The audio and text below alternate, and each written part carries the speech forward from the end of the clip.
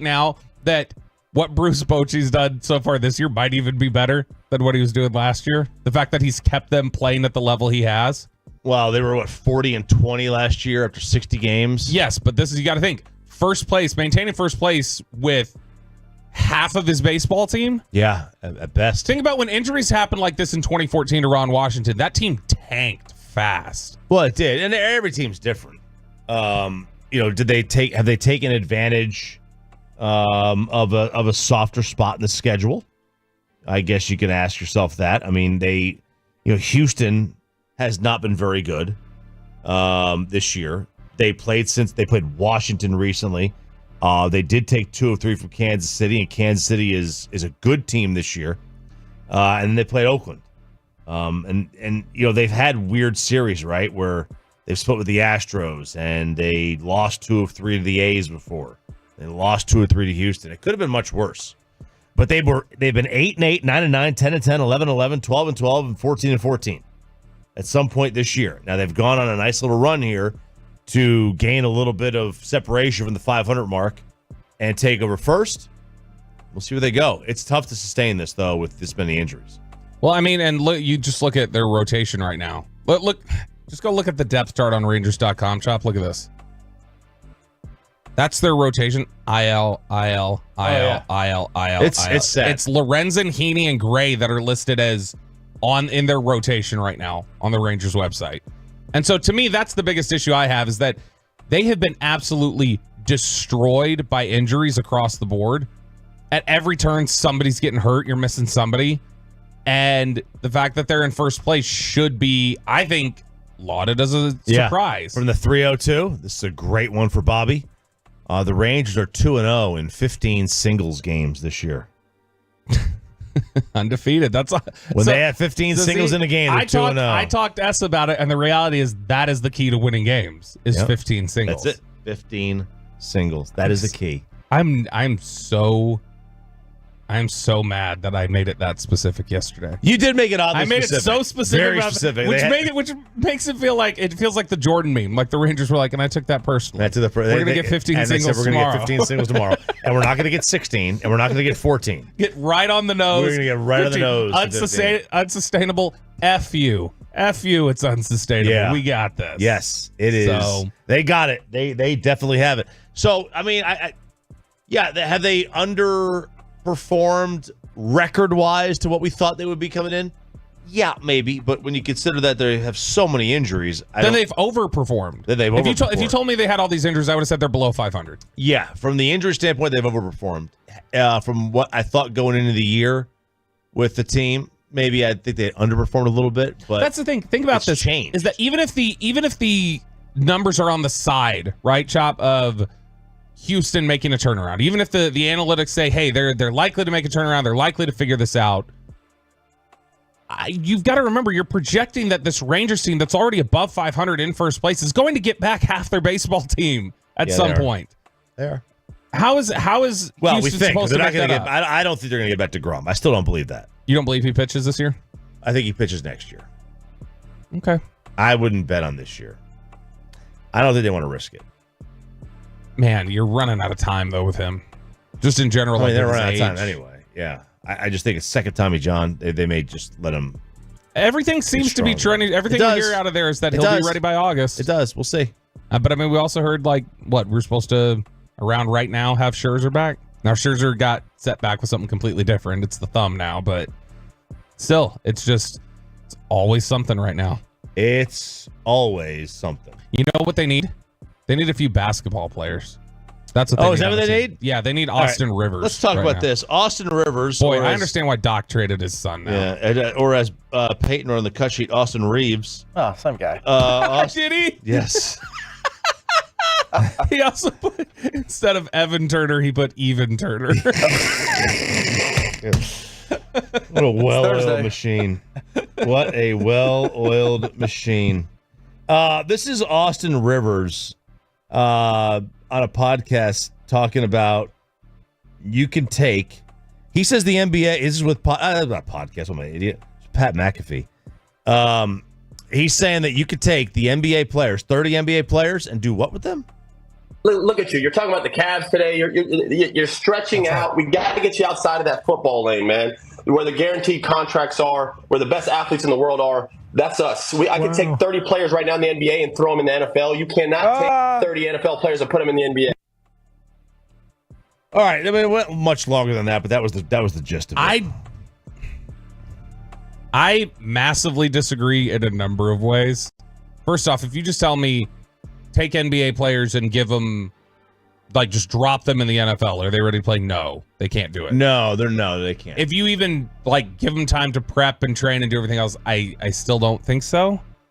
And on the other side, I think there's such freak athletes in football that I do think you could drop NFL athletes into the NBA and they could at least not get run off the court right away. Yeah, like a lot of them grew up playing basketball. They grew up playing basketball. The sport that would throw everything off is baseball, because that's all. You can't just jump in and play. Yeah.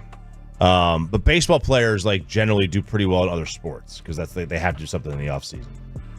Like at the youth level, if you want to win a flag football league, have a baseball team go and play, because they can all throw. Like every single one of them can throw. What do you think is the best?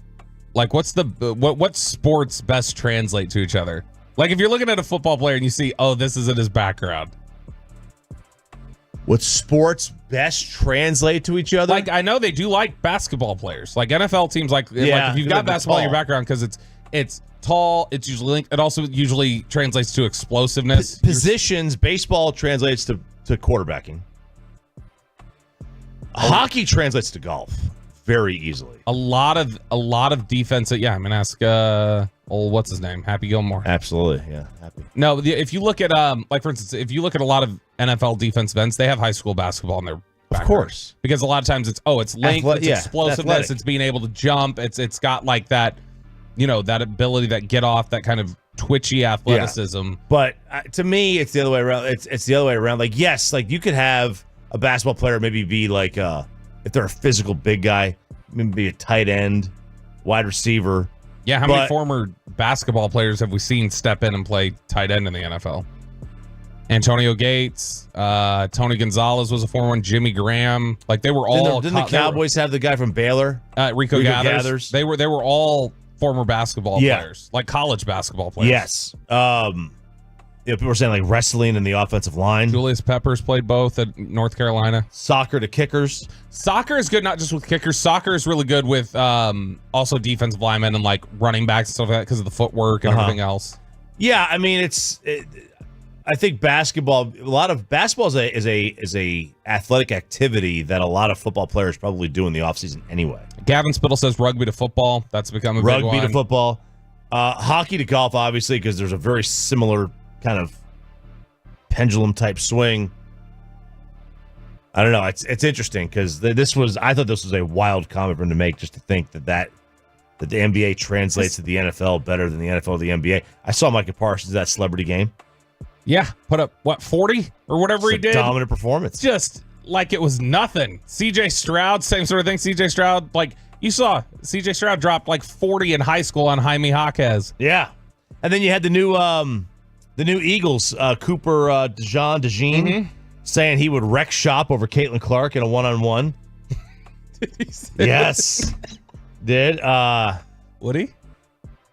Dude, I saw some of his highlight tape from high school. Yeah, he was solid. He was solid. Dunk City, baby. It was him and... Did you play basketball? In high school. Could you? Dunk? Could you beat her one-on-one? Could I beat her one-on-one? Mm-hmm. I would probably assume no. I but don't. You're not saying no. Because I would never get to play her in one-on-one, so I'm going to say no. Peyton. Absolutely not. Did you beat her one-on-one? No. Don't think so. No. You know who'd beat her one-on-one? Greg Doyle. Greg Doyle, he can't get within 50 feet of her. Exactly. She can't defend him. He's going to have open shots the whole time. He ain't allowed within 500 feet of her. Should we hook you up, Peyton Russell? Yeah, you should. All right, Tolos, right now, caller number 10 at 877-881-1053 wins a pair of tickets to see Dierks Bentley Gravel and Gold Tour on Friday, June 7th at Dickies Arena in Fort Worth. That's caller number 10 at 877-881-1053. All right, let's do a little bit of neighborhood watch on the Fan. We need to take people out of their bubbles and their safe place and make them think about the world we live in. You are fake news. So what do you guys hear? What's the scuttlebutt?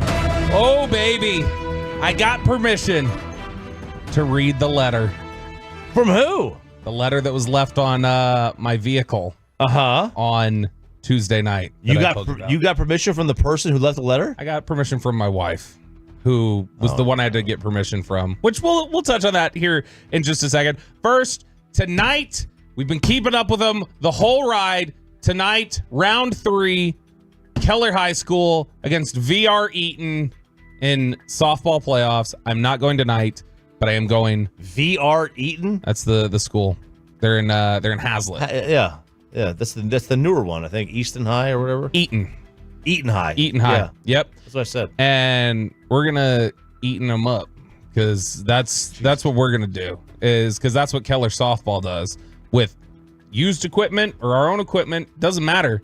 We're going to town. They got it back. They got their original stuff back. They did get most of their original stuff back. Some of it got damaged, like being tossed out on the side of the road. So some of the bats were damaged and stuff like that. But they did get their stuff back. I believe the extra equipment that they bought at Academy and some things like that, they were going to end up donating to different softball programs around the city. So good luck tonight, girls, on the Keller High School softball team.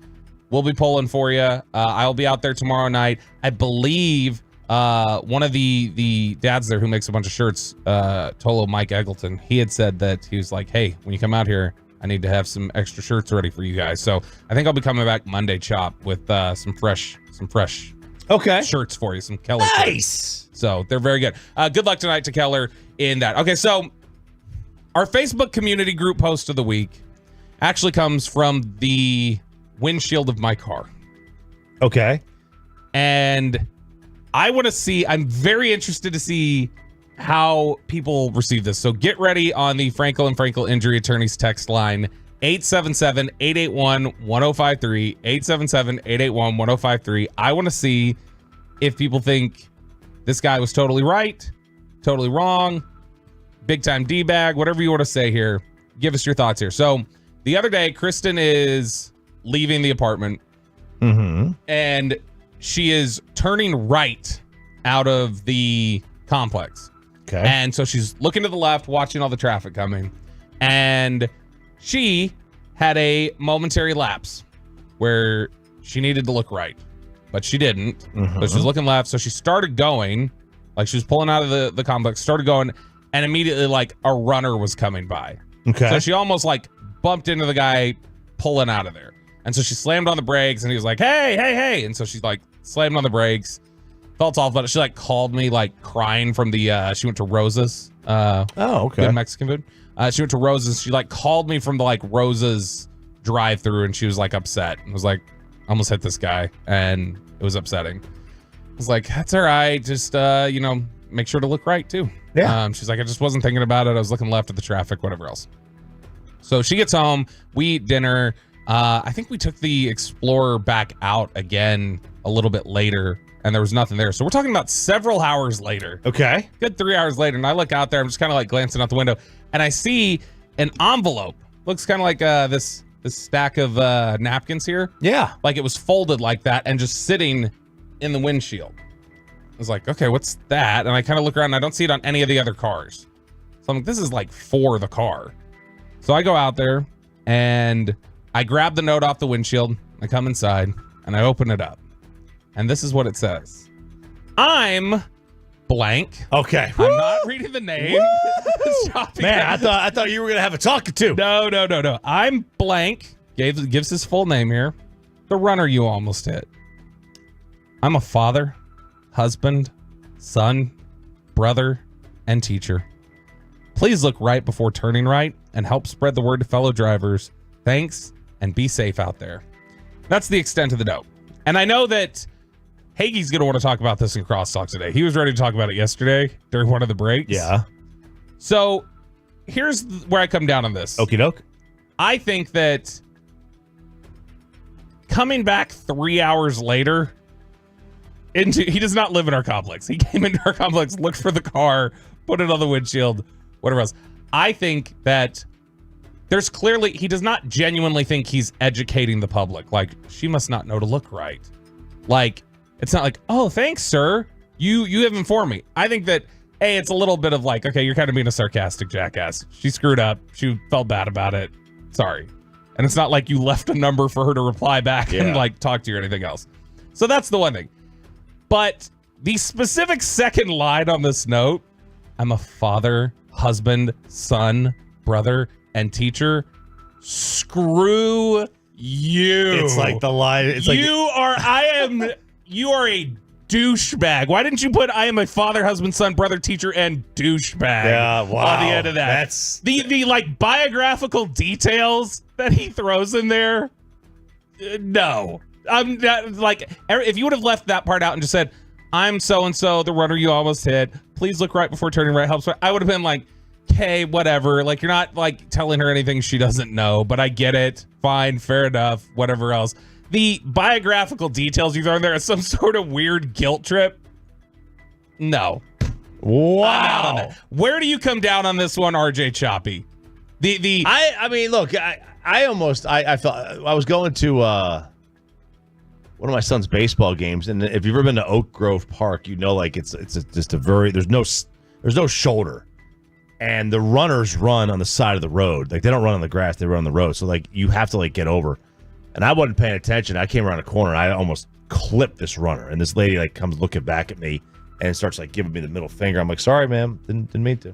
So I get it. Like, it's if you're not paying attention, yeah, it's bad. Yeah, the whole thing is it's a little strange. The whole father, husband, brother, it doesn't matter. What does it add to the story? it doesn't. Now, unless he wants to say, "Hey, man, you almost killed me, so and I have responsibilities here." Get it. But if you're also said, what does he say? Like, all right, like for instance, before Peyton was dating Mackenzie. Yeah, what if he wasn't If Peyton didn't have any siblings and Peyton was single, is it like, well, you could have run over Peyton, but not me? Yeah. Like, your biographical details mean nothing. So we've got a lot of interaction here on the Frankel Injury Attorneys text line. 817 total D-bag. 214 note writer D-bag. 682 I promise you if Bobby was driving the car, that guy wouldn't have come back and left the note. 631 Bobby, chill out, your wife screwed up. Let's see here. 469 needs to add stalker and D-bag of the day to that note. 817 Bobby, you're a piece of S, seriously. 817 the note is totally fine. 720 I hope he's listening, and here's how much of a D he sounds like. So is it definitely a white guy? He was. You know, let's see.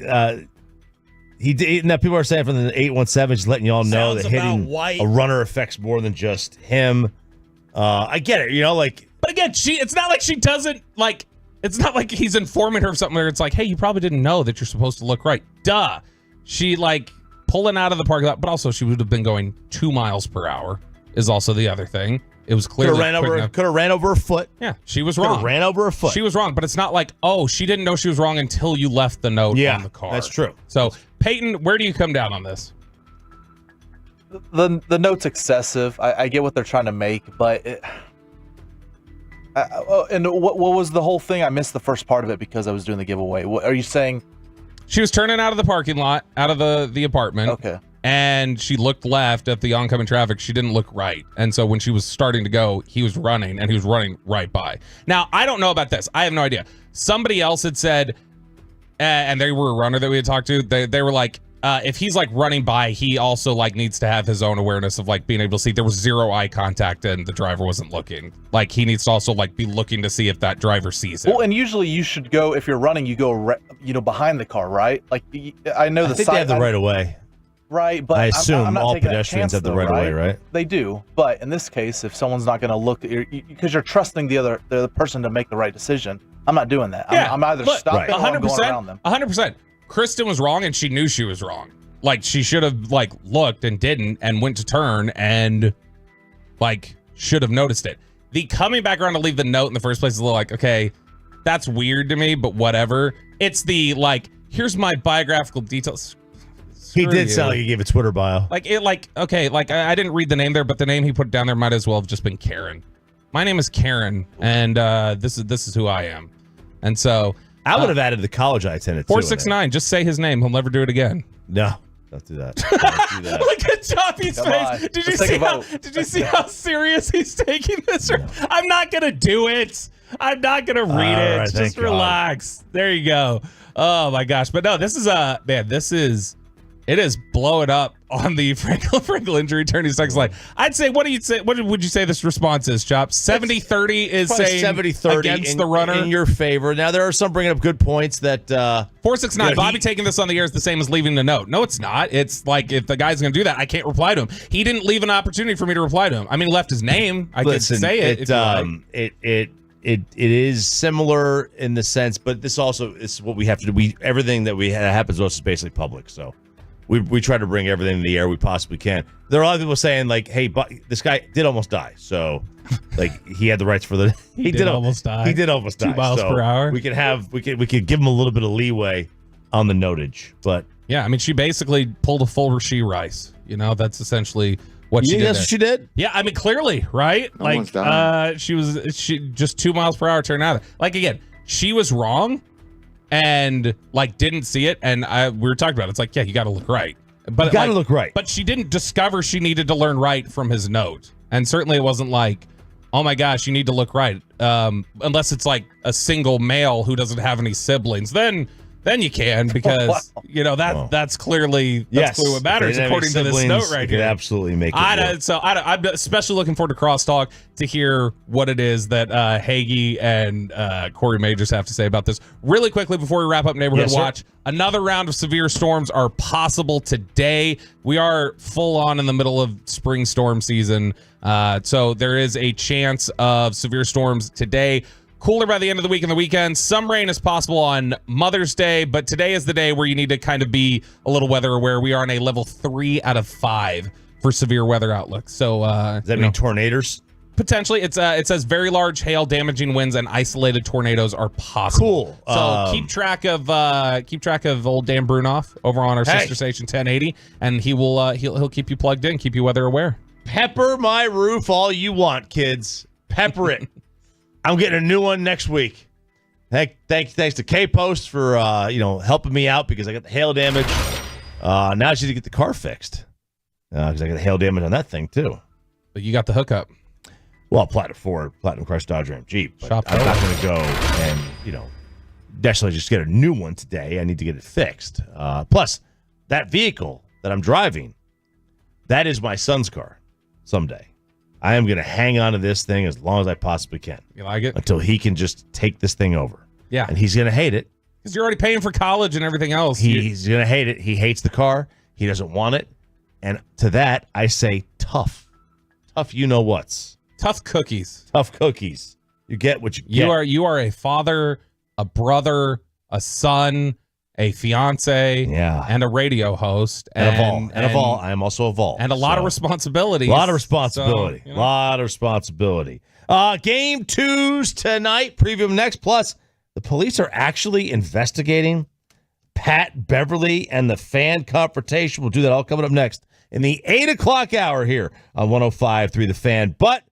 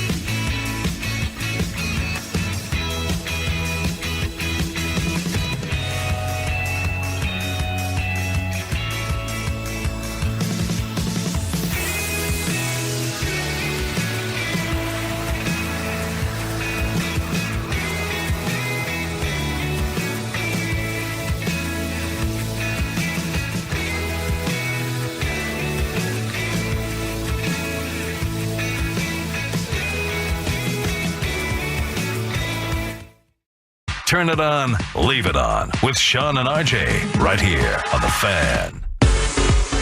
8 o'clock hour here on 105.3 The Fan. It is Sean and RJ. Sean is out on paternity leave. There's Bobby Belt. Of course, as always, Hi. Peyton and Ryan alongside. Mavs, Thunder, 8:30 tonight. Stars, Avs, air quotes, 8:30 tonight. Both will be starting around 8:40 for the Mavs and then probably 8:50 for the Stars, assuming everything goes according to plan. I don't know why they don't make bigger windows for these games, but the Mavs will be on ESPN night, and then I know ESPN, the Avs, and then Avs are on Avs and Stars are are on on TNT. Yeah, it's dynamite. It's Dynamite, TNT. TNT. It's Dynamite. Yeah. So that's what's going to happen tonight. How, are you splitting up your viewing any differently than you did the other night? Or are you going to watch the same? I think I'll just go with the flow of the game. You know, like you may start like, you know, sometimes the first quarter of an NBA game. You know, the old adage is the NBA game don't even start till the fourth quarter anyway. So I imagine what I would do is I'll probably watch the entire fourth quarter of the Mavs just because that's what you're going to talk about anyway. Yeah. And the Stars, and who knows? And we may get lucky. The Stars may be in the middle of the second intermission when that's going on. Yeah, exactly. So you never know. Now, I see we did talk about like, you get halftime and everything else. It did sync up the other night where halftime was the same first as the intermission. It did sync up. That was unfortunate. That was a little bit of a pain. But you might be able to get a little lucky. I'm going to go picture in picture, and then I'm going to have, obviously, my phone up, keeping track of whatever Keller's doing. Yeah. And then, well, have you considered the sports bar option at all? Have not considered the sports bar option. There's Twin Peaks, Eats, Drinks, Scenic Views. There is Boomer Jacks, of course. Find yours online at boomerjacks.com. We are on the soda plan, so going to a sports bar is very tempting. Well, then it's a good chance to learn discipline. It is. I have zero. Now there is a pretty chance. Good discipline. You like I said, you've been what were you just telling me during the break? Oh yeah, guy yesterday at the I did play a little golf yesterday with the fine folks over at Bogey Bros. And I walked out after I was done. I had to leave early because I had to go pick up the kids. And he goes, this guy says to me randomly, boy, I wish I looked that good in a golf shirt. I was like, well, That needs to go in the next soda that read. That does need to go in the next soda read. You're a unit, Chop. I don't know about that. But that guy thought so for sure. There's a chance of 100% stars because there's a chance I go to the game tonight. Whoa! I haven't decided if I want to take that. Do you have an offer? Like, do you have a standing offer? Yeah, I know a guy with the team who get me tickets. Look at that. Oh, I know a guy. That's my ticket hookup. I know a guy. But I don't know. I don't know if I want to, like, that's going to be late. It is going to be late. I wouldn't get home till what? You went to an 8:30 game. You went to game one of Vegas. What the other game? The game the other night ended at 11:30, 11:50. Well, they went to overtime. No, or that was before. Yeah, no. I mean, sorry. The third period ended at like 11:30, 11:50, didn't it? Yeah, I think it was like 11:41. So, I mean, yeah, I was in my car by 11:30. We're talking about leaving at midnight, getting home to Roanoke probably around what 12:40. Yeah, that's kind of late. I don't think I'm winding down, falling asleep at 1 to get up at what 4. Yeah, but it's a Thursday night, Chop. You said Friday. It's just, I mean, you're in work, but you're not really working, because you did your prep. Like, you're good. Yeah, I Sarah's got a long day tomorrow. She has a big meeting tomorrow to go to for like 8 hours. So I don't know. I'll talk to her, but I don't know that we're going to do it. That could be a lot. But I would love to go. We haven't been to a playoff game this year. Go. They've been so late. You should go. We'll see. Anyway, you think the bigger game tonight is the more must-win, which is Dallas, which is the Mavericks, which is Dallas. Yes. Yeah, Dallas is in a must-win situation for sure. No, I think Mavericks are absolutely the bigger must-win tonight. I agree with what you said earlier that like it wouldn't be ideal, but if the Stars went down 2-0, I still think they're capable of winning 4 out of 5 against the Avalanche. I don't know that the Mavericks are capable of winning 4 out of 5 in that stretch against, the Thunder. And so I think that this is absolutely key for the Mavericks tonight. To me, my thought process behind this has been take one of these two, hold serve at home, and then you're in a position of power to close it out. Because I don't think the Thunder will just sweep you. No, I don't think they're going to sweep you. Like in terms of, I don't think if you're in a 3-1 position, I don't think the Thunder are going to win 3 in a row against you. No, I don't think the Thunder are going to win 3 in a row against them. And I don't think the reverse is going to happen either. I think the Mavs have a bigger must-win. Winning 4 or 5 against the OKC team is going to be really, really difficult. Tell us on the Frankel injury attorneys text line, how are you breaking up your viewing? What percentage are you giving to Stars? What percentage are you giving to Mavericks? And who is in the bigger must-win situation tonight? Is it the Mavericks or is it the Stars? 877-881-1053. 877-881-1053. Peyton, you breaking up your viewing any differently? Did the way those first couple games go change your perspective on how you want to pay attention tonight? See, on Monday I went more Stars than Mavs, so I think I'm going to switch. You did not anticipate. You told us I think that morning you thought you were going to watch more Mavs. Yeah, I started off Mavs and then Stars. It's just, I mean, they were really hot early on, and so I had to stick with Stars, and then it got worse as the game went on. I'm going to go more Mavs though than Stars this time. Over on the Frankel injury attorneys text line, boy chop, they are all telling you need to go YouTube TV multi-view. Yeah, I've heard. I don't know. It's just the change. It's because then I've got to worry about changing my internets. Dude, why would you have to change your internet? Because I got a bundle price, I think. I don't know. So that's what you're worried about, the bundle pricing. And I got because I upgraded to whatever the highest speed thing. I think I get HBO Max for free or something like that. What a flex. Or maybe it's because I got the unlimited talk and text, whatever on the phone. I get it because I had that all intertwined with my phone. So I don't know. It's just interesting. It feels like we are in. So 214 says 60-40 Mavs. Mavs are more in the must-win situation. But there's a lot of feedback here on the fan text that's saying people are saying they think the Stars are in a bigger must-win situation. Well, look, because if you lose home, I guess is the thought process, like kind of what Peyton was saying earlier, the idea that like you're supposed to win your games at home. Losing home is big, but also I think it's easier. Hockey's so random. 469 makes a good point. I think there's going to be a lot of people saying this, by the way, Chop. If Luca can't buy a bucket again, I'm going to watch Stars and then Mavs only during the intermission. If it's a struggle game for Luca early, I could see a lot of people saying, not going to be the night. I'm tuning out of this. Yeah, because, if Luca can't buy a bucket, they're probably not going to be in the game. Right. So it's going to be, you'll pick your spots. Watch it. Unless, again, like we've talked about, Kyrie takes over, makes a difference.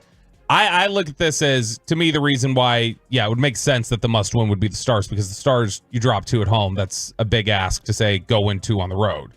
And so, the Mavericks, whereas they've been pretty much, the only thing that's concerning me about losing both on the road against OKC, Dallas was perfectly even on the road versus home this past year.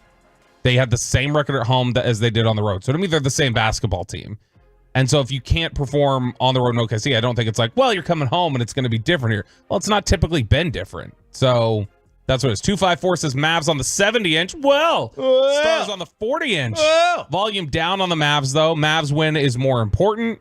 Let's see here. Hang on a second. You're going the Mavs on the bigger TV, but the volume on the smaller TV. Okay, so can I make an argument here? I thought about this the other night. When I'm watching Stars and Mavs, I may be more focused on Mavs, even in the multi-view. May be more focused on Mavs. But I did think tonight, I think I'm going to go audio on the Stars because I think it's more important for me to hear whatever I'm not watching at the moment. So if I'm paying more attention to the Mavs, I need to be able to hear what's going on in the Stars so I can know to move my attention over there if something's happening. I'm going to look at the announcers for tonight. Matt Pinto. Is it Matt Pinto? Matt Pinto's on the radio, I know, for the Thunder. Ka-ching, a Thunder Moneyball! I don't think it's a Thunder Moneyball! All right, so it's going to be Eddie Olchuk is on the game, Catherine Tappan, John Forsland. So, the Rangers, Carolina gets the Kenny Albert, Brian Boucher game. So that's what's happening in the NHL. I assume it's Ian Eagle. No, it won't be Ian Eagle. He was on TNT last time, so it'll probably be Breen.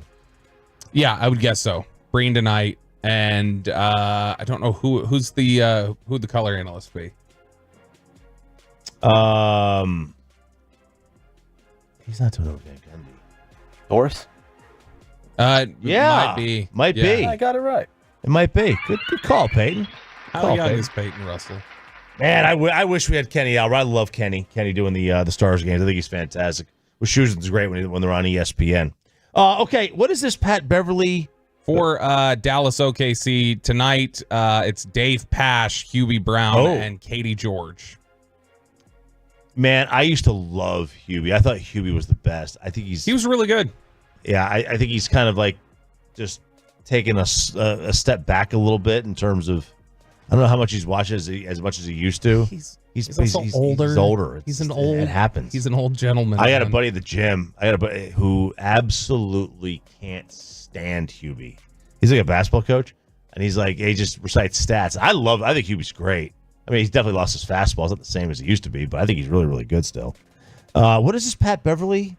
So Pat Beverly, we know the basketball situation that we talked about last Friday where he was against Milwaukee throwing the basketball. Then after the game, of course, he was like, "You don't subscribe to my podcast, man." Or against Indiana. Yeah, you need to leave here. Well, the incident between the Bucks guard Pat Beverly and a Pacers fan, a couple of them now, is under investigation by Indianapolis police. Now, here's what I don't like about this story, RJ Choppy.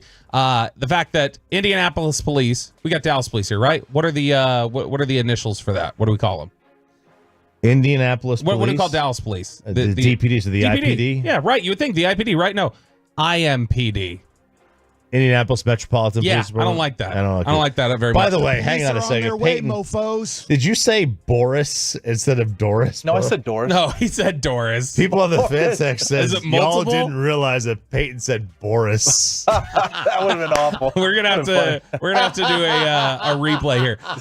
Indianapolis Metropolitan Police Department acknowledged on Wednesday that detectives are investigating an incident at a May 2nd NBA playoff game between the Bucks and Pacers. Camera showed Bucks guard Patrick Beverly sitting on the bench and tossing a ball into the stands and hitting a fan with about 2.5 minutes left in Milwaukee's 120-98 Game 6 loss at Indiana. After a different fan threw the ball back to Beverly, who was holding his arm out for it, the Bucks guard fired it back at the spectator. Beverly declined to answer a question about it while speaking to reporters after the game, but he replied to an X post or Twitter that showed the video by saying, "Not fair at all. Exchanged between a fan and our ball club all night. We warned and asked for help all night. Not fair." He said, "But I have to be better, and I will." Pat Bev spoke about his behavior on a recent episode of the Pat Bev podcast, said, "I will be better, I have to be better, and I will be better. That should have never happened, regardless of what was said. That should have never happened. Simple as that." Pat Bev is not normally one to back down, Chop, so the fact that he is talking like this, I think, speaks to he knows he's in trouble. Like, he knows he's in trouble, at least with the, like, it may not be Rashee Rice levels of trouble, but it's like, it's enough to where he's like, I gotta, when Draymond Green says on his podcast, Pat Bev, you can't do that, you crossed the line.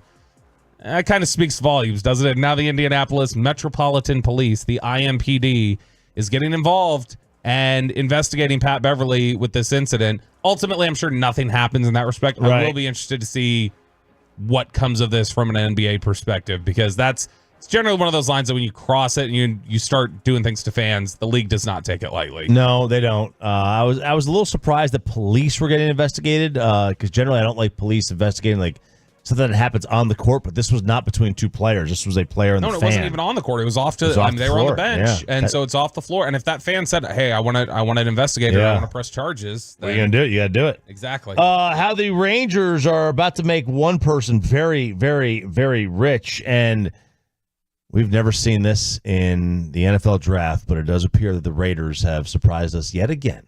We'll do that coming up next year on 105 through the Fan.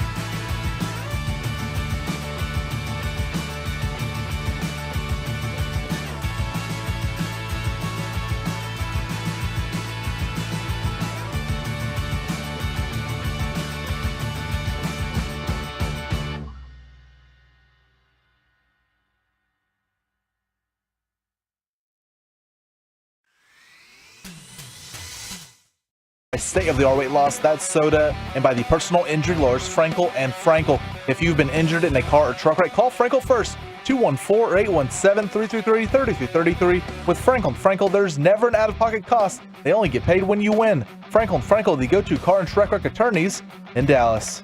1 ball, 1 strike. Here it comes. Swung on, a high fly ball to right. This should end the game. Adolis Garcia is camped underneath it. Now backpedals, makes the catch, and the ball game's over. And the Rangers have held on by the skin of their teeth and beaten the Oakland A's 12-11. Nate L with the call. The game you heard right here as the Rangers get the 12-11 win in the second game of the doubleheader. The first game they lose 9-4 to Oakland. Jack Leiter getting the start in game 2. Yes, and look, he was not great. But again, you see on display, like you were saying earlier, Choppy, you see the flashes of it. Like you see what's encouraging about Jack Leiter and what's exciting about Jack Leiter. But ultimately, he's still figuring things out a little bit. He's still getting rocked around a little bit, hit a little bit hard. By the way, I do have a quick update for everybody before we go any further with the Rangers stuff here, Chop. You and I did review the footage during the break. Peyton did say Dorisburg. He did not say Boris. Did he? Close. You thought he said Close. Boris? The D was soft when I said it, so I mean, it maybe sound like I Boris. hope so. Promo code RJ. I hope it was, Peyton, as you're talking over there. It sounded like a B, but it was definitely All right, very nice. So Okay. there we go. There. No, but the Rangers yesterday, obviously, man, it's disappointing. You get up 4-2 in game 1, and the bats are coming alive a little bit in an exciting way. Chop, get a couple home runs in the first couple innings there of game 1, but then Shea Langoliers again, man. That dude is just absolutely destroying the Rangers at this point. And he's becoming quickly the Tim Salmon or the Chris Davis of the modern era. He's having a monster year. Like you said, more home runs and RBIs against the Rangers than he has. And do you know why he is so good at the plate? Because the Rangers are down to their 10th starter. Where did he go to high school? Keller High School. He did. They know how to bring guys up, and guys and gals. They had a solid team at With the Baylor. bat. He had a solid team at Baylor when he was there. Yeah, because he learned under the tutelage of the hitting coaches at Keller High School. Here's some numbers I've got. Some Ranger numbers here real quick. Jonah Himes got 26 RBIs on the year. This is all from the Rangers Instagram account. Stanley reposted this. So he plagiarized it. He reposted it. It's not a Jared plagiarized. Biden. Wow. 26 RBIs on the year. 4th best batting average since the start of last year with runners in scoring position at 378. Damn. It's pretty good. Nate Lowe. He's been on base in 17 of his 18 games he's played. Multi-hit in a third of them. Been on base the most times in Major League Baseball since 420. David Robertson. We call him Robo. Yep. 20 2/3 innings pitched, .87 ERA, 27 strikeouts, 7 walks. Opponents are hitting just 177. David Robertson's an all-star right now. Like, David Robertson should be on the all-star team, if we're being honest. Like, just where he's at right now and the way he's pitched. He has been absolutely incredible. And that was a guy that, we had some concern about, a guy who has not pitched as well as he's, obviously he's gotten older. He's not necessarily been the dominant all-star type of pitcher that he had been in years past, but you saw some of the peripheral statistics and felt like, hey, he can be good this year. He's been even better than probably the most optimistic expectations of David Robertson could have said he was going to be. And to me, that's the encouraging thing. It's if you would have said, hey, are you going to bet on David Robertson having an ERA under 1 this deep into the season? I would have said no. Shohei Otani and his interpreter, they may have said yes. Let's talk about that. So Shohei's interpreter is pleading guilty. His former interpreter, Ippei Mizuhara, is going to plead guilty to bank and tax fraud. He agreed to plead guilty to felony bank fraud and submitted a false tax return after they found out that he took $17 million from Shohei Otani in order to pay off gambling debts to an illegal sports book. Now, there's talks that and this is where I think it's going to help Ippei if he finds out, if he knows who to point fingers to. There's a casino in Vegas that has been under investigation along with this. I don't want to name them just in case, whatever. They've been under investigation along with them. Name. Oh, no. I'll make an agreement with you. You name the casino, I'll name the runner. So the thought is the what the feds think happened is that this casino, Ipe paid this casino.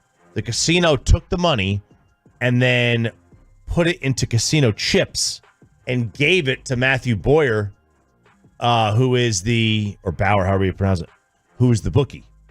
And that's how they paid him. So that money, that's how you launder money. That money's now laundered for the bookie, right? They paid him in chips. Mm-hmm. He goes and he gambles it. If he loses it, just goes back to the casino. If he wins, he's able to take the winnings.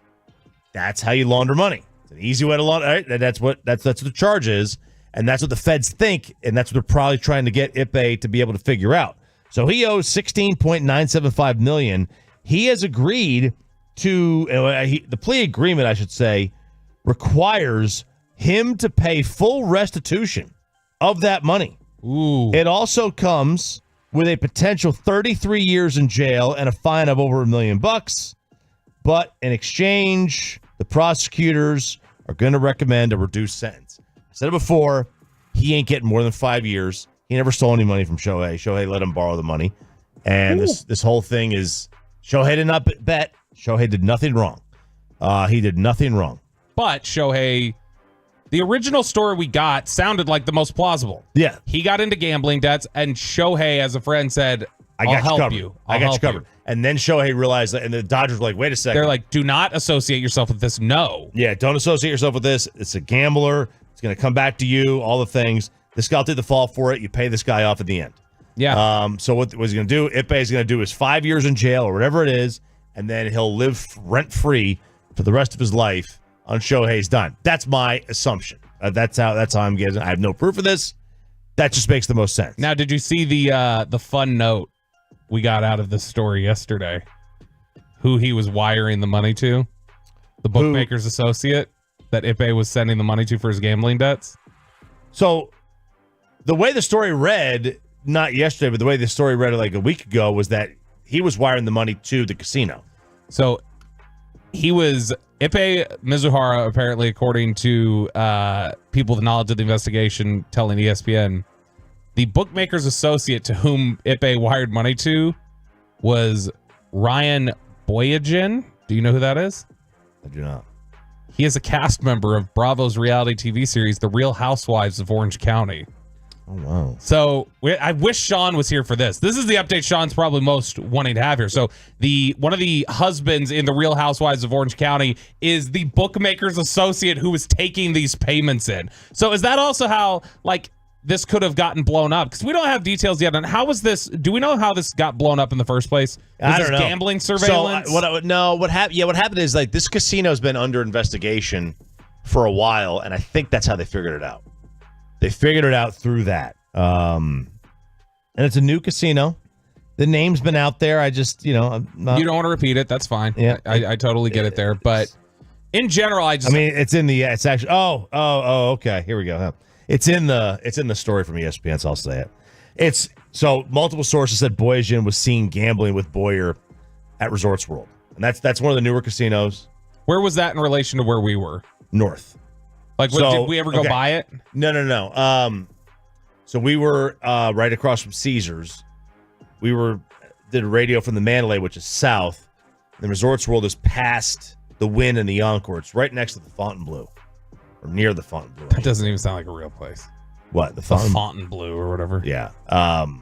So that's it's up there, and it's losing money, and there's this big commission going on with it. So this is a wild story, but that's the latest. Ipe is going to plead guilty or has pled guilty. He's going to get a reduced sentence.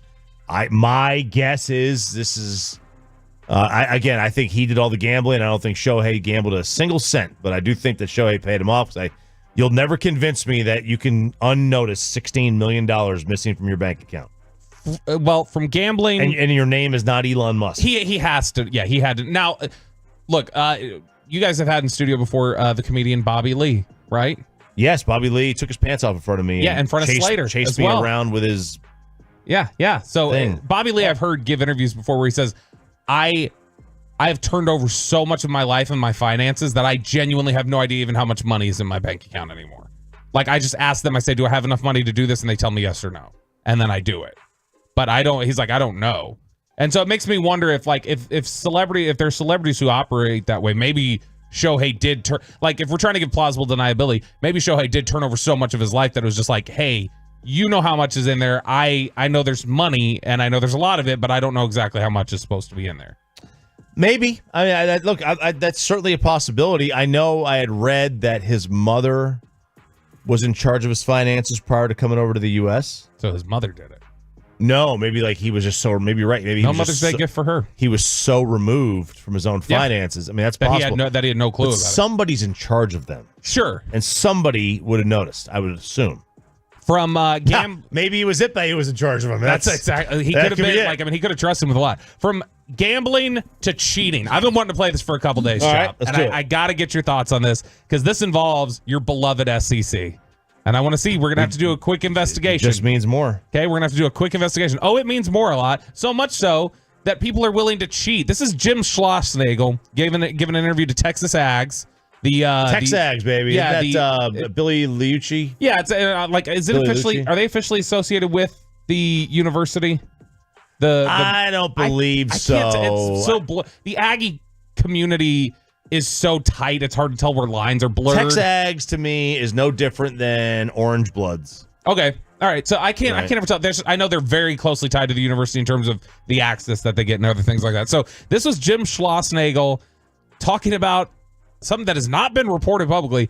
An SEC school getting busted this year for almost a Houston Astros type situation. Major League Baseball has its own portal system, and that each team is bought into. Each team gets the same exact stuff, but they cannot, there's a way for them to block a live feed to the dugout. Okay. Well, that costs money. It costs a ridiculous amount of money. College baseball doesn't have that kind of money, even the SEC. So where do you draw the line? I mean, there are ways we could wire our dugout to get the live feed. And there's a school in our league that got busted. I don't know if people know it yet. I'm not going to reveal it, but they know they had a live feed. They've had a live feed going to the dugout all year, and they're hitting 306 at home and 206 on the road. I don't know. So to me, that would be the line. There you go. Jim Schlossnagle says somebody in the SEC would not identify them. He says that somebody in the SEC has basically had a live dugout feed and is hitting 100 points better at home than on the road. So somebody over on Reddit did a bit of an investigation. Yeah, because it wouldn't be hard. All you got to do is like go and look at. He said 306 and 206. They were general numbers. He Yeah. did not. You were not able to get an exact one. So let's take a look real quick. Tennessee, number one team in the nation. Choppy. On the road, they're hitting 338, or they're hitting 304 on the road. They're hitting 338 at home. Not a big discrepancy. That's not the one. That's Georgia, why we're number one in the country, baby. Georgia, 332 at home, 249 on the road. That's almost 100 points. That's almost 100 points. Now, the one, if you really want to get, okay, what's close to 100 points? In fact, the closest one to 100 points, and also close to 300 and 200. The Arkansas Razorbacks are hitting 298 at home this year, and they're hitting 211 on the road for an 87-point discrepancy.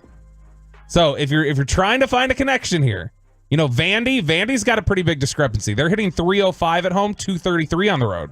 Is this Sean Sharice's godson's program? Is it Vanderbilt? I don't trust Vandy. They should be smarter than this. Yes. Right? You would think the ones that are getting the most attention from this right now that people are saying, could be that. It's Arkansas with the 289 to 211, Vandy with 305 to 233, and then Mississippi State, Hail State, which is hitting 310 at home and 233 on the road. So that's what it did. These are the three that we might be looking at here if Jim Schlossnagle is correct. Wow.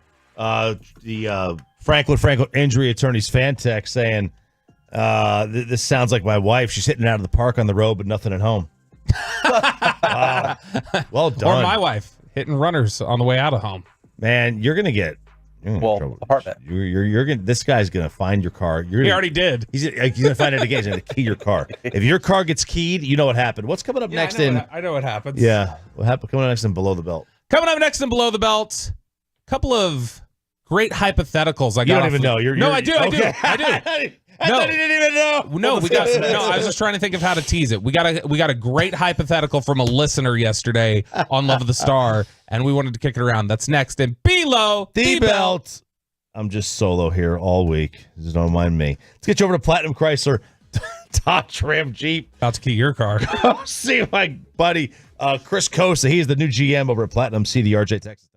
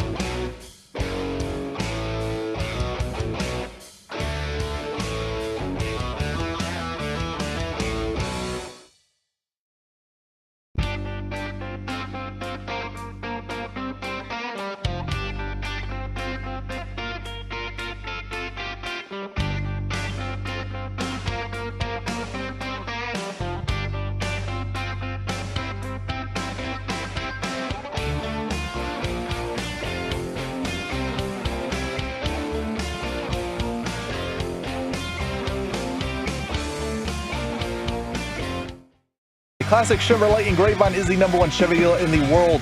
More Silverados than anyone else. This is Texas. This is Classic Chevrolet. Together, let's drive, relax, enjoy the difference based on new Chevrolet registrations 2023.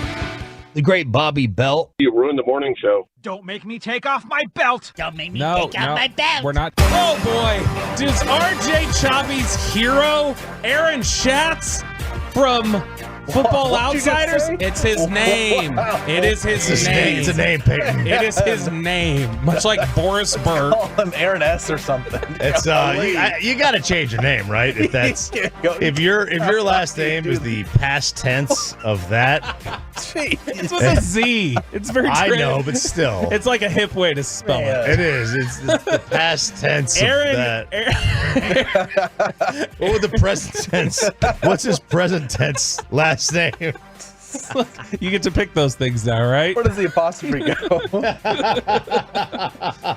I think Aaron's fantastic. He started Football Outsiders, right? He did, and then he because that website's it's no more, unfortunately. I don't know what happened to their database because you can't.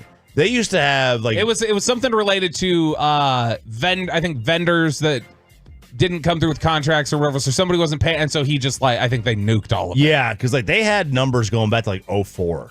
Yeah, their DVOA stat, which is what they came up with. It was going back that far, and now they're all gone. Now it only goes back to 2018. Well, boy, he does not know what he's talking about anymore now that he's lost his thing. I'll explain why here in just a second. But before we get to that, there was a fantastic hypothetical that we got asked yesterday on Love the Star. Peyton, I know you were sitting there shirtless, recording with us. Lot of nipple out in the recording yesterday. Really? Chop. Oh yeah, lot of nipple, lot of weirdly placed nipple. Peyton, I'll be honest, your nipple is further towards your armpit than I think is normal. Yeah, but at least the one that I saw. But so yesterday we recorded a Love the Star, and Peyton, I don't know if you heard it, but when we got asked the question on the hypothetical of which players you'd want to keep, Brian got into it. He was just like, whoa, this is difficult. This is really hard. Because there are all these different ways you can look at it. So I wanted us to kick it around here and also on the fan text. The Frankel and Frankel Injury Attorneys fan text, 877-881-1053, 877-881-1053. RJ Choppy, this came from Matt Holleran. Sure. A good listener of ours over at Love the Star, which is now brought to you proudly, just like the Firehouse Tour, by Chill Boys, chillboys.com, promo code STAR or promo code TOLO. Hypothetically, if you could only keep 2 of these players long-term and the other 4 you lose. So the other 4 you're going to lose. Give me the 4 names. Which are you picking and why? So here are the duos you get to pick, and you don't get to mix and match them. Okay. Dak Prescott and DeMarcus Lawrence. Zach Martin and CeeDee Lamb. Micah Parsons and Deron Bland. Now, before you give me your answer, here's why I think it's a fascinating question. First one, the Prescott-Lawrence combo. Prescott, to me, obviously, that's the quarterback, important position. Lawrence, being on the defensive side, it's the only one of the combos that gives you somebody on offense and defense that you get to keep that's a good player. The other combos are 2 offensive players, 2 defensive players. Zach Martin and CeeDee Lamb. Zach Martin's obviously getting near the end of his career, but CeeDee Lamb is probably the one of the 3 that you have the fewest questions about. Would you agree? Yeah, in terms of that's the guy that is really the most stable. Question. And then the other one you have of Parsons and Bland, those are the 2. It's a combo of 2 young players, 2 really good all-pro level players, but also you start saying, yeah, but I've already invested in Diggs, so if I have to say goodbye to 4 other players, do I want to pick the combo that has a corner in it if I've already paid Diggs? Would I rather have a quarterback and a defensive end or an offensive lineman and a receiver? So out of these combos, which are you picking, Chop, and why? Okay, this is interesting. I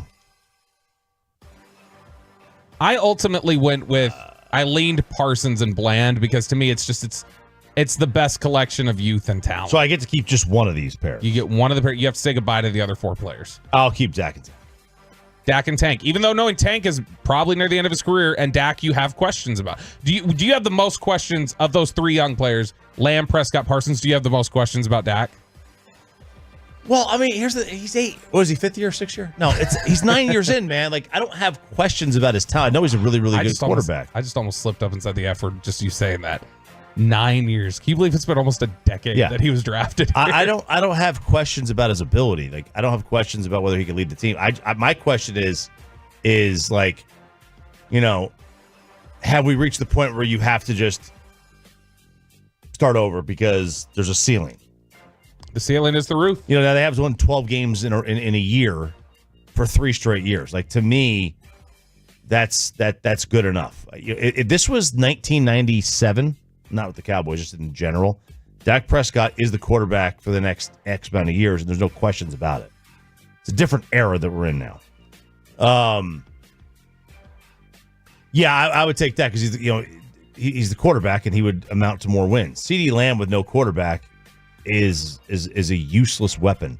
He's Justin Jefferson. What is Justin Jefferson right now? I mean, Justin Jefferson's still pretty good. He's still pretty good, but his numbers are going to be what? Yeah, I mean, with J.J. McCarthy, Sean would tell you nothing. Right. Now, look what he was last year when Kirk got hurt. He was okay. So he's putting up gaudy numbers because it was the only one that anyone was throwing to. Like, Nick Mullins would only throw to Justin Jefferson. And that was just a safety net. That's not sustainable. And then, do I really want a corner who has many interceptions for touchdowns as Deron Bland gave you last year? How many touchdowns did he give up? Or big plays did he give up? Yeah, I mean, is he the stickiest corner in football? No. But I mean, he's a good cover guy. He's a good cover guy.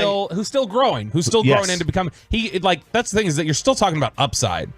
And there's a lot of upside there. Now, Brian made it interesting where he said, all right, let's remove the veterans from the equation. He said, what if I tell you the combo is Prescott Bland or Lamb Parsons? Lamb Parsons. Yeah, okay. Then I'd be like, all right, I could rebuild through those two. Parsons. I think I would go Lamb Parsons because at first he said, what if it's Prescott Lamb and Parsons Bland? I was like, well, no question, I'm taking Prescott and Lamb. Sure, that one is a slam dunk to absolutely. me. But especially because I've already got Diggs paid and handled it. I've got a corner and I've got Kalen Carson, the young corner, coming up. But it's a very interesting hypothetical because I think there are arguments you can make for any of those combos. Which these are the kind of fun little offseason things we get into. Okay, let's go over to what Aaron Schatz had written about the Football Outsiders Godfather. He wrote about the biggest holes remaining for all 32 teams. And we're going to do this. What website is this for? This is for ESPN. Don't look, no cheating. I want you to guess what he says is the biggest roster hole remaining for your Dallas Cowboys. We're just going to have the buzzer ready, Peyton, because it's going to be buzzed a lot. What is the biggest hole remaining on the Dallas Cowboys roster, Chop?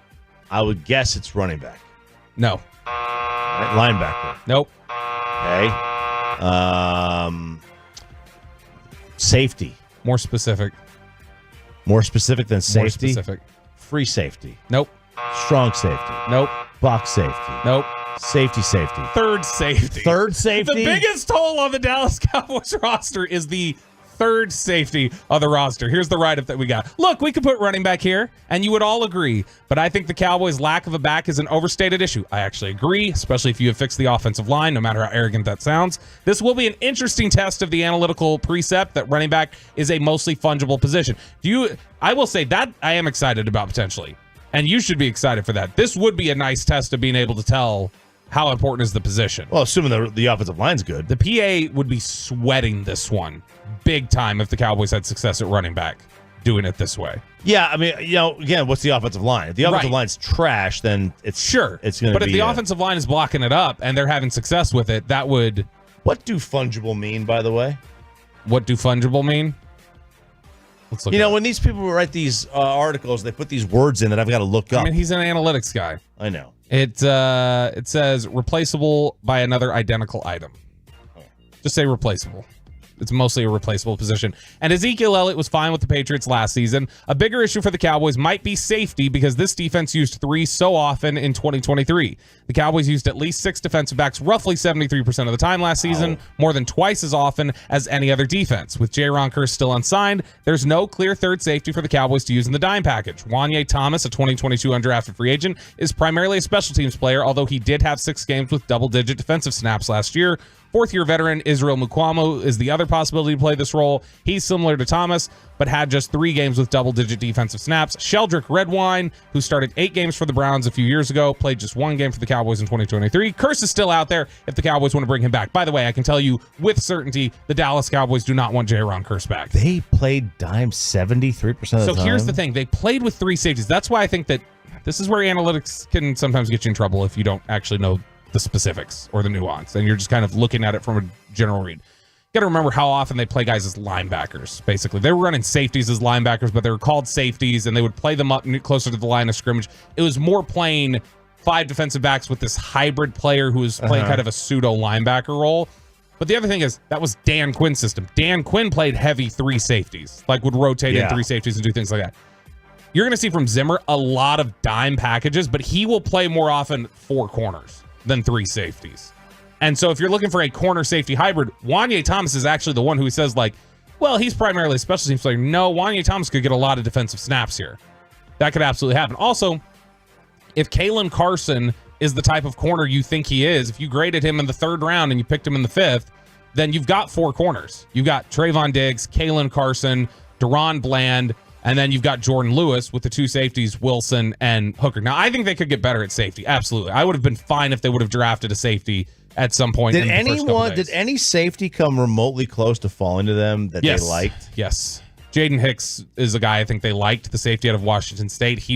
I think they felt there was better value at different points, and ultimately they didn't take him. But Hicks, Kalen Bullock, Javon Bullard, from Georgia, these were all guys that could have been in play for him. I just think that they felt like they had other priorities in place, but I absolutely would be in favor of upgrading the safety position. But still, I would not argue that 3rd safety is the biggest hole that the Dallas Cowboys have to fill. B-Lo. B-Belt. Here on 105.3 The Fan. Let's do a little special college football kegger for you. Yeah. Coming up next on 105.3 The Fan, but let's lose you some weight.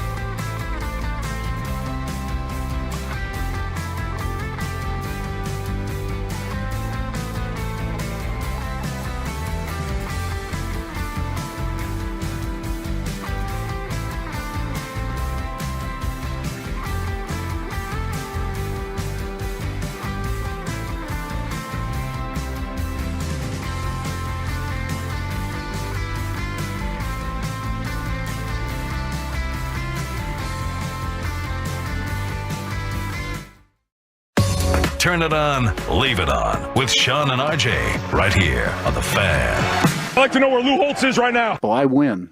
Google me. We're not hosting an intergalactic kegger down here. Oh, baby, it is college football kegger time. I love myself some kegger. Bobby is doing some kind of a fist pump. Bobby's going to have the Clemson story for you, which is just the dumbest thing I've ever seen in my life. But I'm going to introduce. What's that? He included that in his prep? I did. He did, yeah. The 4 lines that he wrote. Cool. Keep it up. Yeah, I will. Boise State head football coach Spencer Danielson. This was once a proud program. He is taking the very Dabo Sweeney-like approach to the modern era of the NIL. You know, NIL money and success generally go hand in hand. They do. But according to the Bronco Beat, he said today, or this was yesterday, that incoming freshmen are not eligible for NIL money in their first year of the program. He wants players to work to earn it. So let's be clear here. He can't ban them from making NIL. No, so what he could do is he's talking about their NIL fund from the school or whatever else, right? He's saying they can make as much money as they want on social media, off the field, but the NIL collective, which is called the Horseshoe Collective at Boise State. Mm-hmm. That's the Windhorse podcast, right? The Horseshoe Collective? No, that's the Hoop Collective. That's the Hoop Collective. Yeah, my bad. So the Horseshoe Collective, and they've got, a lot of these schools they all have a collective. But that is going to be reserved for upperclassmen, which, if you're him, it's like, look, they're going to get more money. It's just for them. Y'all can make your money on the side.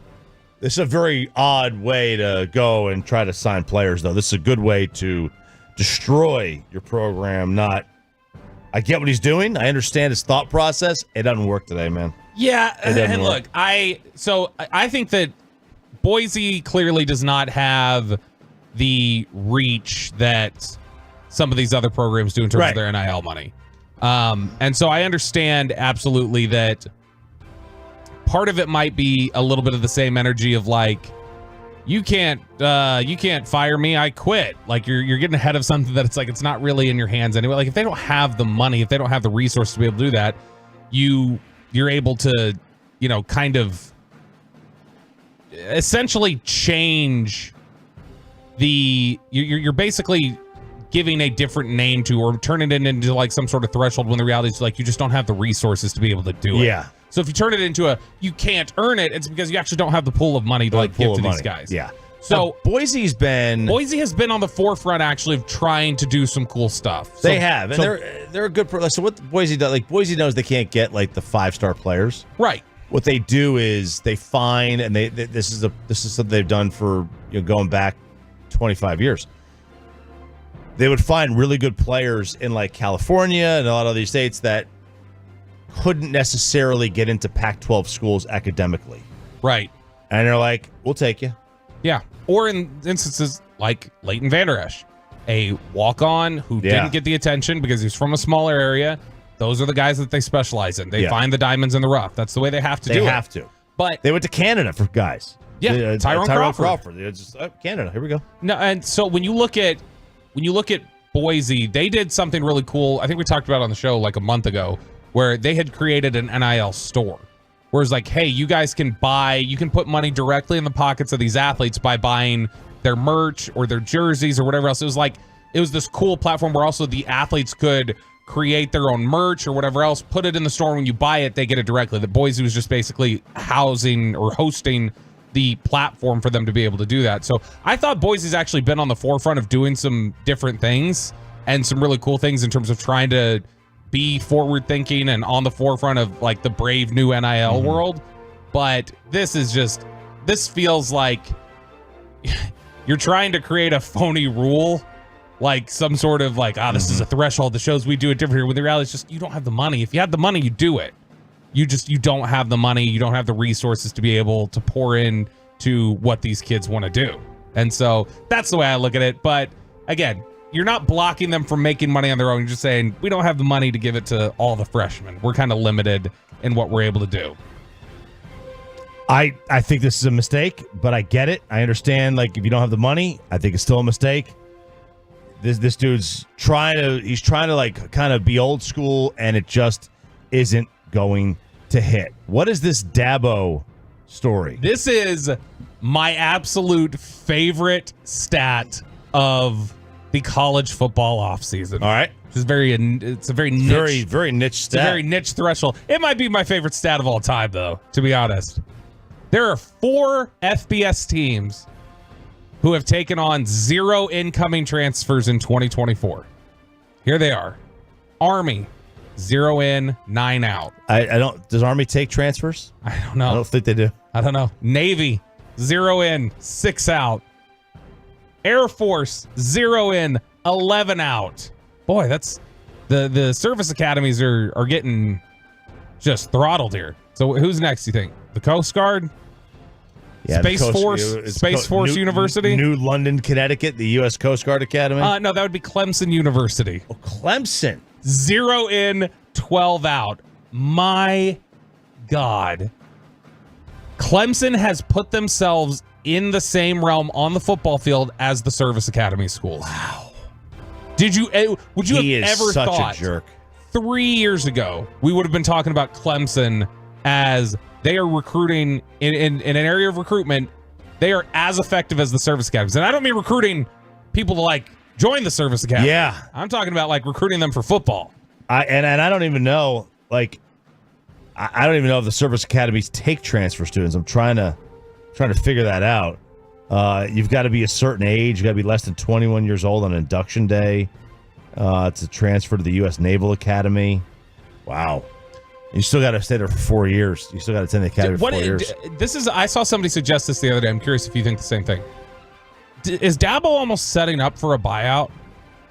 Where's he want to go? Nowhere. Like, if he's just decided I'm done with this, then quit. But instead do of what like, Jay Wright did. Do what Nick Saban did. Do what a lot of the other coaches. But if you quit, doesn't that change your buyout?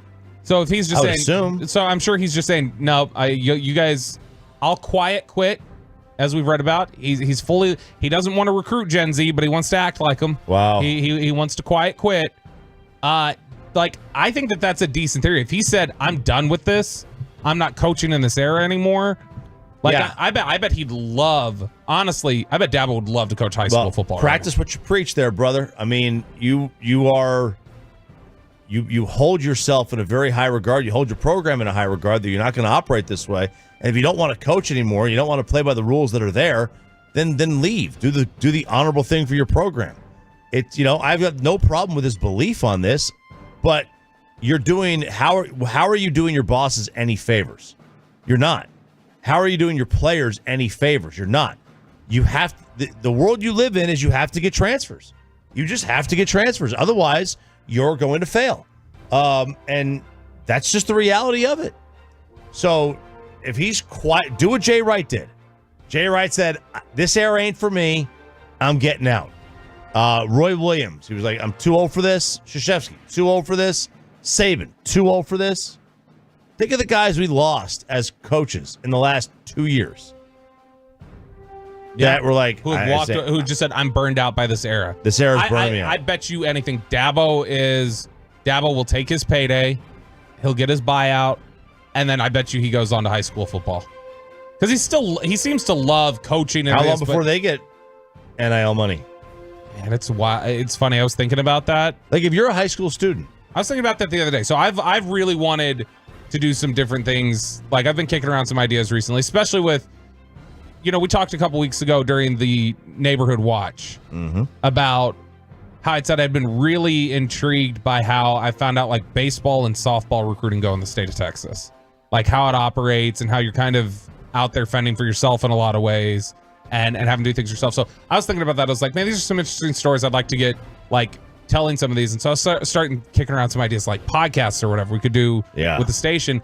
And it's funny when I was sitting there thinking of it, I was like, what would you call that? Maybe like the last amateurs or whatever else. And I was like, but wait, this is all going to change in a year or two, probably. Like, these are not going to be amateurs even at that level youth anymore. Sports is over $1 billion a year. Like, that's what I mean. Industry. Like these are you're gonna start seeing the NIL deals on that level. If NIL had been an active thing when Quinn Ewers was in high school, he would have been getting NIL money then. Dude, so they in youth baseball, for example, they have like these recruiting services, and they want you to pay like X amount of money a month just to have the right to use these recruiting services, and they'll put your name in front of coaches, and they don't even work.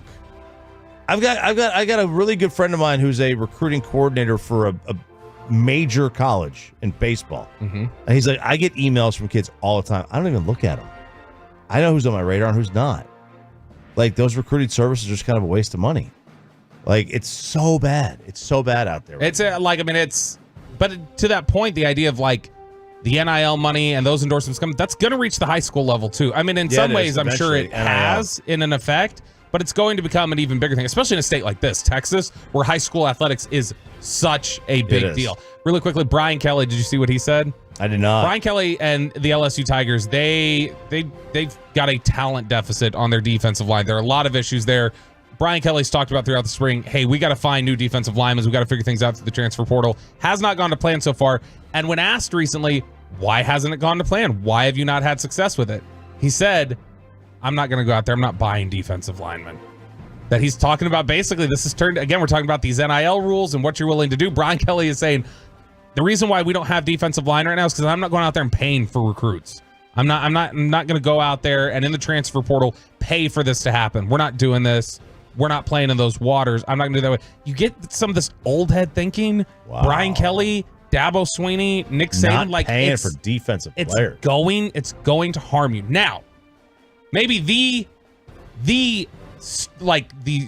what would you call it? The image, the face of NIL and the NIL era and the present day college football player is Shedeur Sanders. Oh, I was gonna say Dabo, but yeah. Well, Dabo's the symbol of what not to do. But we do have a brand new, a new single has dropped. I don't know if did it come from Dat Piff? Is that where it came from? No, Spotify. Oh, Spotify. Okay. Dat Piff. This is Perfect Timing from Shedeur Sanders, which dropped this one. I heard Ruben listening to the prep into his little side studio. And so I was like, well, shoot, we got to play a few seconds of it, just a few seconds of it, because apparently there's a lot of foul language that we don't have time to bleep. But here's a little taste of Perfect Timing from Shedeur Sanders. In your city, no, we lit, we had any play every time. Face got pretty, yeah. Take her out to dinner. What do you think? Better than Boss Man Gat? It is. I like it. I like that kind of very chill. I like that chill hip hop. You like the mumble rap. You like the cloud rap.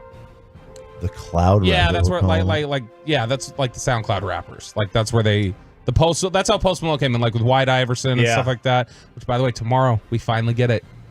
Finally get it, Chop. I had some help. Morgan Wallen. Post Malone and Morgan Wallen drops tomorrow. Very nice. Something to look forward to. Yeah, I do enjoy that. I can listen to that. Oh, baby. I'll have to go sample that entire thing. Well, hopefully it doesn't affect his draft stock. The biggest idiot in sports. Hey, I'm right maybe here. Sports media strikes again. That's coming up next here on 105.3 The Fan. Let's get you over to Platinum Ford in Terrell. It is, of course,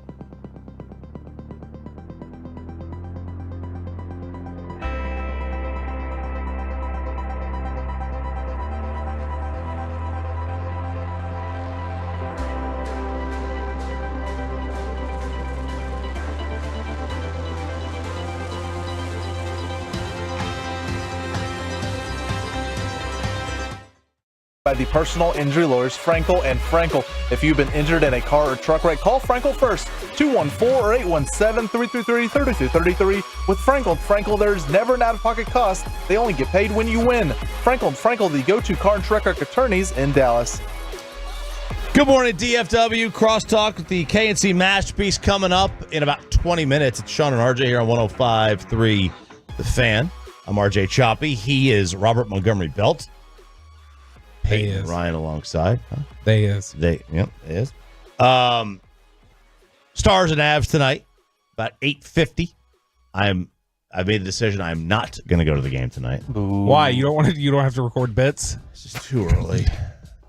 It's too early to wake up. It's too late of a game. I just don't want to be home by 1 o'clock. I'll record bits. Get Some audio. Yeah, record bits. Come sleep at the station. I'm not. No, I'll have Sarah with me. More of a reason. Chris on that couch. There is zero chance she is getting on that couch. The thing is fleas. Well, you get on the couch. She doesn't have to get on the couch. Yeah, that's right. She'll just lay on top of me, and I'll get the fleas. Yeah. We got cameras here, Chop. We got everything. Knuckleballs, Chop. Knuckleballs. So they Stars and Avs around 8:50. You want to put in some overtime? Mavs and Thunder. Mavs and Thunder. I guess around 8:40, and it'll be a late night for everybody. Ruben and Carter are going. That's pretty cool. They're making the drive up there. I told Ruben, I was like, "You want to come in here talk about going to the game?" He's like, "No, I got my shoddy on FaceTime." He's like, "No," so he wouldn't come on here. He's listening to me. He just flipped me off from the other studio. Look at him. Yeah. So, but Ruben's gonna go out there. He's going as an Oklahoma City fan. Yeah, he's a Thunder fan. He's the one. Which I asked him. I was like, "How did that happen? If you grew up around here?" He said, "It's the KD and Westbrook thing. He loved them." KD and Westbrook. You know, I gotta say, they do have a very good crowd. It's very collegiate. It's very, very loud. Can you all get some? It's because the ushers ban Mavericks fans from walking in there, as we've seen. Okay, if you're gonna do the checkered, where you checkerboard the stands, where you do alternating colors, can you get some better quality T-shirts? I mean, those things look like they were from the '90s. Pitching it under Moneyball. Yeah, it looks very, very, very, very high school. Very, very, very disappointed with the Thunder. I mean, there's not a lot of infrastructure up there. So. That's what I hear. I want to get through some of this audio. First, this is America's favorite idiot, Colin Cowherd. I'm going to get. By the way, I'm going to have that shirt waiting for Sean when he gets back. I'm going to get a shirt printed of that one of him taking a photo with Cowherd at Super Bowl. Oh yeah. I'm going to show up just wearing a picture of Sean and Cowherd. All right, so JJ Redick he's been obviously an analyst, a player. He's got a podcast. He did a great sit down with LeBron. He had a weird contract with some girl. He got pregnant. He did? Yeah, you should Google it later. All right. So, Colin is known for a couple of things, one being wrong. And I don't care that he has his opinion. I don't care. This opinion, I don't believe in wrong opinions. It's his take. I just think his take is stupid. But he has long had this take that he doesn't want any quarterback. If you wear a backwards hat, you'll never be a famous quarterback. It was his Romo take. Romo. I mean, he's had it for countless people. Brock Purdy, he had it for. He's like, I don't think he's like, I don't love the backwards hat. Well, he's got Jason McIntyre on with him now, and Colin saw JJ Redick wear the backwards hat. And JJ's name has been thrown around there for head coaching opportunities, and of course, Colin is at it again with the backwards hat stuff. Don't love the backward hat for JJ Redick. You're going to open with that. Redick's got an interesting look. Collared shirt, backwards hat, tatted up arms. I didn't hear a word LeBron said. I couldn't stop staring at the hat. JJ Redick's going for NBA head coaching jobs. He looks like a guy that's going to move my couch. Didn't like it. I would tell JJ to his face. I'm like, dude, you're going to be an executive in this league. You're going to be a high-level executive or coach. Well, whatever. You guys can go ahead and push back on that stuff. I didn't like it. My opinion, my show. Our show. I don't like that look at all. You are going to be an NBA coach. He's one of the most cerebral guys in the world talking basketball. Literally, he's so layered beyond. He's Christopher Nolan in Hollywood. He is directing at a different level. JJ Redick is talking basketball at a different level. And look at this guy. So, you know what this take has done for me? I almost will never wear my hat backwards because I know that you've said this take. Yeah, and I'll see you and I'll tell bosses. I don't think he's it. He's not that guy. But if you want somebody to clean out your garage, hire him. It's just such a tired take, man. It's dumb. Bobby's got the backwards hat going now. I've always liked the backwards hat, by the way. I like it if it's a fitted hat. Fitted only, yeah. I don't like the snapback. The snapback, and the snapback is people wear that all the time now. They wear a snapback backwards. I don't care for the snapback backwards. Nobody wants to see those little strings of hair sticking out in the front of your head. You know what was the worst look of all time with the backwards cap, though? And it was very popular, I feel like, late 90s, early 2000s. Where you put it in the middle of your head and stick it straight down? You do the visor backwards and upside down with the frosted tips coming out. Yep. And you probably had like one of those like sweatbands around your calf or whatever, and you wore you wore cargo shorts and oversized basketball jerseys. Like, that was such an awful look. Franklin injury attorney's Fantex. His mom had an affair on his dad with a dude wearing a backwards hat for sure. That's why Colin has this take. Like I just think it's tired. You know, he can. I don't have a problem with the take. I just think, and there are certain jobs. Like, I would like to think that if you had two guys that were girls that were running for president, that, you know, if one of them was rocking a backwards hat, it's like, all right, that just doesn't look presidential. But then again, we live in a world where one nominee is about to be a convicted felon, and the other one, I'm pretty sure, pooped his pants in the White House lawn the other day. So that's the world that we're living in. Aaron Schatz.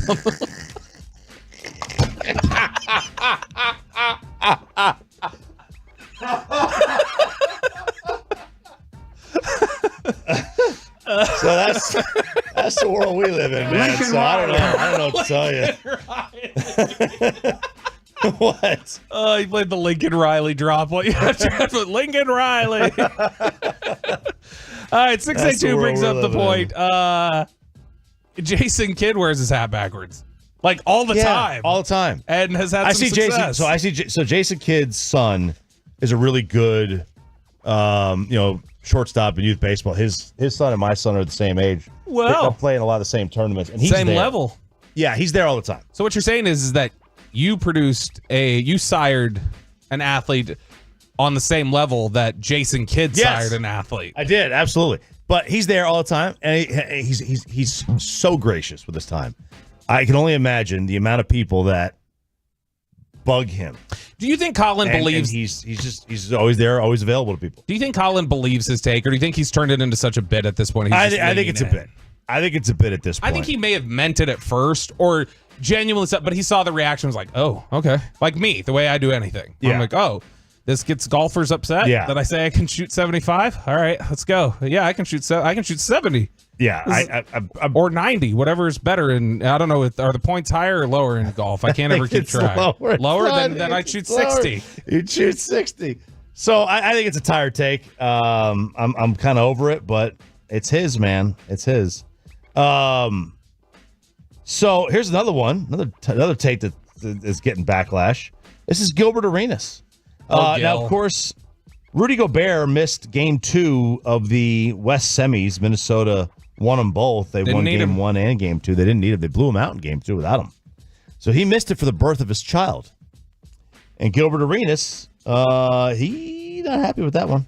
I would imagine Minnesota. I don't know for sure. I'm not in that man's business like that. I mean, missing this game for that baby. I see you. It's the baby, bro. It's gonna be there when you get back. We hope. Right. I mean, God, I'm just saying. Yeah. No, I'm just saying the baby gonna be okay, but unnecessary. The baby it don't know whatever you about to think you about to do with the baby. He gonna be asleep. Need that skin to skin contact. Okay, you ain't get skin to skin in 2 days. Right on the city. The whole time, right on the city. What you saying? Need some milk. Look, I get you want to be with your wife and smile and stuff, and your good NBA healthcare insurance. Right. It's because of you playing. Right. Trust me, they got everything. Yeah, I have a problem with this. In general, I have a problem with anybody trying to say how you should celebrate, observe, be present for the birth of your child, which to me, I mean, there's when you have kids, that literally becomes your entire life. Like everything that you do, like everything that I do whenever like people are like, oh, you like when Sean's like, you have 80 jobs and you're doing all this different stuff. Like literally everything I do is ultimately in pursuit of providing for my kids or getting them whatever they need and making sure that I'm there for them. So Rudy Gobert, I don't know, is this his first, his second kid? That I don't know. I'm not sure it matters. Regardless, no, it doesn't. I know. I'm curious. I was about to say, because I'm just talking about if it's his first kid, it's perspective change, and if it's the second, it's he already knows the gravity of it. So to me, Rudy Gobert wanting to be present for what his entire life is about to be about, or is going to continue to be about, I have no problem with how he wants to handle that. I have no problem with how anybody wants to handle it, and I certainly don't think you should be in the business of criticizing them. Right. Gilbert Arenas is all about. Oh, never mind. I'm not even. A lot of times, it's not even about being there for the birth of the child. It's about being there for your girl. Yeah, like that's sharing in that moment. That's a major part of it. Yeah, of course. I actually think that it's a bigger slap in the face to miss the birth of your second child than the first. Because you're valuing one over the other? I had no idea what it meant to be a dad going into the first one. Mm-hmm. None. And I was like, whatever, it's a baby. I'll meet it. Like Yeah, you should have the perspective change by that point. Your perspective has changed by the time your second one rolls around. Like first one rolls around, like I wasn't pregnant. She was. I was like, whatever, it's a baby. In 6 months, it'll smile at me because it has gas, and I'll make it look like that was the first cool moment, right? That's the initial thought going in as a dad, and then it's like completely different. Everything changes once it's there. There is nothing cooler than, and part of why I like him. That's part of the whole. I'm glad Sean's not here to be like, this is just us. What do you do? But there is no better. Early on, they need you, right? Like the baby needs you. They love you because you're there and you're present, and they need you. And then there's nothing cooler than watching them like daily come into a consciousness of just that relationship, and like slowly over time watching them like fall in love with you as a parent. So to like miss those that first moment, you miss out on the experience of that. And to me, that's Gilbert Arenas it should not be talking. In a lot of ways, he shouldn't be talking. But ways. This is definitely one of them. All right, who is Evan Turner? Is he related to Evan Turner, the former second overall pick in the NBA draft out of Ohio State? Ohio State guy? Maybe that's who he is. Who got his stuff blocked by J.P. Prince in Tennessee? Evan Turner, a former teammate of old playoff P, Paul George, right? Evan Turner did an interview and was on this podcast interview and went off on old playoff P, and in the process took a backhanded shot at Joel Embiid. Real quick, by the way, the letter E and A you can't fat finger one and get to the other one on the keyboard. Autocorrect. I have autocorrect on the computer back there. So okay. Very nice. Yeah. So the computer doesn't know the name Evan? No, recognize the name Evan. I don't put Evans on there a lot. So. This is what Evan Turner had to say about playoff P. You got some teams in the playoffs right now. Obviously, the Cavaliers. You have the Thunder, the Pacers. Hold on. I don't know that before this I'd ever heard Evan Turner speak. I got to point this out. We're going to need to do a voice comparison of Evan Turner and our fan phenom, Blake Elliott, because they sound exactly alike, dude. Okay. Exactly. Okay, go ahead, hit that. I'm going to have to tell Blake. You got some teams in the playoffs right now. Obviously, the Cavaliers. You have the Thunder, the Pacers that used to have like crazy superstars that would make a crazy impact. Would Carmelo be decent with either the Knicks or the Nuggets? Now, shout out to my nigga Justin Holiday, but Justin Holiday getting some minutes Melo could play. Nuggets would be really, really unstoppable. Because, I mean, people know how good Melo was. KD would be amazing with OKC. PG would be really good with the Pacers. Pacers would be scary. But I think their kryptonite would always be what it is. Either Halliburton would have to mature into like the go-to game ender, or PG is just going to... A Halliburton matchup might be cakewalk to certain people, G. Like, you know what I mean? Like coming down the stretch. Like that's not in no disrespectful sense. But then I'm just saying because that's the only best option because PG has a history of not showing up, which is an understatement. Just the other day. I never met a human that will let a media rumor drive his like energy or personality. Like somebody was like, I heard he going to Philly. And he was like, you know what? I'm going to Philly, G. Do you know how soft that team gonna be if him and Embiid go together? It'd probably be the most skilled duo ever since Kobe and Shaq. Embiid to be hurt and PG gonna be Baldo. Whoa. Swiping a PG. Wow. That man has a history of disappearing. That man lets media rumors dictate what he's going to do. If he goes to Philly, that's the softest duo in the history of basketball. Just taking holy shots. Cow. Woo. Yeah, that started even off Turner. That Not started very off even at all. Yes, that started off kind of slow. I was like, all right, what's going to get going? And that got going in a big way. Okay, good stuff. It's Crosstalk with the K&C Masterpiece. Minus Mikey Bassett coming up next on the Fan. Let's get you over to the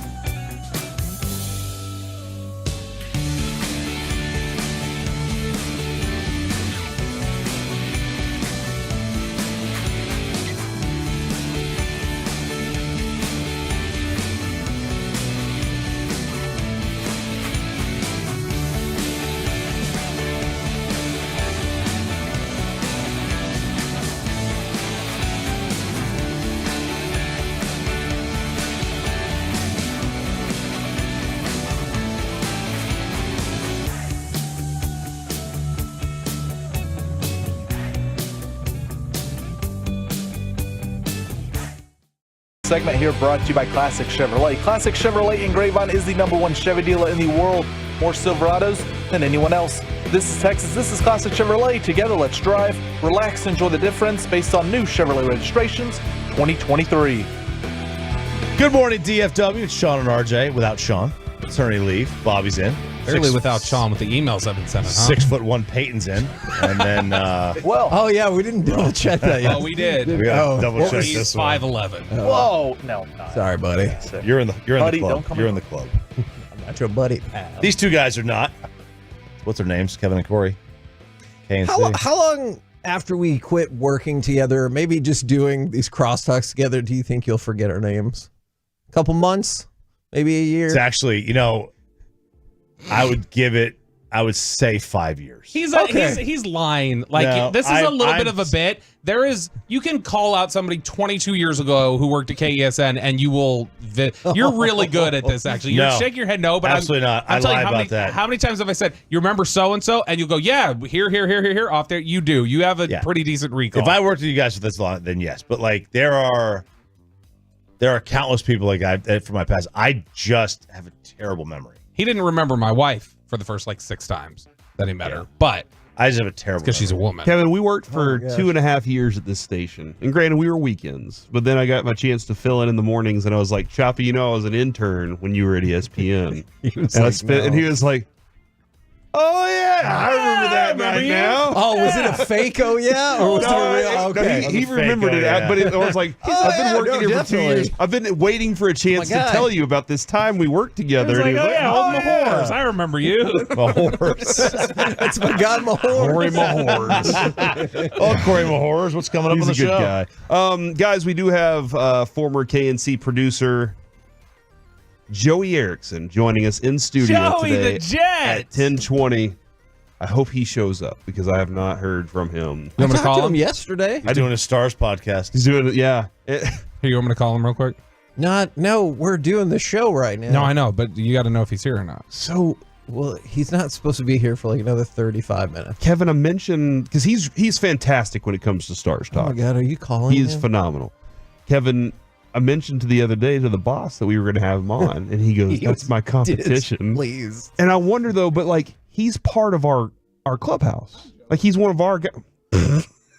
Hey, we're just teasing KNC right now. Hey, they you want have to make tell sure them you we're are on air. coming. We're on air. We just want to make sure you are coming in with KNC today. Yeah, 10:20 to 11. Oh, sweet. All right, cool. Love you, Joey. Bye. Yeah, love you too. Bye. Yeah, he's good. So Joey the Jet will be on at 10:20 today. That's so weird. Look at Bobby. I'm gonna with have to his tell him. Rolodex. Not we were wondering. You were wondering. Did Bobby just flex? He's like, "Hey guys, I got a Rolodex that's so deep." He's in there in my context as the Jet. That's just how he Smart. is. It's probably a smart addition. So there you go. That's a good show you got coming up. I got a hypothetical for you guys. All right. It got Brian brought us really growing on Love of the Star. Growing. Got him really going. Growing too, maybe. Got him really going on Love of the Star. I thought you said groaning. I was said okay. Groaning. And Growing is phase one. Chop had some trouble with it too. So Matt Holleran, one of our listeners, had said in the hypothetical, he said, you get to keep one of these duos long term. Okay. The other 4 players you have to say goodbye to. Okay. Okay. So the combos, Dak Prescott and DeMarcus Lawrence, Zach Martin and CeeDee Lamb, Micah Parsons and Deron Bland. Now, off the jump, you go, oh, young talented group is Micah and Bland. That's the easy one. But then you think about it, okay, Dak is quarterback. That holds that down. The Dak Lawrence one gives you an offensive and a defensive player. CeeDee Lamb is in one equation. That's probably the player you feel the most comfortable with out of the 3 in terms of what he's going to be. How long term is long term, by the way? You get to sign to 5-year deals each. CeeDee Lamb and Zach Martin. I don't know that there's a wrong answer necessarily because you're giving something up with all of them. Yeah. I'm not keeping Dak and D-Law. I went Bland and Brian went Dak and D-Law. And the unfortunate part of that is I just don't know that I feel that I have 5 years of DeMarcus Lawrence left. That's true. So and it has really less to do with Dak, but it has everything to do with that guy. I went ultimately Micah and Bland, and it's because you want to rebuild. It's just it's the youngest. It's the best group with the youngest core. Now the only thing is you're committing to 2 players on the defensive side of the ball, and you've already got a corner locked in. And so is it the best use of resources? Maybe not. Now when you Brian had an adjustment on That's a one, good and he's question, like, though. Brian said, what if it was Dak and Bland, Micah and Lamb? Micah and Lamb. Oh, yeah, I'm going Micah Lamb. Yeah. I am too. Now, if it's Dak and Lamb or Micah and Bland, I'm going Dak and Sure. CD. Yeah. Give me the connection over. What What about Lamb and Bland and Dak and Micah? Dak and Micah. It's two skill position players. You can't rock with Yeah. that. I would pay. Dak's Three really good being blocker paid guys. to find CD. Right.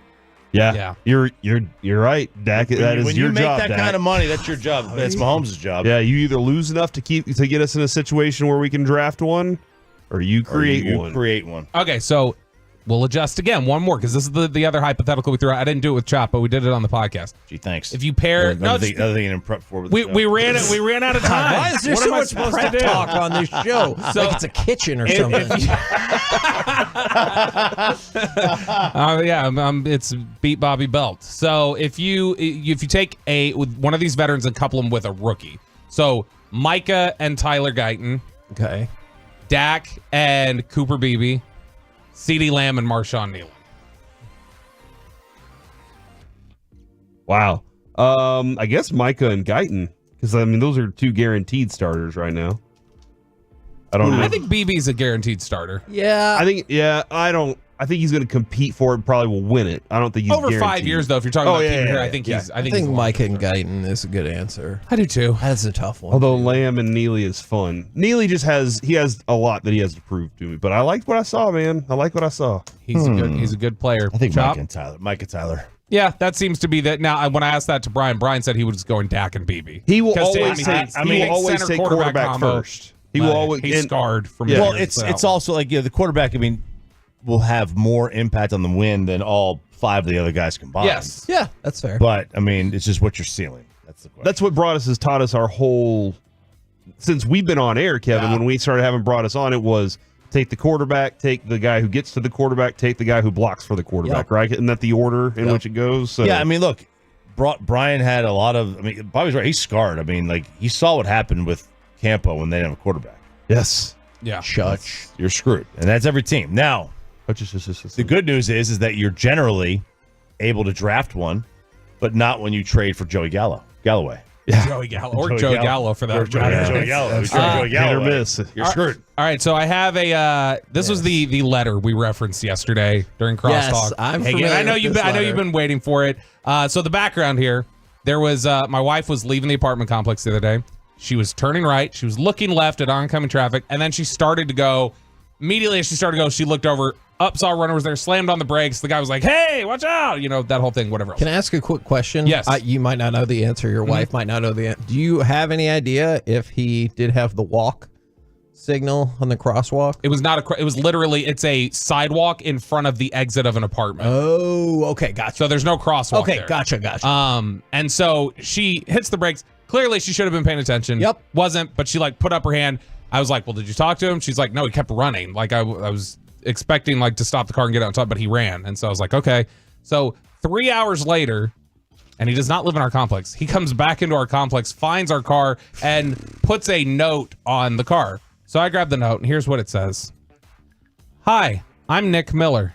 No, it doesn't say his name. I promise, Chop. I was just trying to scare Chop. That's not his name. Look here, just so you feel comfortable. I know his name. I saw his name. Okay. I'm John Doe. Okay. The All runner right. you almost hit. All right, let's go find this guy. I'm a father, husband, son, brother, and teacher. It's too many. Please look right before turning right. Sounds like an Aggie to me. And help spread the word to fellow drivers.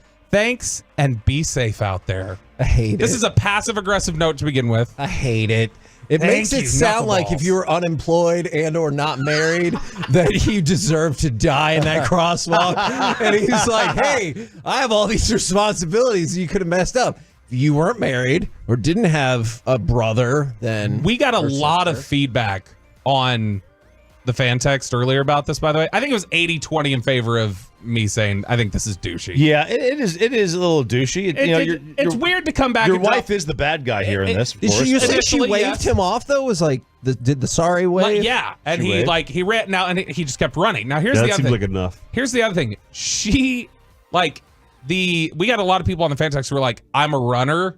And the majority of people out there said, I'm a runner, and one of the rules is, and I don't know if this is accurate, but they said one of the rules is if you don't see eye contact with a car as you're like going by, even though you have the right of way, if you don't see eye contact, you go around the car. That makes sense. And just so, to be safe, that's right? usually what I do. Just, yeah. it's generally what you're supposed to do, I guess. Now, but when so, your wife waved, did she just put her hand up with this, or did she do the kind of the No, it was like submissive, like no, it was like slammed on the brakes and like put up both hands. And she was like, "Oh my gosh, sorry" or whatever. Like, hey, and so did her head go down at all? Like, got to do a little bit of a I don't know. I mean, I wasn't in the shrug, car. head down. I wasn't in the car. Ooh, it's my fault. I wasn't in the car, and I don't think it's a coincidence we got a letter because I wasn't in the car. But So you think if you were there, no letter? Because he would have gotten out and beat his ass right in front of everybody. Oh my God. Right? Is no, that what I you're wouldn't saying? have done that. It's just he Oh. wouldn't have come back around and put something on my car. Do you think he's trying to intimidate her because Yeah. she's a woman? Yep, Huh. 100%. Or maybe he was trying to. I'm glad he left his name on there. We can He was talk letting about her know it. I'm a father, I'm a husband, but I'm willing to step outside Yeah, of the he, relationship. like I don't know why did he just keep going? I'm a father, husband, son, brother, teacher,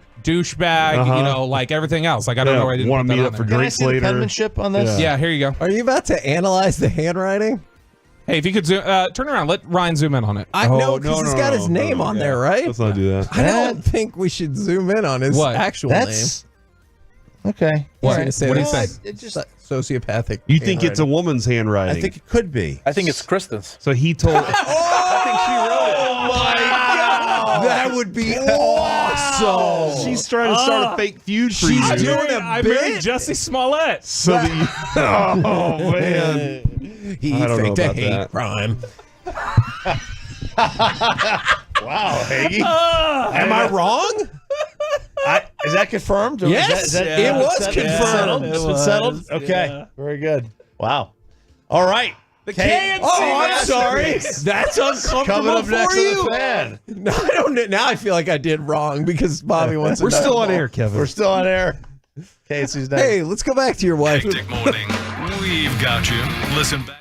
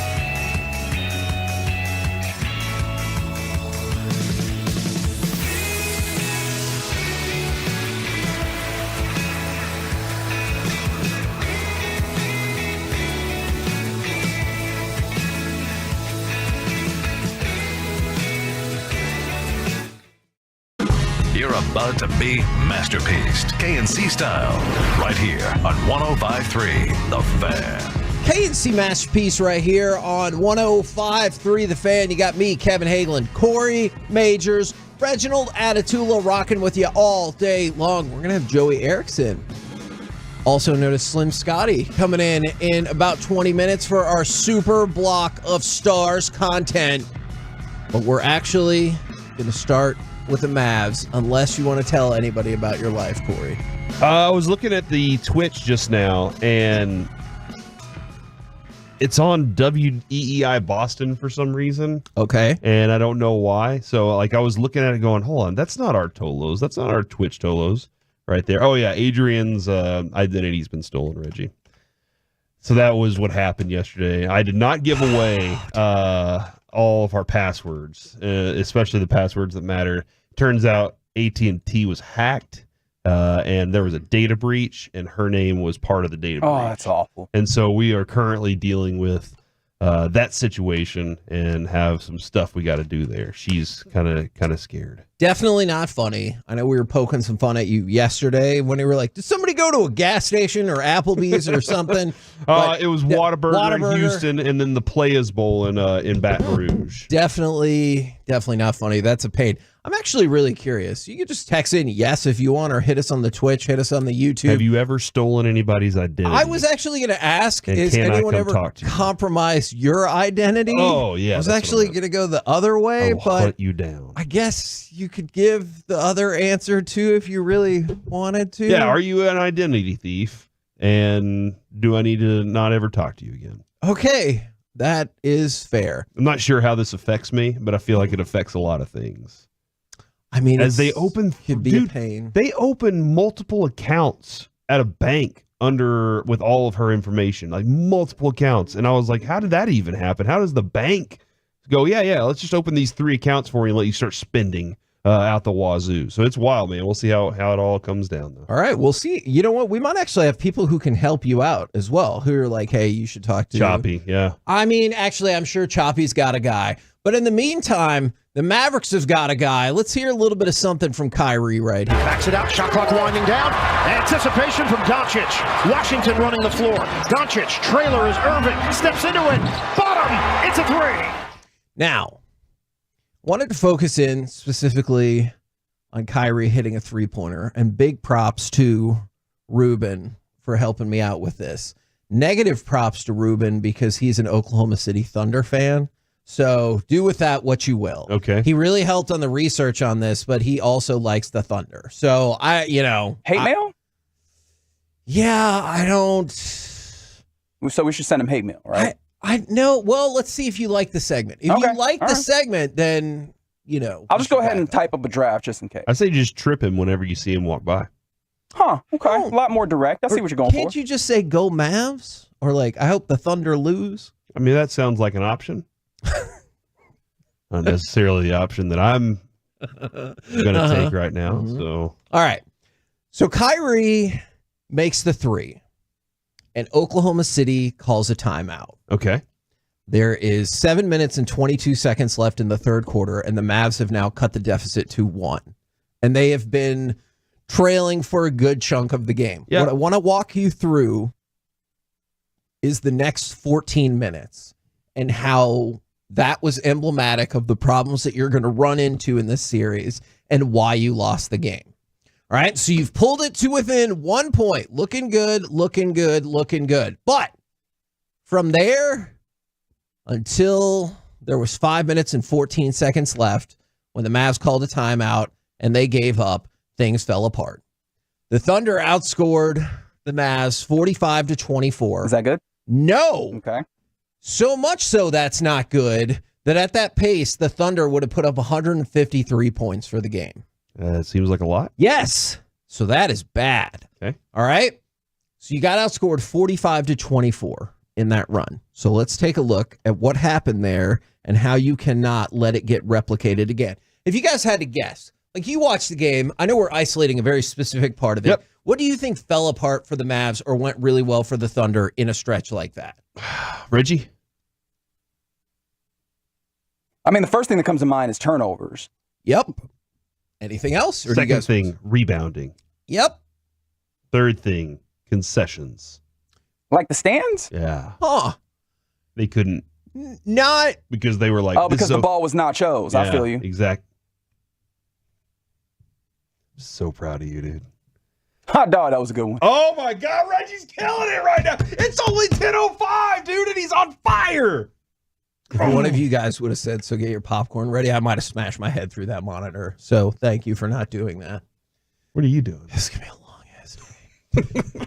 All right. And then somebody else brought up free throws. Free throws good, yeah. Interestingly enough, free throws, not a big player in this run. Because the Mavericks weren't getting to the free throw line, honestly. And Jason Kidd was talking about that yesterday. I mean, for the Thunder either. Oh, yeah. Like, it was not a big player in this. But the first two things that you guys said, spot on. Turnovers and rebounding. Okay. All right?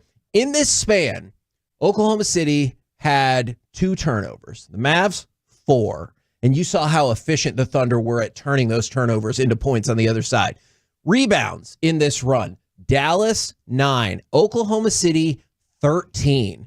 But this is the I found this statistic to be stunning. In this 14-minute run, the Mavericks had 3 assists. Oklahoma City had 13. There you go. So the ball movement is working incredibly well for them. And that's something that we're aware that Oklahoma City is very good at that. And you're going to have to deal with this throughout the series. Particularly because those assists are drive and kick. And the Thunder are one of the better shooting teams in the league, but they're not going to pull up shots. What they're going to do from 3 is that they're going to have a drive and then they're going to kick out and they're going to have a lot of catch and shoot threes. And so what you're having is if you're allowing that initial penetration, then your defense is collapsing. They're able to kick the ball out and then they're knocking down shots. So of course, those are going to be assisted a lot of times. And so those assists also come with the added, negative aspect in that 1, they're counting for, 150% like a 3-pointer does. But then 2, like it continues to compound upon each other when it comes to like your defense not being able to stay with them. Yeah, dead on right there. Now, there's one particular player who led the charge, and I'm hoping we have this audio cut of him answering why he's so happy. It wasn't Shea. It wasn't Chet. They both got theirs in the run. Like, they were both doing fine. But it's this man right here who really took the heart out of the Mavericks in Game 1. Yeah, you exude joy on and off the court. Where does that come from? You said joy? Joy. Make millions of dollars to dribble a basketball up and down the court. Hard not to be happy. All right, and then he laughs right after that. It is hard not to root for a player like that, but I do not want to root for Jalen Williams right now, the one from Santa Clara. J-Dub? The one from Santa Clara. Okay, very good.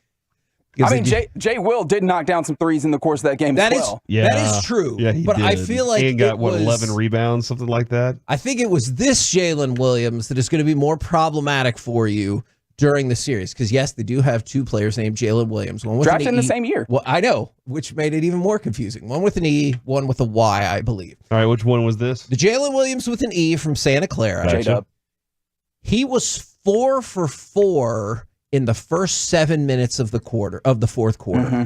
He had 12 points in 11 minutes during this run. Yeah. And so it was looking so confident from 3. And one of the things that we were concerned about, we talked about it yesterday. Other people were like, I've seen this happen. Jalen Williams has shown the propensity to take over a fourth quarter. And that might not scare you as much as like if Luca takes over a fourth quarter. You're like, sure, because he's Luca.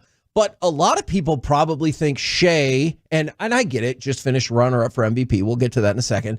And Chet Holmgren are the best 2 players in the Oklahoma City Thunder. Well, great. If the third best player on the Thunder is consistently taking over in the fourth quarter, that shows balance, and that could be trouble. A question to you, Reggie, because a lot of people say that role players show up at home, but make them. Let's see how it is on the road. He's not just a role player, though, right? Not a role player. I mean, and look, taking over in the fourth quarter after the other star has handled the load for the whole game, what does that sound reminiscent of? Kyrie. Right, like that's the role that he occupies, and he is their second ball handler, like the one that they trust to generate offense. So in that way, I understand you're giving Chet his props as a really good player, and you saw him be effective in that game. Jalen Williams is that second ball handler that's going to do that. And I thought that, and of course, I'm leaning heavily upon my experience seeing them come to town, the Thunder come to town after the trade deadline, and the Mavericks sit on his ability to drive. But what he was able to do was he was able to drive, and I just mentioned, they do a lot of catch and shoot threes. He was able to pull up from three. And so you really have to stop his ability to get going in that fourth quarter, because as we know what that does when Kyrie does it, that's the same thing that they have in Jalen Williams. And look, I'm really glad that you said that, because I know that there's another aspect, and I don't want to ignore that this was a huge part of it. During this run where the Thunder smoked the Mavs off the court, they went 11 of 14 from three. That's always going to be tough to overcome. But I don't want to get in that Clippers situation that we started in the first series, and we talked about a lot. It's like, hey, as soon as the Clippers miss, you're going to win. I don't think you can just take that I don't think that's the way this is going to work. This series. So I agree. If Oklahoma City or Dallas has a stretch where they go 11 for 14, they're shooting lights out from three, there's a good chance they're going to win. What can you do to counteract that? What can you do on multiple levels of defense to counteract that? And how are you going to slow down three players from Oklahoma City who seem terrifying? Punch them. You punch them. I don't hope for an injury. I mean, that might work. Like, that's the only. It is. You have to be better on your rotations defensively.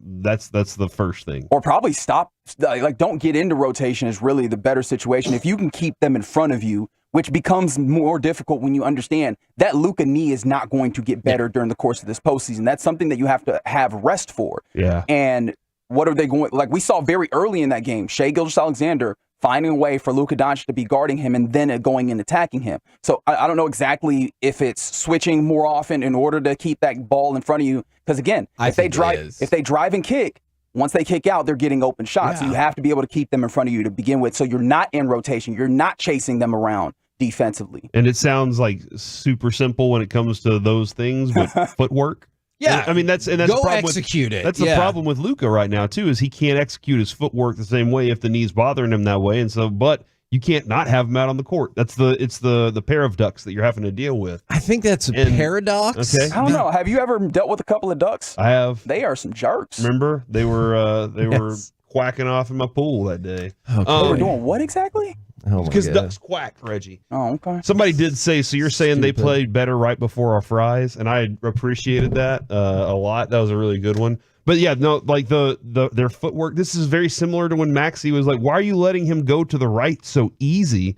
They're like, well, we're trying to force him away from the left. And they're like, but it's so easy when James Harden's going to his right, and you're just standing there basically forcing him that way. And the Mavs, instead of leaning and cheating a little bit, they have to just be very good with their footwork.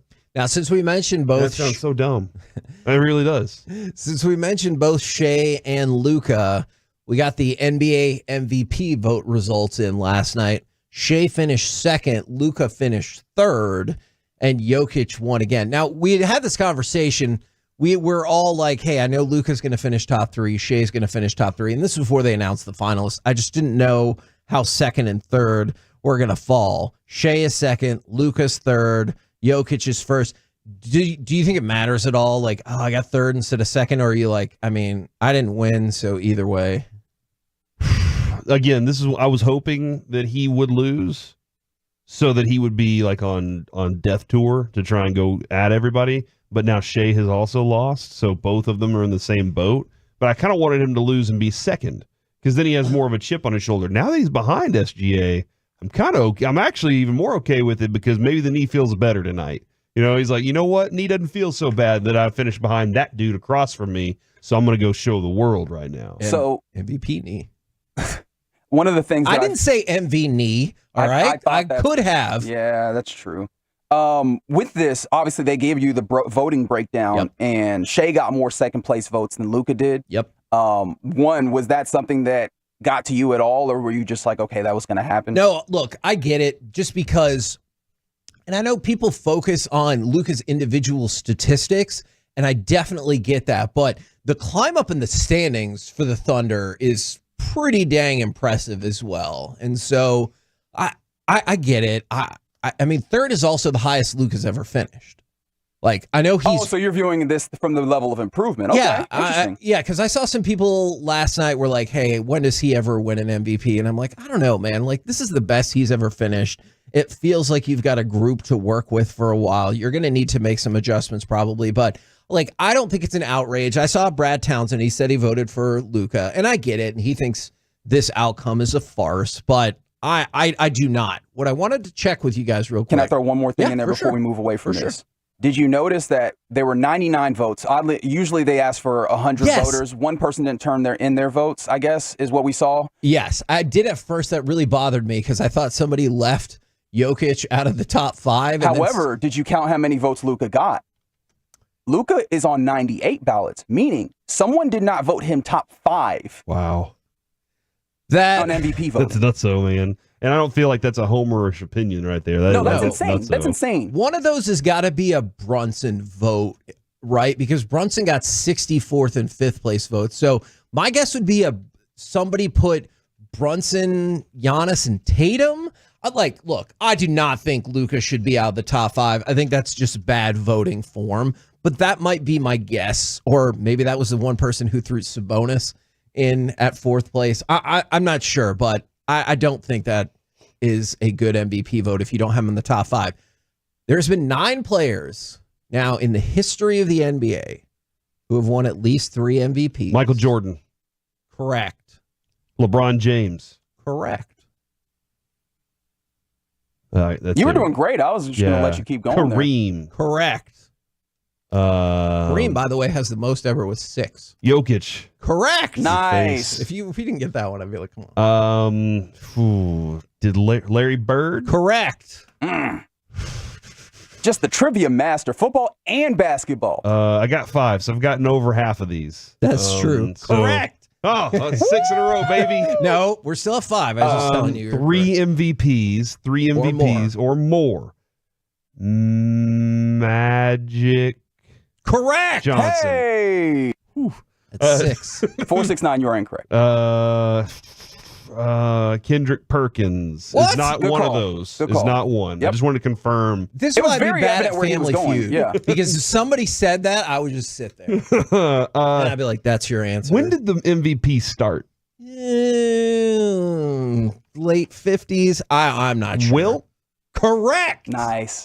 I feel like the logo has to have that many. No? I don't believe so. Okay, I'm gonna go not the logo. You're missing 2. 2 great players. He is on fire 214. 2 great players who have MVPs. I don't know 3. if Tim Duncan. One of them's going to be real tough. No, not Tim Duncan. He Tim never got Duncan, MVPs no. like One that. of these is tough because he is an all-time But great. nobody talks about him. Exactly. Oscar Robertson. No. No. Okay. Not Parrish. You know one of them. Bill I do. Russell. That is correct. Nice. That's number 8. And I believe Reginald knows number 9. He's a big man. Doesn't get enough of his love. Shaq. Moses Malone. Oh. Moses Malone. Shaq didn't have 3? Nope. Wow. I think, doesn't Kobe only have 1? He only has Right? 1, and that was in a year where it felt like he probably shouldn't have won it. Man. It was a Lifetime Achievement Award. So that's amazing company. 214. He said Shaq, Magic so slowly it was like he wasn't sure of the last name. No, I just wanted to say Magic that slow and see if Kevin said correct, and then he See did. if And I I was like, tip there you my go, Magic hand? Johnson. Yeah. So Moses Malone, Jokic, Magic Johnson, Larry Bird all have 3 MVPs. LeBron, Wilt have 4. Russell, Jordan have 5, and Kareem has 6. What about Hakeem? That's the list. What about Big Country Bryant Reeves? How many Okay, did he have? answer, yeah. that is not a good answer. 817. Steve DeBerg. Steve DeBerg. No. We're just warming it up for tomorrow, Kevin. Yeah, you we're know just you're getting going to ready hear for Steve Colby. DeBerg a lot on Friday. That's who we need to book for tomorrow. Yeah. We're the KNC Masterpiece right here on 105 through the Fan. Coming up next, our Stars Hockey Super Block begins with former KNC producer, turned hockey announcer, and lover of the Stars, Joey Erickson. Next on the Fan. Full KNC Masterpiece shows available anytime on the Odyssey app. Proudly presented by Comerica. Oh, I'm having so much.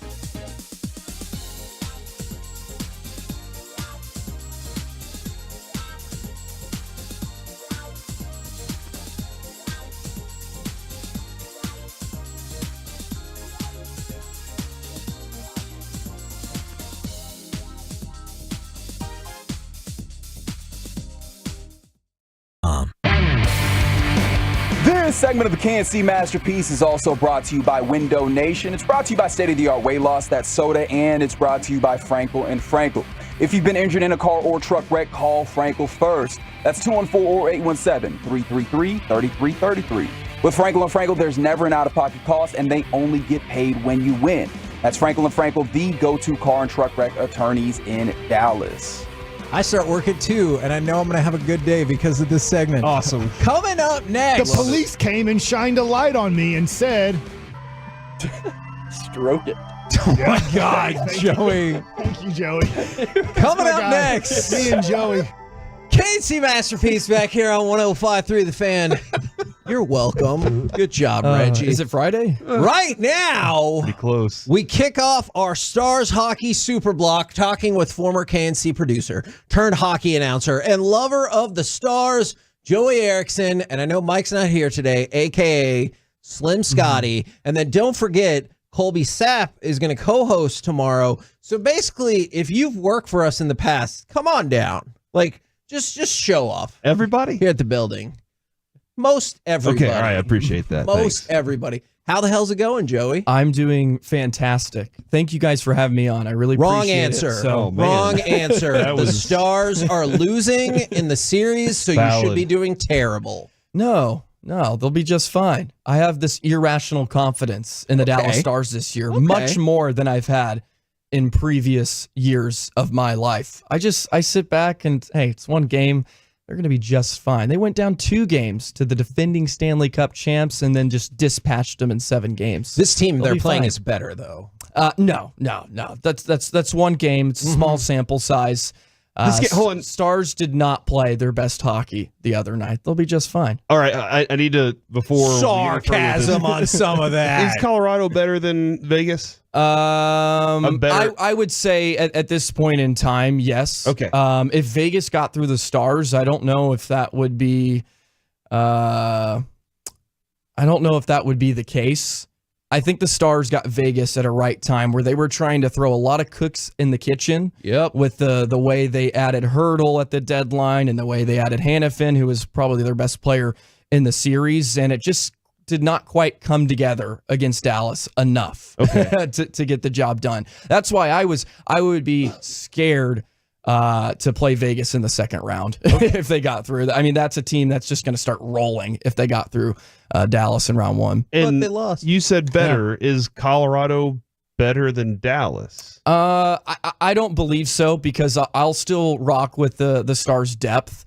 I think the Stars' depth is still better, even though they need to get scoring from a lot of those depth pieces or just some of their better scores in the postseason. I mean, Pete DeBoer has basically kind of called them out without using names. As he should. Yeah. Our offense. He just says our offense. Yeah. Well, I mean, you look at game 1 and you look at the score sheet, as he mentioned, and Cale Makar 3 points, McKinnon a goal and assist, and Nichushkin a goal and assist, Rantanen with, a few points. And then you look down at Dallas and you're still waiting for Pavelski to get going and Hintz to get going, and Sagan needs to find the back of the net, and Duchesne needs to find the back of the net. It's not just one person either to put all the blame on. They need to figure it out as a whole if they want to get past Colorado, because they are very top heavy. McKinnon's the second best player in the world. He's going to be very, very hard to limit. And Cale Makar is the best defenseman in the world at this point. He's going to be hard to limit. So you're going to have to defend really hard against those guys, and hopefully you can chip in enough offensively. I will say, I think there was some carryover from that game 7. I think just fatigue set in, and it may be funny enough to say, but maybe having a 3-goal lead after period 1 may have been the worst thing, because it kind of gave them this false sense of security as, oh, look at this. We're going to cruise to the finish line. We won all these close games against Vegas. We'll shut this down. But you can't do that against Colorado, as they showed you. You get a couple power plays, bang, bang in the back of your net. We got a ball game. As if maybe they only had 1 goal lead after the first 20. Then they continue to push. I'm curious to see how game 2 begins tonight. I think there's going to be a much better forecheck from Dallas. That was something that really lacked in game 1. Hope so. They need to put a lot more pressure on the Colorado defense, who are going to be very, very active. They're very engaged in the offensive zone. And if they do that, they'll be just fine. Pick up some of the physical edge too. But I think that first series was really grueling, and it's tough coming off of that in 48 hours to try to take on a team like Colorado, who'd been rested for 6 days at the time. So Joey Erickson joining us here in studio on the KNC Masterpiece on 105.3 The Fan. This is our hockey expert. He was our guy first. But somebody texted in yesterday and said, and I don't know if you abide by this in playoffs or even regular season, is the Stars are a depth team, but the Avalanche are a superstar-driven team, and that's going to win.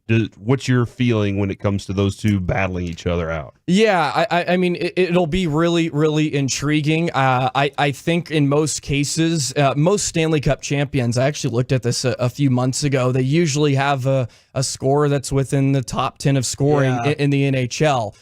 In the last decade or so, most teams have that. I think the only two champions that weren't were maybe a Chicago team and Tampa Bay team. And they probably would have had one if it wasn't for a Kane injury and a Kucherov injury at the time. So they probably would have been in the top 10 of NHL scoring. That's what has been so odd about this year, but fantastic with Dallas. They didn't have anybody within the top 15.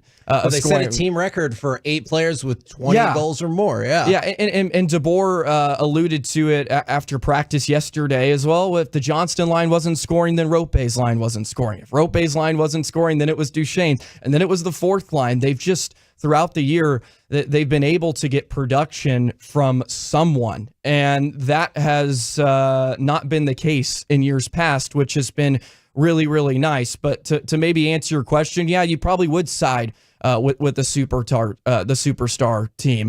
Well, and they're not really a superstar team.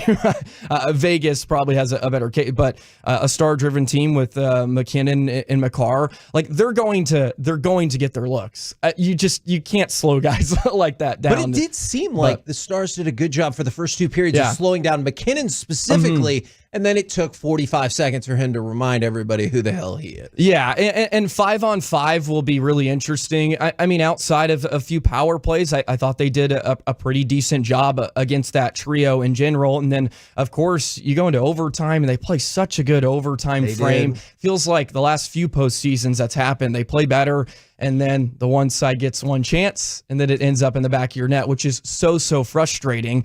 And it also seems to keep happening in game ones. They're 0-5 under Pete DeBoer in game one. So just I guess like Jason Kidd. Yeah, they just love the dramatic flair of having to come back. And I do not care for that dramatic flair. No, not the plan. Ideally, I would have much preferred, Corey, if the Jamie Benn attempt in the last 7 seconds of the first period went in. It was 4-0. Colorado was mentally beaten, and we smashed them in that game, and then continued that for the series. I prefer that as my level. Colorado would have just gone, well, we just have to, now we got to go score 4 and tie it up for overtime. Like, that's just how they are. And they did it twice in the regular season to Dallas. Yeah. I mean, they had multiple goal leads, and then it just, in hurry. The last 10 minutes, and then Miro got hurt and running into Wedgwood. Yeah. Part of me wants to be and I don't know if we've griped enough about it, but part of me wants to really go after the Stars for losing a 3-0 lead. Hold the lead. That seems nuts that you can't keep it. But I also understand the situation. But man, you got to be able to keep it, or at least acknowledge we know what our opponent's good at, and that's where we have to stop them. Yeah, I don't care if you have a 3-goal lead, you have to win that game. Yes, I'm sorry, you have to find a way to close it down. It's just especially on home ice. Agree. You just got to finish it off. Do you keep pushing offensively and just say we got to score 7, or do you, because it doesn't look like you can just batten down the hatches and say we're going to defend against these guys? You have to some degree. You have to continue to push. In the third period, it becomes a different story because you're going to get Colorado's best. Let's say Dallas had a 3-goal lead entering the third period. I mean, you're going to expect to not play with the puck very often, and you kind of have to live with that because basically Colorado's going to attack with all 5 guys they have on the sheet. So you are playing a lot of, dump the puck out of your own zone, high flips like you saw in that Vegas series a ton in game 4 and 5 when, Dallas just closed out those games clinically, defensively, because just throwing pucks in the neutral zone, setting back up in your defensive posture, and then just taking away everything in the middle of the ice against Vegas. When you have to do that for 40 minutes, it's just not sustainable. You can't do that for 40 minutes with the talent Colorado has. So you would like them to push a bit more, but they just didn't seem to have any juice or energy. That second period was just kind of meh, right? It's just, even the building, there wasn't a ton, just because, I mean, the Stars didn't give anybody in the building to be excited about, and they just lost their legs. Well, they were up 3-0. Stay excited on that. Well, I mean, the third period didn't help either. Well, here's the thing, because in Game 7 against the Knights, I thought that crowd was insanely good at recognizing all the things you just laid out. Mm-hmm. Everything they did good defensively, that crowd was rooting for it. Yeah, the fourth line comes off the ice. It felt like it was 50 minutes of ice time for them, and they're just like going insane for great job for not giving up the booty. Like, thank you so much for being you didn't score, you didn't do anything, but you did the right things. But I guess they did come out and score immediately, and then there was kind of a dead area. I have an idea. Well, I'm all sorts of excited. I have an idea to fire up the crowd. You might tell me it's been too long and I need to get over it. Every time Nichushkin either takes the ice or gets the puck, should we all boo him in unison, or has it been Stone too treatment? Long? Yeah, give him the Stone treatment. Why not? Screw him. Yes, I'm totally down with that. Too good to play for the Stars. Yeah, when his name's announced. Now I want to play in the NHL. Yeah, and he's just become like one of the best two-way forwards in the game all of a sudden. Exactly. And in Mystery Alaska, they announce his name. Everybody just pulls up a newspaper that says Hockey Town or something. I don't know. You ever see that movie, Mystery Alaska, Kevin? I did. Did you ever see that movie? But that was in the intros. Joey, you need to watch Mystery Alaska while the game is going on, because you might miss something. Oh, yeah, when was this movie made? Was this before my time? Okay. Yeah. My birth year. Is it Russell Crowe? It is Russell Crowe. Yeah, he lives in Alaska, and then they play a game against the New York Rangers. It's very real on a rink they built themselves. Nice. Very nice, realistic setup. Yes. It's a lot of fun. You should check it out. It was a precursor to the Winter Classic. The filmmakers, they saw this ahead of time. I'm pretty sure I have a VHS of it somewhere. So, oh my God. Now you're just using words he doesn't even understand. We're the KNC Masterpiece right here on 105.3 The Fan. Joey, can you stick around for another Star segment? Of course. All right, excellent. I hope you appreciate our newly named segment last couple months or so. Puck around and find out. It isn't just Rope. Who else needs to step up for the Stars? Yep, Pavelski, I'm looking at you. Oh, no. But don't worry, you're not alone either. We'll do next right here in The Fan. All right.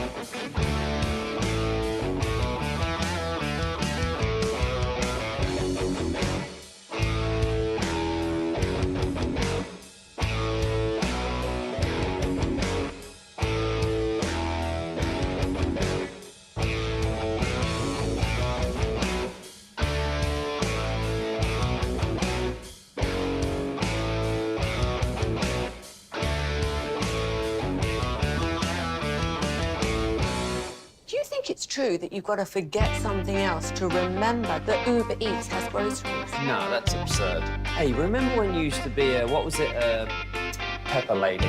Pepper Lady? Wasn't it Cinnamon Sisters? Basil Babes. Saffron Squad? Nutmeg Maidens? Paprika? No. Nutmeg Maidens? I just said that. Was it Spice Girls? Doesn't sound right. Was it Saffron Squad?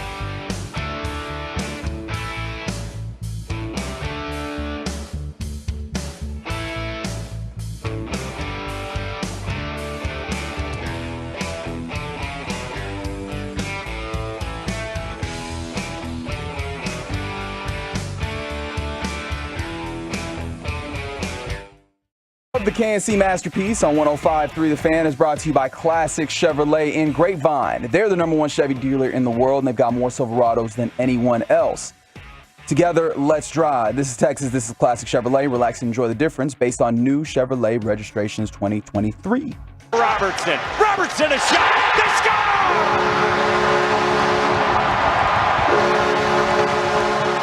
KNC Masterpiece back here on 105.3 The Fan, continuing our Stars Super Block of content with Joey Erickson. Now, we play that clip from Jason Robertson. I have taken some aim at Joe Pavelski, who has one sweet point that he just picked up, and Rope Hentz, who had an empty net goal. That's awesome. As two people, great shift though. Yeah, that shift was I awesome. will agree. The last 2 minutes, show him some love there. And at the time, he was blocking shots. I credit him a lot in that last 2 minutes. Absolutely, agree. But and with Rope, it's a different deal with Pavelski. We talked about maybe Las Vegas was just a bad matchup for Pavelski. He was going to get some more open ice in this series, and I realize it's just one game, but Rope and Pavelski top my list of players who need to step up, but I know they are not the only two on the list. And I did like Pavelski's response to DeBoer when he said, yeah, fair enough. Like pretty much he was like, yeah, no, I get what you're saying. About the offense needing to show up. Yeah, he said 100% all in on that. Now, I realize around the Metroplex, all in might be a triggering phrase because of the Cowboys. I have no clue what you're talking about. Yes, you do. But Pavelski said all in. He's Captain America. I'll give him the benefit of the doubt. I correct me if I'm wrong here, Joey. From what I've seen with Pavelski, there's been some dirty work that he's done that maybe he wasn't asked to do before in his career, but he's doing it. But Brian Ray told us the other day, he was like, to get those sweet deflections that he typically gets, those shots have to get through to him. And against Vegas, they just weren't. So I assumed Colorado would be a little more open, and I saw a couple things, and then Colorado kind of closed those things up. So I just wanted to kind of see, like, do you feel like it's fair with Pavelski or unfair? Yeah, I think it's fair, but maybe the expectations need to be hampered to some degree. It's going to be a real tough series, even against Colorado, just because the pace has picked up. Does he look a little older? Yeah, I think he's starting to look his age a bit. I will say he's been in the fold a bit more over the last 2 or 3 games than he was in the first maybe 4 against Vegas. And of course, he can still have a huge impact on the power play with his net front presence. He does a lot defensively. He's still good in the dots. There's other ways for him to be effective. But look, at the end of the day, we're paying Pavelski and Roope Hintz to score at this time of year. And Hintz is a very intriguing situation because midway through game 1, I was like, okay, he's not 100%. There are just some players you can tell with. And with Roope being such a dynamic player, and his advantage over everybody else is his pure skating ability and his speed. So it is very, very noticeable when he is not using that to his advantage. And I'm sitting through game 1 thinking, oh, he is not the same player that we're accustomed to seeing. There was something off there. And then you get DeBoer, who basically said, let's tell me Rope's hurt without telling me. Let's get to the direct quote, which we chatted about yesterday. Not a huge fan of this. He was trying to defend Roope. I see where he's coming from. But then DeBoer said, quote, a lot of times you don't know the whole story. And I'm not going to give you the whole story. But what I will say is he's not alone in that boat. And so it very much felt like, hey, he's not feeling well. He's hurt. He's definitely not the only one on the team either. Everybody's hurt. And you're kind of like, you could have maybe just kept that to yourself. And that's my takeaway. Yeah, and you know, Sagan's hurt. Well, he's never 100% anymore. That's something you live with. But he had such an excellent season, and I think Hintz and Sagan are in 2 different categories as well. And the fact that I think Sagan's had a lot of good looks. I mean, even that overtime period, he had 3 very, very great opportunities. He just didn't finish. He is good looking. Well, that too. And as for Roope, he's probably not generating as much as you would like. And you can just feel the confidence isn't there in that game 7, that 2-on-1 with him and Robo. He shoots that 100% of the time if he's rolling. It didn't even hit the net, right? Yeah, it didn't hit the net, or he passes it. He tries to defer a bit more in this series. Robertson wasn't ready for that. Yeah, and maybe DeBoer's trying to take the heat off of him, but the real concerning part is if Roope is limited in what he can do. He's playing 18 and a half minutes per game, which is 3rd most among forwards. If he's limited and can't be as effective as you need him to be to win this series against Colorado, maybe it's time to start getting some of your depth or young legs some more minutes. Maybe you need to shave him down to, not massively, but maybe 15 and a half, 16, somewhere in there. Give Stankoven an opportunity to play a few more minutes. Maybe you need to throw up Wyatt Johnston on that top line. He's already playing a ton. Yeah, I was wondering, you're already asking a lot of him at the moment. Jamie Benn as well. Maybe get him a few more minutes just to try to make up for the fact that Hintz isn't 100%. And he can still be effective. He's so responsible in his own zone. He's a great 2-way forward. He wins draws. He does a lot of things that affect the game. But if you're not going to get the offensive output due to whatever circumstance he's dealing with, maybe you need to find a way to use your depth, like flex it. It's nice to have it. Get some guys that are fresh, some more minutes to start maybe generating some more offense for you. You talked about Wyatt Johnston. Obviously, I've heard of him. He's phenomenal. He is phenomenal. He's the youngest player left in the playoffs. Does not seem by any stretch of the imagination that the moment is too big for him. So do y'all feel comfortable maybe just heaping a little bit more on his plate? And do you think he's shown no problem? Oh, absolutely. He's ready to shoulder that load. He's going to be an exceptional player in the National Hockey League. I think he's already elite. And I think at some point we're talking about a top 5 center iceman in the National Hockey League. I give him a ton of praise. And this run he's on, dates back to March. Yeah. It has been incredible, the run he has been on. And he's the only one, maybe besides Robertson, that is consistently producing every single night, and every time he's on the sheet, something good happens. Every time his line is on the ice, it seems like they're playing in the offensive zone, they're attacking, and something good happens. And you can't say that for some of the other trios. And yeah, I mean, Wyatt is exceptional. We're spoiled to be able to watch him every night. It's true. And that's a big credit to Jim Nill and company for finding him where they did in 2021. Yeah, one of the other things too is when you listen to him, when you listen to like Otter talk, maybe it's just hockey guys in general. Yeah. Everything's about the team, like I'm just glad I was able to contribute this. And you're just like, dude, he's so easy to root for too. There's nothing, or maybe if he went heel, you'd be like, I'm totally in on that. But all these guys have just a respectful approach with their team, and especially these younger players. They know the veterans and what they put in and how they're helping those guys in this moment. So that's another thing, too. I do have a question, though. Why does everybody feel like, or maybe he's embellishing a little, hey, every time we hit Stankoven, we hit him as hard as we've ever hit anybody? Or is it maybe because he's tiny? He flies all over the ice. Hey, he pops right back up. He can sell. He can sell. He's a battering ram out there, man. He gets hammered. I love watching him play too, because he understands that, right? Like his size is not going to be an advantage. Well, maybe it is an advantage to him with the way he goes into puck battles, and he's kind of slippery, and he wins a lot of those battles. He is someone that they would like to score a bit more, but he's been doing so much in terms of a forecheck and just causing havoc, wreaking havoc on a defense. But man, if you could get him going too, watch out. Him and Johnson are special together. Well, we were talking about the forecheck. Was Colorado more physical in game one than anticipated, or do you think maybe the Stars were? Because there was a physicality discrepancy. Yeah. Do you think maybe the Stars were not as physical as anticipated? Definitely not. I think Colorado doubled up on hits in game one, if I'm not mistaken. Yeah. And I think a lot of that has to do I think fatigue set in with Dallas. Was like, I don't know if we can sustain what we did in the first period. They were flying. Yeah. They were trying to keep up with them. Yeah. And Colorado's a team that had to get their legs back after being off for 5 or 6 days. So you understood that Colorado was going to get better as the game wore on.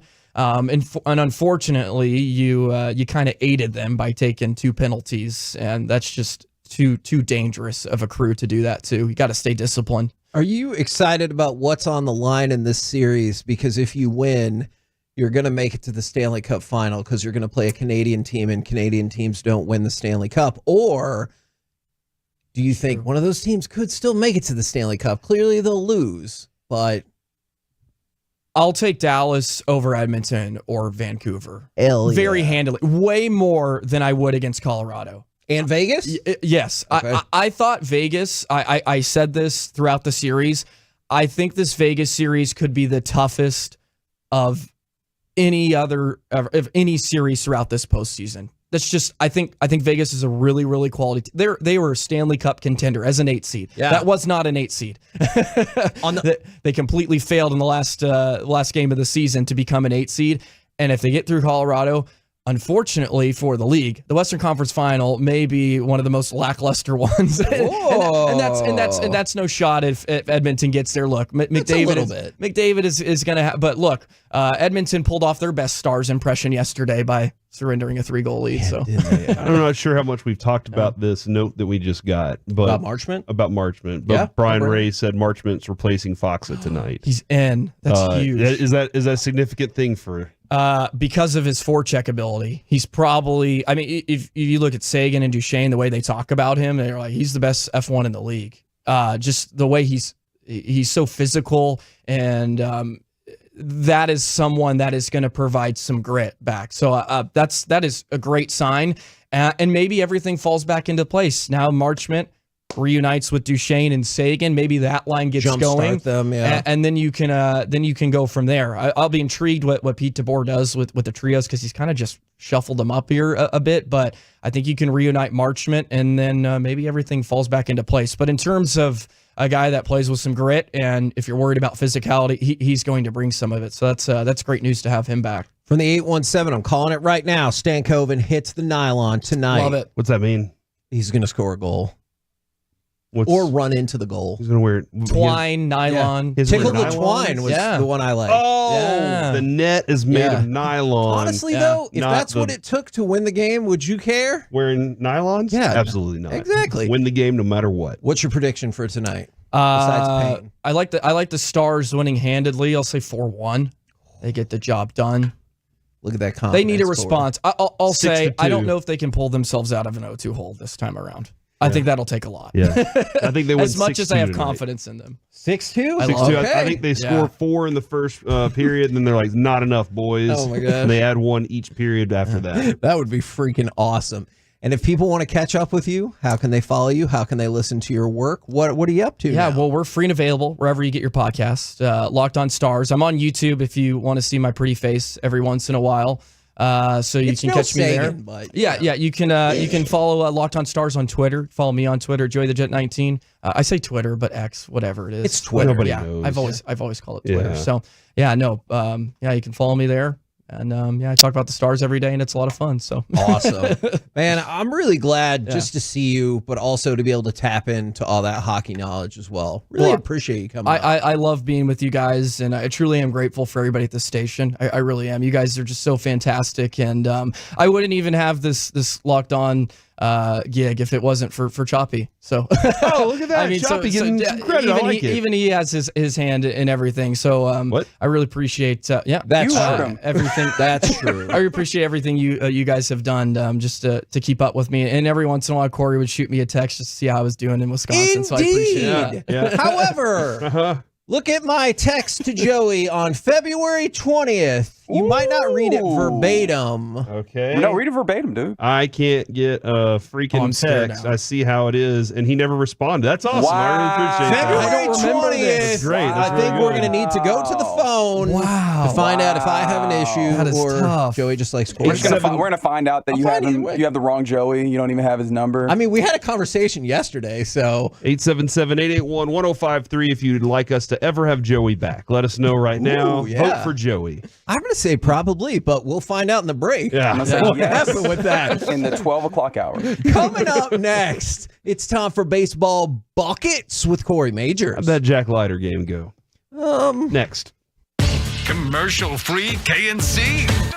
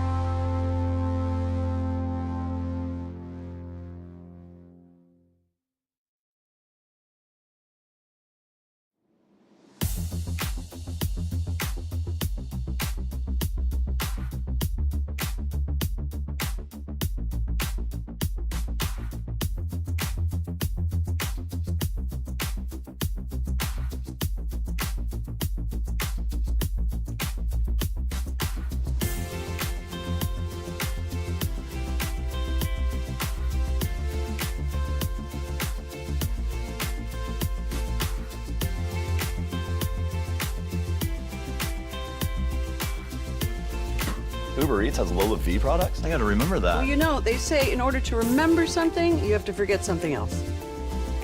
Okay, now that is a very cute haircut. That's like a little shag. I've never seen it before. Well, I mean, of course you have. It's the Rachel. Oh, is that your name? No, I mean like your name. No, I'm Jen.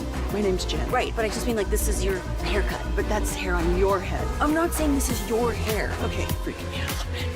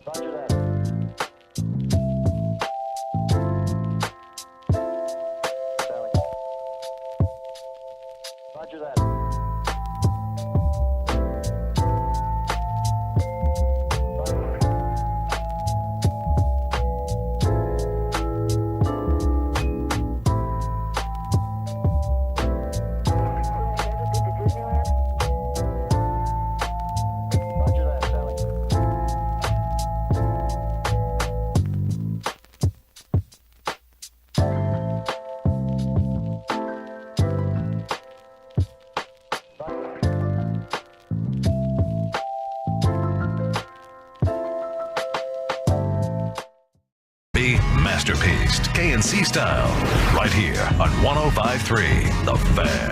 KNC Masterpiece right here on 105.3 The Fan. Good news, we've already listened to your feedback. Joey will be back again next week, and hopefully the week after that, and hopefully a really long Stanley Cup final run, and they hoist the cup, and it's going to be amazing. We love Joey, too. By the way, he knows about more than just hockey, but we really wanted to tap into his hockey knowledge right there. And that's why I love this next segment, because we get to tap into the baseball knowledge of Corey Majors, because it's time for Baseball Buckets. Oh, wait. Your attention, please.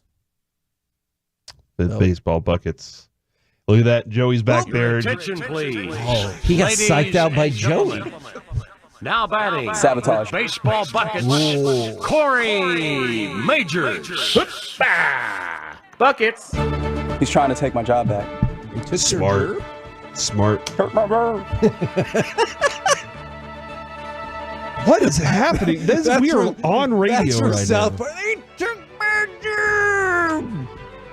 Back to you, Corey. I'm sorry about all of this. You want to talk about baseball, Corey? Yeah. I think so. Let's talk about it. All right. Yesterday was a doubleheader, Kevin, and it was right here on our station. And every time I felt like I got into the car or was navigating anywhere, a run was being scored, or Shane Langoliers was hitting a home run off of us. Was he just a single short of the cycle? I believe so. Yeah. The easiest part. Is he new Chris Davis? Is that what's happening? Yes. Oh, yeah. New Chris Davis, new Vlad. Vlad Guerrero used to destroy the Rangers when he was an Angel, but yes, he is the new one of the Oakland Athletics that you're just like, why are we even throwing the ball over the plate when he's up? Yeah. Do not challenge the dude. It doesn't matter. He has confidence against you. And go back in history. Elvis Andrus used to crush when he'd go up to Cleveland. I think it was Jacobs Field at the time. And then they were like, all right, new stadium, the Guardians.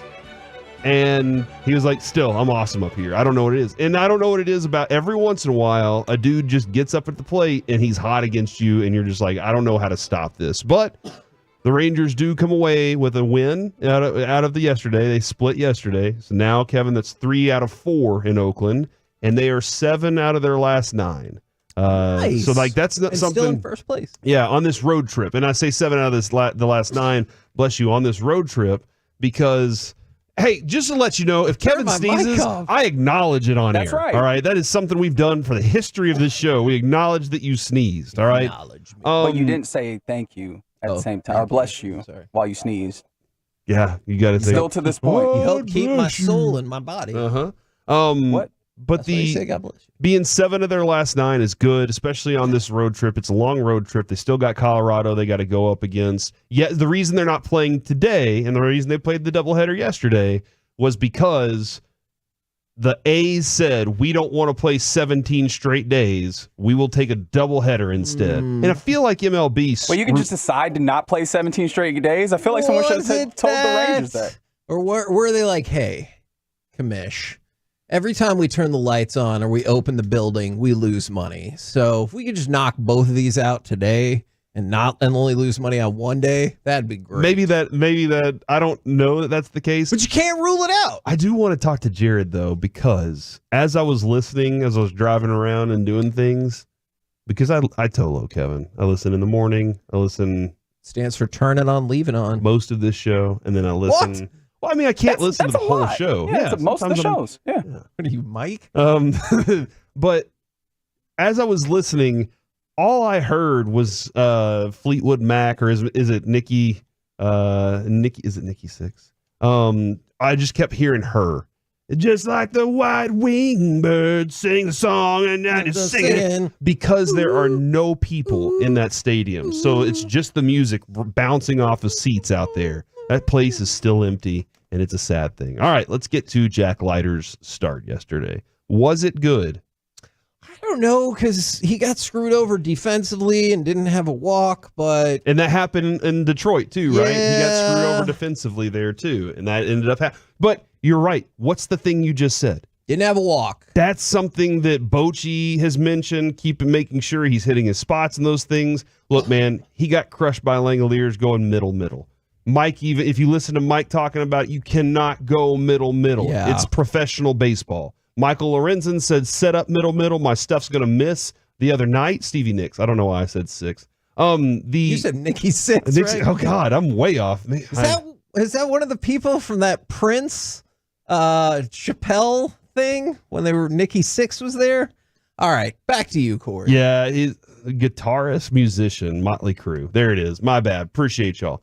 But he said, Michael Lorenzen the other night said, set up middle because my stuff's so off. I'm gonna aim middle, but it's gonna go somewhere else. Yeah. Jack Leiter comes up and says, all right, I'm going to challenge this guy middle because I'm throwing strikes today, baby. You can't do that in the pros. It's just not going to work. If you're going to miss on the corners, not over the middle. And that's what happened yesterday with him against Langoliers. So he had 3 strikeouts, but here's the number, Kevin, that stood out the most for me. 60 pitches. All right. They get him out after 60 pitches. You would have liked that to have been like a 10 inning or a 5 inning thing. Yeah. Obviously 60 pitches in 10 innings would be great. But you would have loved it for 5 innings. And that's what Jack Leiter walks away from this game saying. He's frustrated. He's like, the team got the win, but I wish I could have been more helpful. I wish I could have helped the bullpen out some more. Yeah. And so you're walking away feeling pretty comfortable, but 66 pitches, 44 strikes.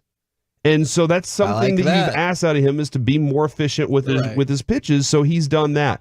I mean, obviously with the state of pitching for the Rangers at the moment, they're going to have some strong considerations on how they juggle this act. And I don't quite, maybe you have an updated version of what they're looking at. But yesterday, he was the 27th man. And a lot of people were texting and they're like, what does that mean? Kevin, can you please explain the 27th man? Okay. So basically, you get 26 people on the roster. The 27th man is an exception for when you have a doubleheader. You get to call up another player for the purposes of that doubleheader, and then they get sent back down or wherever they were, I'm assuming in the minor leagues, immediately after that. So it's a one-day roster exemption. Okay, all right. And so I don't know exactly what the rest of the plans are forever here, but everything's going to change. But Kevin, then in the middle of that game too, Josh Spores didn't feel too great about him. How'd you feel there? As Josh Spores walks to and then has to leave. I think it was it Sean McFarland who said he threw 8 pitches, 7 of which were not particularly close to the strike zone? He threw 8 pitches, 1 strike. Yeah. And I don't think it very much felt like just a bit outside from Major League for some of those other pitches. It's alarming. I would have thought yesterday Dane Dunning with the shoulder would have been the most concerning, and then you find out Max Scherzer shut down again for a few days because of thumb and forearm issues, and now Josh Spores has to walk off after facing 2 batters. Yet somehow again, the club won a game, and I know the score was 12-11, but somehow again they win. And I think maybe is that what it's going to be now with the A's? Is we're just going to have to club. We're going to have to club the ball around the entire time every time we face the A's because they can hit. That team steps up and they can hit the ball, especially against us for whatever reason. And so just let that happen right there. I appreciate all the people, by the way, that are telling me about Fleetwood Mac and all those things because I did have one of those moments where I just forgot everything. Paul Skenes is finally over waiting to be an MLB pitcher. What do you know about Paul Skenes? The Pirates announced yesterday, they are promoting him to the major leagues, in the majors, and he is scheduled to make his first start Saturday against the Cubs at PNC Park. What do you know about Paul Skenes? Paul Skenes can absolutely throw. Mm-hmm. He recorded a .99 ERA with 45 strikeouts over 27 and a third. 45 strikeouts over 27 and a third, and good? the Pirates are like, he's not ready yet. What are you talking about? Get that dude on the field right now. I mean, this is service time manipulation, right? Yeah. I thought so. I will say this. It could still be that. But I think, I can't remember if it was their GM or maybe it was their manager. One of the things they said is Skenes was not used to throwing every 5 days. And that's something that they were working on with his schedule. I'm not saying it's not service manipulation, but I did think that was a pretty valid answer. And I mean, if you're going to defend them, looking at the ways that like the rookies have started, the rookies that started up or at least came up very early, like if you wanted to make the case that like, you know, getting a guy into the season before you called him up was a better way to approach it, I feel like there's a case there to be made, right? Agreed. Absolutely agreed. What else do you know about Paul Skenes? Jackson Holiday during the March breakout game said, I think he was probably throwing like 110 miles an hour. That's what it looked like. What else do you know about Paul Skenes? He went to LSU. And? Broadus went to LSU. And? He pitched there. I don't know what you're trying to tell me right now. I thought for sure you were going to bring up Livy Dunn. Livy Dunn, that's the his queen girlfriend. of NIL. Is it really? Is his girlfriend. I did not know that. Yeah, that's his they're girlfriend. like the NIL power couple. She posted a video, I saw it on MLB.com, of her, like, when you wake up from a nap and your boyfriend's been promoted to the major leagues. And then he's standing there, like, doing something on his phone. He kind of turns around, like, what's happening? Because there's probably a lot of logistics you have to go through. And they're like, I can't hey, imagine. we're calling you up to Major League Baseball. You're like, I'm super pumped. Oh, crap. Also, I probably need to tell my parents. My friends. Time to get a house. Laundry. Yeah. Oh, I guess.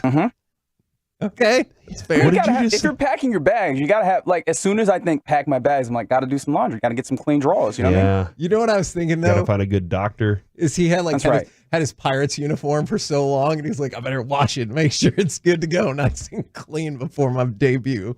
That's probably not true. He doesn't have to do that. I know, but that's what I was picturing. Remember Bochy yesterday was like, hey, our guy in the clubhouse, he does a really good job, but you got a good point there. I might need to let him know. Just swing through and check, hey, will Robbie Grossman have a jersey today? Just because it's happened before. Like, I think it was not Chris Ray, Darren O'Day. I remember he was in Toronto. He got the call. He flies into Toronto. He's in the cab. He gets to the stadium. He's thinking, hey, I'm just hanging out. And they're like, put this jersey on. There's no name on it, but it's somebody else's number. Go out there and pitch. He met his teammates on the mound for the first time. He met his manager on the mound. He was just like, hey, guys, how's it going? Just some sandlot baseball. Yeah, and then he gets out there and shuts it down. Do you think they were looking at the back of his jersey so they could be like, hey, what's up, Stevens? And there's nothing on there. And they're like, 22. Good pitch in 22. Yeah, my guy right 56, there. I believe it was. But yeah, he maybe they thought he didn't have a name. Serious question, just towards the end of that.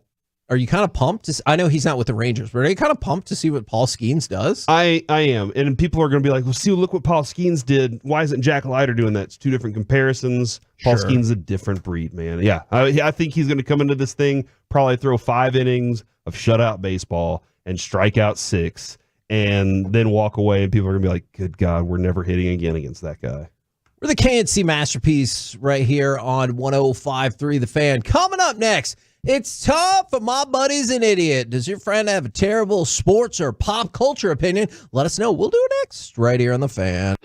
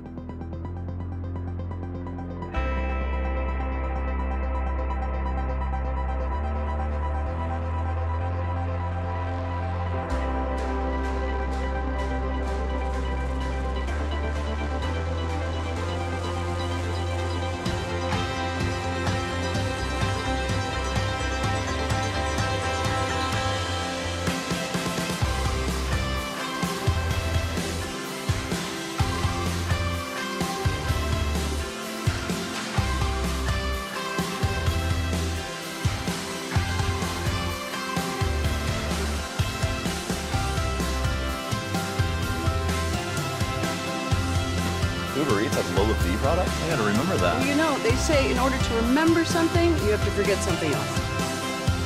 Okay, now that is a very cute haircut. That's like a little shag. I've never seen it before. Well, I mean, of course you have. It's the Rachel. Oh, is that your name? No, I mean like your name. No, I'm Jen. My name's Jen. Right, but I just mean like this is your haircut. But that's hair on your head. I'm not saying this is your hair. Okay, freaking me out a little bit.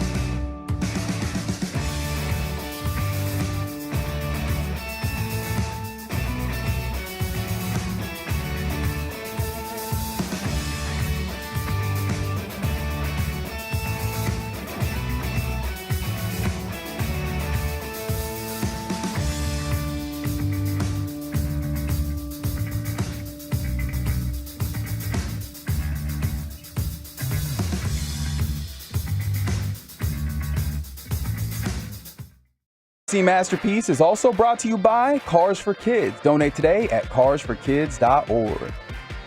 3 balls, 2 strikes, payoff pitch.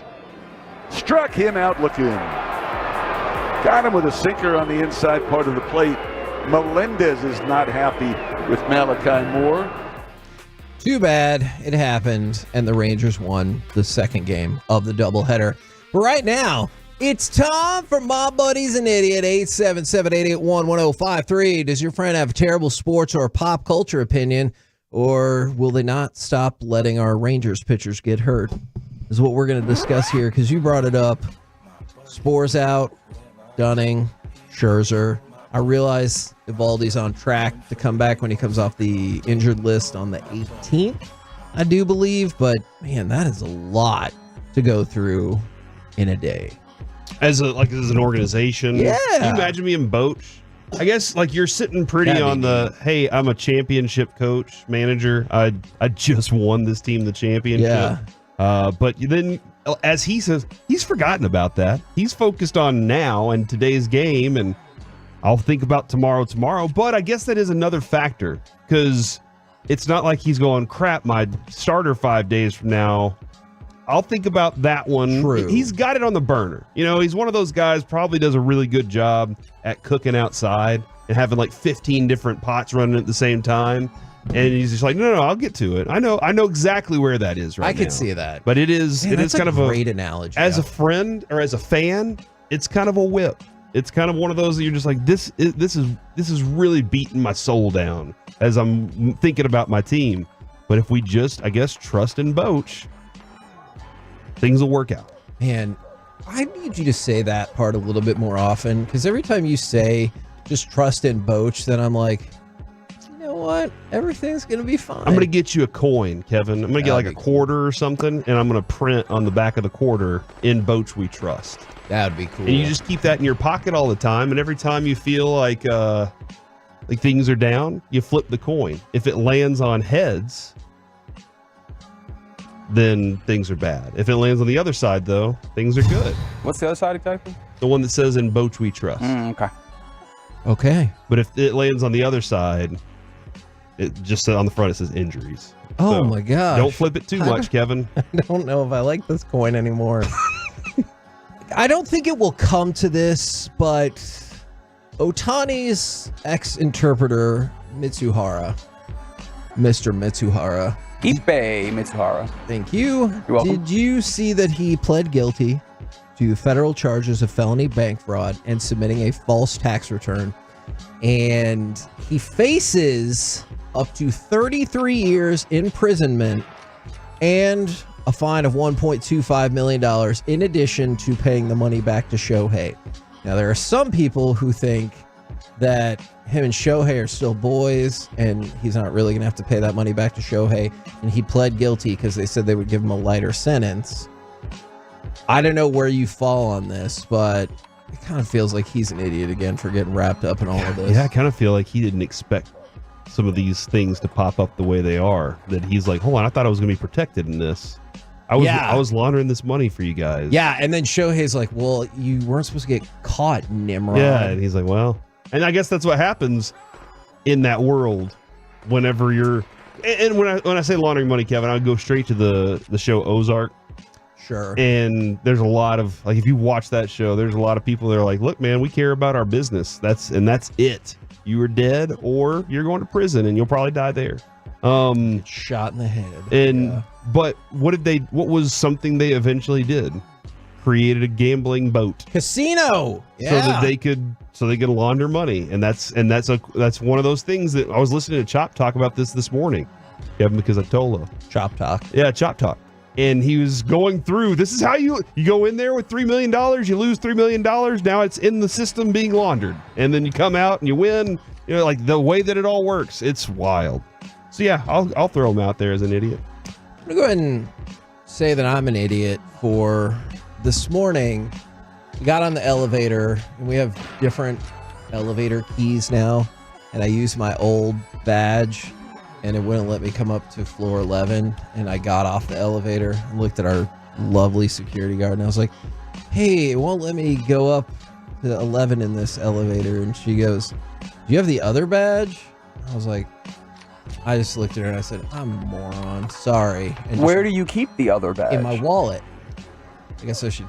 But they said you can't put it with the old key card or else the universe will explode or something. I mean, people say a lot of things. Like I once heard you tell people not to get car insurance, and that's nonsense. I do not recall that That's a fact. 877-881-1053. You've heard him say it. You know what, Reggie? We got to find audio of it. You want me to like look for things? Kevin, what did you just say that you didn't say? Nope.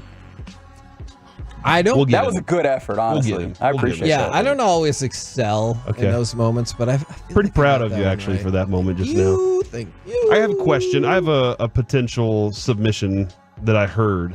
I heard this audio, Kevin. Okay. It's your coach, your hero, Slosh. All right, over at A&M. Texas A&M, yeah. And this is him. I'm trying to figure out who the idiot is in this situation. Is it him for saying this, or is it the other people for doing it? Major League Baseball has its own portal system, and that each team is bought into. Each team gets the same exact stuff, but they cannot, there's a way for them to block a live feed to the dugout. Okay. Well, that costs money. It costs a ridiculous amount of money. College baseball doesn't have that kind of money, even the SEC. So where do you draw the line? I mean, there are ways we could wire our dugout to get the live feed. And there's a school in our league that got busted. I don't know if people know it yet. I'm not going to reveal it, but they know they had a live feed. They've had a live feed going to the dugout all year, and they're hitting 306 at home and 206 on the road. I don't know. So to me, that would be the line. Holy moly! He's talking out loud, and he's like, "Somebody got caught recently." I don't know if nobody's talked about this enough. Maybe it'll come out at some point, and I need to know who it is that they're talking about here. I'm not saying. I'm just saying. And Kevin, so are you an idiot if you're getting the live feed and hearing what's going on between these teams? Man, we've been throwing out, A&M baseball's been throwing out some accusations too, because they lost a game to, I think it was Georgia, where they were like, "Now we think the other pitcher had foreign substances on his fingers when he was That's right. pitching." Yeah, that's right. So yeah, we've been levying some accusations against people. That's how you get to number one. By levying accusations, I guess. Slinging mud, baby. Whatever they're doing's working. I think you just do your job, do it to the best of your ability, and if the talent is there, that will eventually get you to number one. I mean, I agree with that, but clearly, if you look at the history of A&M Power Conference sports, it's not always worked out like that. Gotcha. Okay. Well, so are you saying that Schloss is, or that the team that he called out is the idiots? I would say the team he called out. Called out? I don't know what's about to happen From there. Boston. Such an A&M homer. From the 972, my buddy's an idiot. He thinks Stevie Nicks is Navy 6. I said Nikki 6. I have no clue why that, like, how that happened either. So good luck to me. From the 469, my buddy Reggie is an idiot because he shamed Kobe's MVP. No, I took the popular line of thinking that a lot of basketball heads have, which is that Chris Paul, Kevin Garnett were both better in that 07-08 season. However, it was a makeup year. Like, Kobe should have won maybe one or two MVPs prior to that. One of those probably went to Steve Nash that he had no business winning. What are you talking about? I'm saying what I'm talking about. I said what I said. At least one of Steve Nash's MVPs was ill-gotten and should have gone to Kobe Bryant. And they made up for it in 2008. It happens sometimes. From the 940, my buddy's an idiot. He got fired from his job as Whataburger Twitter administrator because he didn't want to choose Texas over Oklahoma City. Is that actually a thing that's done yet? I don't understand what's happening. All right, so Whataburger has run into a bit of an issue because on Tuesday night, they sent out a tweet and said, "We feel like a proud parent tonight, so we can't pick. Y'all got the Thunder or the Mavs?" And that's a basic engagement tweet. Texas folks were upset about this, and people were saying Texas brands like H-E-B would never betray Texas, but Whataburger just did. And so there's been a whole bunch of fervor. I didn't know if that person did get fired or anything like that. Oh, there's a lot of Whataburgers up there. There's a tweet this morning. Good morning to everyone except the former Whataburger Twitter admin. Wow. So hold on. Whataburger tweeted that. So what did he play if that's the same admin who was like, I know how to get you back on my side. That's a good point. Like Bobby's wife right now. What else? Did they say anything else?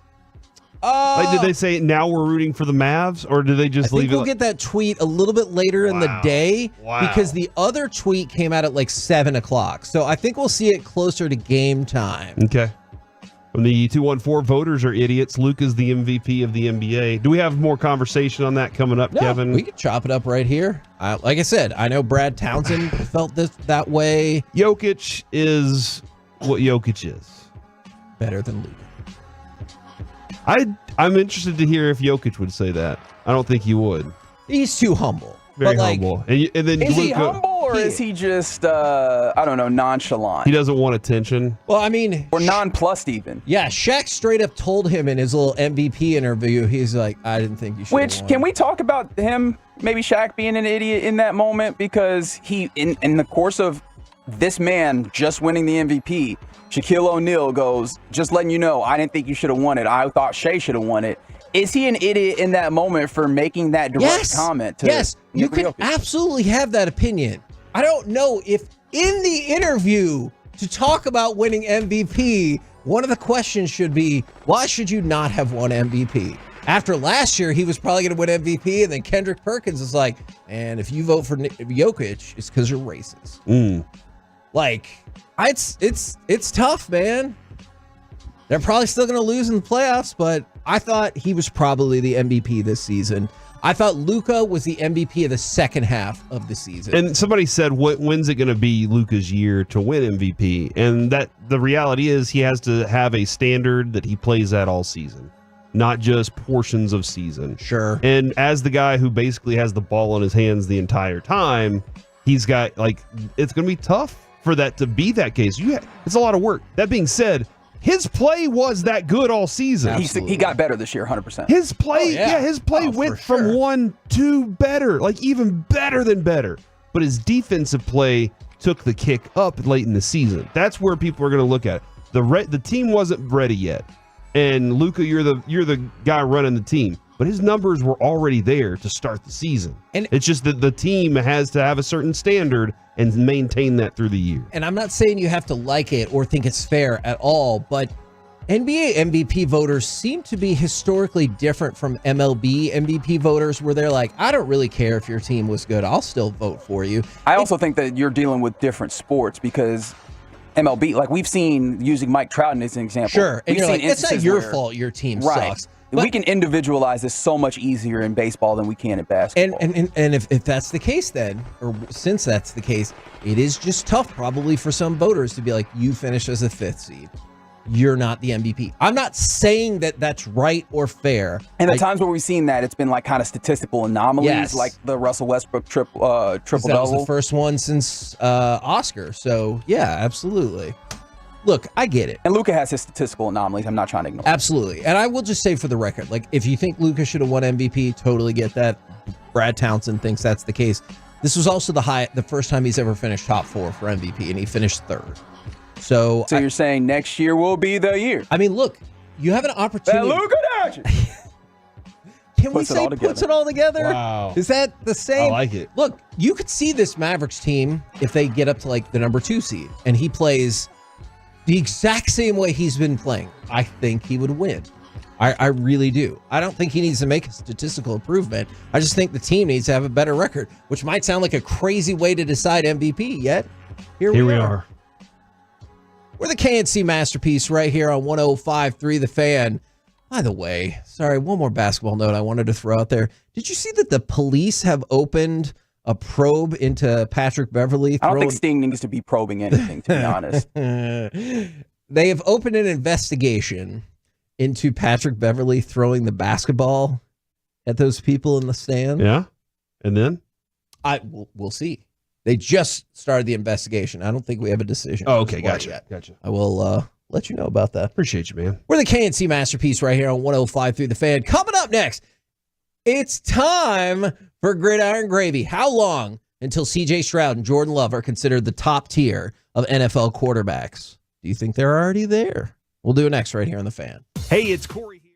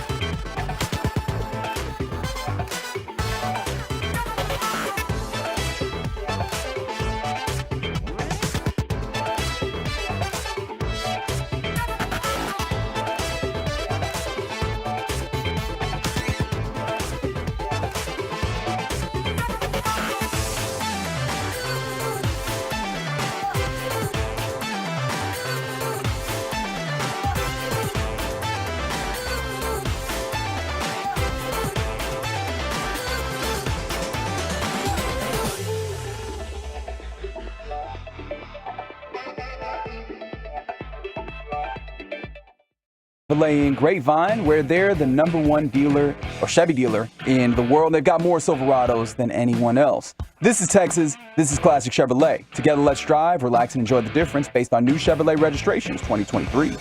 Stroud to the end zone. Touchdown. Tank Dell.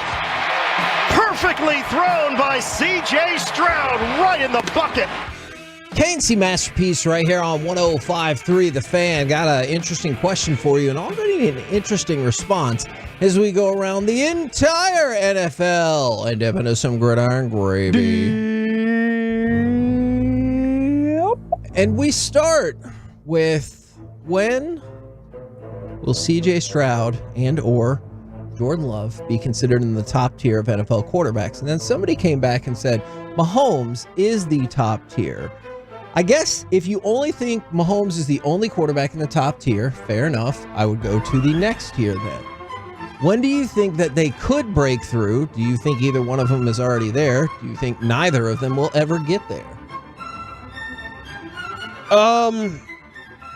Like being on Mahomes' level? Yeah. Not, or in the same tier as him. No, that's not going to happen. Okay. And he's going to have to drop off pretty significantly, and by that time, I think he'll get ready to retire. Okay. I'm very curious if he's going to be one of those guys that hangs on to his career forever like Tom Brady, or if he maximizes his time. Because it does sound like, right? He wants to be the greatest that ever played. It does sound like he wants to set all those records. So, maybe I just don't think anybody will get to that point. Totally fair. I mean, like, and unfortunately, Kevin, during Tom Brady's time, we spent so much time hating him that we didn't really appreciate the dude was really that good, like what he was accomplishing. He was very good as a quarterback of a team. Yeah, I agree with that. All right, let's go from that to Zay Jones. Zay Jones visited the Dallas Cowboys yesterday. Today, he is visiting with the Kansas City Chiefs. What? Everybody was texting in yesterday. He's signing with the Cowboys because they were giving him a physical. Yeah, well, now he's visiting with the Chiefs. If all things are equal, would he be a crazy person not to sign with the Chiefs? I realize if you can get more money here, great. That makes a difference. Does the hometown factor in because he is from Dallas? I mean, you tell me. They need more than just one receiver. Sure. So signing Xavier Worthy, significant deal, or drafting Xavier Worthy, significant deal. Adding a Zay Jones would be a beneficial thing to them. I don't know. Like, I feel like that would be another thing for them. He would be crazy, yes, to not go to the Chiefs and win a championship. How much is... No, on a one-year deal and then say, all right, I'm going to go take advantage of that. 1 year deal, how much is being in your hometown worth? What's the discount? 100,000? Oh, man.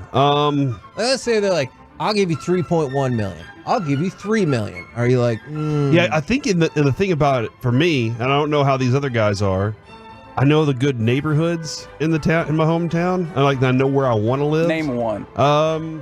Where I live in Plano. Okay. It's pretty. I like it. It's nice. Yeah.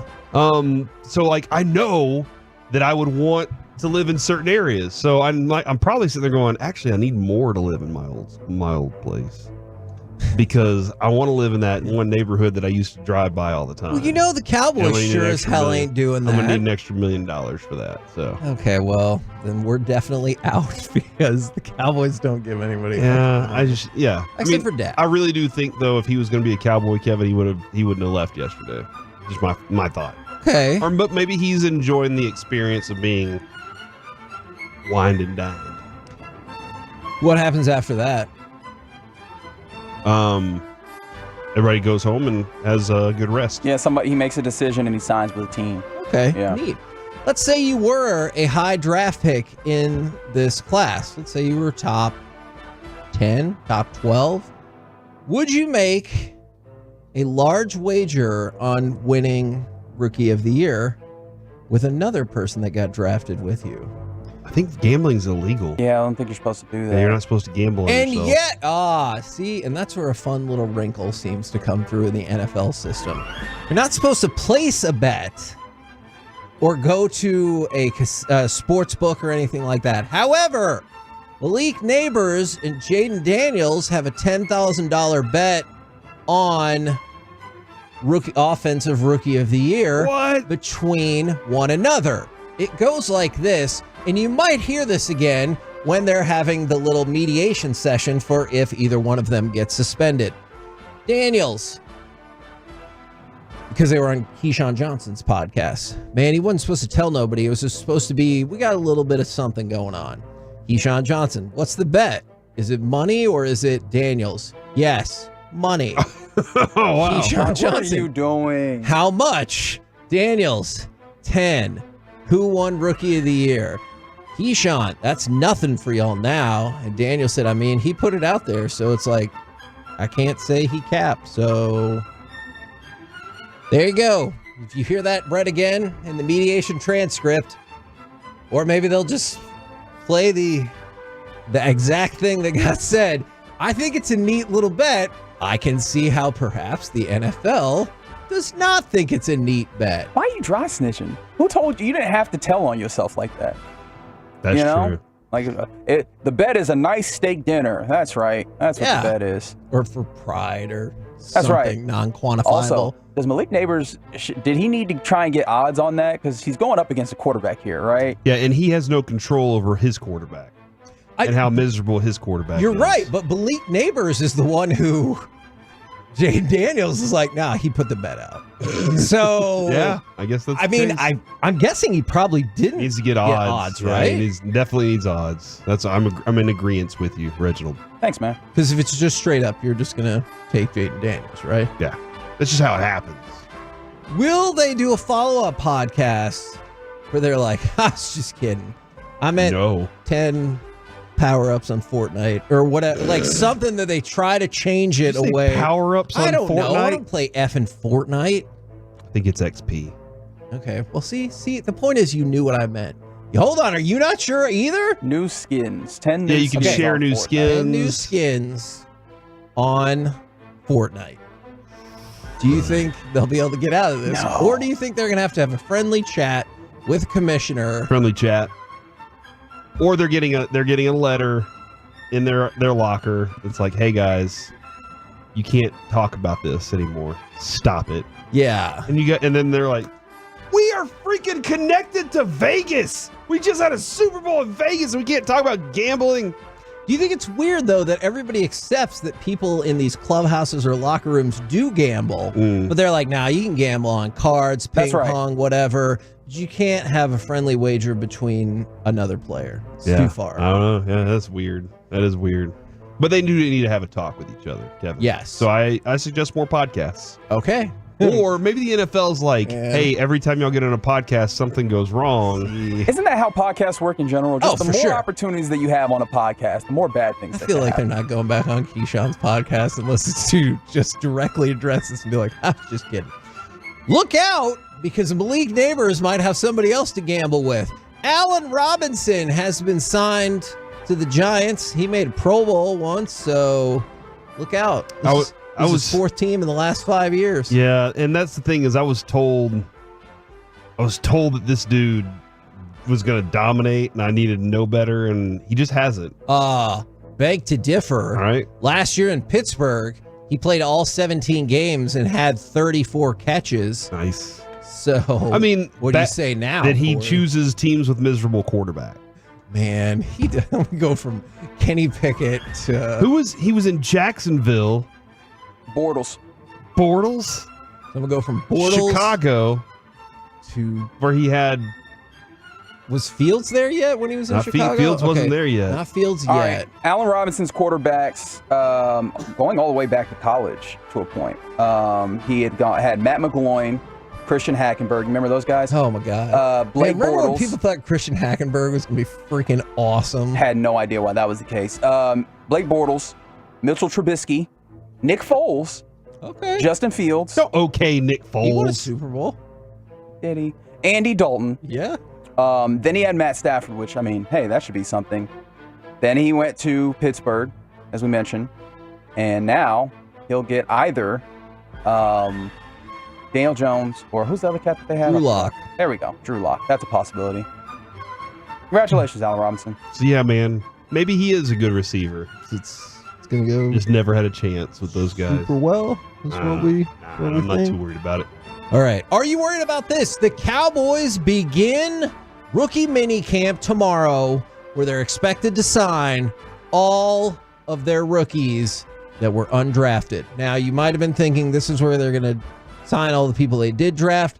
False. They're planning on signing all 12 of their undrafted rookies tomorrow. I know at one point I thought it was like 17 or 18, but it's looking maybe the class might be a little bit more like this that they sign tomorrow. Yeah, this is where you got Romo, Miles Austin. Like, this is true. This is where it champions happens. are made. Yeah, man. Well, what? Those guys never really quite won the championship. What are you trying to tell me right now? They played well. Yeah, they were good players. Yeah, I think it's not their fault, probably. Here's what I'm saying, Reggie. If you're asking what I'm trying to tell you, That is what I'm asking. I'm saying don't try and build an entire team off your undrafted free agents. Yeah, I don't understand what you're going for. It's something you can use as an access point, but not. How else are you supposed to build a team? I mean, I know that's the primary way. I don't know. The draft and signing free agents. Oh, that's preposterous. Key Get free out of here. agents. What was that term you used? And then re-signing players that you have drafted. Free what? Free agency. Who do I get for free? Say it with me now. Free agency. Man, you bet the Cowboys were confused at first, and they're like, "Great, free? I'll take them Yeah, all." exactly. Oh, we got pay? Oh, hold on, you have to pay free agents? No, free That's a bait and switch. Yeah. We're the KNC False Masterpiece. advertisement. Right here on 105.3 The Fan. Coming up next, can the Mavs beat Oklahoma City if this is the Luca they continue to get? Let's talk about it next right here in The Fan.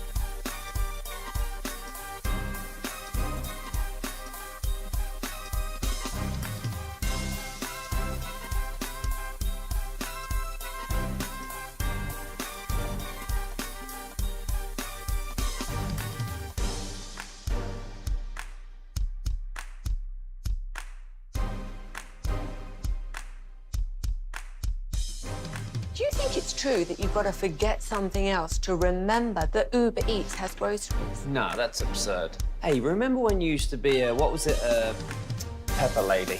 Pepper Lady? Wasn't it Cinnamon Sisters? Basil Babes. Saffron Squad? Nutmeg Maidens? Paprika? No, Nutmeg Maidens? I just said that. Was it Spice Girls? Doesn't sound right. Was it Saffron Squad?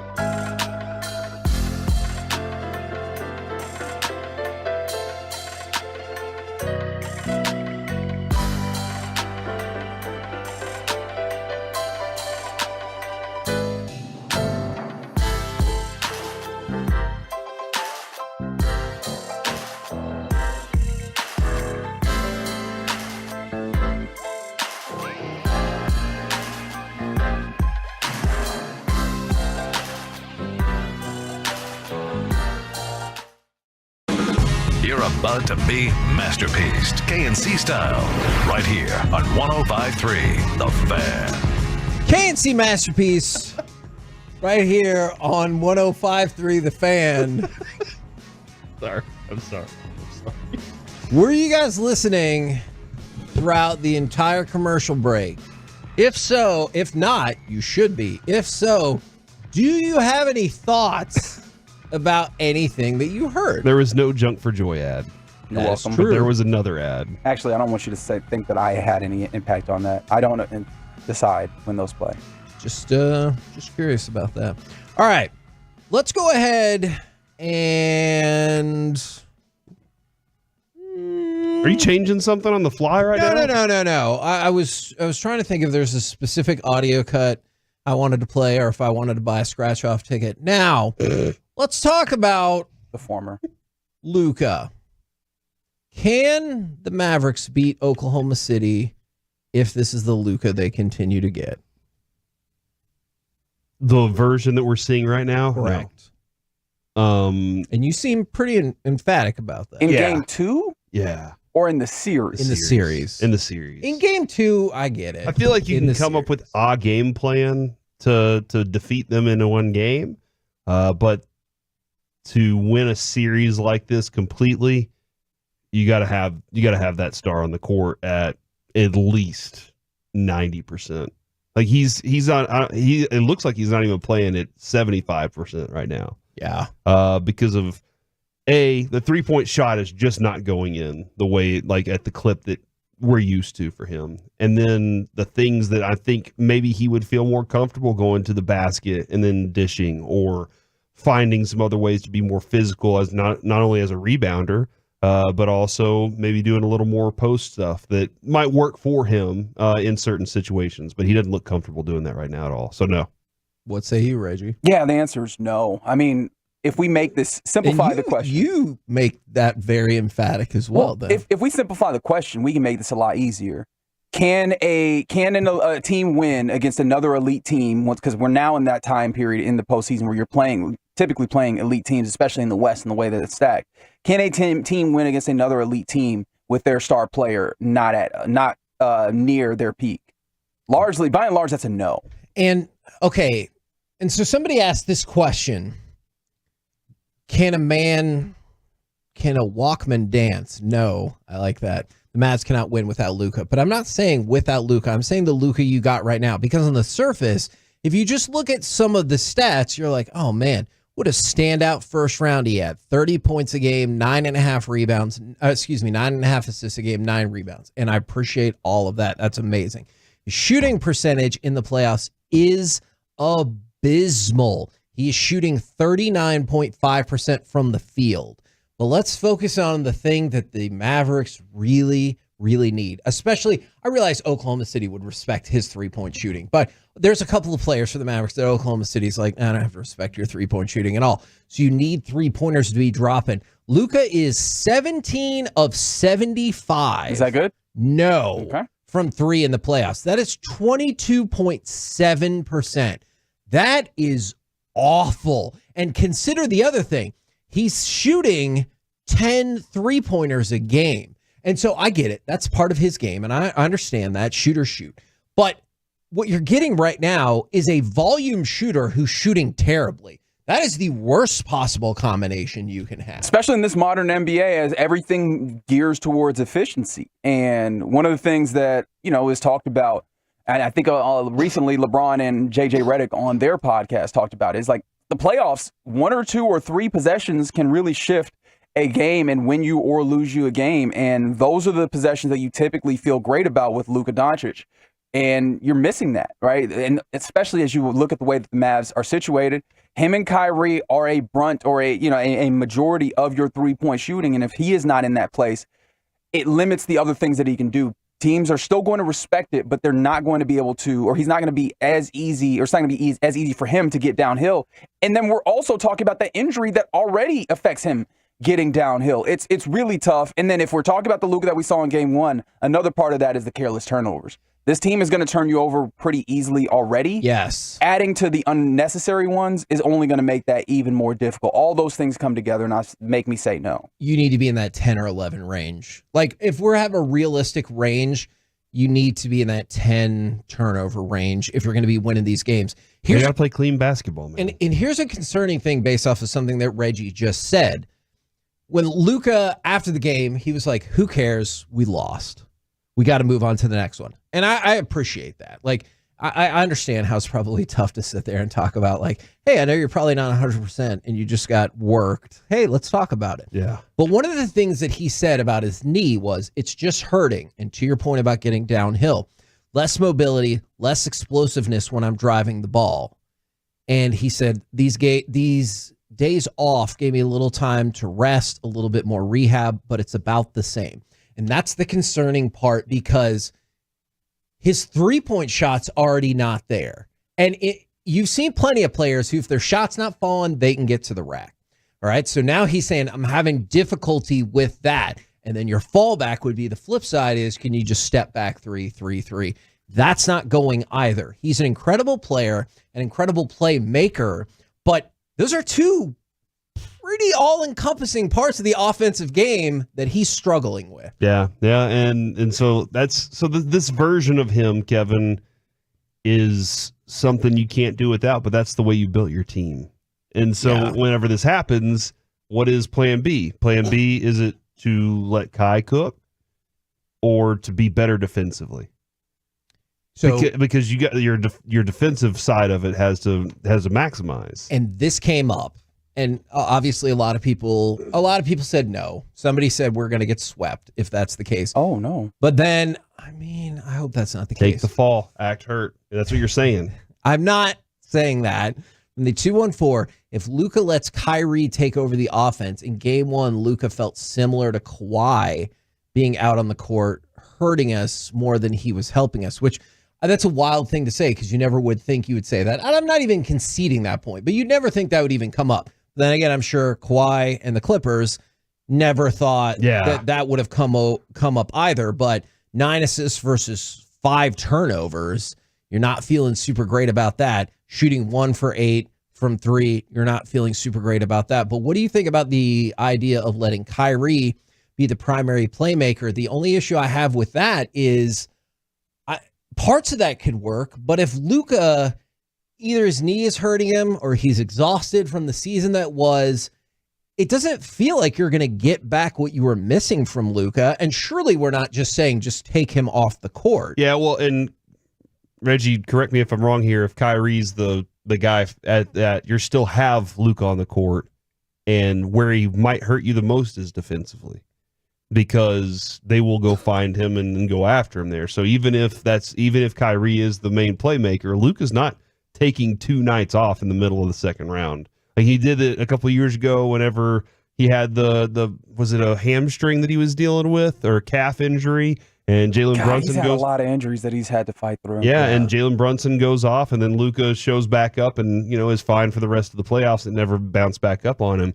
And granted, I don't know how much rest he needs on a sprained knee, or if he can play through it and eventually gets better. I have no clue. Well, sprains are not anything that are going to get fixed quickly. Sprains are you have to have an extended amount of time to rest and rehabilitate that. So this is going to be something that he deals with. And I think that's probably the genesis of this question is like, you're going to have to deal with some level of hampered Luka. You hope that he can find a way to, get the shot to go and so that it balances out. But that lack of mobility, that's the thing that scares me, because you're right, Corey. They're still going to attack him. I often say that the playoffs are less about what you are capable of doing and more about what you can't do, because that's where people are going to attack. And you saw very quickly, Oklahoma City was like, Luca Doncic, come to the podium. We want to see if you are capable of staying in front of offensive players. Can you pull over the Legler audio from yesterday? Because I think this would be a good time to use it. And to the sprain point, that's where I appreciate how honest Luka is, as he should be. It's tremendous. But that's the part that sucks, is when they got the Saturday, Sunday, Monday off, and Luka said a little bit more time to rehab, a little bit more time to rest, but it's about the same. And I think that's one of the reasons you get audio sound bites like this from, I believe it was Tim Legler talking about Luka. Listen, the reason I thought Dallas could win this series, it completely hinges on Luca Doncic, and he looks cooked. He looks cooked. He's got no lift. His three-point shot, which is, I think for the most part, he doesn't take contested shots because of his size, his lean back, his ability to get separation. These aren't really contested shots. He's got no lift. All of these shots are hitting front rim. And if he's not making perimeter shots at a high rate, Dallas is cooked in this series. They're not going to have enough. So I'm very concerned. And his body language when he came out of the game, he looked like he was very dispirited by what's going on and what he is feeling. Bad sign for the Mavericks. You're shaking your head while this was playing. I know it's tough to go after Luka or say anything negative about Luka, but this is not like effort necessarily that we're going after. This did not feel like an unfair criticism. Yeah, this is something that just stinks. Yeah. It stinks that the injury happened at this time and that he's dealing with it that way because it's affecting everything. But again, it is because as good as the team's been defensively, it all does rely on Luka being the hub, the centerpiece of everything offensively. And I mean, even Jason Kidd, as they were getting on the airplane, Kevin, I think I may have talked about this off air with you. They're getting off on the airplane to go to Oklahoma City. And the line was like, what's the message to the team? And everybody had another little thing that they said. Each one of the players, as they're getting on, they're like, oh, it's time to go. It's go time, whatever, as they're doing their thing. And Kyrie Irving, he gets on and he looks at it and he takes a breath and he goes, patience is a virtue. So maybe he's just saying, look, every series is a series and give us some time. We'll figure it out. We're smart. We're a smart group. Sure. And we'll eventually figure that out. Don't be too concerned too early. Maybe he was warning us before that. Daniel Gafford, as he's getting on the plane, he says, well, the coaches said a word, but I can't. There's a cuss word in it, so I can't say it. Appreciate that. And then Luca gets up, and I can't remember what he said. Like I can't remember the phrase, but it was something along the lines of it's go time or be ready or something. And Jason Kidd's right behind him, and he literally goes, whatever he said. Yeah. That's what this team is. Whatever he's doing, that's how we're running things. Unless we can't, then we got to come up with a new plan. And that's where the Mavs are right now. And I realize this is a better team than the Clippers, but I can see how if you're Jason Kidd, you can easily fall back on, I'm 0-5 in game ones with the Mavericks. I'm 3-1 in series, or Serie, if you prefer. What? And so, Siri. Syria? Not Siri. You keep saying that one. That's the one I want you to leave off. So I can see how, I'm not saying to panic or anything like that. You lost game one on the road. That loss, it's fine. It's the play of your best player and the play of your best player going back to the first round, because I don't want to make it seem like this was just game one. In the first round against the Clippers, he shot 40% from the field and 24% from three. And so this is a problem that you've seen throughout the playoffs thus far. And I understand the reason that it's happening. It just feels like maybe a bridge too far to overcome if this is the Luca. Especially when you ask Jason Kidd and you ask him, like, what is the identity, what is the play style of this team? And he says Luca Doncic is it, right? Like, that, and when he's playing well, that's nirvana. And when he's not, it's problems, right? And so, yeah, I don't want to make it seem, though, like it's entirely over, because one of the things is, as you mentioned, Kyrie has been good. There's ways in which when they, especially when they're getting a good whistle, the defense can compensate in some ways. And also you can, if you don't make it as easy on the Thunder, right, and give them turnovers, I imagine that you could play tough games. But the margins are exponentially thinner when Luca Doncic is not knocking down his shots, when he's not mobile. And that seems like that's the likelihood of what you get from Luca Doncic throughout the rest of the series, if you're leaning on the idea of the injury. Now, that could be good news for one particular bettor. Better. This is with an O. Okay, better. What? Probably not that. Definitely. Maybe. We'll see. Wayne Shelton made a country music singer. I think that's Blake Shelton. All right. A really good rapper. Lil Wayne. It's all fine. It's okay. Okay. Sorry. I thought we were playing off of Blake Shelton. And I was like, who's a rapper that's Blake? And so, yeah, I did poorly on that. My apologies. Wayne Shelton. It's like he doesn't understand how this game works. Yeah. I'm sorry. I've been playing this game for years. $100 parlay. All right. He picked the Kansas City Chiefs to win the Super Bowl. Okay, check. He picked the Texas Rangers to win the World Series. Shout out to the man. Check. If he gets this one right, he will cash his parlay for $1.7 million. Who did he pick to win? He picked the Oklahoma City Thunder. Can't let you have it, my boy. To win the championship. Can you believe this, chat? It's tough, though, because he did pick the Rangers to win the World Series, and I appreciate that. Yeah, that's nice work, man. Who did he win to pick? The Chiefs? Yeah. Not the Eagles. So he picked a favorite, obviously. Yeah. Not the Eagles, thank you. Picked a very, very long shot in the Texas Rangers. Yeah. That was a big-time long shot. And then he picked the who in the... Oklahoma City Thunder. Oh, okay, gotcha. And I would argue the Oklahoma City Thunder are pretty big long shots to start the season. I think so. Yeah, to start the season, I would have been like, hey, they're going to be a good team this year, but I wouldn't. Does this make you want to root for them? No. Okay, good. No, not at all. I mean, like, I hope you sell your ticket now so that you can get out of it. Y'all are probably going to win. Oh, it's a long series. We just need Luca to be healthy. They almost won that one the other night, Kevin. No, they didn't. It felt like they had a shot. They were competitive midway through the third quarter, and then they were not. Yeah. We're the KNC Masterpiece right here on 105.3 The Fan. We talked about some problems. Now let's talk about solutions. Adjustments you'd like to see for both the Mavs and the Stars in Game 2 tonight. We'll do it next right here on The Fan. Are you ready for some commercial-free KNC?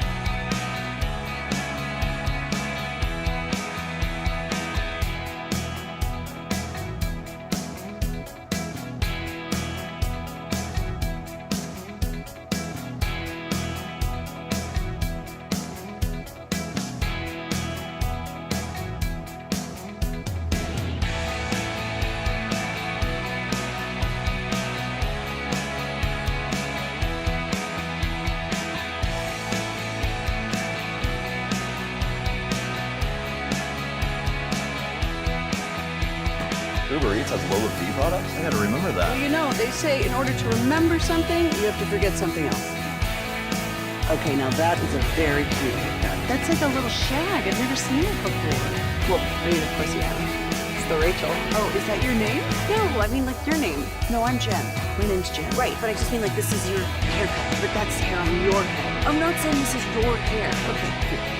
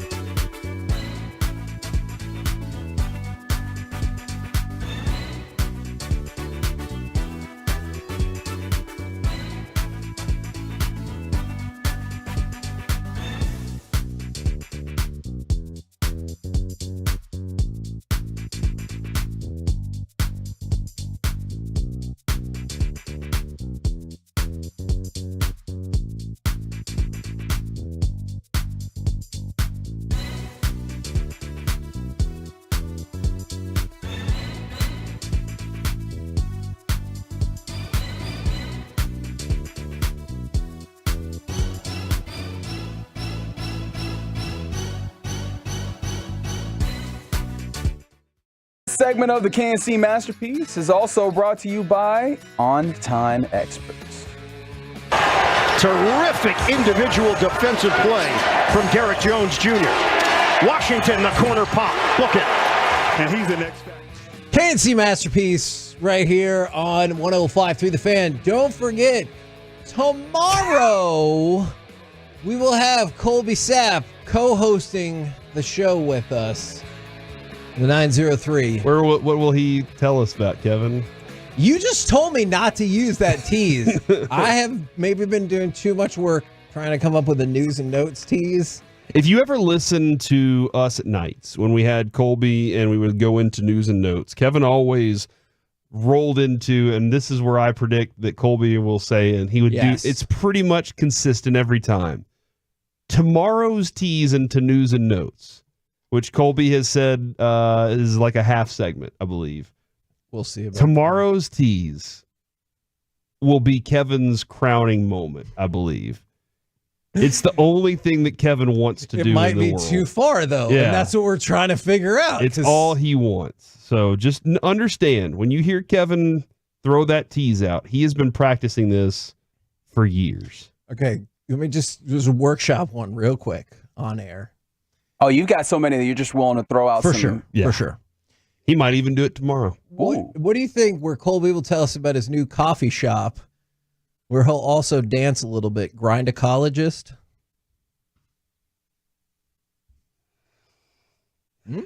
I figure you would just go with bump and grind. I feel like you went a little.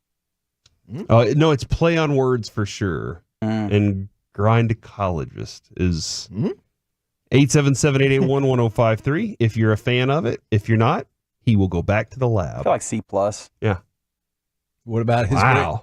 Okay. Wow. What about one more? I understand One how more? you want to land this one. I feel like you can do better. Okay, one more.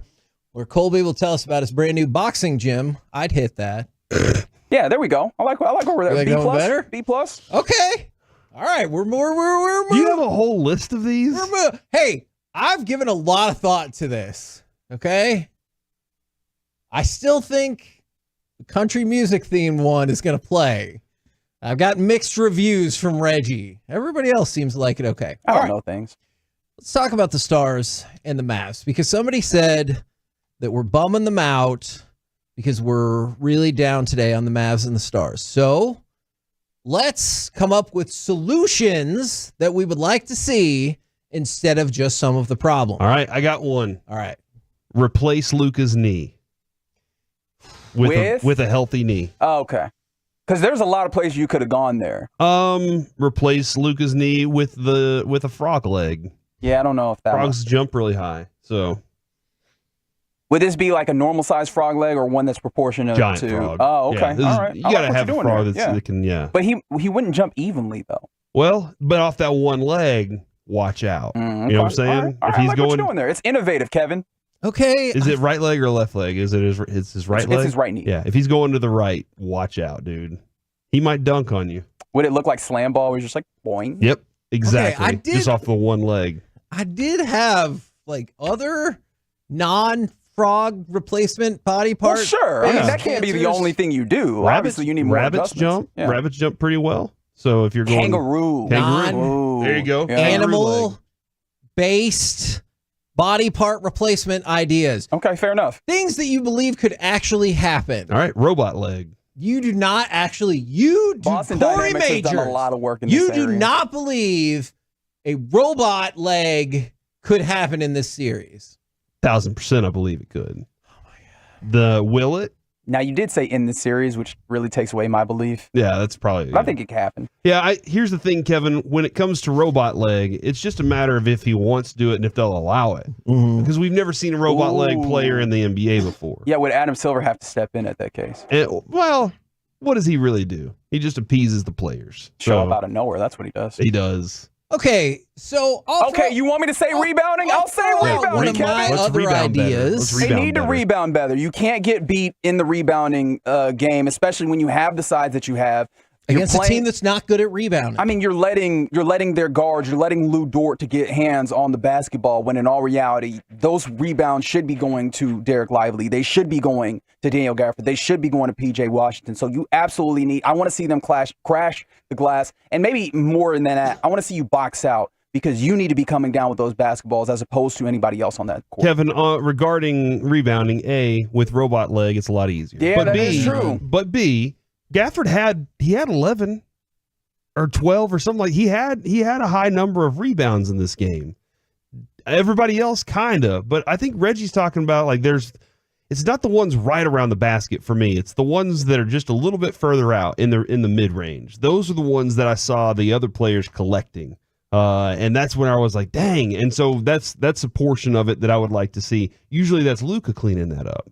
And maybe that's true. Maybe that is one of those things where he's not able to do that because but that's what one of the things when it comes to rebounding, that's where I was looking at that. Because wouldn't you have thought, like, if we're talking about Lou Dort, wouldn't you have thought, like, hey, I want to see how that matchup with him and Luca plays out? Instead of, hey, why is he getting so many rebounds or like in the mix for the rebound so often? That is concerning. One thing that we kind of discussed, Reggie, yesterday that I think that we need to do better, and this sounds super easy, play better defense. But by saying play better defense that isn't fouling defense. If they're not going to allow you to foul, if they're not going to allow you to be physical on the defensive front, then you have to play a cleaner version of defense instead of the physical version that you have grown accustomed to. That Reggie, you said plays on the line of fouls or plays on the line of over physicality. Yeah, like they like this physical brand of defense, and I don't think that you should immediately out of the gate go, we're not going to be as physical. See if you can push that line, because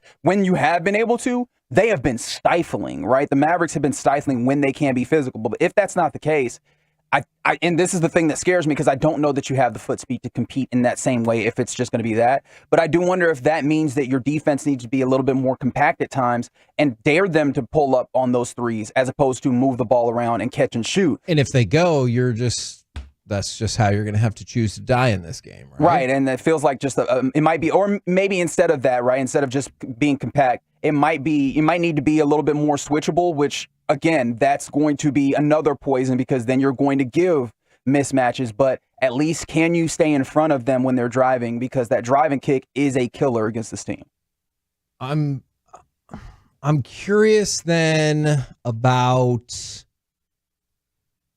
how long it takes for you to determine what the refs are going to be like that day. Because obviously one of the things I was going to throw out is just hope the refs have a tighter whistle. But when we talked about that with Danny Green on Monday, he kind of joked. He goes, I never figured it out. Like, it's like, let me know when you figure it out. But are we talking about a 6-minute block?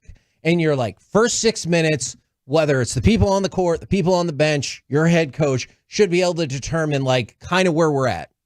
Is that a fair amount of time? I realize refs are human. It might evolve as the game goes along, but you should have a pretty good idea 6 minutes in, or you would hope be like, uh-oh. Yeah, that feels like a fair block of time, don't you think, Corey? Yeah, there was a moment in the first quarter of the last game where I was like, okay, Mavs and Thunder are pretty like looks like it's going to be an even, very thin margin for error kind of game.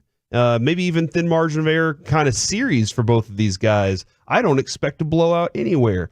And then out of nowhere, it felt like there was a 3-minute window in that 6 minutes, Kevin, that the Mavericks just disappeared. And I was like, hold on, what's happening? They're just taking threes for no reason when they can easily get two. And then on the other end, they're giving up these fouls that I don't think are necessary. And then they had to kind of battle back into the thing. It just felt like there were short lapses throughout the game that became big problems for them, where they either looked careless offensively in the way they were passing the ball, or they just looked like they weren't getting the calls defensively, and it was becoming frustrating to them. I just wanted to throw this out there real quick, because there's plenty of feedback like this on the franklinfirm.com text line, in the Twitch, on the YouTube, and I understand all of that. Maxey being out shows us how much we miss him, and I don't know if we can win the series without him. I'm not disputing that. Maxey as a primary defender, Maxey as potential to neutralize Chet Holmgren. I'm not disputing any of that. But this is the hand that you're dealt. So I think we're trying to throw out some ideas to potentially try to circumvent that. We might find out at the end that you're like, couldn't be done. You were always destined to lose this series unless you shot 80% from three. Well, great. But I do think there are some tweaks that you can definitely make.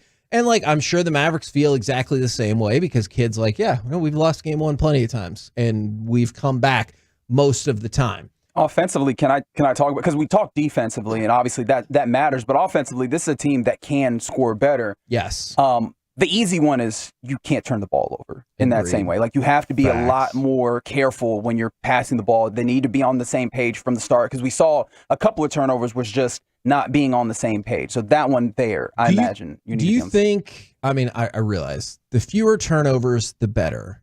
I just wanted to ask you real quick before you go to your next point. I think 10 is kind of where you might be sitting max comfortability, and they had 15 in game 2. Do you guys have a number? Do you think it's lower than that? 8. Okay. Like, you play 8, it's a perfect game in my, like, I know. Yeah. No, but 0 is perfect, but 8's like really good. I have a question, Reggie, to go off of that one specifically. When it comes to those turnovers that you were seeing in game 1, was it more carelessness on the Mavs part or forced by Oklahoma City? Because I think there was a mix of it, but I didn't know how much of the Oklahoma City defense forced the carelessness.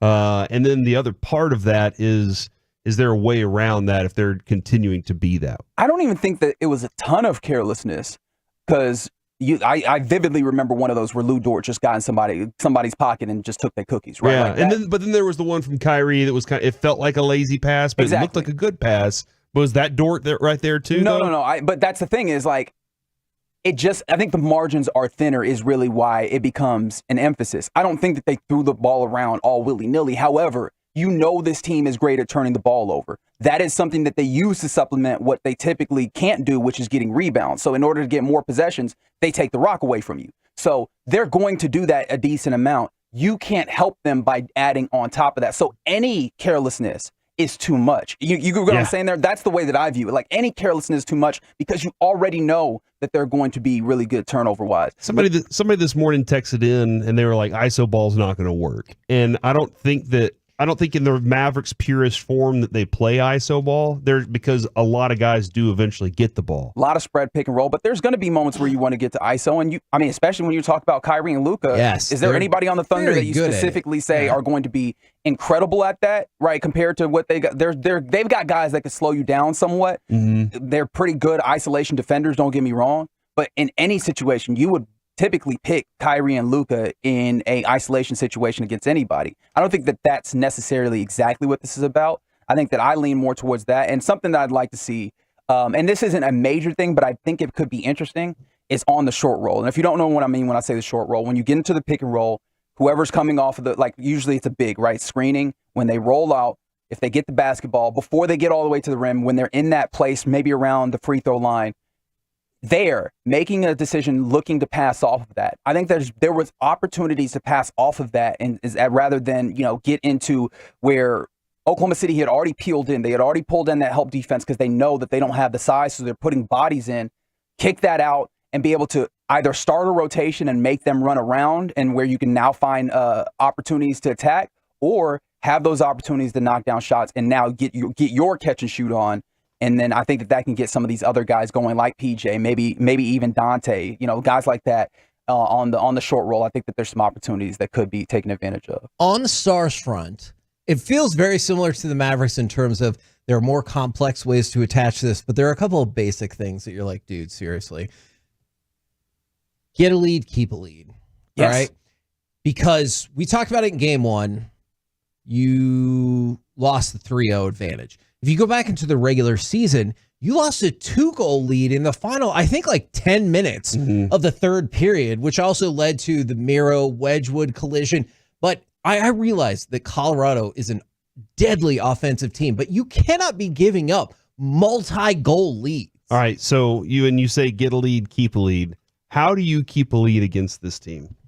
I think one of the things that you could take a look at, and we were talking about this earlier, especially with Colorado's puck possession, you do have an opportunity to use their aggression against them, much like you did like you did against Vegas, except with Vegas, you use the physical aggression in terms of like hits and everything like that. Sometimes it paid off in penalties. Sometimes they overextended themselves. Colorado is great offensively, but that is because they push forward a lot. This is a basic soccer counterattack strategy. Just be on the lookout because they're so aggressive offensively. I'm not saying it's going to work every time, but that's something you could do to put them back on their heels. If you're ready when the opportunity presents itself for the counterattack, I absolutely think Colorado's defense and their goaltender is vulnerable to that. All right, Reggie, and I know I have a different answer than Kevin, but it kind of goes along with what he's saying, though. And when it comes to, we were kind of discussing some similarities in triangles when it comes to soccer and hockey. Right. And one of the great lessons I learned was about high pressure, low pressure in soccer and what that can do to create things for you. I feel like with the Stars, if you're going to get a lead, you keep scoring. You say, we're not going to settle with 3. We're going to just keep pushing, and we're going to keep trying to score and put them on their heels more often than not, rather than sitting back and letting them come at us. We're going to push it. We're going to press the issue. We're not going to just say that 3 was good enough. Now, that was exhausting, that first period. Colorado kind of hooked you into it. They were like, hey, come skate with us. And you were like, okay, look, I got goals. That's why I'm calling for a 6-2 game tonight, because I think if the Stars put up lots of goals, then they feel more comfortable not having to sit back and let Colorado come at them. Yeah, I mean, it seems like if you just go with the basic style of this, end-to-end hockey is what you anticipate, right? Yep. And I don't know that getting out to a lead and then changing that style behooves you or benefits you, right? I think that might have been what you saw in the issue as the issue in game 1. So I'm with you. Like, just continue that same level of intensity. It's going to be draining, but if there's a draining part of the season, this is it. This is the time to put it on the ice. And so, yeah, I'm with you there. I would love to see them continue to like have that same attacking style and continue to try and run it up. And the Avs are not a physical juggernaut like Vegas was, but they destroyed you physically in that first game. And if you can do that offensively too, you were talking about their forecheck, if you can do that with your forecheck and be physical up front, which I think having Mason Marchment back tonight will be part of that for sure, Kevin, being that physical presence heading into the boards on their end. That's another side of that could be very beneficial to them if you're calling for that. Yeah, no, absolutely. I dare you to call for it. I mean, whether that manifests itself in pressure or hits, I'm not saying it has to be hits, because like I know you think check into the board, but forecheck in addition to getting the pressure on. So I'm not saying it just has to be hits, but you have to find something to make this more balanced. If you told me in the Vegas series like you're never going to win that, I'd be like, I get it from a physical perspective. I do not feel that way with Colorado whatsoever. I think you can pull even with them on the physicality and the pressure for sure. I do wonder too, and I know Joey talked about this morning when we had him on, Kevin, but that everybody's giving them the benefit of the doubt when it comes to just being tired. And a lot of times we don't think about, Mike would probably be very beneficial in this. Whenever you've gone from one series to another, there is a transition of information now, and that can be overloading as well. And maybe DeBoer didn't want to do too much, but even still, you just finished a 7-game series. Sure. Now you're turning around, you got a new team to focus on. Maybe games 2 and 3 are the ones where you're like, okay, I already got the stuff I needed. I got my sheets. But I cannot rule that out. And now I can just settle whatsoever. into hockey. So maybe that's the way it'll happen. Look, and I see the people who are saying this don't rule out the fatigue factor, because obviously Colorado had a lot more rest time. They also went up against a less physical opponent. And I did see somebody text in, is like Colorado breezed by Winnipeg in 5 games. The Stars had to go 7 against Vegas. Vegas is better than Winnipeg. Like, I get what you're saying with the records and everything, but Vegas, did they win recently? Did they do anything? Yeah, they're the defending Stanley Cup champions. Who won 2 years ago? Not Winnipeg. Was it Colorado? Was it? Or was that 21? Was that 22? I'm trying to figure out the last 2 winners. Kevin, I'm pretty sure I don't know. I'll look it up. Okay. You said pretty sure. I need you to stick by your convictions. But you beat a better team than Colorado did. I'm not saying Colorado's not the better team than Dallas, But I don't think comparing results of the first round is exactly how I would compare these two teams. Corey, it was indeed the Colorado Avalanche. So in this run, you have to face the last two defending Cup champions. All right, Stars, you got your work ahead of you, man. You got to play good teams to win this thing. And we wanted in this bracket the whole time. That's what you said. You were like, no, this is the one we want. Yeah, that's why I wanted the Kings in the first round. And now that's why I wanted the Kings in the first round. I was like, hey, I need a breather, and let's pull Winnipeg, all right? This whole plan has fallen apart, except, of course, for the fact that the only times you've ever made it to the Stanley Cup final, you have had to defeat the Colorado Avalanche to get there.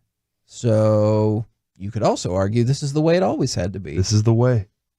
We're the KNC Masterpiece right here on 105 through the Fan. And right now, time for Buy or Sell. Buy or sell. What's happening, fellas? Hey, Reggie. We were just talking to you a second ago. Were you? Yeah. I don't recall that at all. You took a picture with a man recently, Reggie. Huh. I Okay. want that as a drop. I don't know why. I just really do. And it was in the bowels of the American Airlines Center. Ah, yes, I did. And that man was Kevin Gray. That's right. Our friend. My friend.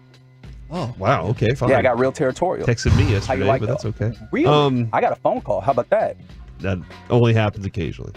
Okay. But when I saw the picture, I tweeted to you, "What's up, fellas?"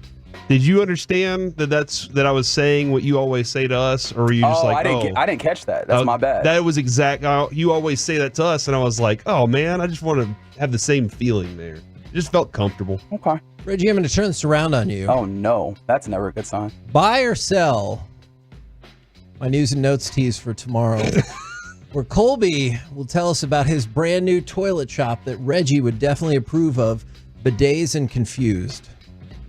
Yeah, that's an A-. I like that. Getting closer. But you also, there's a vanity aspect of this. You said my name, and I know. So. Colby did text, by the way. Oh, he's crap. listening? Yeah, he was like, country music. Oh, you just wait, buddy. You just wait. Back to you, Reggie. All right, buy or sell is very simple. I have questions. These fine gentlemen have not seen them ahead of time because that'd be bad and cheating. Other than that, some of them are about sports. Not all of them are. Actually, I think this time most of them are about sports. But with that, on May 9th, 2024, buy or sell, number one. All right, this is largely for Kevin, Corey. If you want to chill, you can. If you want to be involved, you can. Oh my gosh. Everyone else listening, you absolutely can be involved by texting in to the Franklin Injury Attorney text line, 877-881-1053. He's gone. He's gone now. But I say that because let's talk regional sports networks, gentlemen. Oh, I love it. See, I knew you'd be excited about this, as apparently it looks like Valley Sports / Diamond Sports Group will not die. It's going to survive thanks to Amazon. They're in the midst of a dispute with Comcast right now for carriage. Comcast wants to have the Valley Sports stuff on like a separate tier, like a different sports tier. Valley Sports obviously wants to be on more of like a normal tier where more subscribers. But with that being the case, right, it does feel like it's going to survive, and they will maintain the baseball or the broadcast rights for many teams in baseball and other sports as well. With that being the case, buy or sell that Rob Manfred in baseball want RSNs to die. Buy. I cannot buy this strongly enough. Not to sound like, what's the guy, Kramer from Mad Money? Not Kramer from Seinfeld, but you know. Jim Kramer? Yes. Twitch. I buy this for sure. Because, look, we're in the era where content is king. Why would you not want to control all the means of production and distribution of your content? I buy that 1,000,000% over. Absolutely. I know usually this is just a question segment, but if I can question back. Yeah, sure. Do you agree with me on that? Because I absolutely think this is my strongest buy of the week. I mean, I'm kind of in between on this, and it's a question segment as a means to facilitate discussion, gentlemen. And here's the tough thing about it. If the regional sports network dies, I think you get to a place where MLB, and specifically we're talking about MLB here, they can gather all these rights back together, and they could sell this as a project. Yeah, direct to consumer as a product. The problem with that is the reason why the regional sports network existed, it was there for a reason. You have a amount of money that would come in that you felt confident about for a long period of time. Like, they would sell these rights out for a good amount of time. That's not the same with direct-to-consumer. I will argue with you on a couple points there. I think the media landscape that birthed the regional sports network is also what is killing them. And then the other thing I want you to consider is if you don't go to direct-to-consumer, I think the money you can get by partnering up with a streaming service is insane. Like, you're already hearing discussions about Warner Brothers and Disney kind of working together. So they're talking about like comboing up Hulu and Disney with Max. And so we're starting to, kind of cut down on these streaming networks or make them into, smaller entities, or I guess bigger entities. And so I think having the content that people will want and will drive them to a streaming network is going to be big business. So I respect your thoughts and opinions. I don't totally feel that way. Corey, are you in on the like big MLB directed to consumer package where you're just like, I'm gonna pay baseball to be able to watch my team? I don't love it. But unfortunately, we're in a place where you kind of have to pay for those things right now. I would just love something where I could say, I can get my big baseball, my big NBA, and my big hockey together. Right. So that I don't have to pay for 3 different things, which would be $60 a piece for those. So it's just, yeah. I think it's going to happen. And Kevin and I have been discussing since we were a weekend show that this was the possibility. Maybe it's our fault. Maybe we gave them the idea, Kevin, and maybe we should come up with a new idea that's cheaper for everybody. I mean, look, we had that, and then people didn't like it anymore. Because I know what people are going to say. Why can't all these streaming services just become one? And I can get everything I wanted from that one place. That was cable. That's right. And then we decided we did not like the makeup of that anymore. Yeah, we had to disrupt it. And now the disruption is being disrupted by new cable. What did you think was going to happen? New cable. What did you think was going to happen? That YouTube TV would last forever and be perfect. Like Sony. PlayStation? Yeah, PlayStation was the best. All the people with all the money were like, go ahead, dismantle us. Yeah. You didn't... of course they're going to come up with a new way to screw us. Back to you, Reggie. Thanks, man. Buy or sell, number 2.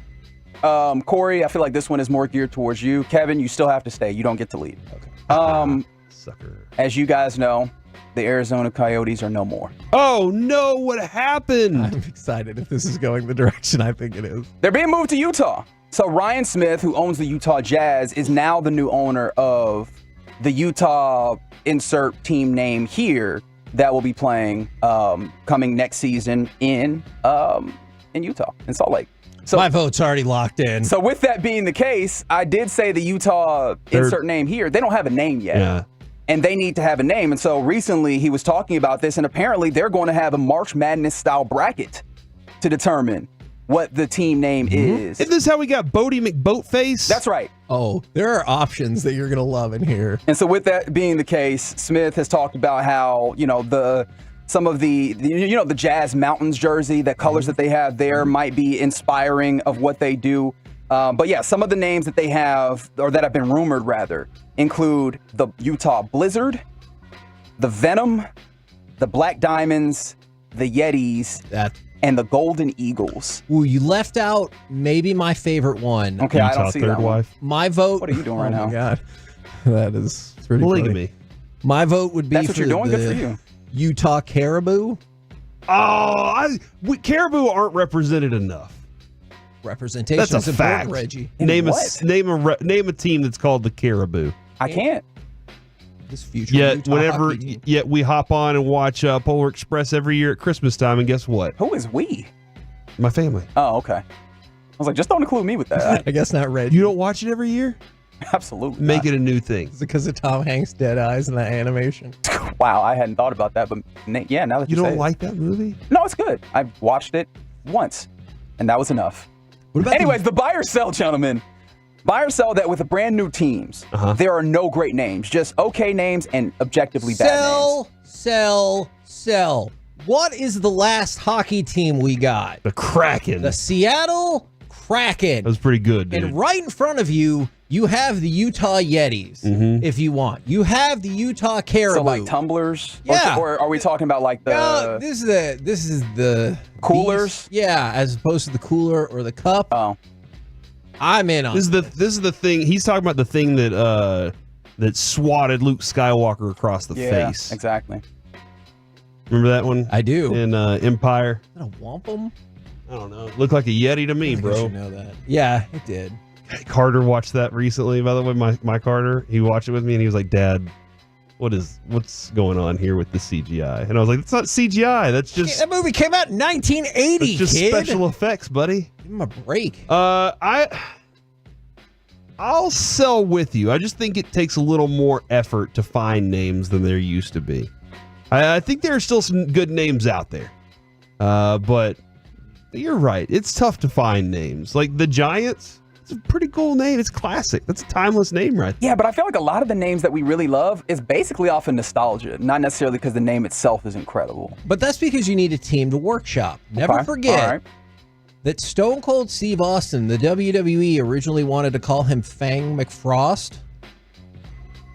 That's buddy, that stinks. That's a true story. Fang McFrost? Yeah, because he said he was like cold-blooded, and so they came up with all of these like totally missing the point.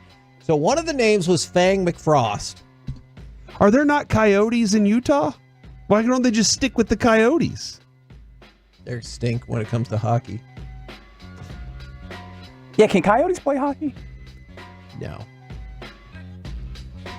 Can a Kraken play hockey? Yeah, it's got a lot Can of a arms. star It'd be play great at hockey? stopping pucks. I don't know what's happening here.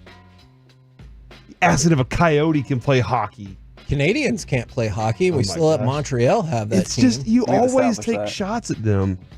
I think there are some good ones out there. What are they going to do about it? We're the KNC Masterpiece. Excellent edition of Buy or Sell right here on 105.3 The Fan. Coming up next, it's time for the C Block starring Corey Majors. How much is your name worth? Ooh. Plus, Baby Reindeer. Next on The Fan. The North Texas.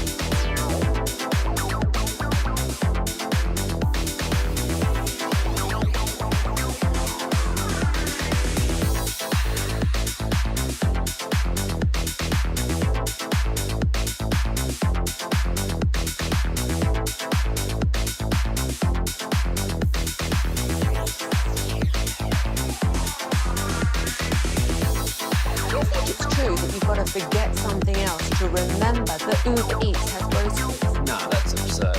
Hey, remember when you used to be what was it, Pepper Lady? Pepper Lady? Wasn't it? The Fan. KNC Masterpiece right here on 105.3 The Fan. Right now, it's time for the C Block starring Corey Majors. Thank you very much, Kevin Hagelin. I really appreciate the introduction. How much is your name worth? 877-881-1053. Now, I did also learn in the few moments ago that Utah can't keep the Coyotes' name because part of the sale agreement was so they get a new owner so they keeps get their new team. Owner keeps name and That's likeness right. in case he wants another one. That's right. Also, I wonder if would the Yetis as a name infringe at all on the Yeti brand, and if they would like try and fight against that. That's a tough. Yeah, maybe. Yeah, that's a good question there. So anyway, we'll continue to monitor what they're doing up there in Utah. Is a Yeti real? Have you ever seen one? Nope. Have you ever seen a Yeti? No. Because I had to think about it, but no. Because if it's real, it feels like you would argue against the trademark and be like, but it's this. We've had one Bigfoot sighting. Or is it everybody's like, I think I've seen him? Have we? We have one proof of footage, right? That old grainy footage from way back in the day. Other than that, did I have a dream the other night that I saw a Bigfoot? That must be what happened. I don't know. You're not in my I thought you cataloged his dreams. No. Huh. Kevin did have a dream. Another horrible dream. That a last lot of night. people were coming up to you and kissing you on the mouth, but they would cover up your mouth with their hand and then kiss you. That just seems hygienic. I appreciate that. I thought it was also insight into how you don't tell us about your personal life. Oh, wow. Look at you being a dream interpreter. Yeah. Kevin, I found these messages. Reggie, you can do your thing, homie. Thanks, man. A recently married woman wanted to update her Instagram handle with the new, hey, this is my first name and last name. Gotcha. Her name is Catherine Driscoll. I don't know. Asplund. How is that last spelled? Asplund. Oh, okay. It feels like it's spelled M-M. Asplundh. Does that sound like Asplund to you? It does. Right. She married into the Cabot Asplund family. And so she wanted to change her Instagram. Mm-hmm. Asplund does vegetation management, engineering, utility infrastructure businesses, and are one of the top 100 private companies in the U.S. worth over $5.42 billion. All right, I'm going to stop laughing. I think you should laugh more. That's a lot. But she wanted to change her name on Instagram. So she hops on Instagram, types in Asplund, and finds out there's already somebody out there with this name. What? So she reaches out. Hi, was wondering if I could purchase your username from you. Just got married, and this is my new name. Person responds, hi, congratulations. That's my name too. I just Googled, and it said selling my username would get me banned from Instagram. What? I didn't know that. So Asplund replies back, and I could be saying this wrong. I'm just going to start saying Catherine from now on.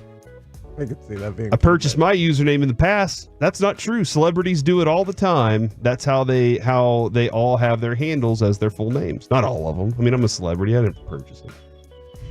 Mm-hmm. So weird. I didn't know there was another Asplund out there.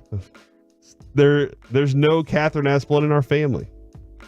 I see that you're not active on here, but started Instagram in 2018, but changed your new username 3 times. Is there any way I can get you to change your username one more time? Response, this is my Finsta. I use it for private stories. I don't want to get banned. Sorry. As Catherine then responds, I actually don't believe that your name is Catherine Asplund. Oh my God. Who would make their Finsta their actual name? I reported you to Instagram and they're actually able to tell me your real name. I really hope I don't know you because it's going to be embarrassing for you. Wow, this is really taking a turn. Person responds, you can report me. Catherine responds, just did, and my fiance did too. You're asking me to do something to get my account banned. Pause. her fiance, not her husband. Yep. Hence, that is not her name. Yep. You're asking me to do something to get my account banned. I doubt Instagram would take that lightly. I'm asking you to change your username because you were pretending to be someone you're not. My name is Catherine, which is illegal. Nope. You asked to purchase my username, which goes against Instagram rules. I just reported you. This is an incredible dramatic reading. Man, we need more. Screenshot of all the Catherine or Katrina Asplins out there. The family I just married into is the only Asplin family in the U.S. Oh. Response, I'm not American. Oh! Got him, coach. Do you That is a weird thing to say, as if folks outside of America don't exist. I mean, don't we always act like that, though? Never. Catherine then responds, do you have proof this is your name? I would love to see that. In which here is a response back from the other person. Why do I have to send you any proof of who I am? This is my account. I've had it since 18. I'm sorry we share the same name, but just because you got married doesn't mean that you can have it. If you were nice, I would have considered giving it to you for free, but you weren't. I reported you for asking me to sell my account. Have a good day. I love it. I love it. From the 206. Wait, what are we talking about here? Yeah, this is something that happened on Instagram. But there's more. My goodness, that was a lot. So the internet being what it is. Just by the way, this is already one of my favorite editions ever of the C Block. The internet people out there who do what internet people do. Yep. Found her TikTok and gleefully snatched up an old video of her talking about how tacky it was when women changed their last names on social media too soon. People have also come out of the woodwork from her hometown and don't have the kindest things to say, but even better, the internet continued to pile on, Kevin. And I appreciate Barstool for giving me this content. Gross. By creating no less than 51 other Catherine Asplund accounts so far. So the internet that just lady said, does kind of sound like the worst. they just went out there and created 51 new accounts that are like, you're never getting any of these. They're Asplund 52 or whatever. Underscore. Yeah, underscore. To which that brings me to my original question. How much is your name worth? At what point would you have said, I don't care if I get banned from Instagram, I'll come up with a new name, and I'll take your money? All right. This is a billionaire, dude. I have a story. So when my wife was pregnant, a person that I get along with very well asked what the naming rights to the baby would be. We were offered $5,000. Maybe they were joking. Maybe they're serious. They can make some wild purchases. And This baby right here? I love this person. Globe Life Hagelin. And they offered $5,000. I was like, well, that's way too low. Plus, I don't think my wife would go for it under probably most any circumstances, but I knew I couldn't go to the table with $5,000. Yeah. And I agree. And you got to give me an offer I can take to my boss. Yes. Pretty much. And I said it's a minimum of $200,000, and that was for a period of time. We hadn't really worked out the rest of the wrinkles there. But I love this concept, Reggie, of selling your naming rights to your kid every 5 years. Like, yeah, because what are the most profitable years of a child's life when it comes to the name? Yes. But it feels like first introduction to the world. It's going to be, baby pictures. Sure. You're really taking part in everything that the little kid does. Possibility that you can get this on the birth certificate. Yes. Yeah, that possibility stands there too. Now they're 5 years old, and you got from 5 to 10 where they're being more active. They're playing sports. They're starting to get into sports. They're walking up to people in the grocery store. Hi, my name is. Exactly. Slim Shady. That's right. And then I feel like there's that window between 10 and 18 that nobody wants. Like, because what are you doing? You're announcing that they got their driver's license. Maybe they play some good things in sports, but nobody wants those teenage years. There's another year that you should look at that's not the best. What year is that? When they're about to turn 2. No, again, everybody loves the 2-year-old because they don't have to deal with all the stuff that That's a dealing good with. point. That is. But but based on like marketing, You want the toddler years, you want the 0 to 5, and then you want right around graduation time because everybody's posting and talking about the kid at graduation and prom and stuff like that. Corey, I think that we've got an expert here on the Twitch that says kids are profitable up until 4th grade, diminishing returns after that. Okay. All right. There you go. That makes sense. And then other people with feedback from your story from the 512. My wife sold her Instagram name and page for $15,000 2 years ago. And then another person from the 903. My name is Cody Johnson. Do you understand the nonsense I go through? No. Is there a Cody Johnson out there? I don't know. Or like C. Johnson, or just having the last name. I mean, I can one up you there. One of my really good friends, his name is Jimmy Johnson. Wow. Ooh, sandwich guy. Yeah. Really freaky fast delivery. Would you ever open a hardware store called That's What She Sawed?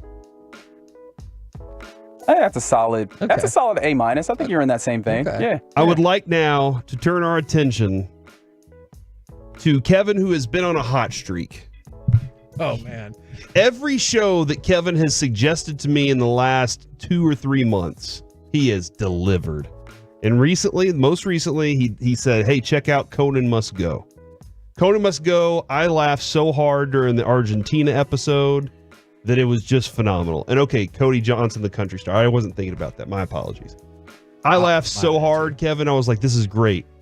So the other night, my wife, every time I pull up Netflix, she goes, I want to watch this show. And I kept going, Kevin said you're either going to love it or hate it. Yeah. Something along those lines is what you said. I think it's awesome, but it's a lot. It's a show called Baby Reindeer. And if you haven't watched Baby Reindeer, it goes like this, Baby Reindeer. There's very few things that upbeat in that show. This show is probably the most effed up thing that I've watched in a long time. I'm terrified. I'm only 3 episodes in. I'm terrified of what's coming next. But this is a scene where the 2 lead characters in this are brilliant. I agreed. Phenomenal acting.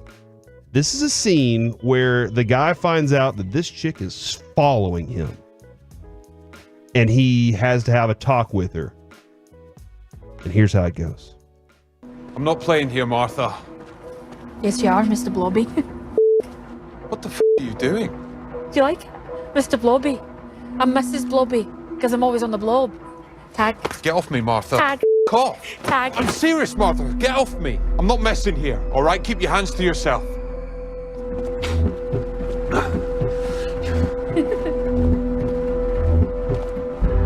Oh, I'm serious, Martha. Stop right now. Back off. Martha. Martha, what are you doing? What the are you doing, Martha? I told you to stop, Martha. I'm serious. Keep your hands to yourself. Oh! Martha, wait, stop. Keep still. And that's when she was touching his crotch. That being said, yeah, that's what was happening. That lady is amazing. It's terrifying. It's terrifying. But and somebody the guy said is really good too. Somebody said it's like watching a slow motion car wreck 30 minutes at a time. And I can see that too. You're seeing like it is unfolding. There is a psychopath there. I don't know how this thing's going to end. I have zero clue. Yeah. There are other storylines that if you get caught up in that stuff, that's great. I mean, okay, if that's what affects you, I'm sorry. But it is messed up. Yeah. And Kevin, I don't know. What you're saying. You have been on such a good streak that I don't know if I can't decide if you are still on a good streak because the show is so well done. I warned you. It's really good, but it's a lot. I remember because I watched it with Jess and I was like, hey, I want to watch this. And we watched the first episode and she was like, oh my God. Is this true that the guy that's acting, he's the one that this happened to in real life? That's what people are saying here on the fan text. Oh, dip. I did not know that. The name of the show is Baby Reindeer. It's super popular on Netflix. It's awesome, but it is like so freaking uncomfortable. Wild, dude. We watched the first episode with Jess. I was like, that was awesome. And she goes, I've never been that uncomfortable in my entire life. And I said, do you want to stop watching it? And she said, no. Yeah. And that's what Adrian said last night. After the 3rd episode, I turned it off and I said, Adrian, you wanted to watch this show. And she goes, and I don't know if I made the best or worst decision because it's good and also weird. Oh my God, it's so there we go. That's where we are right now. 3 episodes in, I'll probably be able to finish it by Monday. So that's my hope.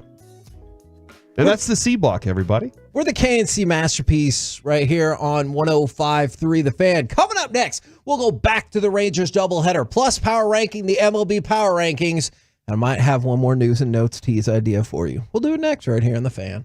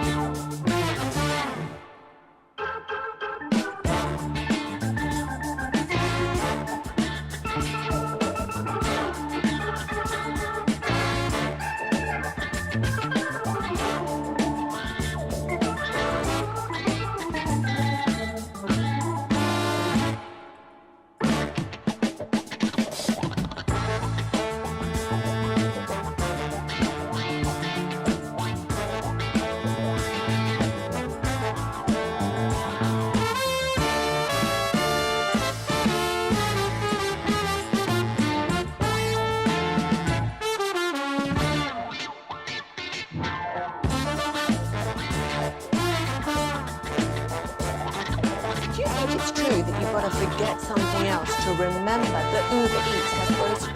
No, that's absurd. Hey, remember when you used to be what was it, Pepper Lady? Wasn't it Cinnamon Sisters? Hazel Babes. Saffron Squad? Nutmeg Maidens? Pre-curve? No. Nutmeg Maidens. I just said that. Was it Spice Girls? Doesn't sound right. Was it Saffron Squad?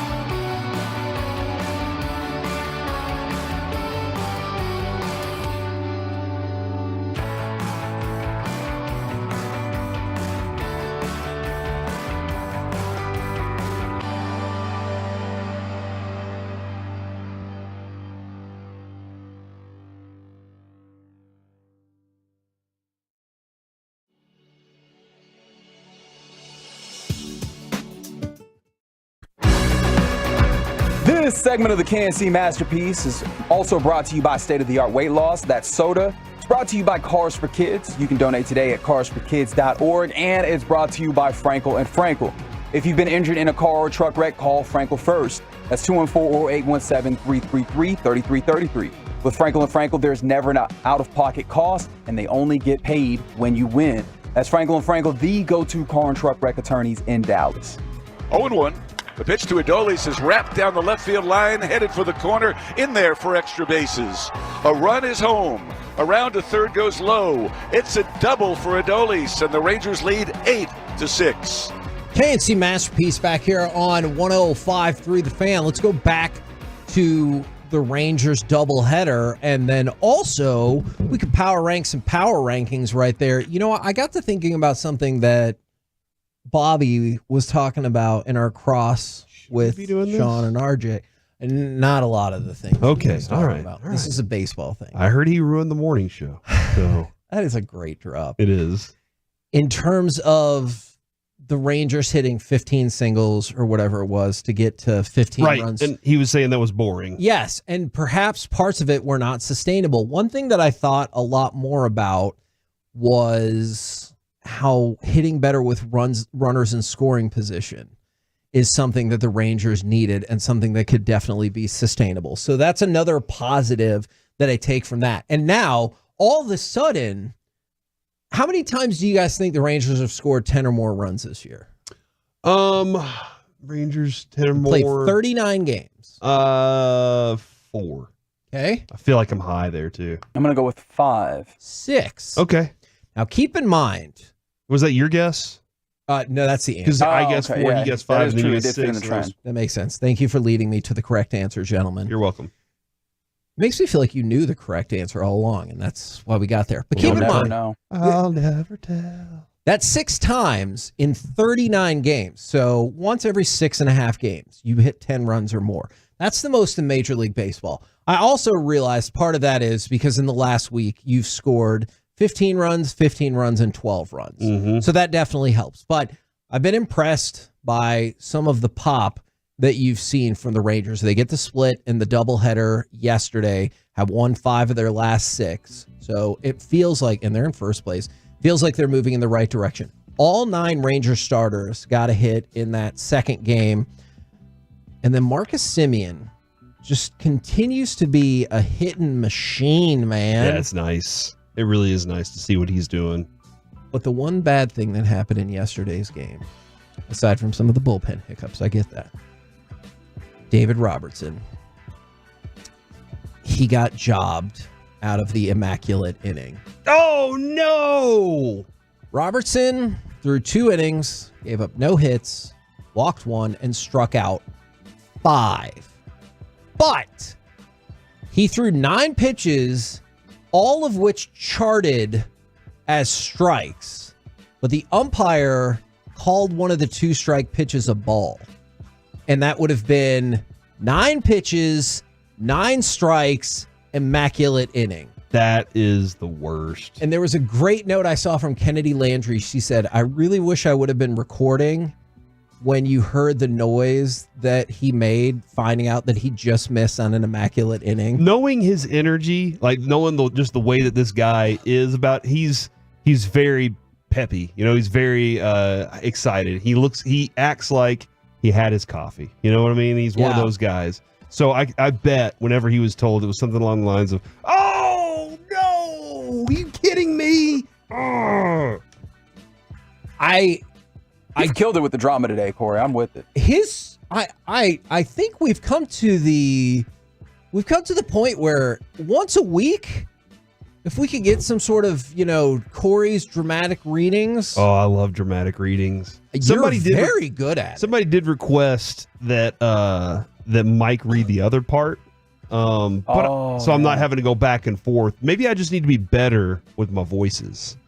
So next time when I do dramatic readings, Kevin, you frequently with the old whiny person, you're like, you said this about somebody. Wow, Maybe that's even better than I'll let everybody know this is the old whiny person.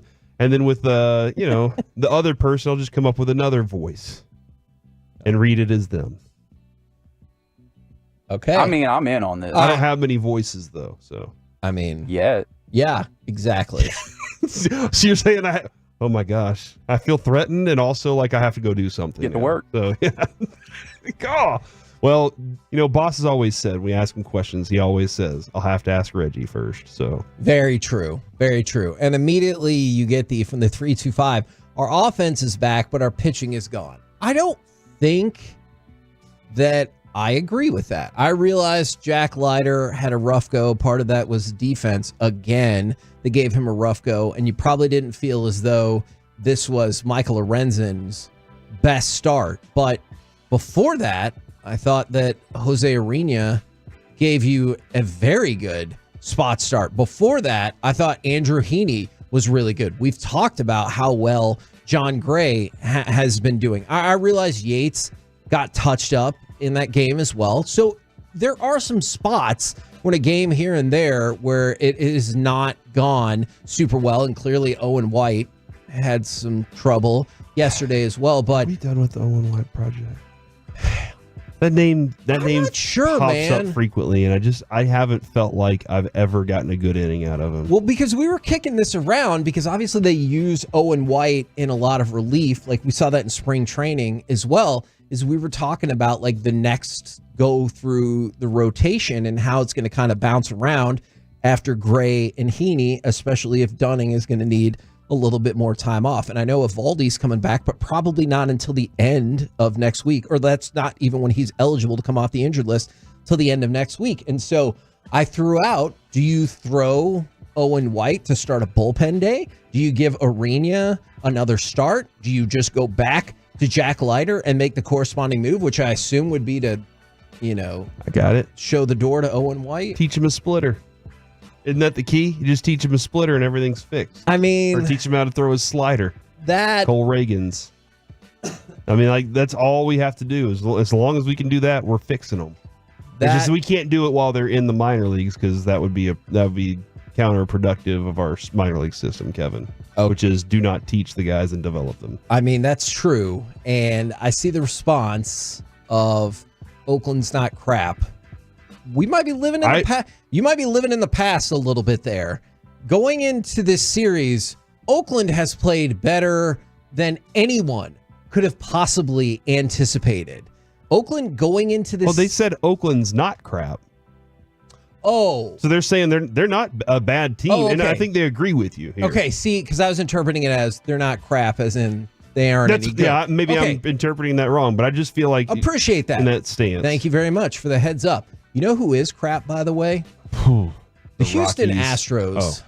The Houston Astros have the second worst record in the American League and the fourth worst record in all of baseball. They've lost 4 games in a row and are solidly in last place in the division. Well, how did they build their championship teams before, Kevin? By cheating. But also because they stunk for 5 or 10 years. That is true. And got lots of draft picks. So maybe they're just like, this is the way we know how to do it.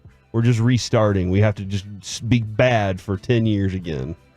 And then we can take advantage while we're here. Okay, well, as Rangers fans. I'm going to argue that the Rangers are playing their best baseball of the season right now. I like it. Injuries be damned, though I'm really concerned about that. Where would you put the Rangers in the power rankings? Or would you like to start right at the top? So you're inherently saying they're not at the top. Okay. Wow. If you don't have any faith. I guess let's start at the top then. It's not the Rangers. Actually, it is the Texas Rangers. No, I'm just kidding. He's like, you didn't even believe that. I didn't. I did not sell Even that the way he said it, he didn't believe it. I feel like Dodgers is a good guess here. The Los Angeles Dodgers is correct. All right. Reggie, now it's up to you to win this thing. I'm going to go with the Atlanta Braves. Now, Corey, you got the first one right, and you decided to farm out the answer. Some would argue that was a mistake. Uh-huh. So let's go back to you for number 2. Do you agree with Reggie, or would you like to go in a different direction? I feel Can you tell I haven't looked at the standings? I feel like Reggie's answer was really good. Mm-hmm. Yeah, man. I'll look at the standings real quick and change my mind. Oh. That's not a bad guess. The team that I was like, East yeah, Coast bias last week looks like they have earned their right. I will go with the Philadelphia Phillies. Philadelphia Phillies Dodgers are second Okay. on the list. Now, do you want to go with Reggie? Do you want to see the Atlanta Braves again? No, not really. It's probably for the best. I kind of want to say the Baltimore Orioles. That is correct. Is it with because Kevin's favorite player, Colton Cowser? So the Braves are He's good. 4-6 in their last 10. Yeah, that really changed I was like, oh, okay. See, guess I have not been keeping up with the NL East. I just assumed, I just made the assumption that the Braves are just rocking along over there. Whew, this is a tough one then. I feel like the Braves won't lose too much. Except for the 6 games that they lost in the last 10. That was bad. That was bad. And that's why they fell. But they fell from number 1 to number 4. All right. So the Atlanta Braves are number 4. And you said just moments ago the Rangers playing the best baseball in the world. They have all season. History of baseball. They have all season was the specific verbiage. So you're suggesting that they're 5. Kevin, would you like to take a guess on if the Rangers are number 5 or not? High five. They're not. Okay. So who would you guess at number 5? Because I'd have to come up with a new answer for 5. Not the Rangers. Not the Rangers. Because you just said it's not the Rangers. All right, you're trying to pull this out of me.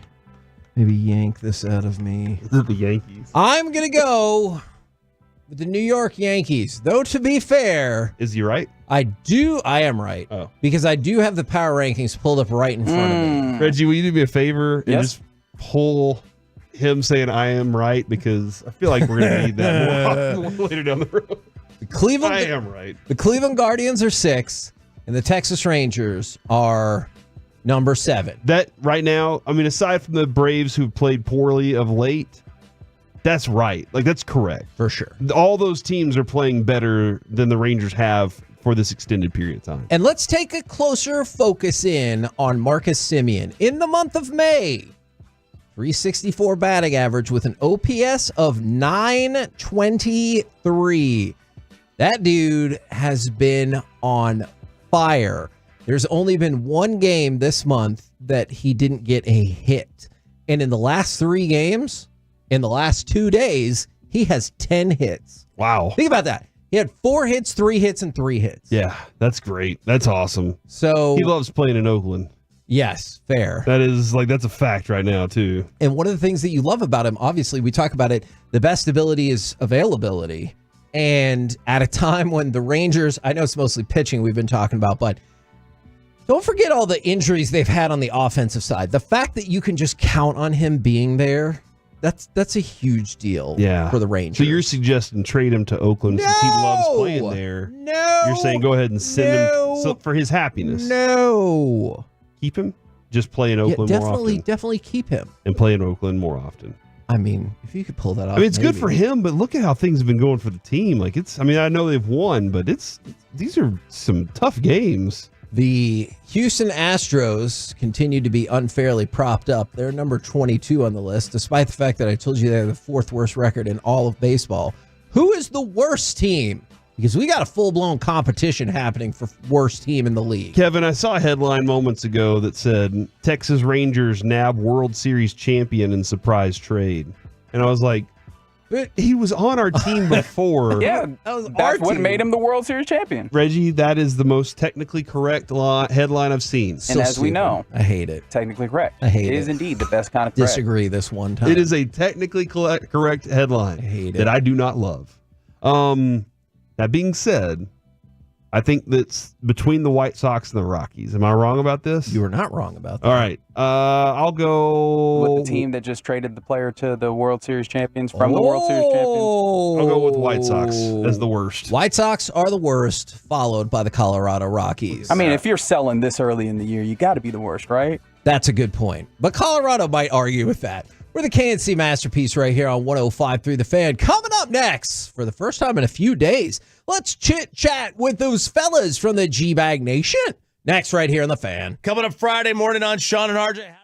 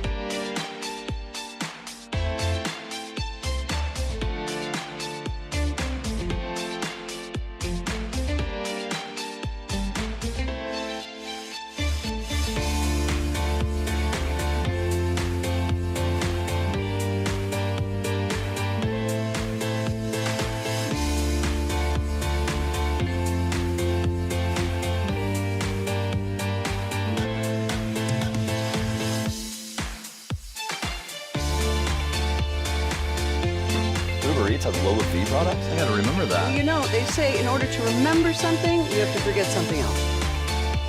Okay, now that is a very cute haircut. That's like a little shag. I've never seen it before. Well, I mean, of course you have. It's the Rachel. Oh, is that your name? No, I mean like your name. No, I'm Jen. My name's Jen. Right, but I just mean like this is your haircut. But that's hair on your head. I'm not saying this is your hair. Okay, freak me out.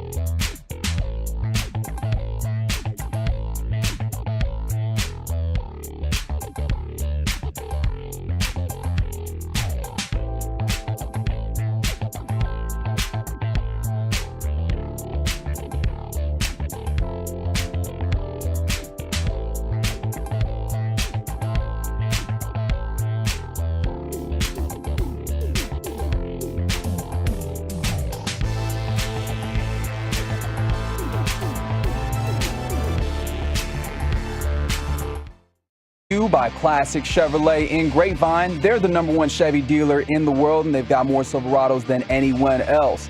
This is Texas. This is Classic Chevrolet. Together, let's drive, relax, and enjoy the difference based on new Chevrolet registrations 2023. On the line, kept it in. Suter moves into spin. Suter moves. Tip score! With Sagan parked in front, and the Stars strike first.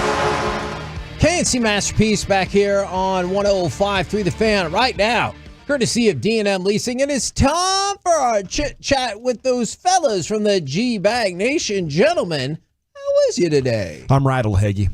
Yeah? How are you? Is it because, I'm assuming because of Game 2's coming up tonight, or is there a different reason?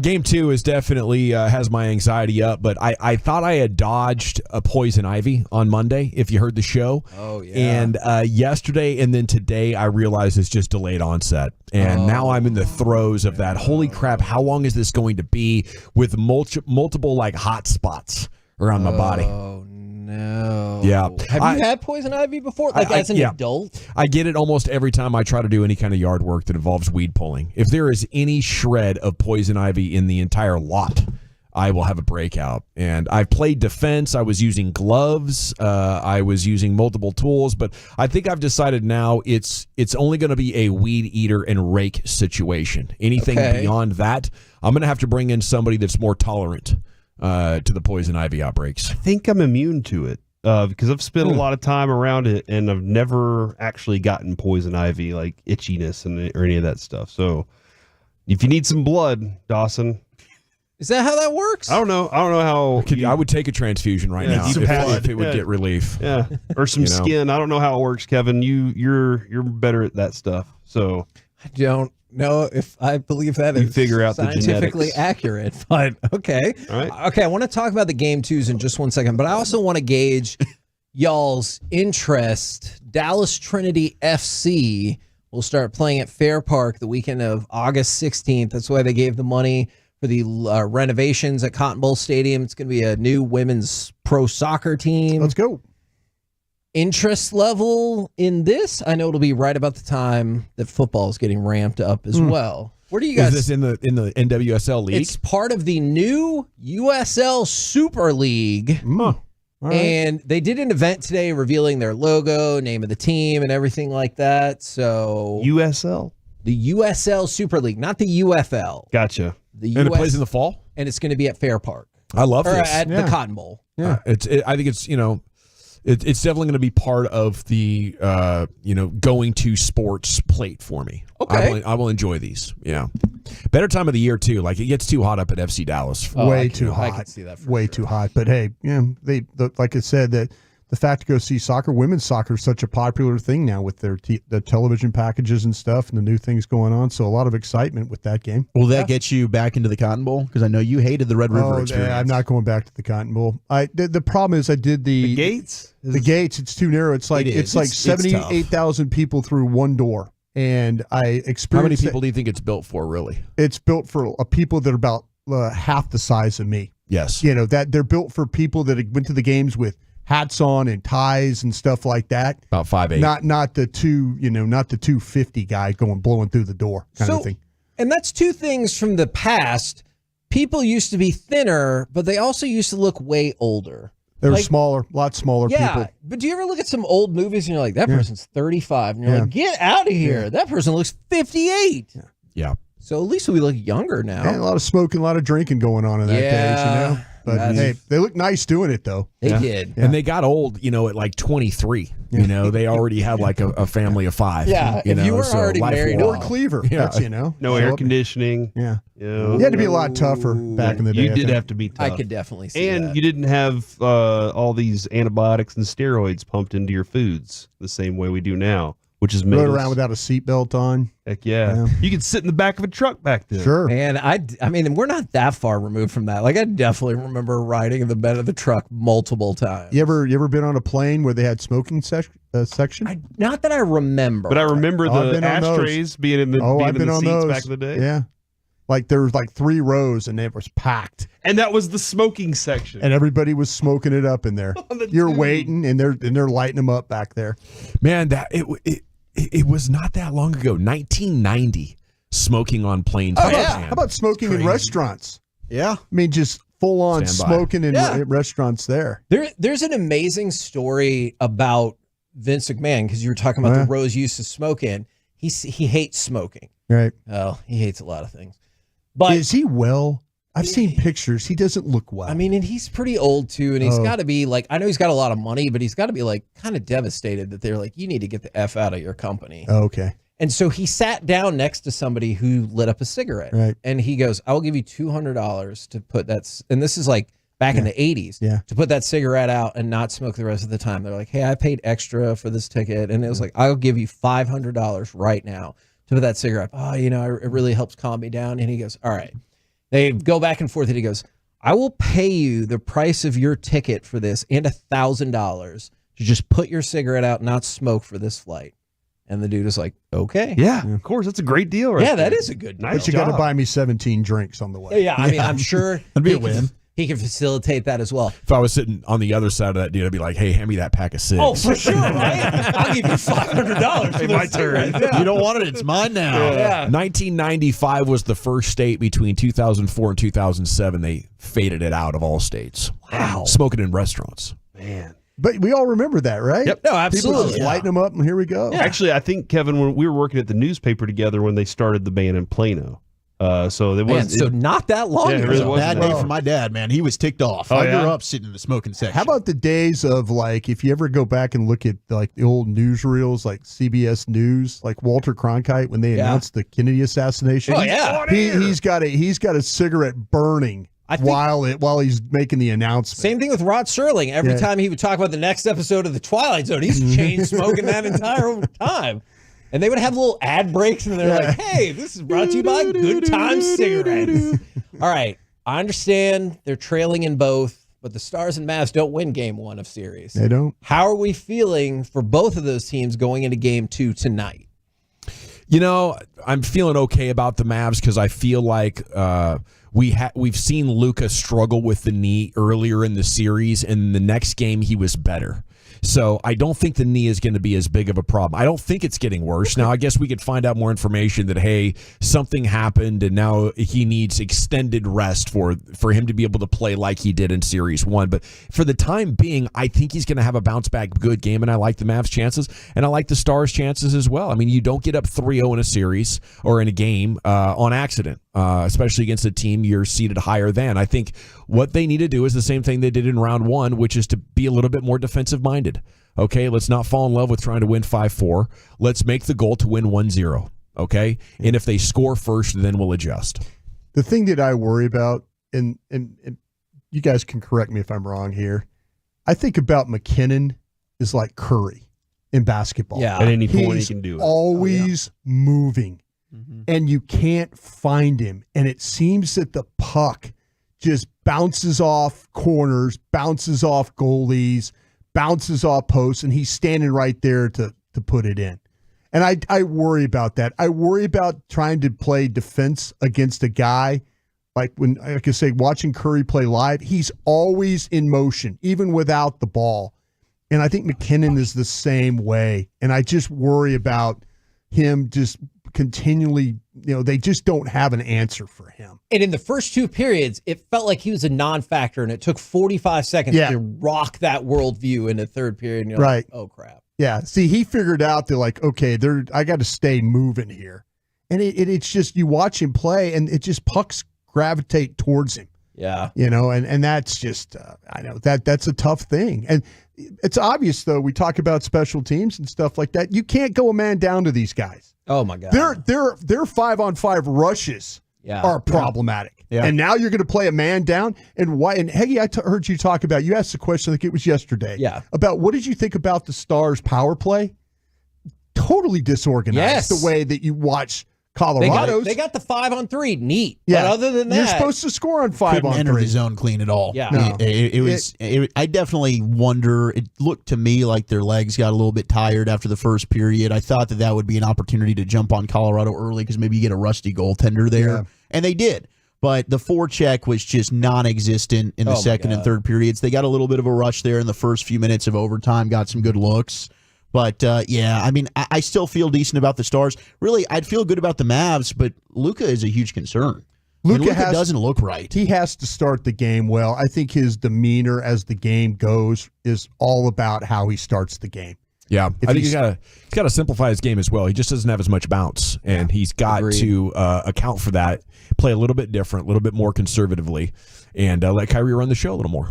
I would be intrigued by that as well. What do you guys got coming up on the program today? Pure Gold as always, Heggy. Thanks so much for asking. We will chat with George Sedano, ESPN, about this matchup and others at 4 o'clock. All right, looking forward to it. Roll home with the G-Bag Nation. We've been the KNC Masterpiece. Make your way back with us tomorrow. Colby Sapp will be here to host the show alongside with us, 10 a.m. to 2 p.m. right here on 105.3 The Fan. Say goodnight, Kevin. Good night, Kevin. Commercial free.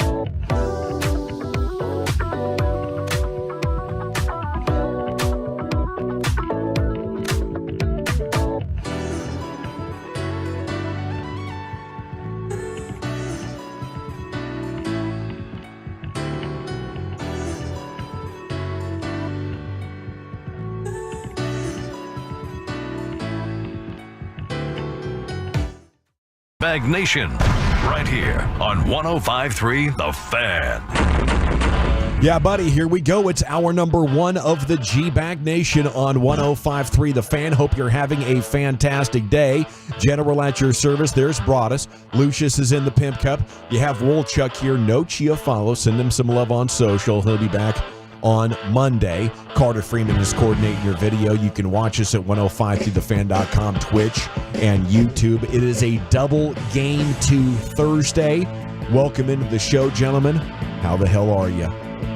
Nervous. I think that's kind of where I'm at here for Game 2. Game 1 definitely did not go the way that I thought it would for the Mavs against the Thunder. Heartbreaking after you got a first period that was as good as you could have ever dreamed of. If maybe it could have been better if Jamie Benn, somehow you didn't have a defenseman playing goalie there, because what an amazing wraparound attempt from Jamie Benn. Super patient, almost went up 4-0. But then to lose that game was really, really disheartening. You get Mason Marchment back. That should add some physicality. Maybe he's somebody that can ignite some offense as well. But it's weird that I'm sitting here after the Mavs game, and I was thinking to myself, and maybe this is a total overreaction, but did the Maxi Kleber injury cost the Mavs a chance at a championship? I think that's fair. You know, the Stars have won home or have lost home ice. The Mavs, though, have lost the bigger thing here, and that's Kleber and the 100% Luca. I think the Stars, by far, have the better chance of coming out ahead in their series from this point forward. Both teams are in trouble. Yes. Yeah, I picked Colorado in 6. You did? And I'm not coming off that. To me, I think the Stars, we could talk about, coming off here the Avalanche off 6 days. It just took them time. It took them 2 periods to find their game again. And once they found their game, you had no answer. And hockey is basically in every other night sport, the playoffs. Colorado, they're going to start to get in a rhythm. I don't think you really have any really good answers for their skill players. And if their goaltending, finds its way, they're going to be a problem team. You had problems with them the whole year anyway. So that's why I felt like that Colorado's going to win this series. I think the Mavs are in trouble too because of Kleber.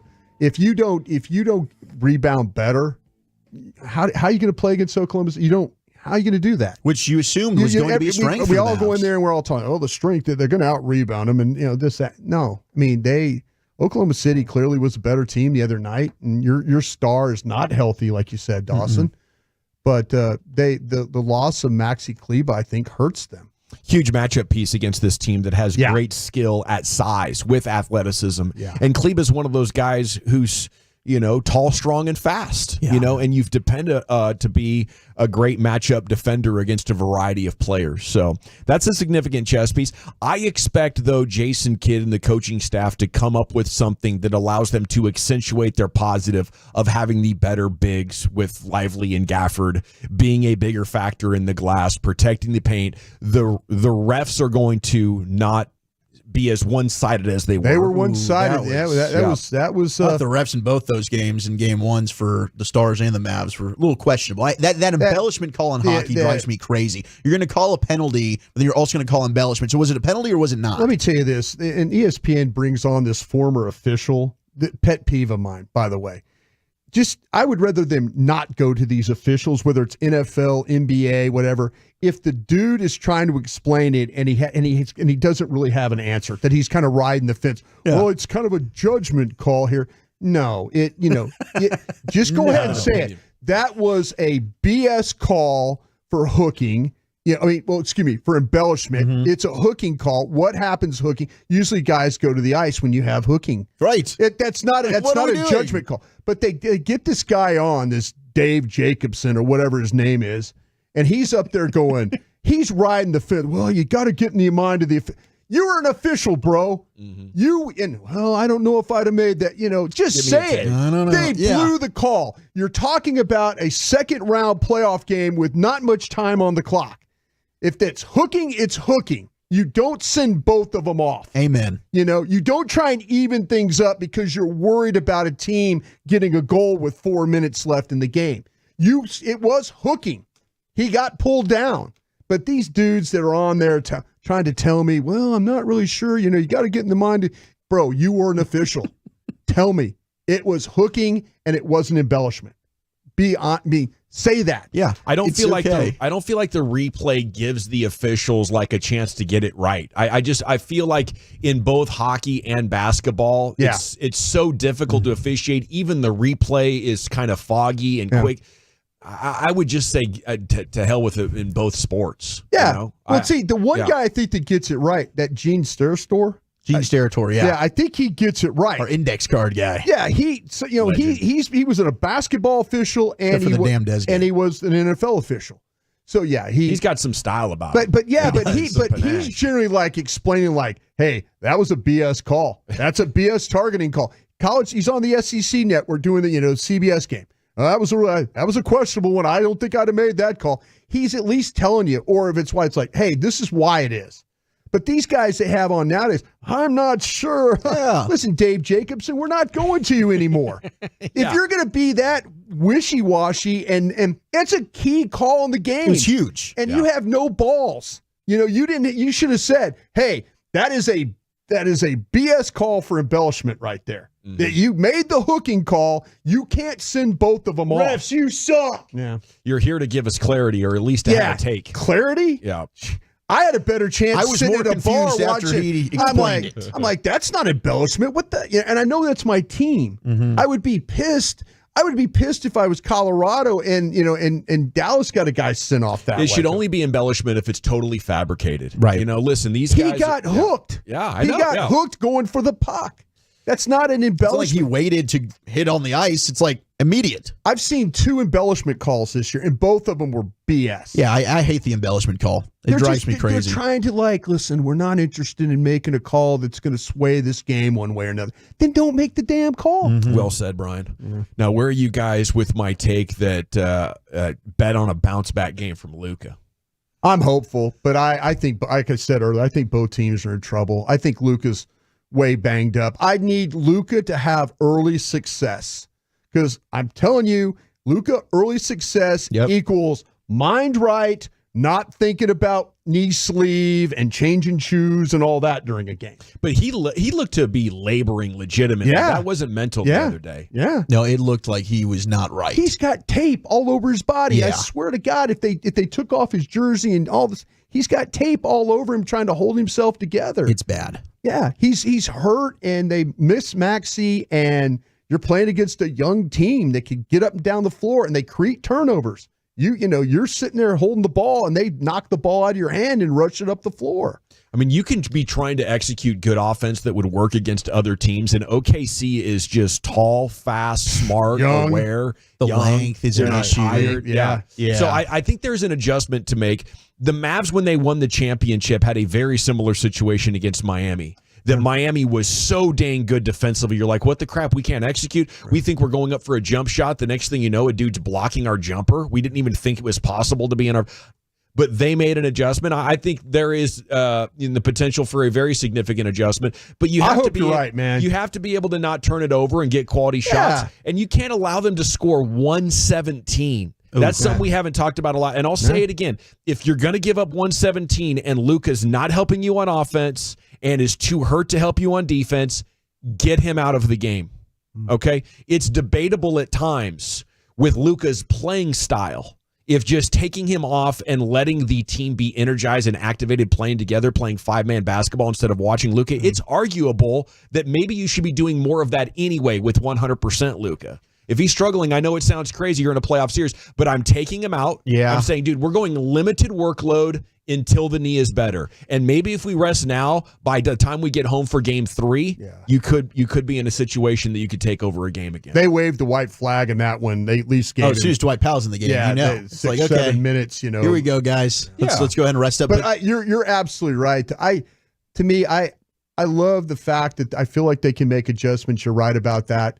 I just think the matchup for them is bad right now. It's a difficult matchup, but it is one of those things where, hey, they did get some open corner 3 looks like we talked about. They just couldn't hit them. So it's Green lining them up. Yeah, and Josh Green makes one, and then he misses two, right? You need to get P.J. Washington going. It'd be amazing if Dante Exum could finally get together what he had, that amazing stretch in the regular season of like 2 weeks where it looked like, holy crap, is he your third best player? I mean, you need one of those guys to step up now in the absence of Maxey.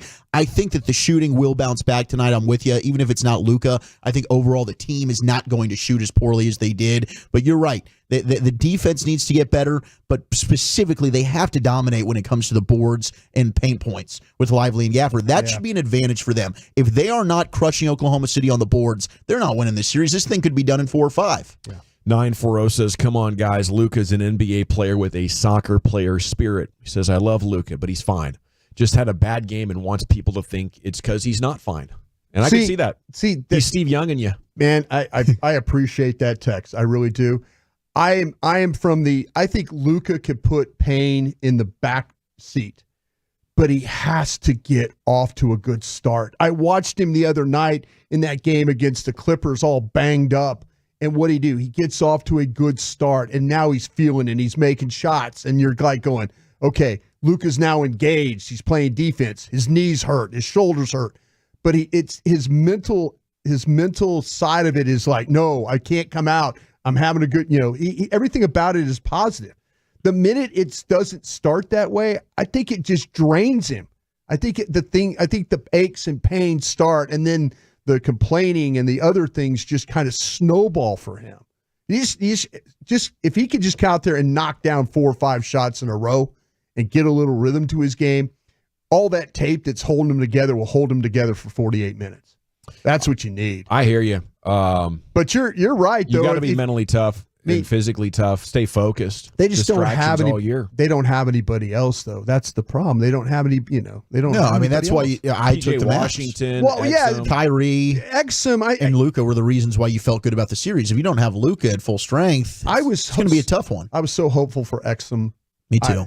That's And maybe we can still be, right? I mean, hey, it's just game 1. I know we love to overreact. I mean, they can balance this thing out. We can be talking differently tomorrow. Hopefully the shooting is better, but they need some other role players now to step I agree up. with you about the rebounding part. I think the shooting part, but they have got to be better. They do rebounding the ball, and there's no excuse for that. None. Lost game 1 to Utah. Lost game 1 to Phoenix. Lost game 1 to the Clippers. I'm not going to be concerned until we get to like halftime of game 3 and they're losing by double digits. Then I'll raise the white flag and say it's just a bad matchup or Kleba and Luka's injuries. Right. Okay, George Sedano is going to be in studio to talk more about the Mavs coming up at 4:00. For the Stars, I think you want to get back to playing great defense. That's what I'm hoping for tonight. Both teams really need to step up their defense in a significant way. It's what it's all about. And you see with Minnesota, you see with OKC the impact that it can make. Obviously, you need officiating to help you out in that regard. Bit. Yeah. Okay. Rangers are off today after taking 3 of 4 from the A's. That was wild yesterday. Crazy games, man. I was listening. I listened to both, and I caught a little bit of Mike's doing a fine job on the television side, but I love Jared and Eric working together. But man, that was some crazy ball yesterday. Yeah. At that place. That second game was nuts. To think that game was at risk at all, it's just, Owen White, what are we doing out there, bro? Hey, I'm just happy this offense is coming together. Yeah, it's been nice. I know you're facing bad pitchers, but you get a lot of that in the regular season. And that first, 20 games, there were so many good pitching staffs the Rangers were having to go against, and they were down over a run from last year's pace, but they are definitely, making some serious progress on tracking that number back down. Okay, when we come back, G-Bag of the Day, 2:30. Little quick puck next, Wolchuk. Where are you taking that? Yeah, we got a great story about Jim Nill and his departure from Detroit that led to him becoming a star. And how loved is D-Man Chris Tanev? That's next. Fellowship.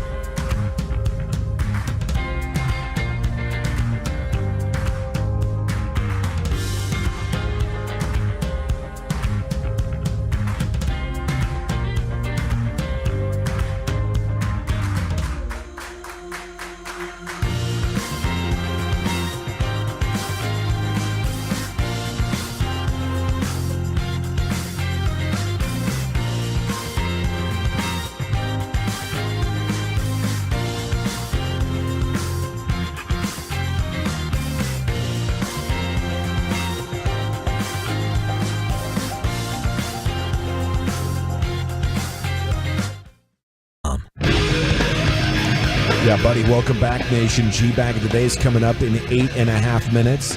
This segment of the G-Bag Nation is brought to you by our friends at Cars for Kids. Donate today, carsforkids.org. It's brought to you by the Frankels. Life's unpredictable. Accidents happen. Frankel & Frankel, the go-to attorneys for car and truck wrecks in DFW. If you or a loved one has been in an accident, contact the Frankels for a free consultation, 214 or 817-333-3333. Go to frankelfirm.com. I want to make you aware, next Wednesday, we're going to be at Southern Leisure Spas and Patio in Flower Mound. It's going to be epic.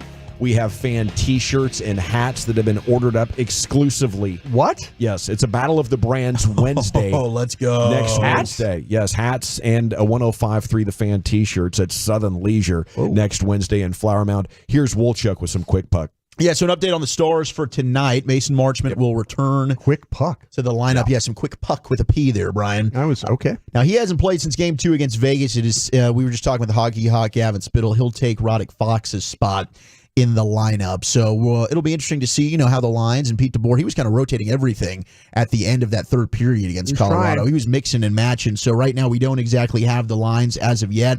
No Yanni Hakanpää, though, and that one to me is a crusher. And ultimately, especially when you have to go to Colorado, you're playing in altitude, this team can only play with 5 defensemen. These guys are having crazy ice time. If you could bring in a Yanni Hakanpää, and I don't know if he's going to be back for this series or maybe at all in the postseason, depending on if they can advance at all, but missing a big body who was one of their best shot blockers last year in their Western Conference Finals run, and a guy that you can trust, unlike Niles Lundqvist, then you have 6 true defensemen with 2 pairings that you can put out there. I think that's also, Maxi's being missed with the Mavs. I think Yanni Hakanpää's being missed big time with the Dallas Stars, but hopefully they can even this thing up at the AAC. If you're heading out to the game tonight, let us know. 877-881-1053. Crowd was great for Game 1. Crowd's always been Need good. the crowd again. Bring it again for Game 2. They have. Now, this was an awesome story. Paul Bissonnette, who might be one of my favorite hockey He's guys really out good. there. Fantastic. Yeah. I mean, he brings the energy, the storytelling. Yeah. He's great. So he's got his own podcast, The Spittin' Chicklets, but he jumped on Pardon My Take, and he was telling the story of how Jim Nill left the Red Wings. Now, the Stars were really able to steal him and get him and a bunch of other scouts. Fantastic story here from Biz. When he was having all of his success in Detroit, I think contract time came up for the Detroit scouting staff, who had been pulling diamonds out of their ass in these late rounds where they were getting these generational players like Datsuk, Zetterberg. The list goes on of deep picks that they got that went on to be Hall of Famers and generational talent, where contract time was up, and I don't think they paid him, or they weren't offering the scouts what they were worth based on how they were finding them gems. Right. So boom, they came back. I think eventually with an offer, and they said too bad, too late. And he went over to they all went over to Dallas with Jim Nill, and Dallas drafting is unbelievable. Yeah. They picked off Ottinger, Robertson, and Heiskanen in the same draft in the first 35 picks. Boom, boom, boom. They got Wyatt Johnson. Boom. They got the Stankoven kid. Boom. They don't miss these guys. Thomas Harley out of nowhere. He's like a 5th rounder. Boom. Another one. Boom. All guys in their lineup. So I just love the behind the weed finding out. I don't dig for it. I'm just kind of the goof who now, because I got the podcast, people that kind of just open up and tell me these stories where I'm like, what? That's kind of crazy. Yeah. Thank you, Detroit. Thank you very much for not wanting to pay Mike Jim Ilitch. Nill. Yeah, thank you. Rest of those scouts, man, because it's so true. The Stars were very hit and miss when it came to a drafting organization. Now you look at it. We talk about the Cowboys all the time about the drafting success that they've had. Dallas Stars are right there. This is how you win a cup with these kind of guys that you're not having to pay max money to. Wyatt Johnston's, the Logan Stankovens of the world. You're paying them hardly anything in a hard cap league there in the NHL. Jim Nill is just hitting on all cylinders right now. Besides the Niles Lundqvist trade. That's what I was going to ask. That's the only one that pisses me off. Was he out of the room? Was that my John Snyder wanted to draft a running back, but he left the room and they drafted offensive linemen in That's Seattle? The only one they've seemed to misevaluate was giving a first to the Rangers for Niles Lundqvist. That dude can't play. Yeah. Things happen, but I'm just so impressed with how this team has done since making the final in the COVID year. Yeah. They took what was like a run to the cup that we see sometimes with teams that are out of nowhere, and actually gotten significantly better since then. And I don't know if they're going to get back to the cup, but the job that they're doing, I think, is the best in DFW sport. The only thing that compares is CY, and CY has done it all on the pro personnel side and built a World Series team. We hope that they can draft and identify talent like Jim Nill and his staff have been. I think, if they're not able to advance past Colorado, the one thing that they might need to look at is they have such a great blend of youth and veteran play right now. What's their cap situation, though? Well, you still have Bennett. That's what people complain about Bennett and Sagan, right? They're eating up a lot of that cap. But the one thing that they do lack is their style of play, and they were able to beat Vegas, who you could probably say might be the most physical team. But in their losses, they've lost due to really being out physical. And Colorado did it. And Colorado's not a team that's like a super physical. They're fast, they're finesse, they want to get up and down the ice, much like the Stars do. But maybe they need to look to add like a Ryan Reeves type of piece. Just somebody, you look at that fourth line of Vegas, but somebody that can just be a mass unit out there. Chris Tanev, excellent at blocking shots. And I was reading an article in the Athletic he handles the puck well, though. He's fantastic. I didn't know much about his game, but when you watch him play, he's got skill. He might be the most liked player in all of the NHL. I was reading quotes from his former Calgary Flames GM, Craig Conroy. Hands down, one of my favorite players. It's amazing what he did behind the scenes with our guys, making sure they were always taken care of. His work ethic in the gym and on the ice was second to none. It's always about the team. I think the player the Stars traded for him, I'm blanking on who it was, but he allowed him to live in his house there in Calgary. It's like, hey, man, I know you don't have a place to live. I'll put you up. I'm not living there anymore. I'm here in Dallas now. You can go ahead and take over my home. He seems like just a gem, but when it comes to the shot blocking, you're right, in the puck handling, he's been a huge addition. Got a lot of skill to this Dallas Stars defense. Absolutely, and they're going to need it tonight against Colorado because, you're right. You cannot, don't blink against the Avs. The second you, that's to me, the thing that you've got. It doesn't matter if you have a 3-goal lead, a 5-goal lead. You've got to continue to tilt the ice. They did an excellent job with pressuring in that first period. The forecheck was awesome. They were setting it in the zone. The cycles were there, and then it just seemed like they ran out of gas a little bit in the second and third. The second you do that, Colorado's going to make you pay, man. They're too damn skilled. It's going to be interesting to see how they would team build from here if they do not get it done this year. They have such a fine collection of young guys now. Some of them are short, some are a little bit slight. But it's working so well. I wouldn't pivot here and say, wow, we got to get more physical. I just keep playing this hand over and over again over the next 5 years, and I think a ton of team success is coming your way. Yeah, I mean, this is the fourth time in 6 years they made it to at least the second round. So, I mean, they certainly are building a consistent contender. There's no question about that. Final thing here in Quick Puck. Utah having a little bit of a bracket for what they're going to name their team, and it's Ryan Smith, who's their owner now, who also owns the Jazz. Next year, they're just going to go with Utah on their jerseys. It's not even going to be the Utah hockey team. It's just going to be Utah. And then after their first year, they're going to choose from the Black Diamonds, the Blast, the Blizzard, the Canyons, the Caribou, the Frost, the Fury, the Glaciers, maybe the Furries, the Hive. A bunch of different names here that you can go ahead and vote for the next Utah hockey team. I kind of like the Utah Yetis, the Utah Venom. Dawson, you're nice. From that area over there. What kind of? Yeah. Pick a name. I like the Black Diamonds because I was a skier growing up. Okay. Yeah, there you go. All right. That's the expert run. I think you could do stuff with that, right? Yeah. You could market that. The Black Diamonds. I think that sounds pretty cool. It's time now for the G Bag of the day. Into the Pimp Cup we go. Here's Lucius Alexander. Yeah. All right. What I got for you boys? It's been a second since we did this. It's been a while, man. Yeah. Had 2 weekends this week. Yeah. Yeah. All right, looks like our winner right here is a combo pack from the Tom Brady Roast. Smoking on that pack. That's weed. This roast is still getting a lot of conversations out here in the podcasting world, content creating world. People still like to talk about it, which is good because we still are playing it for G Back of the Day. It's big in the crypto world, too. Is it? The jokes. Oh, yeah. There's a lot of those jokes, too. Everything was up. All right, let's see. Nikki Glacier right here. She caught a body. Tom also lost $30 million in crypto. Tom, how did you fall for that? I mean, even Gronk was like, me know that not real money. Like, that is tough.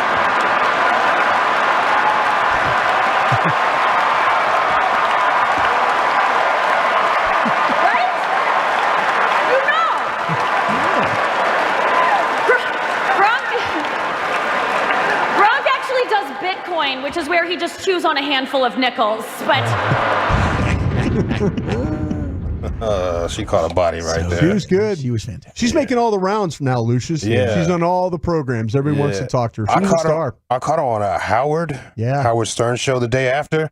Like I said, 45 minutes of her conversation was not about comedy, bro. Yeah. She's a wild girl. And Ron Burgundy showed up. I don't know if you know this, Tom has a whole line of plant-based nutrition called TB12. Look it up. Yeah. It's good stuff. I lost 15 pounds from this stuff. Those shakes work. I only had to drink 1 glass, and for the next 2 weeks, I was on the can with the worst case of diarrhea I've ever had. I recommend the cookies and cream shake. Yeah. There's nothing like shooting out cookies and cream as you race to the toilet.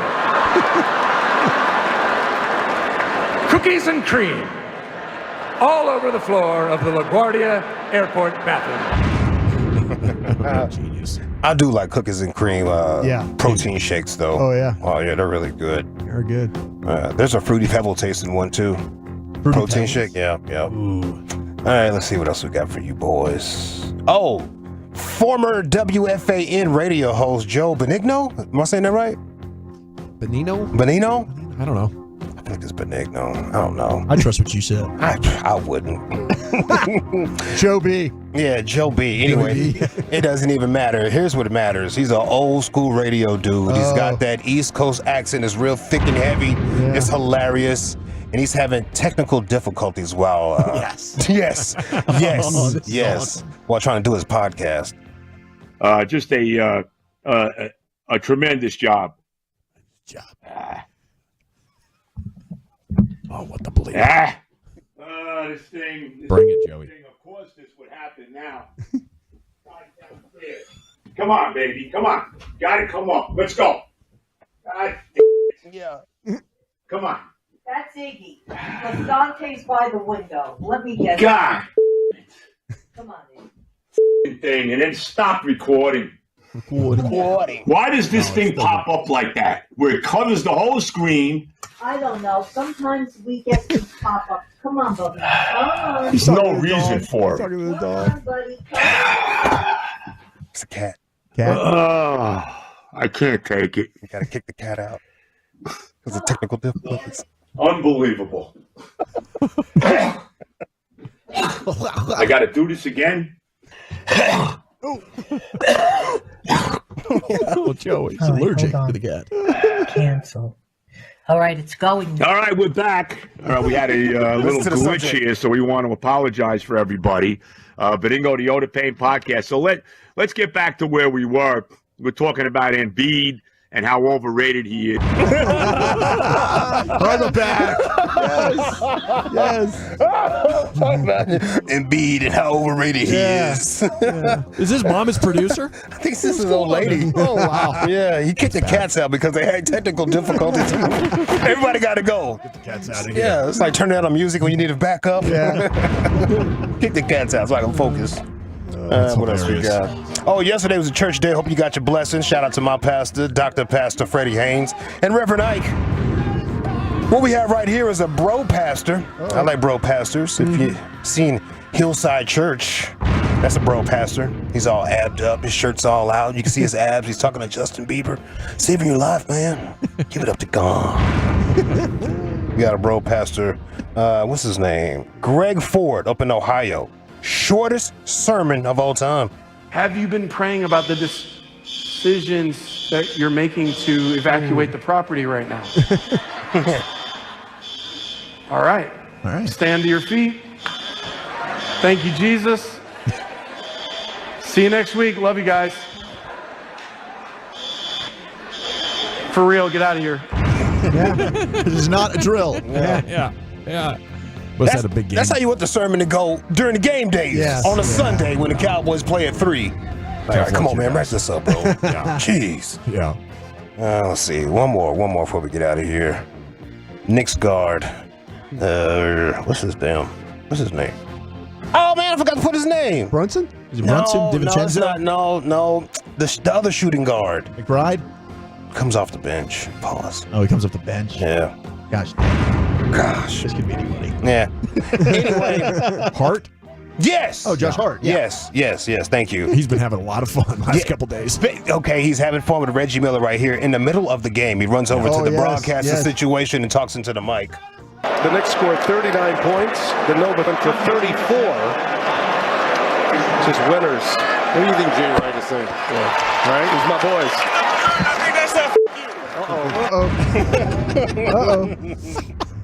Yeah, the crowd was chanting a bleep you, Reggie. Yeah, they were. Legendary. Josh Hart and the Knicks fans going after Miller. Hey. What do you say? Time to vote? Sometimes you got to pop out and show. That's right. Yeah, let's go ahead, please. Is it the Brady Roast 2-pack, Nikki Glazer and Ron Burgundy teaming up? Is it the former WFAN host, Joey B, and his wife? A bro pastor had a fire alarm, had to excuse the congregation. Man, if I would have known it was that easy. Back when I was a kid, dude, that's like the longest 55 minutes, isn't it? 55 minutes? Yeah. Shoot. That's how long the main service was. I wish we had 55 minutes. My parents wouldn't let me take a watch because I would just be staring at it the whole time. Or is it Josh Hart there with the Knicks? I'll go with Josh. How about you, Lucius? The radio host, former radio host. Joe B? Yeah, I'm going to go with Joe B. Bully? Yeah, I'm going to go with that Joey B guy as well. Brian? I'm going to make it 3, yes. By a score of 3-1. And your new G-Bag of the Day champion is the former WFAN host, Joey B. Krusty's Corner's coming up next, Brian. Where are you taking us? Yeah, I got a Cowboy hypothetical I'm going to run by my guys. We'll do that next. Can't wait to do that. Can't wait to tell you, though, about the Frankels, because if you are hurt in an accident and it's not your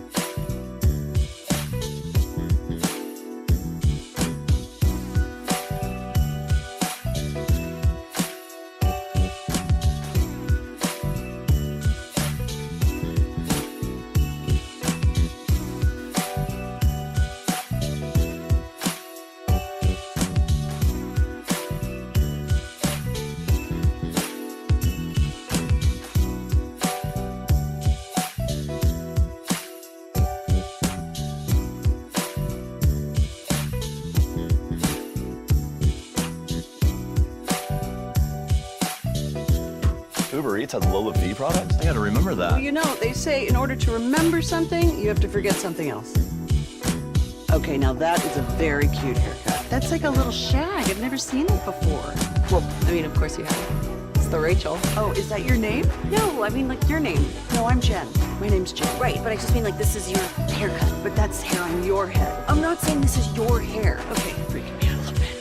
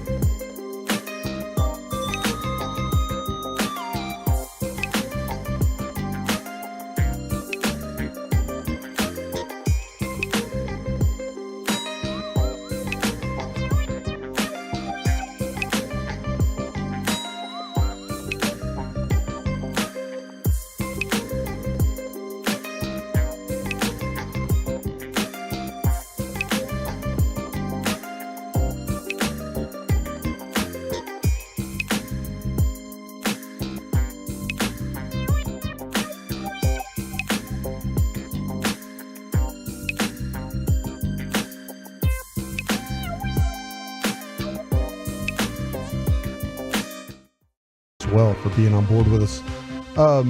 Can I take a minute of your time to I need a G-Bag Nation's You Make the Call. What's up? Is it another goose story? No, the gooses. I've been doing the walk. You out here goosing? The gooses. We goosing around? No, the gooses are. Y'all better not be in there goosing now. The gooses are. The gooses know not to. They know now to stay away. Oh, what'd you do? I didn't you do flex it. on them. I just kind of keep. I'm consistent, so they know that I'm not going to harm them. Fair enough. You've earned the trust. But you never know about old Jim. Oh, dude. They're scared of Jim, but they realize that I'm not going to be a problem. But anyway, that's another story. Okay.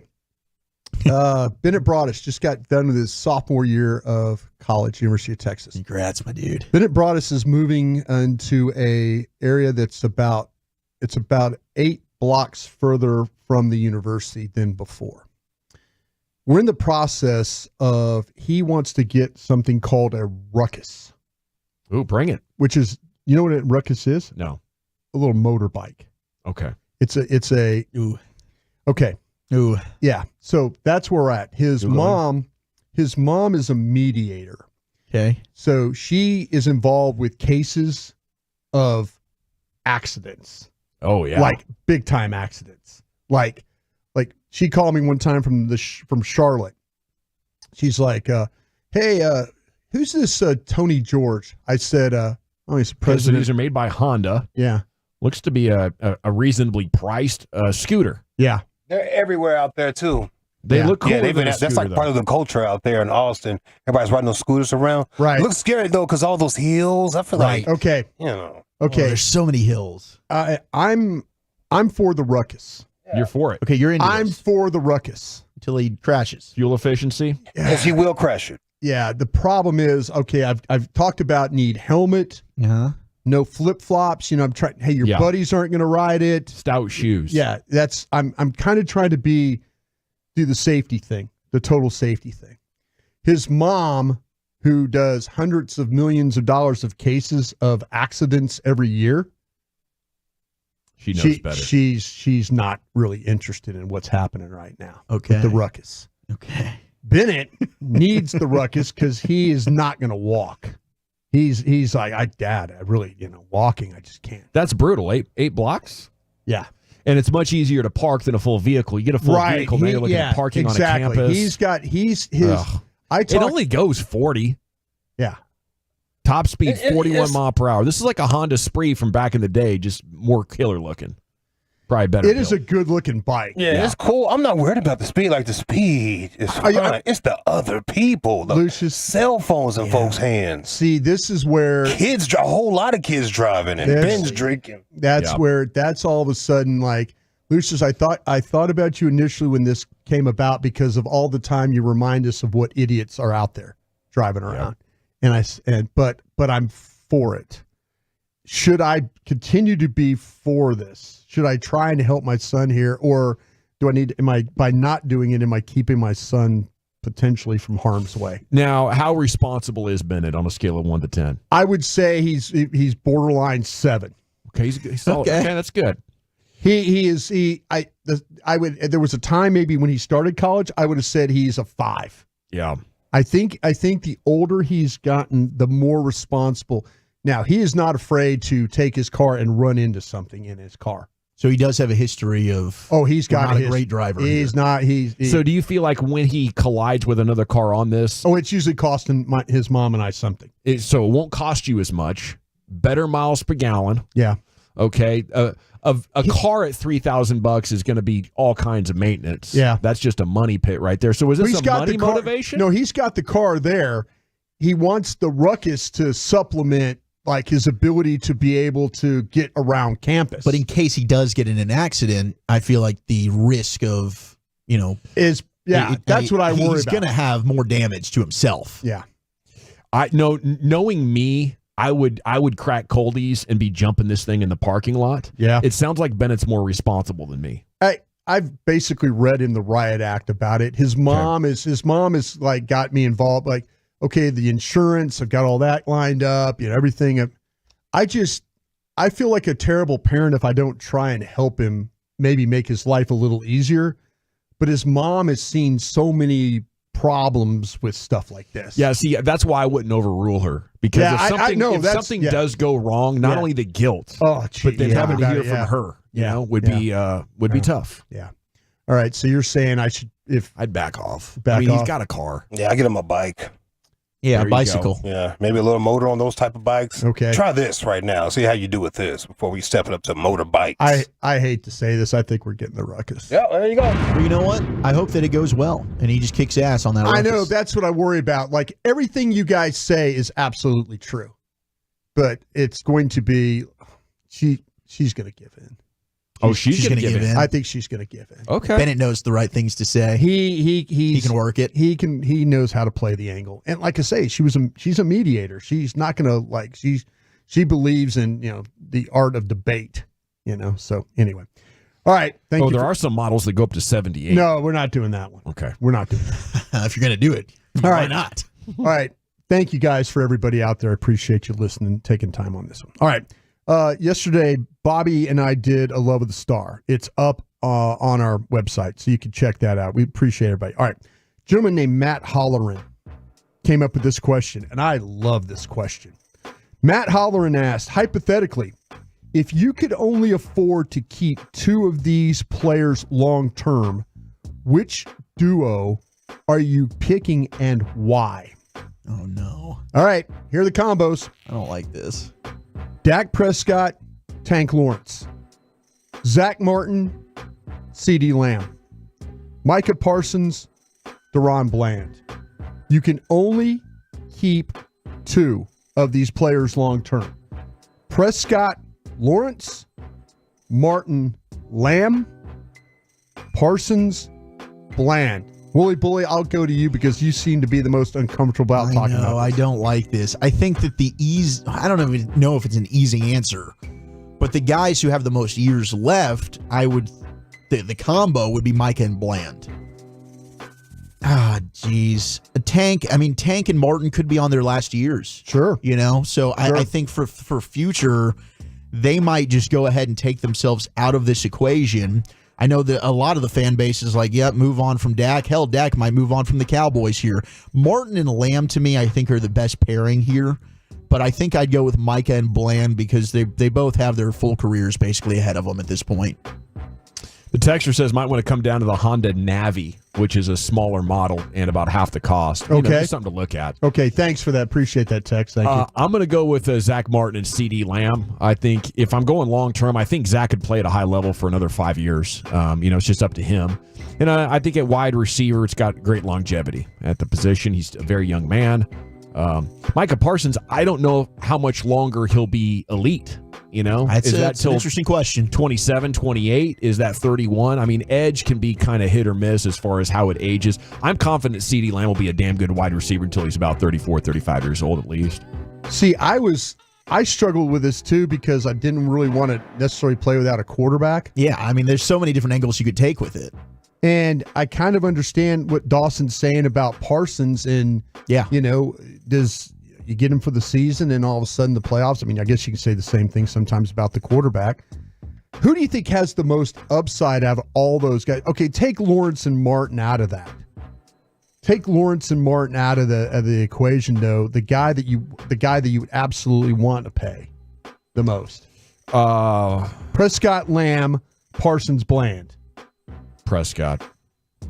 I think CeeDee's gotten better every single year. And I get it. Look, if you don't have a quarterback, then how good is CeeDee? Yeah. And that's a fair question to ask. But I think in Bland also, I think is a guy that's going to get better. But Lamb, to me, I feel pretty confident about that.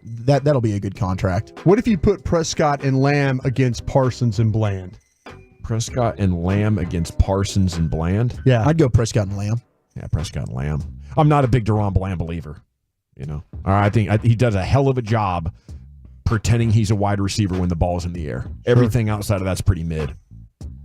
I had a hard time with this. Because the thing about Parsons, I just had a hard time not having a quarterback. But I think with Lawrence, I don't know how much. Yeah, that's the thing. I don't know who's Martin. I don't know how long they're going to play. Gone first. I don't know who's gone first, Martin or Lawrence. Martin Lawrence. How about that? But I don't know. You think Lawrence has gone first? I think this is the last year of his rework deal, isn't it? Yeah. And it's getting to a point now where, you're at an age. You drafted Nealon to be that guy, maybe? I think they've got the replacements for both on the roster. I think TJ Bass, or if Cooper Beebe doesn't work out at center, you've got guys to replace Martin, and then now Nealon would be your replacement for Tank. I think as long as Zach Martin wants to play, he's a Cowboy. Sure. It's just how long does he want to play? Can I ask you guys a real quick question, yes or no answer too? If things kind of work out though, would you consider, and if you needed a quality player at any position, would you consider trading TJ Bass? For sure. Ooh, it depends on what you're getting in return. I'm talking about a defensive tackle. If it's a starting caliber player, yeah, I would. Maybe but that's tough. How about a running back? Yeah. Yeah, I'd consider it. But it's tough because you need that offensive line depth. Yeah. You really, really do. But now that you drafted Nate Thomas, that's another guy maybe that could fill in and play guard for you. So they might be okay. I just think there's some fascinating things that are going to happen this summer on this offensive line. So yeah, look forward to being a part of that. Gentlemen, thank you very much. Appreciate it. Cannot wait. Krusty's Corner every afternoon, 2:40 here in the G-Bag Nation. NFL news today coming up next. Woolchuck, what's on deck? This coin toss story, the NFL schedule release, and who is the Luca of the NFL? That's next. Okay, I want to chat Window Nation.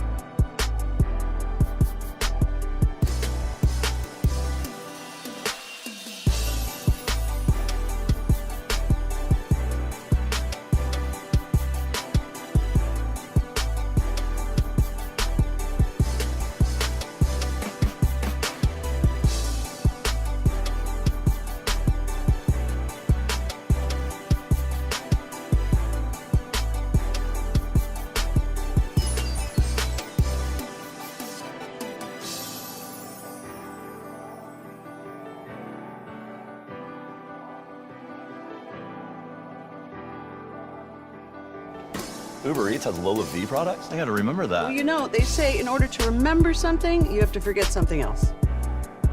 Okay, now that is a very cute haircut. That's like a little shag. I've never seen it before. Well, I mean, of course you have. It's the Rachel. Oh, is that your name? No, I mean like your name. No, I'm Jen. My name's Jen. Right, but I just mean like this is your haircut. But that's hair on your head. I'm not saying this is your hair. Okay, freaking me out a little bit.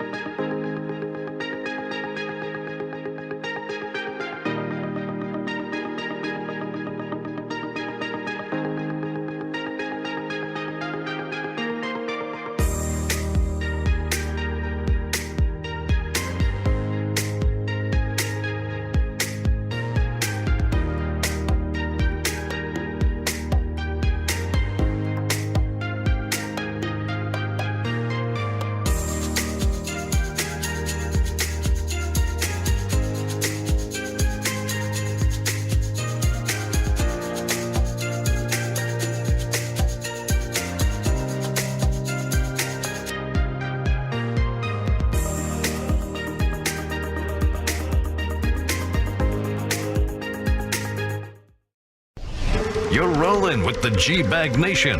Let's do this. Right here on 105.3 The Fan. Here we go. It's hour number 2 of the G-Bag Nation on 105.3 The Fan. Time now for the NFL news of the day.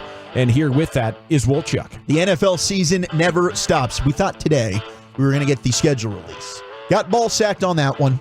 Wasn't happening. It'll be next week. We'll get the NFL schedule release next week. That's confirmed from multiple sources, so we're excited. May 15th, we'll get that starting at 7 o'clock, so you can party with Rangers baseball or the Get Right if the Rangers are off, and I'm sure we'll have instant reaction, and it'll be leaking. I know Brian likes to try and get this thing before anybody else. I'll try and wire this thing up. He'll be piecing this baby together. Yeah. I'm excited. I'm looking forward to that. Some things we know already about the schedule is indeed that we'll have the Thursday night opener in Kansas City. I'm betting that that's going to be the Texans and the Chiefs. I think they're going to do like they did last year. They went Lions and Chiefs.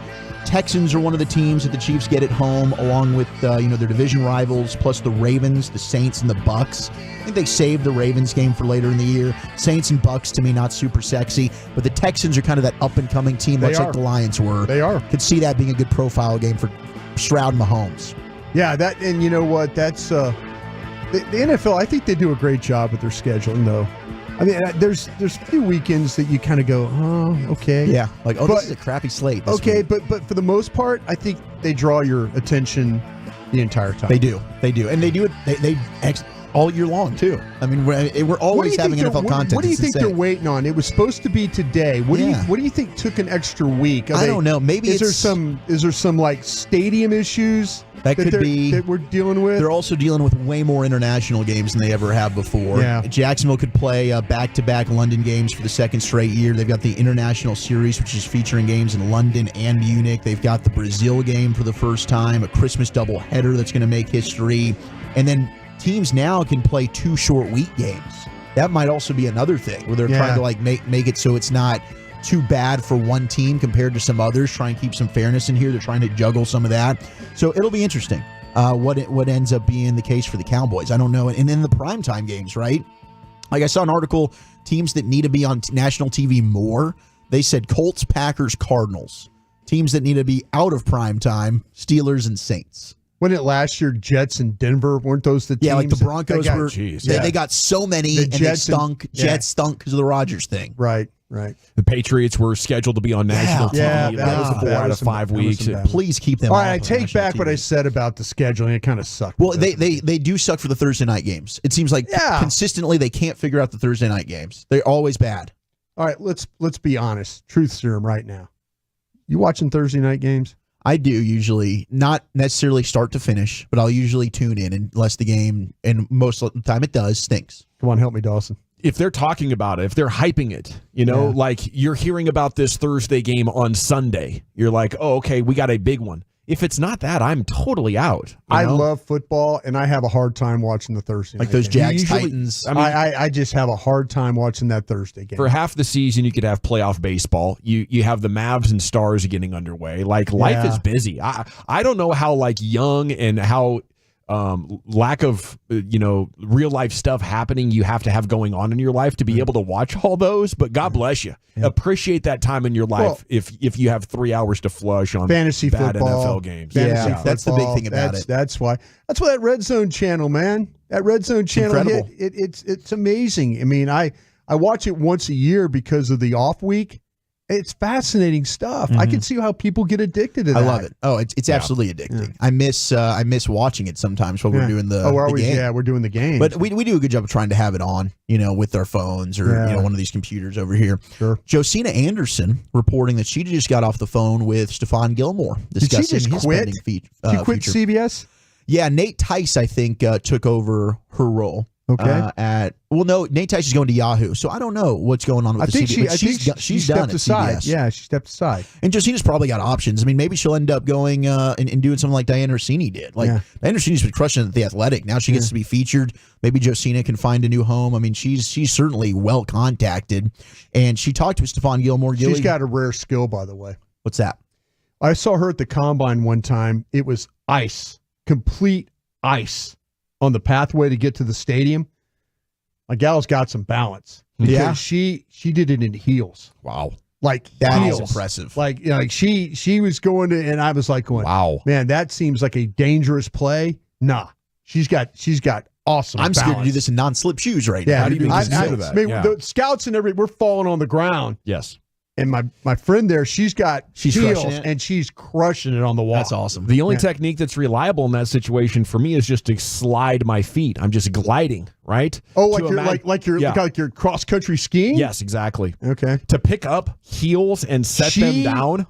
She walked with a purpose, and the rest of us were falling on our whats. Yeah, I imagine. Yeah. So Gilly saying, I'm still focused on playing, but it has to be the right opportunity. I feel like it's the age thing with some of these teams. If I was 28, I would already have been signed by now. At the same time, I know the value I still bring. If you watch the tape, I feel like I played well the last 2 years and literally almost played every snap He's last year. slowing down, So I'm man. staying patient while watching my son, who's a wide receiver and cornerback, lock people up on the field with his defensive back skills too. Cowboys, Colts, Patriots, Bills, Panthers are the teams that have been linked to him, according to Josina Anderson. I hear what you're saying.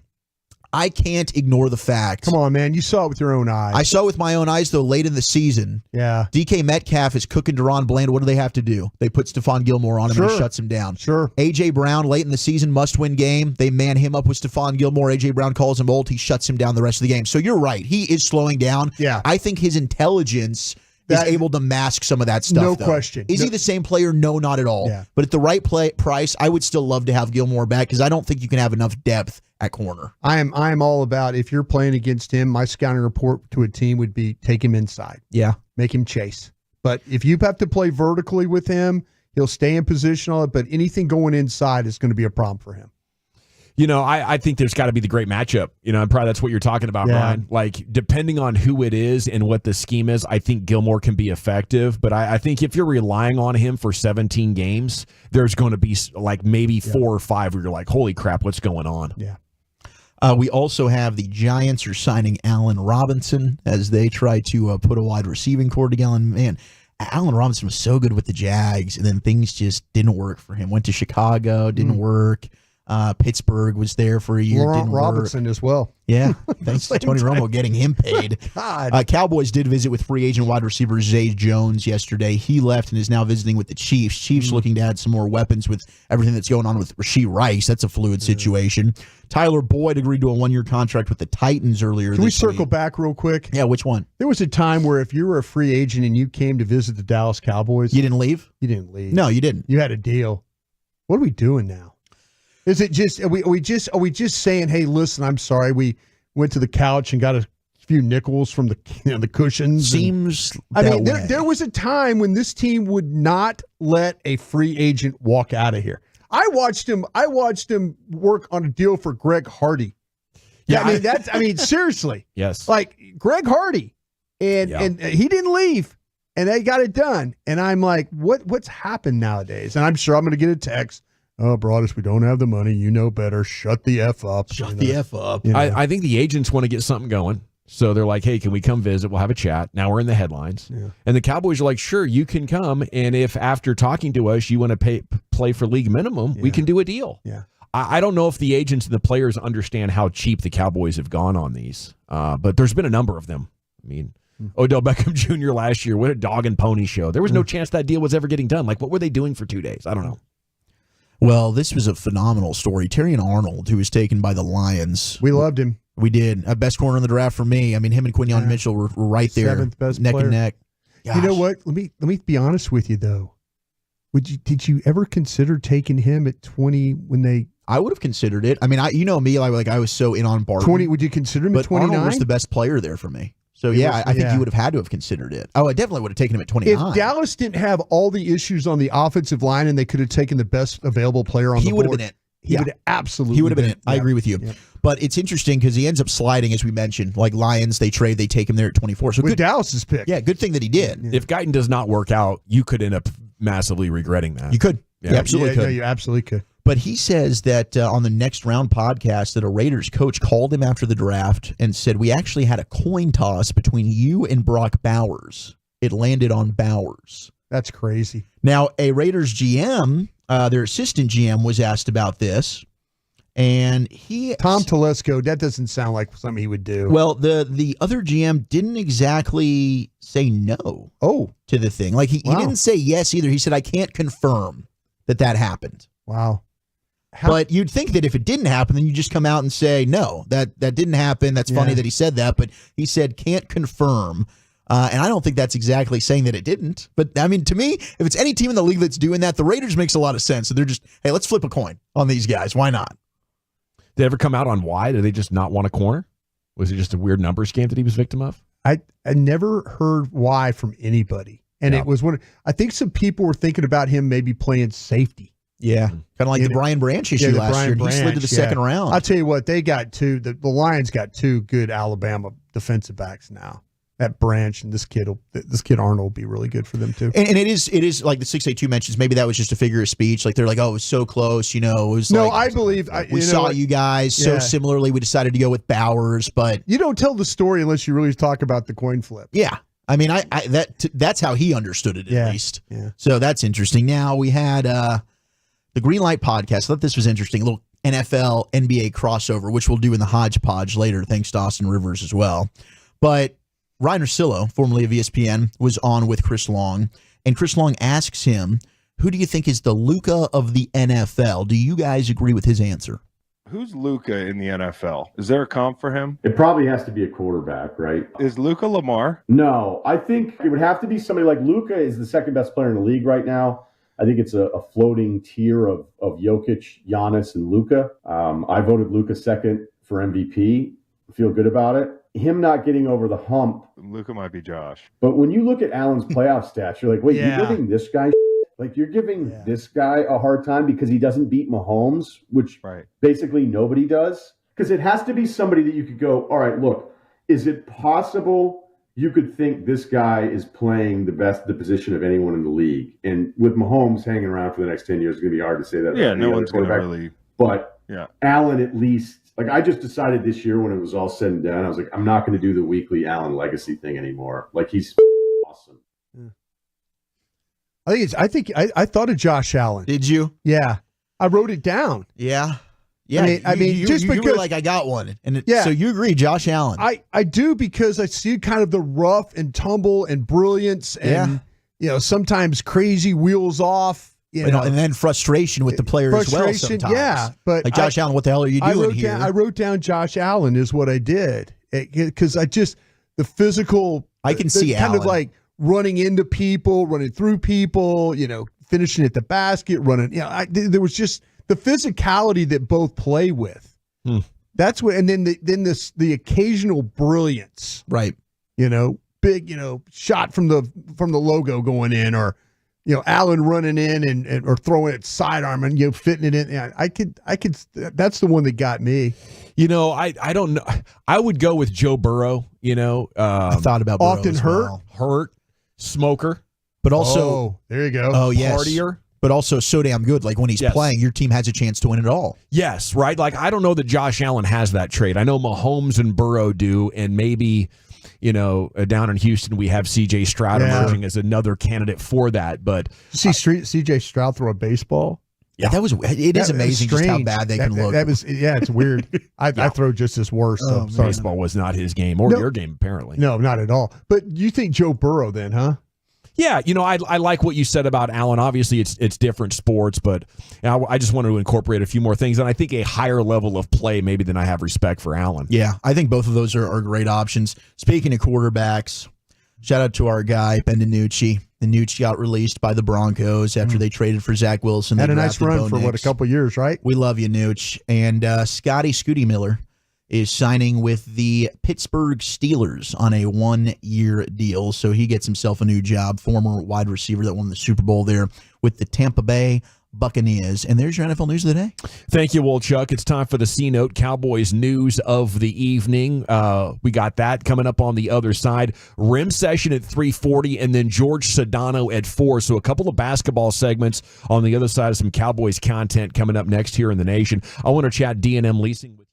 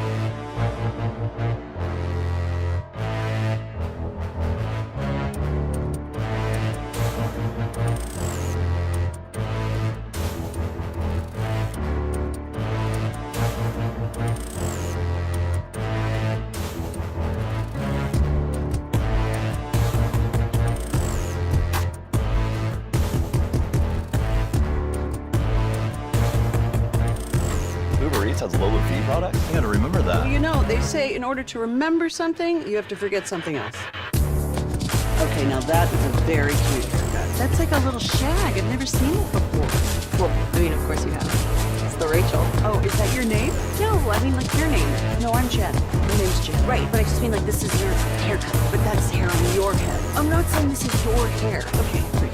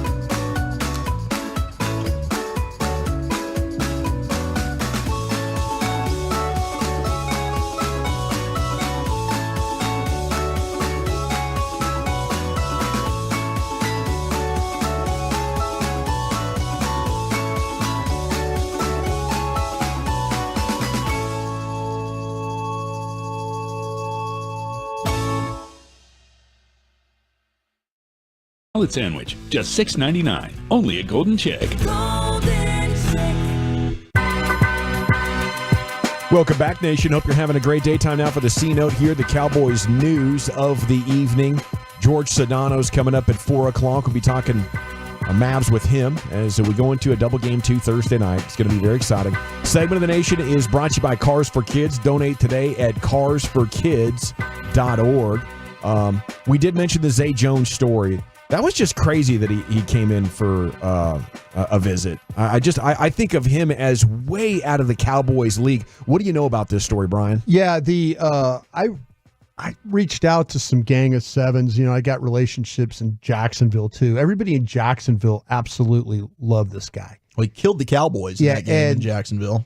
They love him because they felt like when he was on the field that he helped their receivers. That Calvin Ridley really didn't know the offense all that well. Okay. And Zay was kind of there. The people in Jacksonville say, hey, this guy, we were a much better team when Zay was on the field with Calvin. Yeah. Because he could help Calvin understand what we were trying to do scheme wise and play. What's funny about this though, I got two different impressions of the player from my Gang of Seven guys. Okay. Now, one Gang of Seven guy said, he was talking about, I asked, hey, can this guy still play?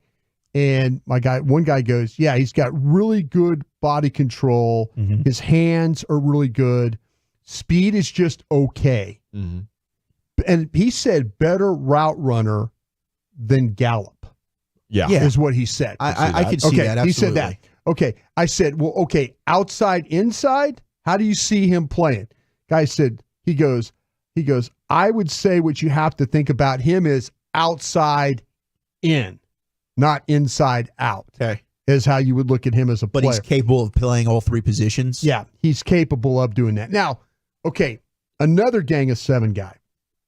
He said, yeah, I still think this guy could play a little. He struggled with injuries. My Jacksonville guy said this too. Mm-hmm. He struggled with injuries last year, so it was his knee and his ankle that he was dealing with. Okay. And this guy says, I've always viewed him more as a fourth receiver. Okay. But he's a big target, vertical presence who can run just stiff and upright. He said limited route tree. Interesting. So one guy's good route runner.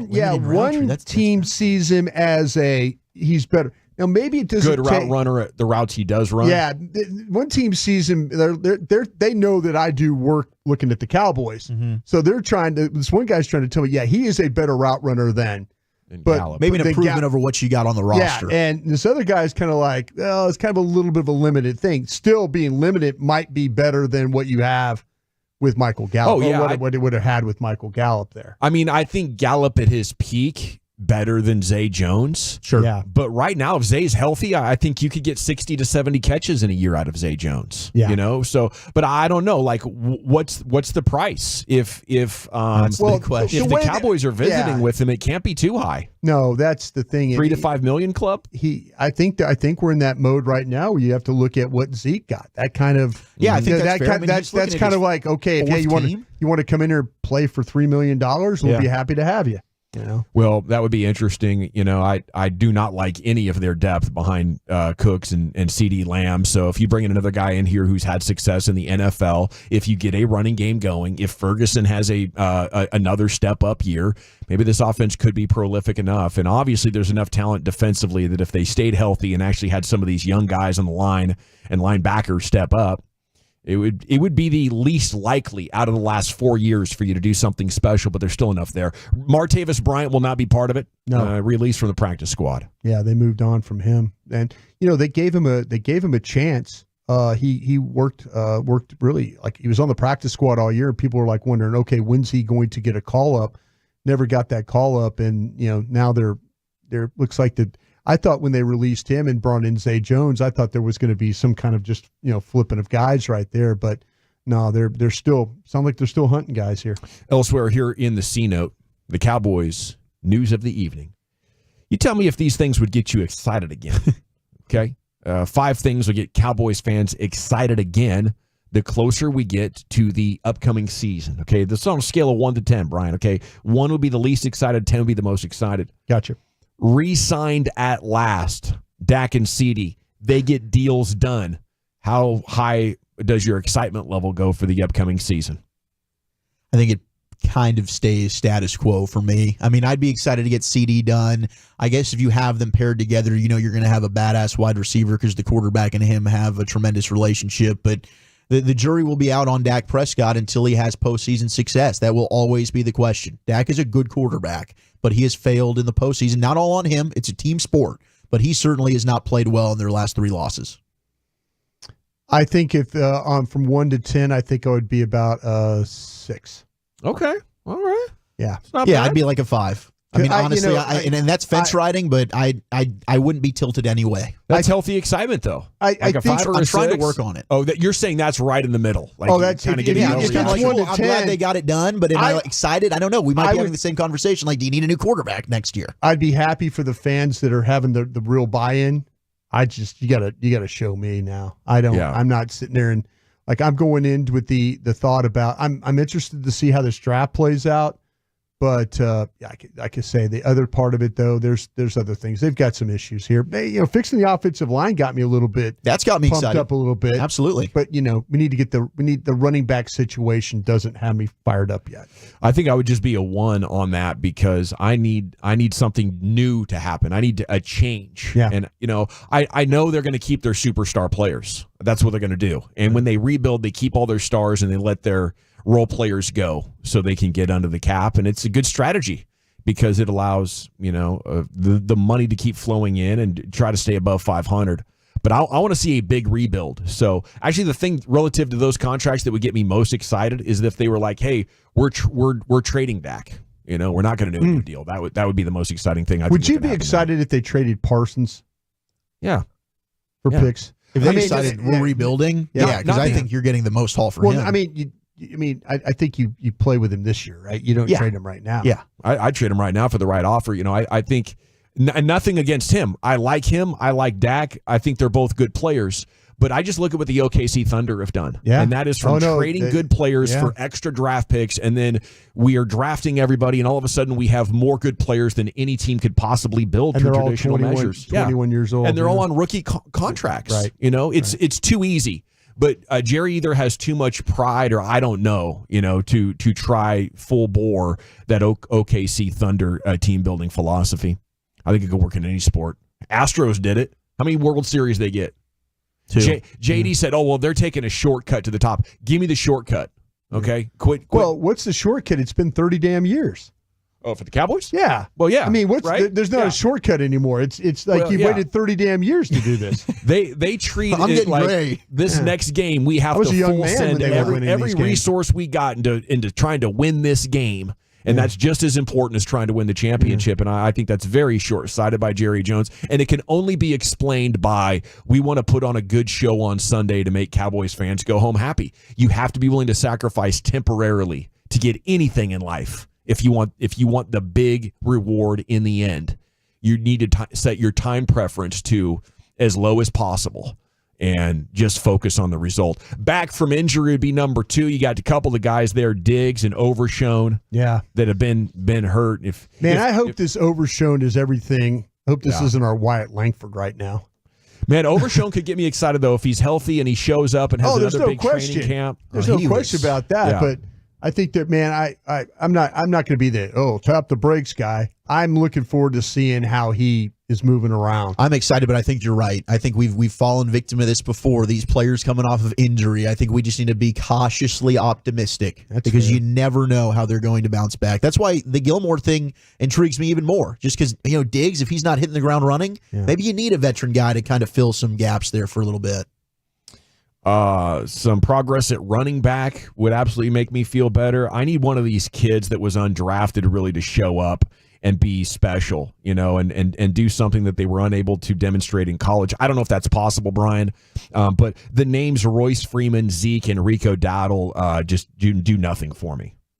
As far as running game production that we would need to have a legit balanced offense to take pressure off the passing game. I'm hoping we can get you some Deuce Vaughn fanmanship here. I'm hoping that Deuce can can bounce back. I mean, if they can block cheer for him, Deuce can do it. But obviously, if you can't block up front, Deuce can do it. He had no shot. I mean, it's one thing to make one miss, not three miss. No. Yeah. I mean, and he was with backup offensive linemen. I mean, he had like one really good series the entire season. They didn't give him a chance. They don't have a plan for him. No, which is upsetting. Don't draft the guy then. Okay, fourth thing that could get Cowboys fans excited here as the summer gets underway, signing a free agent nose tackle. Yeah. And at this point, I mean, we mentioned the names. A lot of them are old, like Linval Joseph we've talked about, or it might be a trade. Like I saw. I asked Zimmer about Linval Joseph. Yeah. He goes, man, I don't know. He goes, I heard he's trying to get back. I heard he's trying to work out and stuff like that. I don't know where we're at on that one. You know, he goes, I just can't tell you. You have Lawrence Guy. You have Mike Purcell. There's a couple of older guys out there. Okay. Yeah. Those are big bodies. You do all of these things. Now I might be starting to get excited, but I'm going to need more than just that. Man, why am I? This is so stupid on my part. Bring it, Brian. I love it. Let's get reckless. Well, why am I? You're going to say, "Oh, shut up." Why am I like more anxious to see what Mozzie Smith can do as opposed to sign Mike Purcell or Guy or somebody like that? Like you're more nervous about it? No, I'm more like, they have to see, but this is, I think, just for depth reasons. Behind him, they've got nothing really. They got a seventh rounder they just drafted, Justin Rogers. Well, I think Rogers he could be a good player. Let's not sleep on this guy. No, I'm not sleeping on him, but going into the season, it's like you're relying on a seventh rounder now. He's your depth. Yeah. Well, I just, man, signing one of these, maybe like I say, maybe one of these guys could be that guy that you just had. Maybe so. I just don't see it. Those guys, when they get that big, that old, they just stop playing well. Yeah. They just stop. But probably still way better than Mozzie Smith. I'm watching the guy they brought in, the guy. Carl Davis. Carl Davis. Yeah. I watch Carl Davis play. I'm watching him get blocked and he's not even moving. Yeah. And I'm like, going, what good are you if you don't move? No, certainly. I mean, all three names that we mentioned, I think, have had a better NFL career than Davis. But to your point, they're desperate to have Mozzie bounce back and have a good season. Man, okay, you could pick one thing. Mozzie bounce back season. Would you pick that over anything else for the Cowboys? Mozzie be a first-round pick and be good as a first-round pick. Does that make sense? Without being a total D-hole, and just saying a Super Bowl is what I would pick. But no. Yes. I'm just saying, like if player situations, a player situation, you need Steele to be great. You need Guyton to be great, or Mozzie Smith to be great. Who you picking? I think I'd still go Guyton. I think you need your left tackle to be great. Need him. Yeah, I know. I mean, they need Mozzie. They do, but gosh, I mean, Mozzie's not going to get twitched up and start rushing the passer. We're just hoping that he can stop the run. I just said this. This guy's a left tackle over here. I just said this. Mozzie Smith be great. Guyton be great. I'm still going Guyton. You're crazy. It's the more impactful position. The answer's not Mozzie, Scout Man. Scout Man's worried about the inside a little bit. And there. you should be. You should be. Obviously, you guys aren't. No, I'm saying I'd just rather that I know situation. the most important position is the left tackle. Yes. But I think Cowboy fans would be ecstatic if Mozzie Smith was an excellent player. Well, damn right I'd be ecstatic. But between those two, I need Guyton to be a badass. Yeah. Okay, I don't want in week 7 when somebody's just important and just running the ball through them. It's not, and you're like, oh well, hey, that defensive tackle spot not very good now. Okay, if both hit free agency as great at their position, they're going to take the tackle. I know. Okay. I know. So it was a crappy question. It's not a crappy question because people are struggling right now with what's going on at defensive tackle, and I'm one of them. But I still would take the tackle. I know I could kick Smith outside and play tackle. If something happens to that, I don't have an option at defensive tackle. That's a good point. That's a good counter. Yeah, they've got more options at offensive line than they do at defensive tackle. That is it true. Yeah. 469. Gavin's an idiot trading a multi-year pro at a premium position for a pick. He'd be a worse GM than Jerry Jones. I'd get multiple picks for it. And this year, after we were really bad, I'd probably have a top 5 or top 6. Are you talking about Parsons? Yeah. Oh man, you could probably get a pretty good haul for that. Yeah, I would dominate at front office. It's not that hard in the NFL. I would dominate. You just have to be willing to tank a little Move bit. out the damn way. Listen to your scouts. Well, tell your coaches to go coach. The thing about it is, as a front office member here, you're not going to get fired. Yeah. Just set me up, Jer. I'm ready to rock. I'll get you that Super Bowl. You can go a honky tonkin'. Okay, number 5 was Trey Lance. Watching him play. If he plays well, I think that would be the absolute best development you could get this summer as we go into camp. All right, when we come back, though, Chuck, where are we taking it? Man, the on and off Luca debate. And how about what the Knicks were doing, serenading Reggie Miller and some breaking NBA news? That's next. Coming up Friday morning.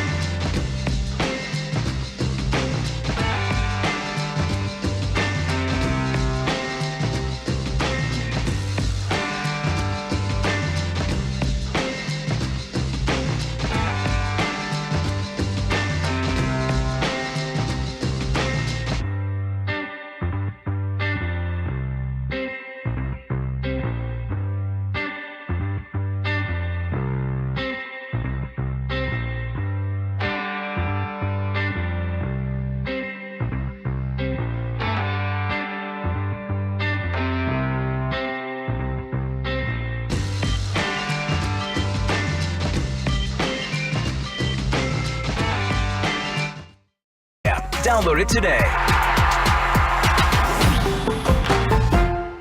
The Rangers swing back into action tomorrow night against the Rockies at Coors Field in Denver. Hello there, everybody. This is Eric Nadel with Jared Sandler and Mike Peasley. Our broadcast begins tomorrow at 7, right here on 105.3 The Fan and the Odyssey app.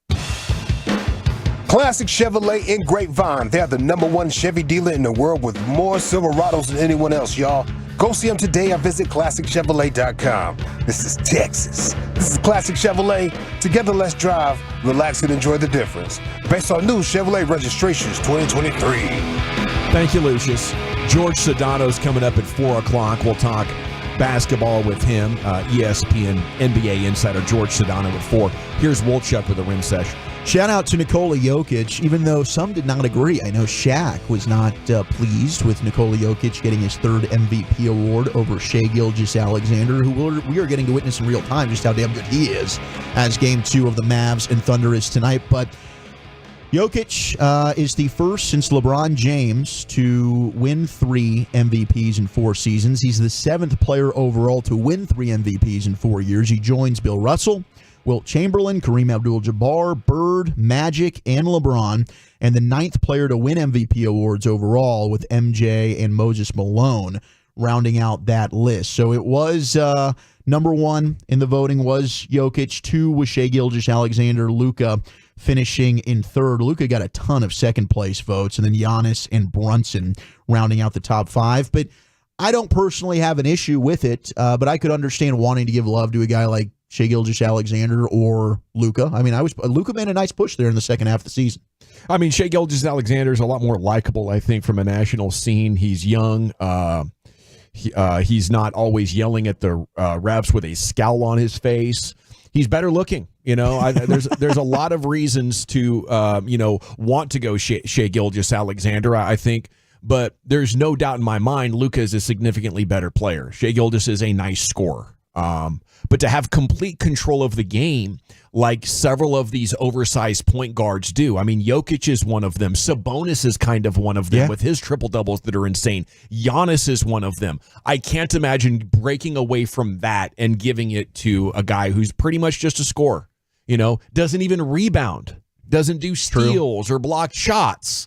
You're just like, well, he's on the #1 seed, and he's got an aesthetically pleasing game, and he's a good scorer. Okay, did he score as well as Luca? No, so that's what he does. He's a scorer, but he didn't score as well as the guy who's orchestrating the entire offense. Okay, all right. Well, I mean, that's not how I would vote, but I understand. I'm just interested about Jokic being down 2-0 and getting destroyed by the Minnesota Bigs. Yeah. I mean, it's a lot to go up against, but I feel like he needs to bounce back in a big way, or this could be kind of embarrassing to get the MVP and then, be eliminated, as, some players do know. Well, I mean, it seemed like they were on cruise control all last year through the playoffs. This is the first time in this little championship run that they've had over the last 2 years that they've really had to face some adversity. I mean, they previously had it with a bunch of injuries, and they never seemed to have all their pieces healthy together. But now they do, and they're down 0-2. Yeah. How do they bounce back? Do they show that championship resolve? We'll find out. I think part of in Game 3. Part of Jokic's greatness has been he plays in a small ball era. But he has a skill set that he can stay in the game at 7 feet and 290 pounds or whatever he is. Against Minnesota, it's an old school very size, much so. Right? So it's a fair fight, and he's not reacting well to it through 2 games. He's looked like a shadow of himself. He really has. Breaking is the Suns have indeed dismissed their head coach, Frank Vogel, according to Woes. Mm-hmm. So Vogel getting bleep can there in Phoenix. I think that he's kind of a sacrificial lamb to the owner's bad decision-making.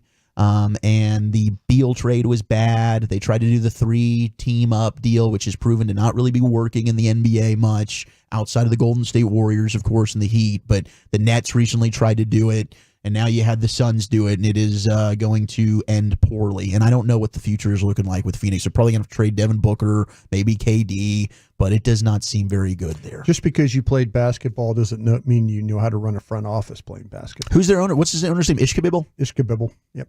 That might have been the Philly cheesesteak place that Bobby went to. It's a name like that. It is something like that. Ishbia. That's what it is. Matt Ishbia. Matt Ishbia. Yeah. Crazy history with the Phoenix Suns, like how close they get, and then they seem to self-destruct, whether it was Steve Nash's, they just didn't have the money to keep it together, and then they sell. They have a new owner. Guy wants to make a big impact. The Bradley Beal deal just crushes them. Just bad. And now I agree with you. I think they need to try to sell because you're not going to win it with this group. No. You could try for the next 4 years and end up with frustrated fans with high expectations and a roster that just can't get it done. I mean, a lot of washed up superstar talent on that team now. And then Devin Booker, who's not a guy you can really build around. He is a good scorer. So I think they have to trade for what they can get, at least to give themselves picks. They don't have many picks over the next 6 drafts. We also, no, they don't. That's terrible. Okay, the Pacers, Rick Carlisle gets ejected last night. Rick was ticked off. You're not happy. Not happy at all. And I get it. I mean, they sent, I think it was like 78 plays to the league office today. Like, what the bleep is this? I think he was really more ticked off about the carryover from game 1 in that final minute. The game's tied. It looked like they had a steal. They were going to break away for an easy, fast break point opportunity. They call a foul there to, stop that post game. Rick Carlisle making this claim. Do you agree or disagree with Coach? I'm always talking to our guys about not making it about the officials. But we deserve a fair shot, and it's just not, there's not a consistent balance, and that's disappointing. Small market teams deserve an equal shot. They deserve a fair shot, no matter where they're playing. Very difficult game to officiate. I agree that he's doing the right thing, trying to earn his team some influence with the refs. This is something that veteran coaches especially were very fond of doing in the 90s and 2000s. It's not a lost art at all. Rick's just really, really good at it. Yeah, you find any explanation you can to make a plea for more favored officiating in the next game, and he'll probably get it. He probably will. I mean, it's pivoting back to Indiana. Now, I mean, the Garden was going crazy. It was F.U. Reggie Miller chants going on. We had the audio earlier of Josh Hart, which was really funny from Lucius's G-Bag of the day as well. Brunson goes off again, continues to be giving the middle finger to our buddy Gavin Dawson here. Second half, he has 24 of 29 points. He left. Looked like he was hurt. He says he's good to go. Now, we'll have to monitor that OG Anunoby injury. He's got a hamstring. He's uncertain to be able to play in the next game. But, yeah, I think that Rick...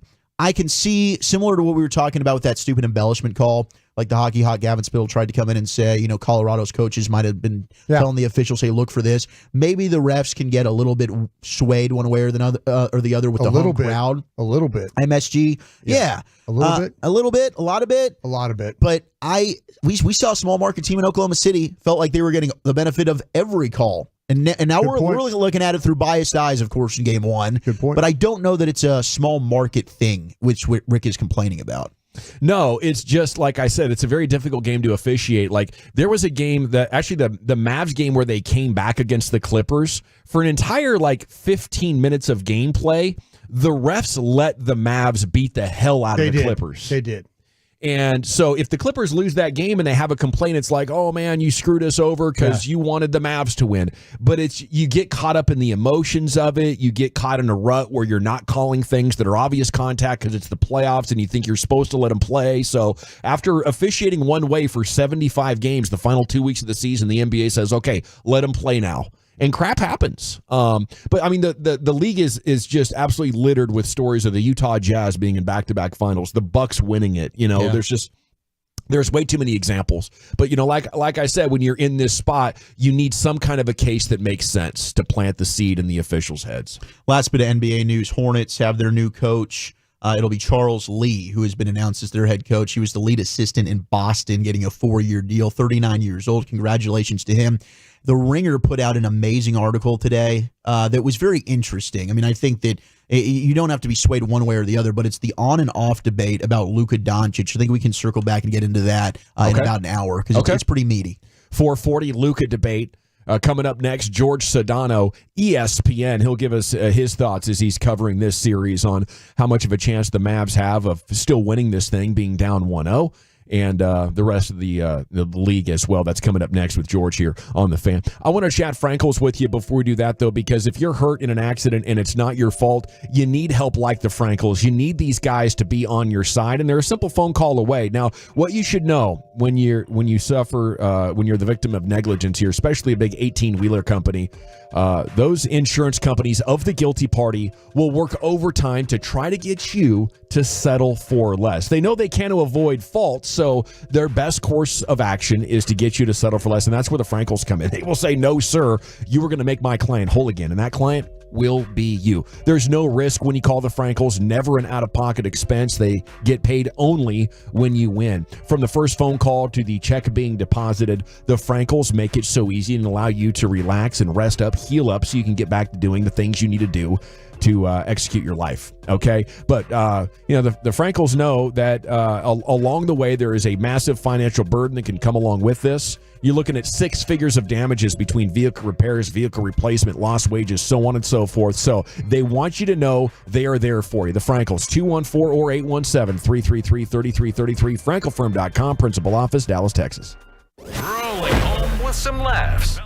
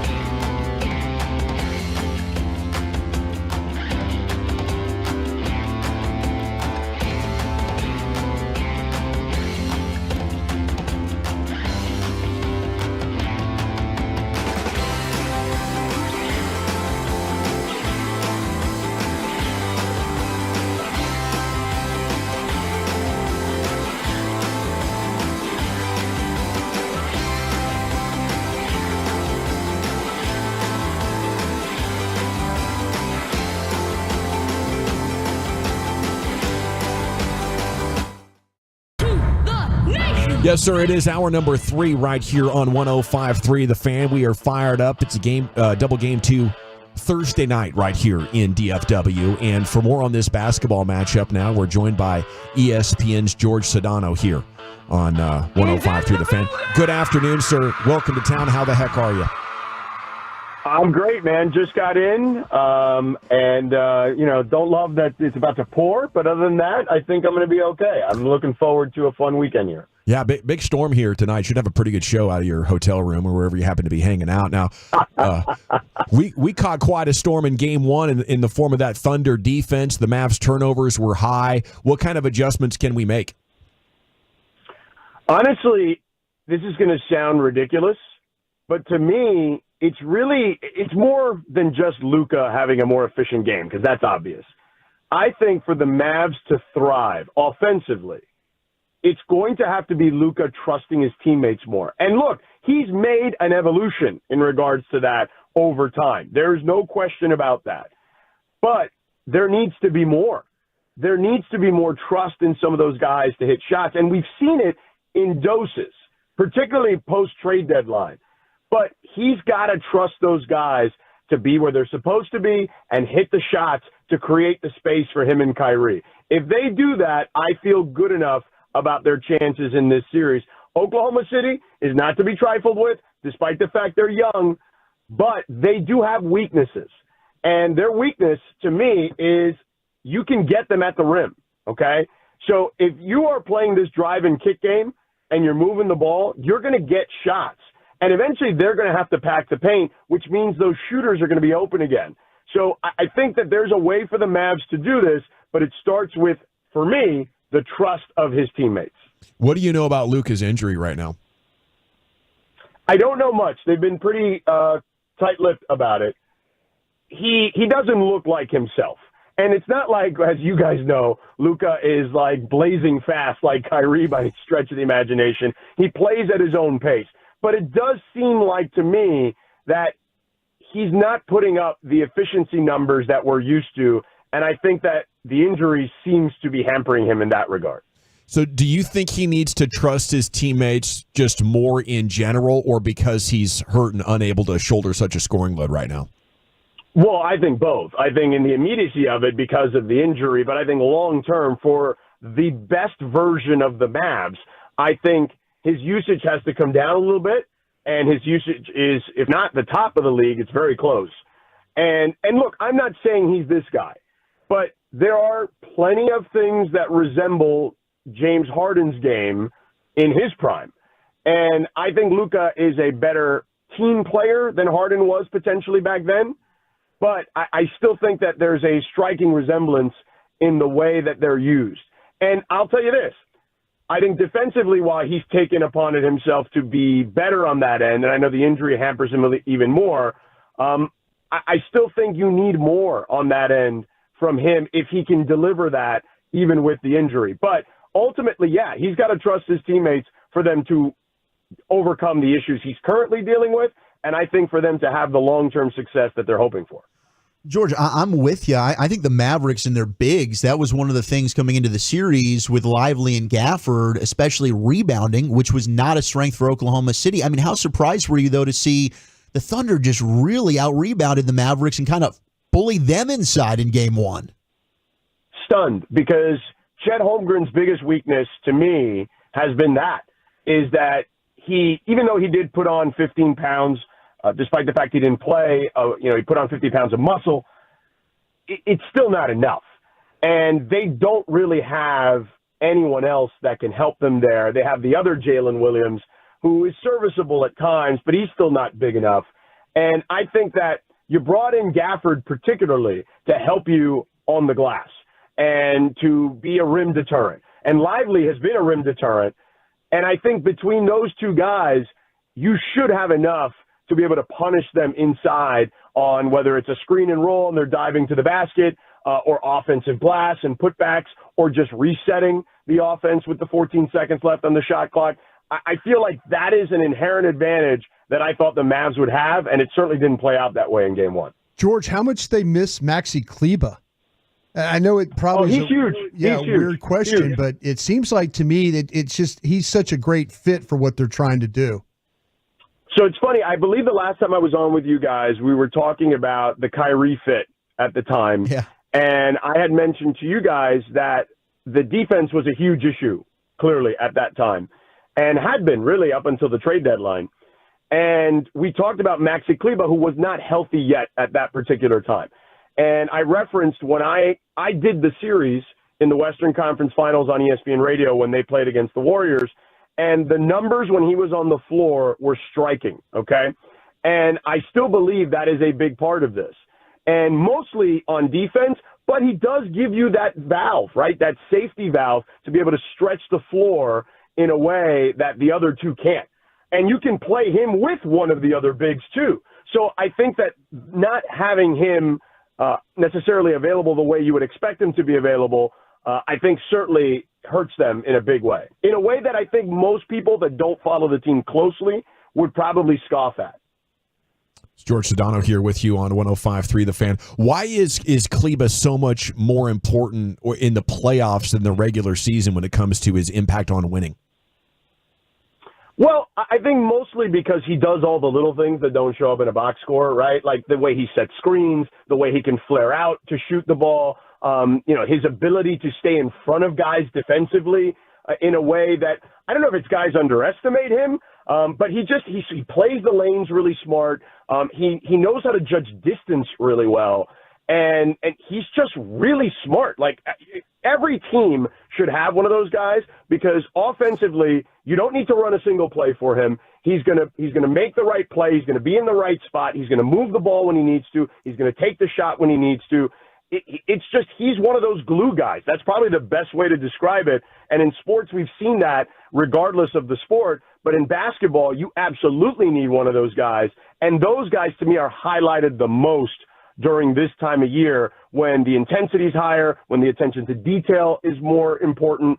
And he's just one of those guys that brings all those intangibles into play. Speaking our language here, George, we love our glue guys on this show, man. Glue guys all the way.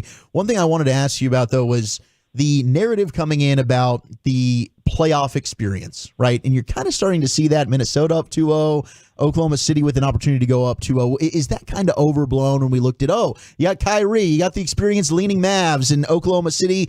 This is kind of their first voyage. Traditionally, it has been a thing. There's no question about that. But I do think we are seeing a bit of a turn here. I also think the rule changes. Let's not forget, guys, the NBA has admitted that they have allowed more physicality midstream here, basically post All-Star game. And I think that the younger teams, strangely enough, seem to be the ones that are taking more advantage of that. Now, look, they also can cover more ground that way. I think that the older guys maybe are, and this is just me recklessly speculating now, right? The older guys are used to, hey, this is the way the game has been officiated for a long time. We need to just, and the playoffs were always a little more physical, but now, man, you watch these playoff games and it's like back like the 90s at times, it feels like, no blood, no foul.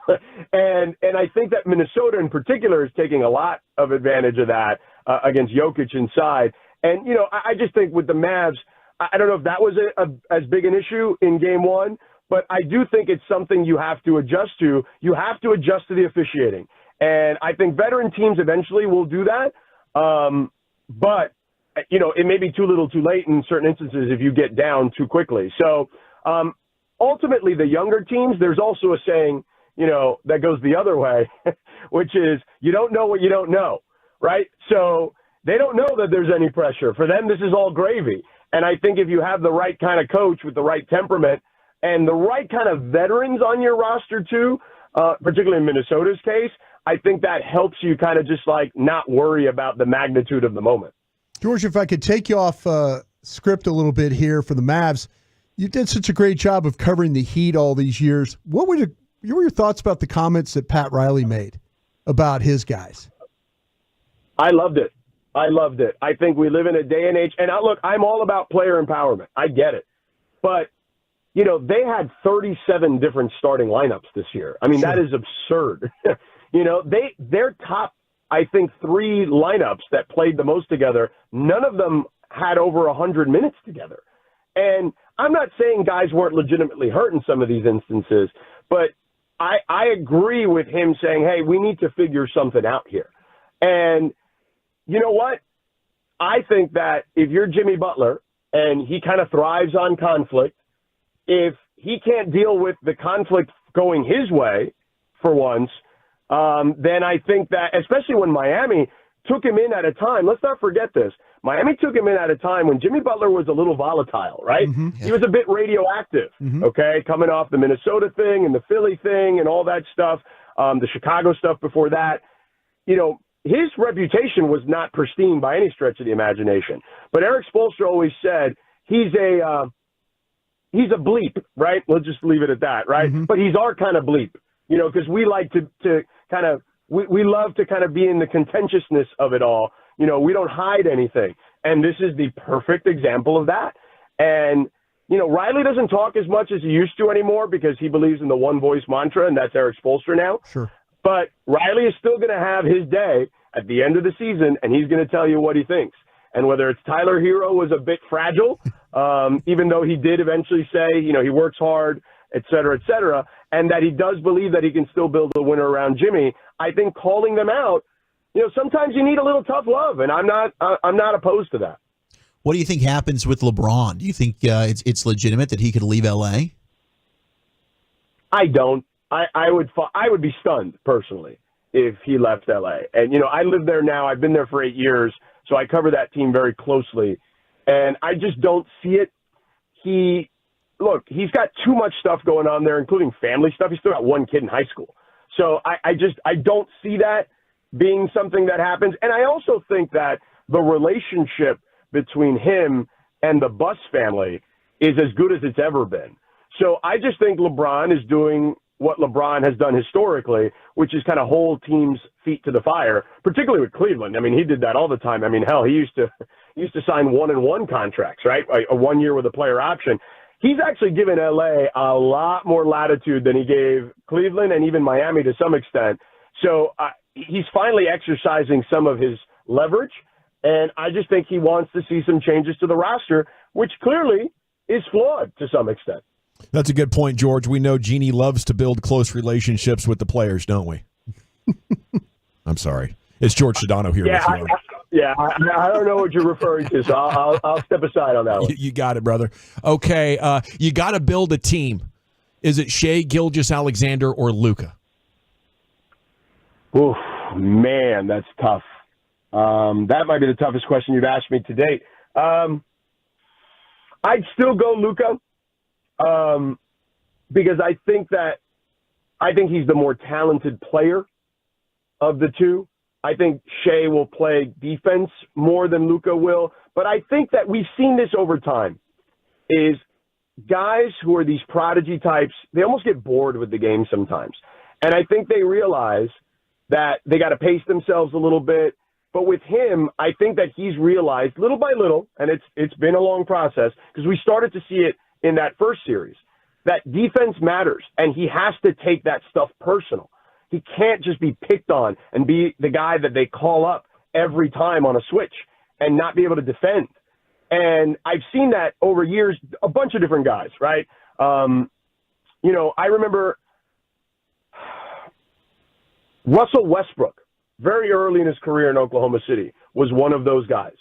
And look, Russ never became an all-NBA defender, but he became a guy who was at least not a negative defender. Nikola Jokic was a guy that way, who was a guy that they would call up on screens all the time. And that's how you would beat Denver. He's not that anymore. He is a plus defender now. So I think Luka is starting to realize that's also got to be part of this, little by little. So because I think he is as talented an offensive player as I've ever laid my eyes on, I would still go with him because I think he'll have enough defense to be the better player. George, Thunder in great position. T-Wolves in even better position. Can't wait for Game 3 tomorrow. The Knicks up 2-0. Do you have a fun pick to win the title at this point? Who are you going with? Actually, I feel like I've got the hottest take of them all that I don't think Denver's done in this series. You know what I mean? Like everybody I feel like is overreacting to game 2 when game 1 was pretty nip and tuck. So, I mean, maybe that's just because I've been around that team a lot. I mean, I covered almost their entire journey last year, whether it was on TV or ESPN radio, all the way through the championship. So I saw them become the team they became, and I don't recognize the team I'm seeing now. I do think they have less depth than they had previously, and I think that they're also banged up. But I would be very surprised if they go down 0-3 in this series. So I guess that's my hottest take, is that I'm probably not waving the white flag yet on Denver.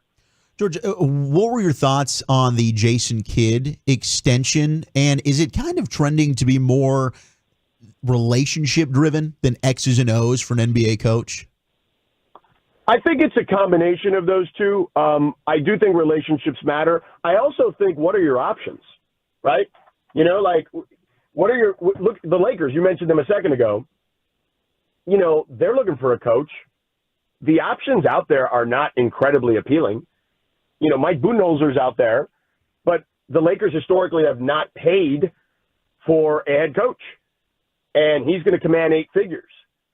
So, I mean, Ty Lue would have been their head coach 5 years ago if they would have just offered him a 5-year deal at the money he wanted, and he felt insulted by their offer and walked. Monty Williams also, they got outbid by the Suns back then.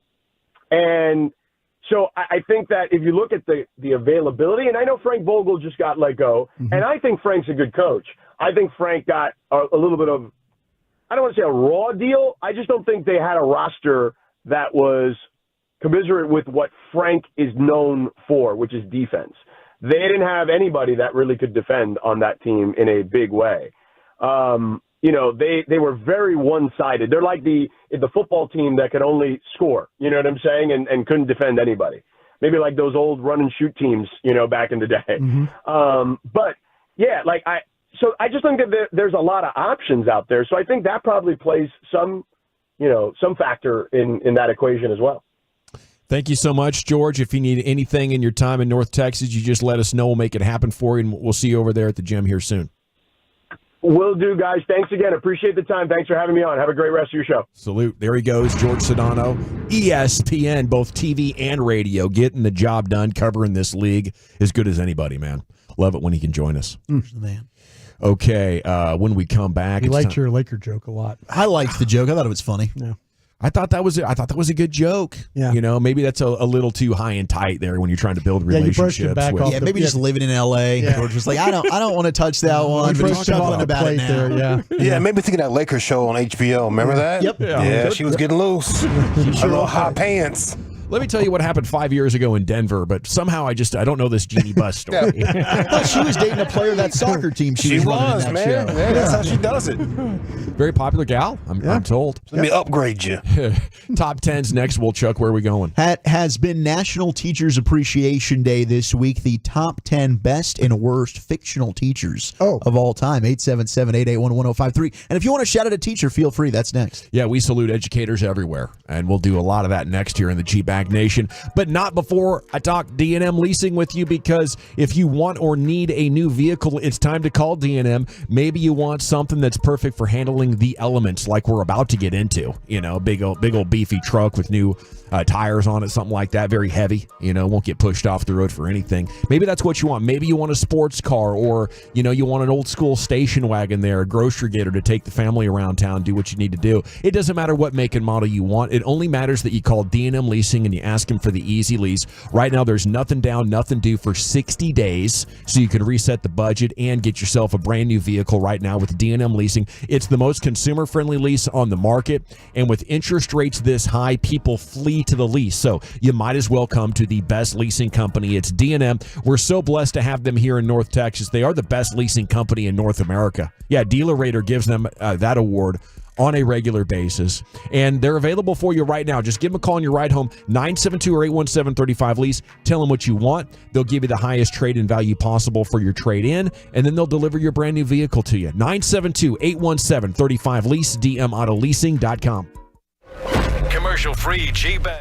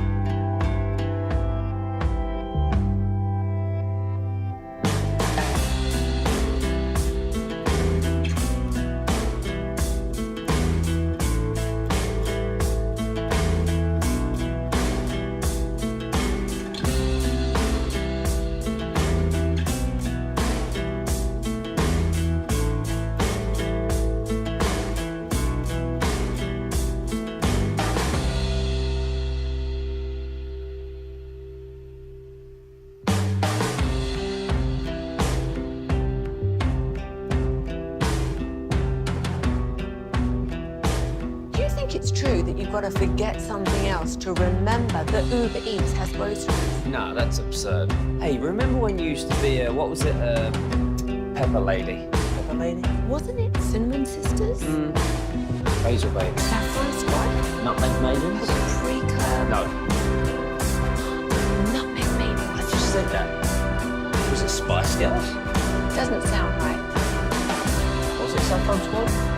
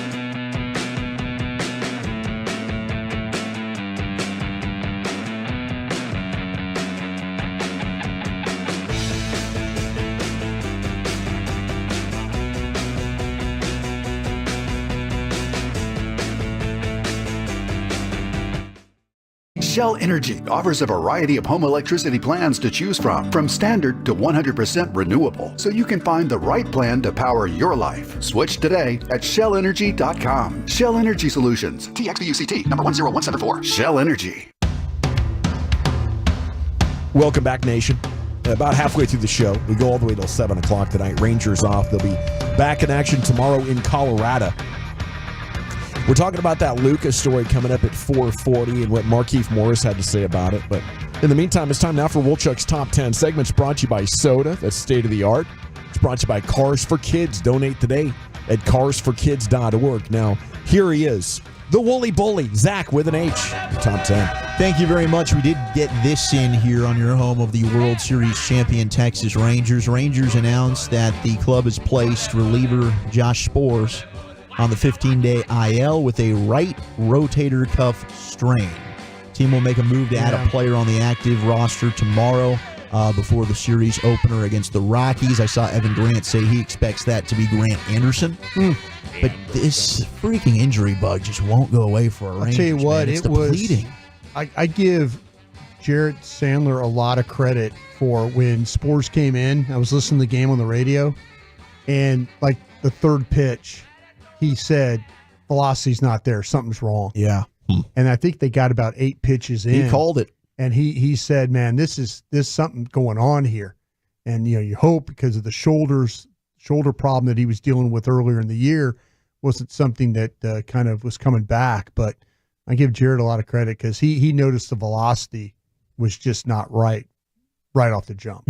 It's tough. I've been excited for Sborz this year, even though he hasn't been great in the regular season. I was hoping he could use last postseason as a springboard to a really good year. But you're right, man. This injury bug with this Rangers team is tough. I mean, it's unbelievable. They've won 5 of 6 through all of this adversity. A tough schedule to get underway. First place in the division. Imagine when things actually start going their way again. Man. Yeah, hopefully they get all the reinforcements back, and this second half of the season we're singing another tune. Well, this is tough. It's funny. They're playing when you play the game win-loss, looking at the schedule, you kind of got through that stretch where they were in Kansas City and then they were going to go to Oakland, and you're kind of feeling like, wow, they're just going to mop up with these. But both those teams are playing well now. Now, hopefully in Colorado, you don't mess around and lose 2-3 to them. You need to find a way to sweep these guys before you come back. It gets a little bit more difficult with the Guardians coming in to start the homestand. And then, the Angels aren't playing very well right now. But there was a time when you're thinking, man, they can make some hay with these teams they're playing. But Kansas City's playing great ball, and Oakland's a lot better than we all thought they were going to be. Yeah, I mean, it was nice to take 3 or 4 against the A's, but you're right. I mean, they got to get a sweep here against the Rockies. you can't mess around, especially like I say with the Guardians coming in. No, it's not going to be easy. All right, happy National Teacher Appreciation Day. That was a couple of days ago, and we were out for Rangers baseball. So I saw a list on Yardbarker. They have the top 10 best and worst fictional teachers. 877-881-1053. 214, I want to shout out my girlfriend, second grade teacher at Uplift Hampton. 972, Mr. Feeney, best TV teacher of our generation. What show was that? Hard to argue that. Boy Meets World. Okay. Feeney. Feeney. 972, Miss Frizzle. Mr. Feeney. Chubbs would be theirs. And Miss Frizzle, of course, also a fantastic one there. And Chubbs, I think that's a classic. We have best fictional teacher, Miss Frizzle, Magic School Bus. Shout out to my wife, Tori, Algebra 1 teacher in Frisco ISD, Mr. Feeney, GOAT of fiction teachers. A lot of love for Frizzle, teacher from Billy Madison. Big shout out to Miss Ellis and her Tommy Hilfiger jeans on Fridays back in 2003 for the 817. Shout out to you, ma'am. You were rocking it. Lucius, where are we going? I got too many, bro. I got too many. Dude, there's a lot. Like when I'm going through this list, I'm like, holy crap, this is huge. Yeah, I was doing my little brainstorming. That's weed. And I came up with some. So many good Sherman Klump, Professor Klump. Yes. Eddie Murphy. Yes. Underrated. Sister Mary Clarence. Who was that? Whoopi Goldberg on Sister Act. Yep. Steve Hightower. The Steve Harvey Show. Mr. Hightower. Okay. Joe Clark, Lean on Me. Smoke crack, don't you, Sam? What's up? Then all the teachers on Abbott Elementary. Oh, Abbott Elementary's great. I can keep going, but that's for you now. That's good. You guys have anything? Back to you. Thank you. I'm going to go with my personal favorite, Walter White. Walter White's a great. That's a good one. I go all the way back to the 70s with Welcome Back, Kotter. Mr. Kotter. Mr. Kotter, yeah. Way back. That's good. So, yeah, that was an old... Mr. Carter just got texted in. Did it? Yep. Gabe Kotter? Cameron Diaz and bad teacher. Yeah, there you go. Does Mr. Miyagi count? Yes, Mr. Miyagi counts. So here's some of the honorable mentions. We've got Yoda from the Star Wars franchise. Yeah. Mr. Woodcock, hilarious movie.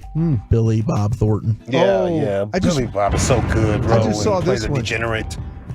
Mr. Hand from Fast Times at Ridgemont High. Mr. Hand will be making the top 10, no doubt. Okay. How about, Brian, can you help us here with Mr. Freddie Shoop in Summer School? Did you ever see that? Make me want to shoot. No, I did not see that one. Well, it looks like he's got himself quite the lady here.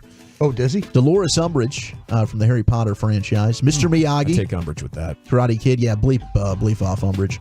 How about, and we did get this text in, but Matilda's teacher, Agatha Trunchbull. Pretty cool. How about Jack Black in the School of Rock? Dude, School of Rock was really good, yeah. Oh, absolutely. Funny little guy. Principal Skinner.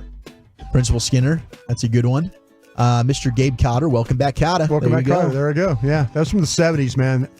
Lucius, you saw that show? Hell yeah, what? Okay. So Vinny many Barbarella. stars on that show, There were a baby. lot of stars on that show. Yeah. Miss Veronica, Billy Madison's teacher. Does Mr. Rogers count? He did teach us a lot. Mr. Rogers. He talked to a trolley. I like Mr. Rogers. I grew up. Took off his clothes first. He did. Come on, He did. man. He wanted to feel comfortable. Sit on down, kids. Hey, I know kids. that you bring that up. Yeah, don't mind me taking off my shoes here. There's something weird about that. Number 10 is Mr. Jim McAllister from Election. Can't say I'm familiar with this word. Haven't heard of him. Matthew Broderick. Number 9 is Sherman Klump, Nutty Professor. So good. Yeah. 8 is Edna Krabappel, The Simpsons. Crabapple? Is it Crabapple? I think it is Crabapple. Why did I say Krabappel? there was so many like A's and P's in here. I'm like, what the hell is going on? Yeah, Crabapple. Crabapple. Kerbobble? Is Kerbobbles? I think it's Kerbobble. How about does anyone know the name of the Charlie Brown teacher? Okay, no, I don't. But that's number 2 on here, I think. Oh, is it? Yeah. Does she have a name? Charlie Brown's teacher from the Peanuts franchise. I don't know. I don't think she does because it just says Charlie Brown teacher.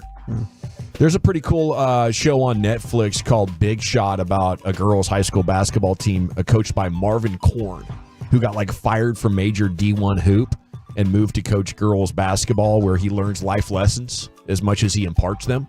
And it's pretty cool. It's a coming-of-age story. Yeah. Yeah, for him at like 50. Yeah. Finally got his life together. It's the Full House guy. What's his name? Dave? That guy? No, the uncle. No, maybe not. Wasn't the uncle. It was the dad. The good-looking dad who had the wife. I don't know. Oh, my gosh. Yeah, I know who you're talking about. That guy never ages either. Shout out to his doctor. There you know he's got a potty mouth, Yeah, right? John Stamos. Yeah, Stamos. Oh, John No, Stamos. not Saget. Saget's out. Okay, so Saget's that was not- a sexy uncle. Saget's out of there, bro? He is. He's Yeah. with God. You need to be respectful. He's You're right. out of there. You're Oh, right. my gosh, you're right. That was totally nap. flippant. He's out of there. I think about his death all the time, though. It was a mystery. When you death. get out of the shower, like when you take a step. Like did he take a spill? He hit his head on something. Yeah, he took a spill and then went to sleep. I think it was with the back of the trunk of the car. They think it was maybe like that. Getting the stuff out the car. Oh, Rest in peace. I thought he was in a shower. I thought it was a shower slippage. Well, he was in a hotel room when he died, so they didn't know what he hit, but they thought maybe the car or the There's a lot of headboard. theories. Was there suspecting a foul play? No. At first, but no. Man, Bob. Yeah, At first for like two minutes, but no. Man, his episodes of Entourage, those were all Everything he does, bro. Goodness God. Yeah, that guy was a legend. We got John Keating, Dead Poets Society, number 7. That's what I was saying. I was going to ask you about that. 972 does want to give some love to some of the best fictional teachers, Lisa Ann, Sarah J., Nikki Benz. Just giving some love there. We also have number Sarah J looks rough in the face. You hear me? Yeah, a little bit. That's why he has like an old third base coach in the face. Got a catcher's mitt face. Elizabeth Halsey, which was Cameron Diaz's character in Bad Teachers, number 6. 5 is Mr. Hand, Fast Times at Ridgemont Mr. High. Hand was a good dude. Mr. Hand was great. Mr. Hand. Number 4 is Mr. Garrison, South Park. Oh, how about Mr. Hat? Mr. Halves. Oh, Chris. Man, Chris.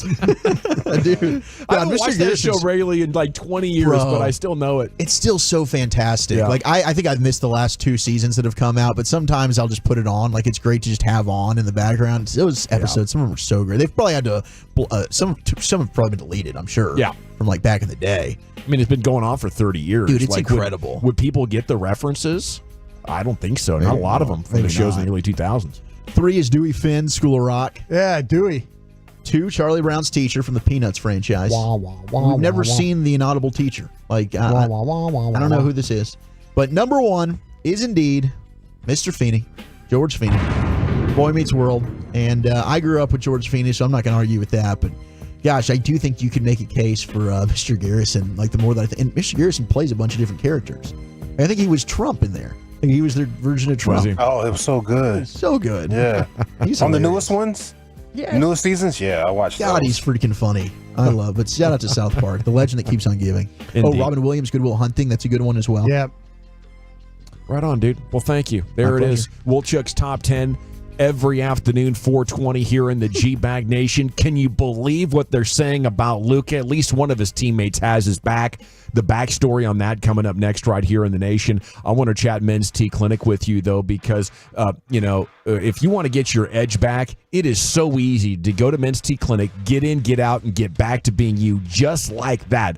It is amazing how quickly you feel optimized after your first visit in a Men's T Clinic. Give them a call, 972-GO-MEN'S T, mensteclinic.com. Make your appointment. Very affordable cash and insurance options. They're going to take blood, and about 5 minutes later, they'll tell you what your testosterone level is, and then they're going to optimize it, okay? Individualized, dynamic therapies, totally customized for you as an individual. Plus, how about weight optimization, sexual wellness if you want it, muscle mass, mood and drive, regenerative therapies for joint pain, hair vitality, and so much more. I love being able to go to Men's T Clinic, but also to be able to recommend them to you, because as we get a little bit older, there's all sorts of male issues out there that are waiting, and they can be a trap. If you're not paying attention, you won't know how to get out. Men's T Clinic has our back on all of these. Their therapies have been described as life-changing. So what's bothering you as a modern man?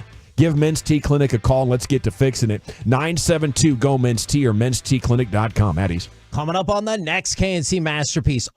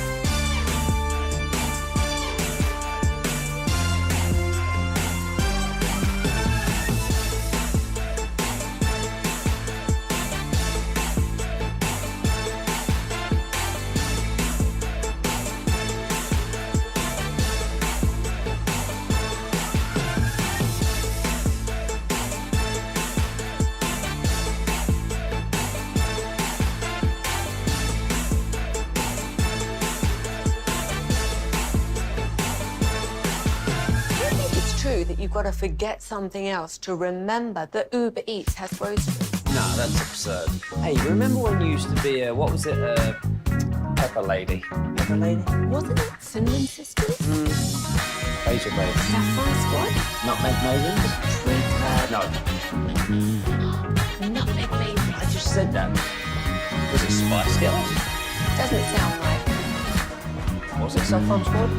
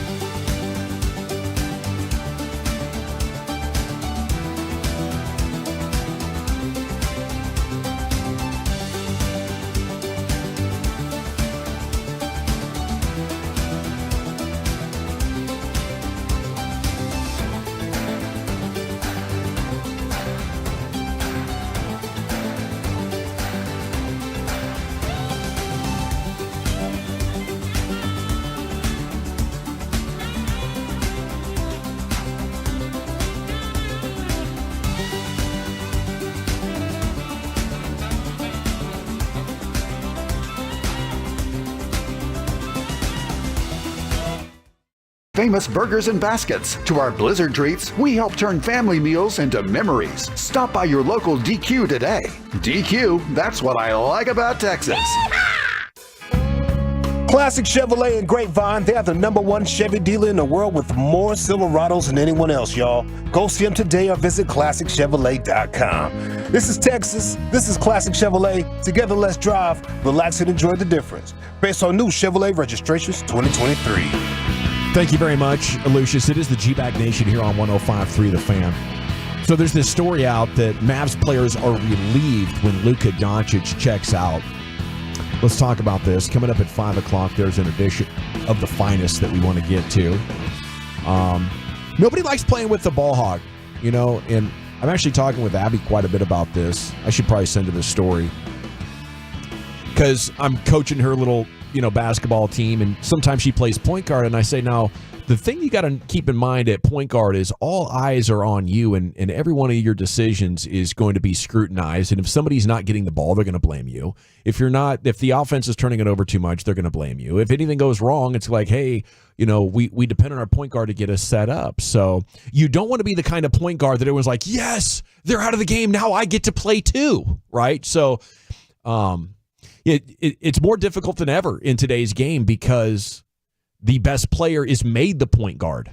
Most times. Sometimes there's a Dirk player or, a Shai Gilgeous-Alexander player where it's like, okay, you're going to be more of a traditional two-guard. You're going to be more of a power forward. But if anybody has the ability to run a team and they're the best scorer, they're going to figure out a way to put the ball in your hands a ton and ask you to, create triple-doubles. James Harden, Russell Westbrook, that's the new meta of how to dominate NBA basketball, and it absolutely makes sense. So there's a trap in there for you, though, because the team is asking you to dominate. They have metrics that say, let your best player create everything and score everything, right? That's how you're going to be the most efficient. But the law of diminishing return is, after a while, your teammates just stop playing defense. They stop boxing out. They have to touch the ball. I've said for years that ball has energy.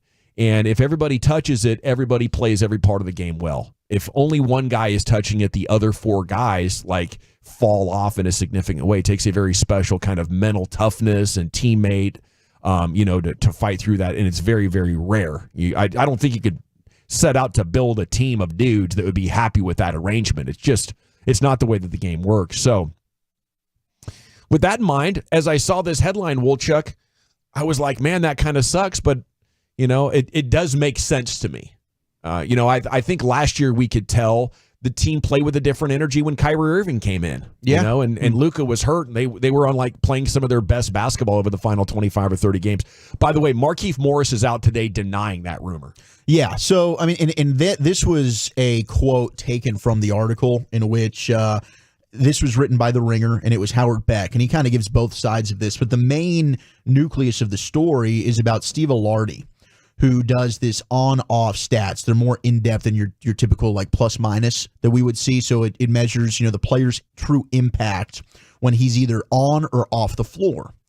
Luca, it's really not been great over the course of his 6-year career. Now, I will say this. I think context tells a lot, right? And in terms of winning, when it says that they've just won 50% of its regular season games when Luca is playing since 2018, the supporting cast has a lot to say about that, right? But it's interesting because Luka's on-off stats don't really match the overall league lead in points that he's had, the 9.2 rebounds, the 9.8 assists.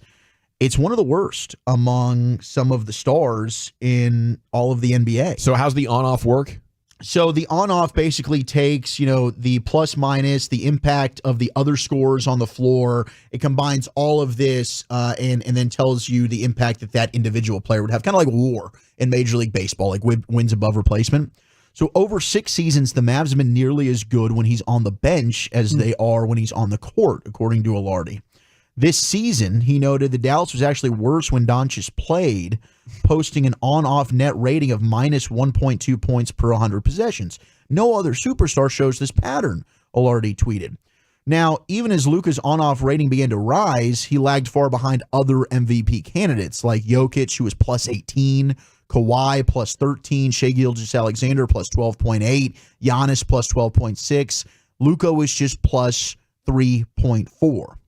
A 20-year comparison compiled by Alardi of every player who's finished in the top 5 in MVP voting listed by their career on-off ratings. You had Jokic at 11, KG at 11, LeBron at 10, Embiid at 10, Steph at 10, and then Luka down at 1. He is with guys like Derrick Rose, Joakim Noah, Jermaine O'Neal, Carmelo Anthony. So this doesn't really match kind of the impact that we see on the floor just by this plus-minus statistic. Maybe it does. It was an awful disappointing season for having 2 of the best players in the game. That's true. Last year. So, he was like, okay, why do we see some of this? For 2/3 of this year. Yeah. So he notes that Doncic's most ball-dominant players of all time, he's got a whopping career usage rate of 35.7. It's extreme. Then it's the defense. He's indifferent to poor defender. That's gotten better this year, but for the majority of his career, that's going to weigh his numbers down.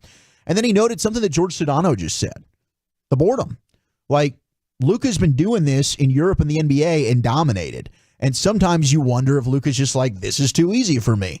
So does he go out does he coast a little bit? And I do think you can see that with Luka's play at times. Yeah, he's unfocused in the regular season. So here's where that quote came from. One veteran assistant coach, underscoring the ball dominance issue, said you can almost sense a sigh of relief among Luka's teammates when he checks out of a game because it opens up a little more freedom for others to make plays. It's a sense of, hey, now we get to play. And now's my opportunity to try to get paid. You know, I need shots. I need usage in order to get paid. So there's a lot that goes into it, not just the boredom factor, but the fact of, hey, man, is this guy going to shoot away my opportunity to earn my next contract?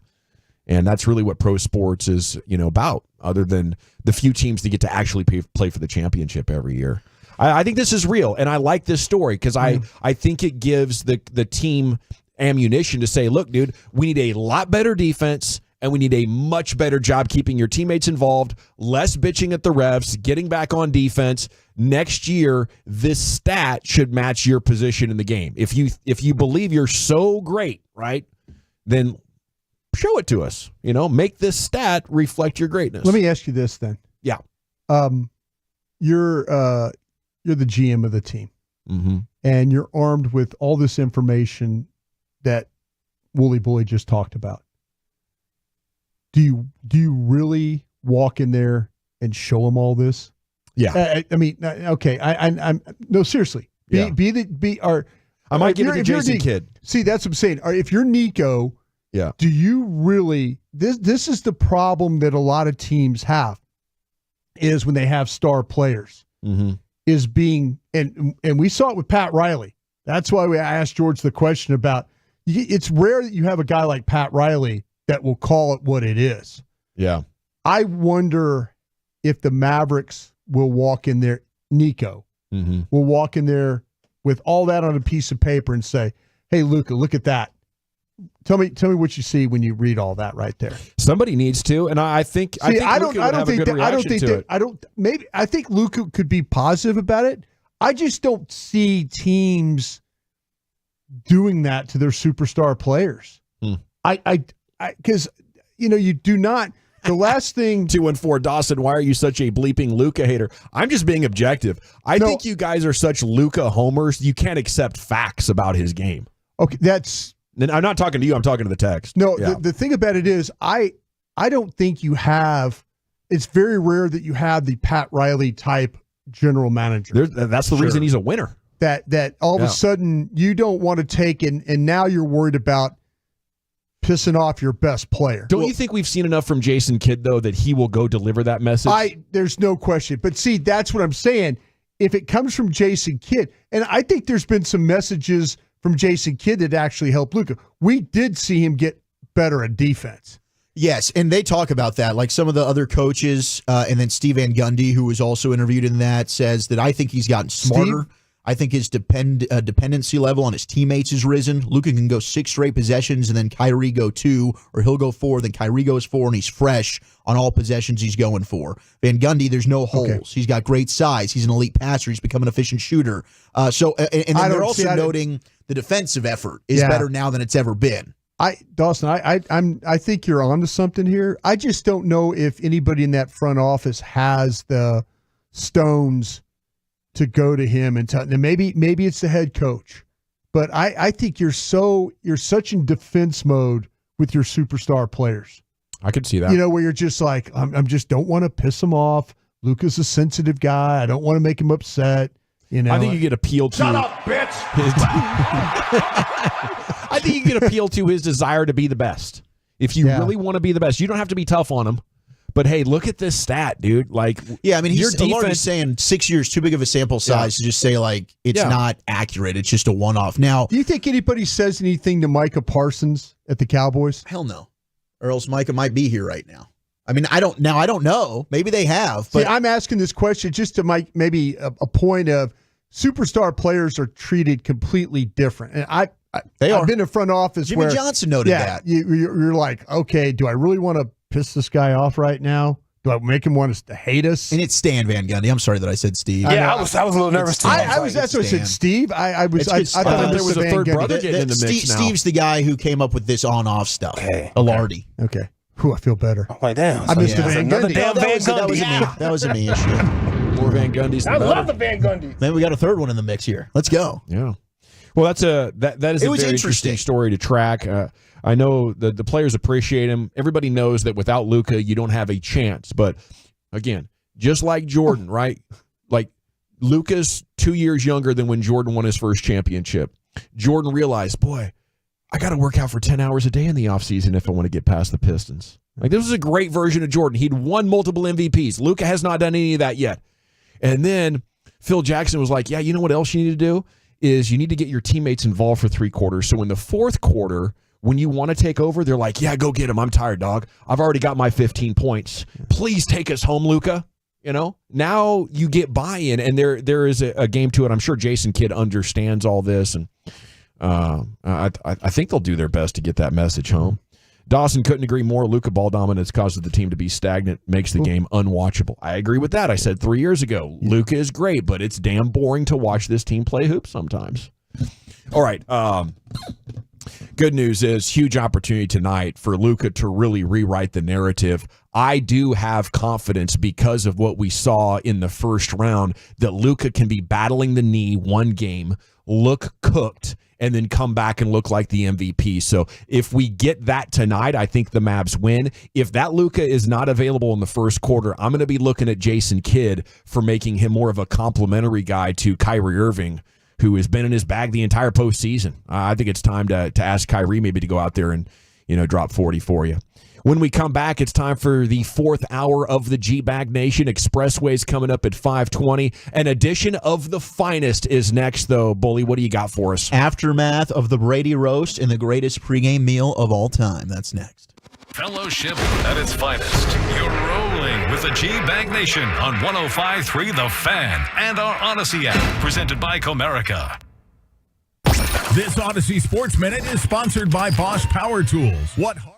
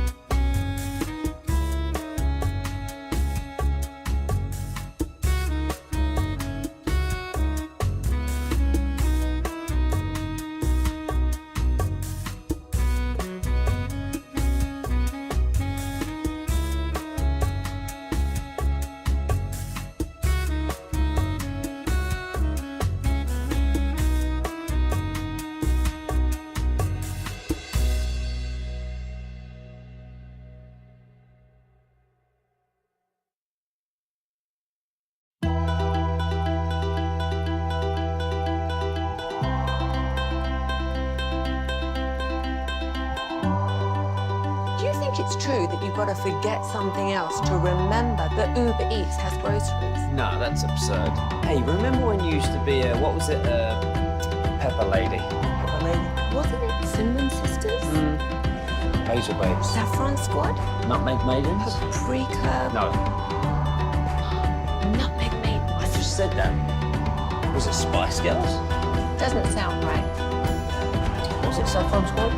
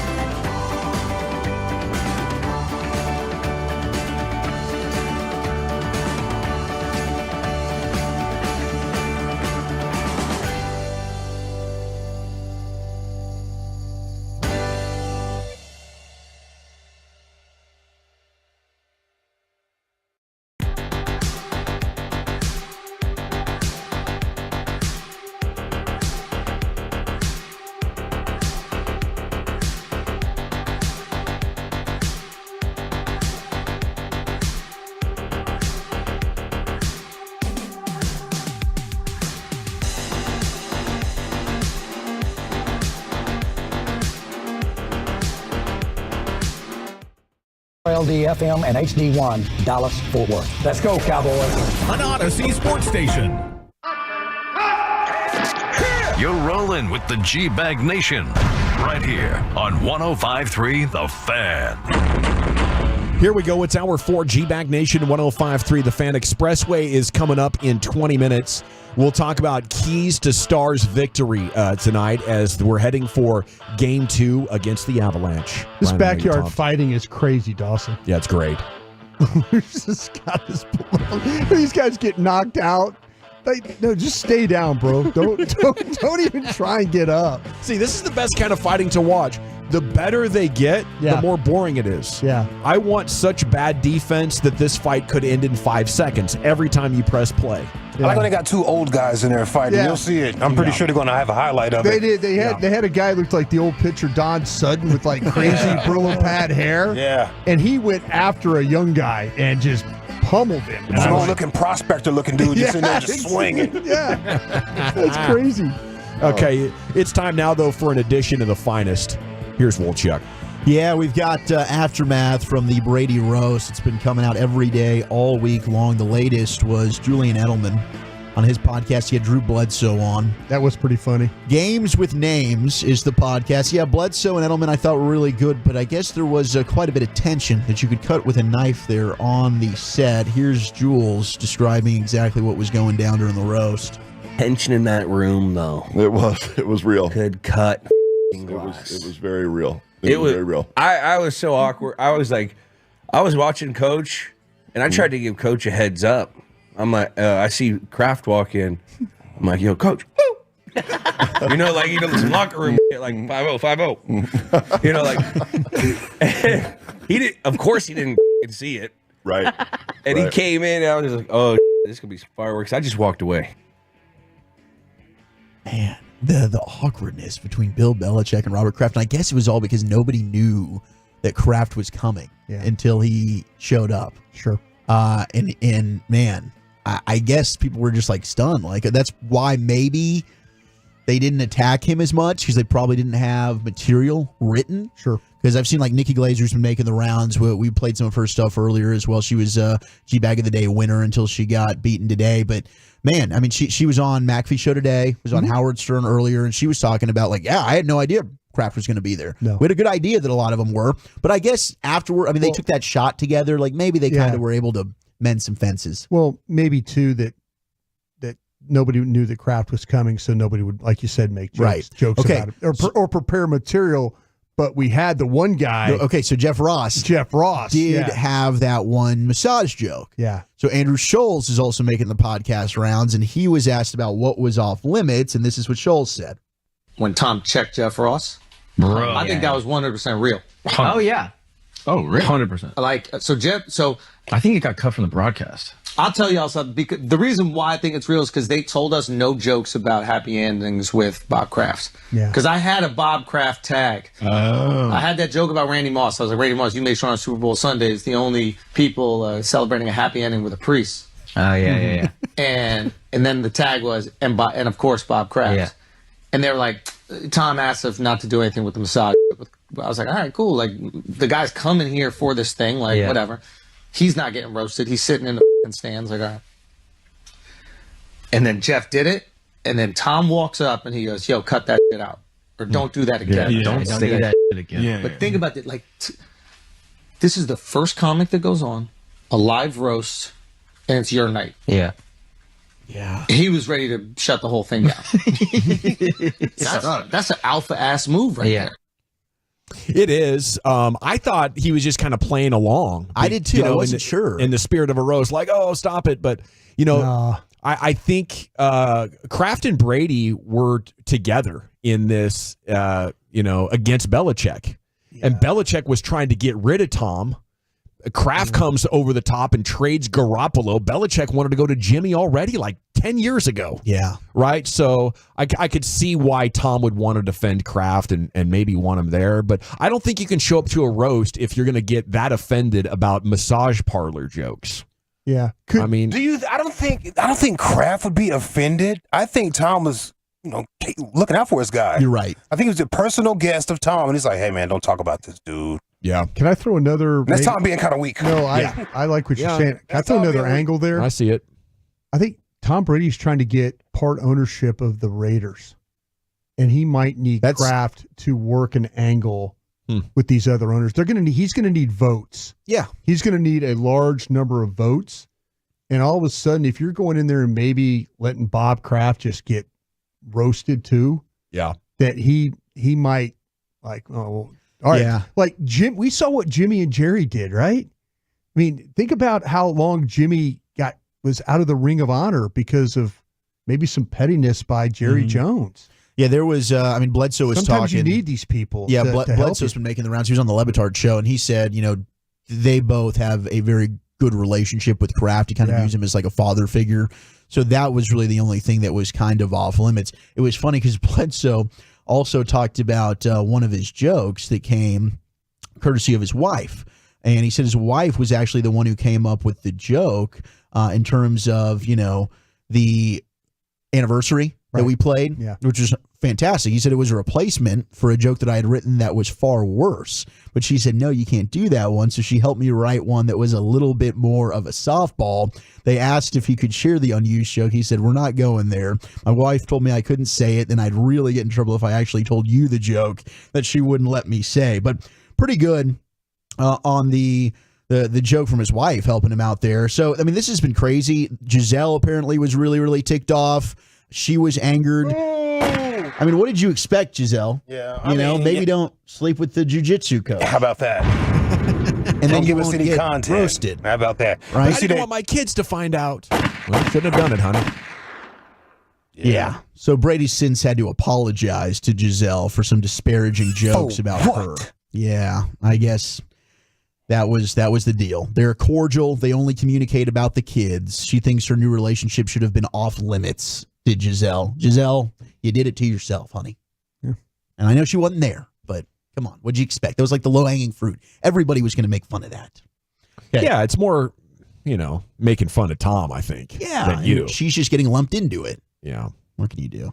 But overall, I thought it was awesome. You want to marry the most popular athlete in the world until it goes wrong and everybody wants to know the details. Classic. It is classic. So I'm excited to see who ends up getting roasted next. Maybe, it was years between roasts. Maybe we end up getting a LeBron roast. I saw somebody say like LeBron loves to do this stuff after somebody else has. And then he would say like, no, he was going to do the roast the whole time. Brady just jumped the gun. But he had the foresight to know that this roast would be amazing and that he should jump in on the roasting. So, hey, LeBron, I'd love to see you do it. I think Curry would also be – Curry's very well liked. I think a roast of Steph Curry could be fun. We'll see. But I think we should get his wife may react wild. She won't. It won't be good. That's fair. A whole long list of off-limit stuff. Yeah, it won't be Savannah's got a podcast, right? So maybe she'd be like – she's cool with it. She could get it. She all right. 6'8", 374-pound offensive lineman Jordan Mailata of the Philadelphia Eagles. Normally, would I do a story about a filthy bird? No, I wouldn't. But this is an exception because he was on the Dave Chang show, and he talked about what he eats prior to a game. And this is night before. This is his pregame meal for Jordan Mailata. An entire box of bow tie pasta with shrimp, pink sauce, spinach, sun-dried tomatoes, and garlic, salt, pepper, chili flakes. A 20-ounce steak, 3 pieces of garlic bread, and Sprite.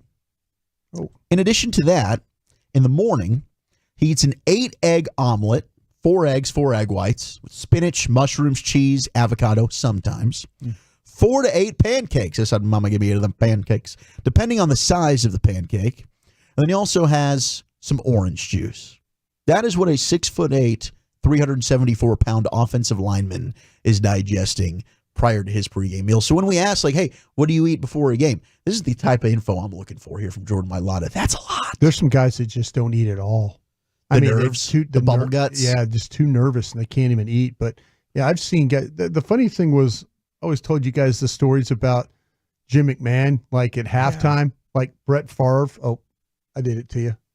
But Brett Favre. Oh, you did. Well, it's all right. But Brett Favre, like wolfing down a chili dog or a shrimp po' boy before the second half of a game, and 2 Vicodin. Yeah. Oh, that was after the game with the beers. Sure. Yeah. Yeah, the pink sauce is the vodka sauce. Vodka sauce, yeah, absolutely. That's what the pink sauce is. Yeah. Come on. It's vodka sauce. Mama gave me 8 of them flapjacks, and Mama take away 5 of them flapjacks. I want to stay hungry for the Crimson Tide. Let me hear it with the hard R. The hard R. All right. We also have a stat of the day for you here. This is from our buddy Warren Sharp. Who do you think were the best passing offenses against man coverage this past year? Miami Dolphins. Miami, number 3. Brock Turdy. Number 1. Minnesota Vikings. Number 5. Wow. Your Dallas Cowboys. Guy. Number 2, the Dallas Cowboys. Say that twice. So San Francisco 1, Dallas at 2, Miami at 3, Buffalo at 4, Buffalo. Minnesota at 5, Kansas City 6, Green Bay at 7. But I did find that interesting, and maybe you shouldn't because CeeDee Lamb was damn good against man. But the other offenses we look at, like you've got Kyle Shanahan, you've got Mike McDaniel, you've got Kevin O'Connell, all of these guys, Andy Reid, Matt LaFleur, they're all somehow, except for Reid, off of that Shanahan-McVay tree. And then you've got mixed in there the Cowboys at number 2. I think that the element is the receivers for all those teams. Yeah, I mean, the stud receiver. Tyreek Hill, all those Stephon teams, Diggs, Jefferson. All those teams have a stud receiver that can play on the move. But you don't at 6 and 7, which is with the Chiefs. That's why they're and 6 and Packers. 7. But still, I mean, top the 7 Packers. in the league. The Packers might be. I mean, the Packers look pretty good. Those kids did a pretty nice job against you. That playoff game. But just not on the same level as not, like we're not talking. on the same they level. could get there. Not in the top. They could 5, absolutely get there. So there's the aftermath on the Brady roast. I did see this as well. I love this 817. The whole reason Tom agreed to the roast was to get Giselle roasted. Got him. I mean, she pretty much did. Her and Gronk. I Big mean, payday. They were the two that got absolutely crushed. Did Tom get paid for this? Oh, yeah. Did we get? Are we talking millions? Are we talking millions for this? He probably did, right? Yeah. You're probably getting paid to get roasted. Absolutely. There's a lot of money coming into This is Netflix for entertainment. that. Yeah. This is the biggest. He had to have. They probably do that charity thing, though. Yeah, I got paid, but it goes to charity. Yeah. Yeah. My charity. Oh, crap. I think they did say that TB12 in the bank beginning. account. Yeah, you're right. The proceeds go to charity after everybody gets compensated for their services. Yeah, if we break it down. Yeah, I think they said Tom was donating to all of his Patriots teammates that came. He was like donating $100,000 to their charity or something. Maybe that's why they came. You know, they were able to get whoever donated to Robert Kraft too. Rodney then. Harrison. Yeah, my guy. Last thing I want to throw in here, Chad What is Kelly. it with you and the owners today? The What owners. do you got going on with owners of They did professional sauce. sports teams today? These guys are getting such a pass. You know, The owners are? Yeah. Oh, you're on the owner here all the time. I know. Yeah, you I got know. Mark Cuban. You got Mark Cuban to sell the team. I know. And you got You're Ray welcome. Davis. You got You're Ray welcome. Davis to pay $500 million to get a championship. Somebody's Maybe gotta- you're onto something here. We got to keep these guys accountable. man. 817-20 million. Your organization's terrible. 20 million is what he got paid for. $20 million. Yeah. Now we could Come be on, getting ball man. sack. This is the butt crack ball sacking era. Yeah. But 20 million. That's a lot of money. That is huge. It's a lot of You money. can say anything you want about me for $20 million, right? Yeah, I mean, I think that we would all go ahead and just deal with it. It's gonna, just laugh Air it out off. our laundry. Ha Watch ha it. ha. I Mardi got 20 Gras million coming in All the right. Mardi Gras for ya. Brian, just keep pouring Tito's and I'll I'll be ride it laughing for the you. loudest. You're killing it, boy. Woo, you guys are doing a great job. While I'm just getting drunker and drunker and drunker. That's what I would do. I would just No, Aaron Hernandez was not there, 682, but he definitely in was. spirit. follow-up question. Yeah. In He was spirit. there as a butt of a lot of different jokes. Last thing here, Chad Kelly. He's been suspended for the Canadian Football League's upcoming season. Ole Miss quarterback. Yeah, as well as a minimum of 9 games for any other league that he wants to play for. There was an investigation. Gambling. He made unwanted romantic advances and threatening comments to a former strength and conditioning assistant employee for the Toronto Argonauts, and he was found guilty. So that's his punishment. And isn't he the nephew of Jim Kelly or son of Yes. Chad Kelly? Nephew. It is nephew. I had that right the first time. Always trust your gut, kids, and make sure you're driving safely. Thank you, Wolchuk. It is time now to hit the expressway. We'll take you commercial free to the top. And it's time to talk Dallas Stars Game 2 here with you this evening and the 3 keys that they must do better in order to get back in this series coming up next to the nation. More G-Bag Nation, less commercials. We go commercial free all the way to the top of the hour.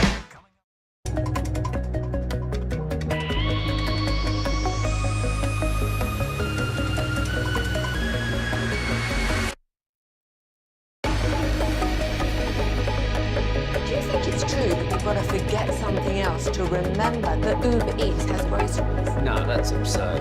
Hey, remember when you used to be a, what was it, Pepper Lady? Wasn't it Cinnamon Sisters?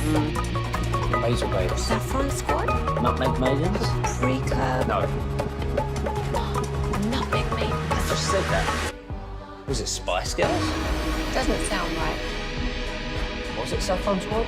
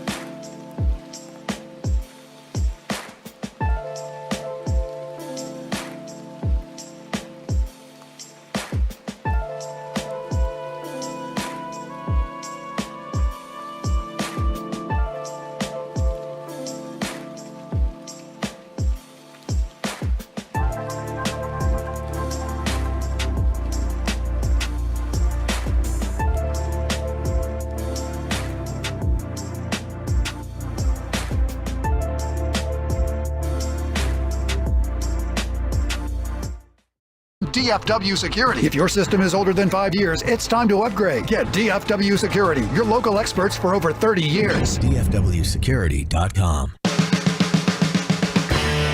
Welcome back. It is the G-Back Nation here on 105.3 The Fan. This segment of the nation is brought to you by Cars for Kids. Donate today, carsforkids.org. We'll take you commercial-free to the top. LA Live with Lucius Alexander is coming up here in about 15 minutes. Expressway is also brought to you by the On-Time Experts. Mavs and Thunder Game 2 tonight. We've talked a lot about this game today. We're going to get the Stars here in just a second. I do like the Stars' chances better than the Mavs, but I'm not ruling out the Mavs. Getting a surprise win tonight, evening that series and coming home. And the reason is Luca has shown in the past that he can look broken. And he did against the Clippers. What was that? Was that game 3? Game 2? No, it was game 1. Game I don't 1. Know. But he looked toast, and he ended up being sick, right? Yeah. And I don't think he's sick anymore, but we definitely saw how bad that leg was. I don't think the leg's getting worse. I'd love to be able to talk to his trainer or a medical professional that is aware of the situation.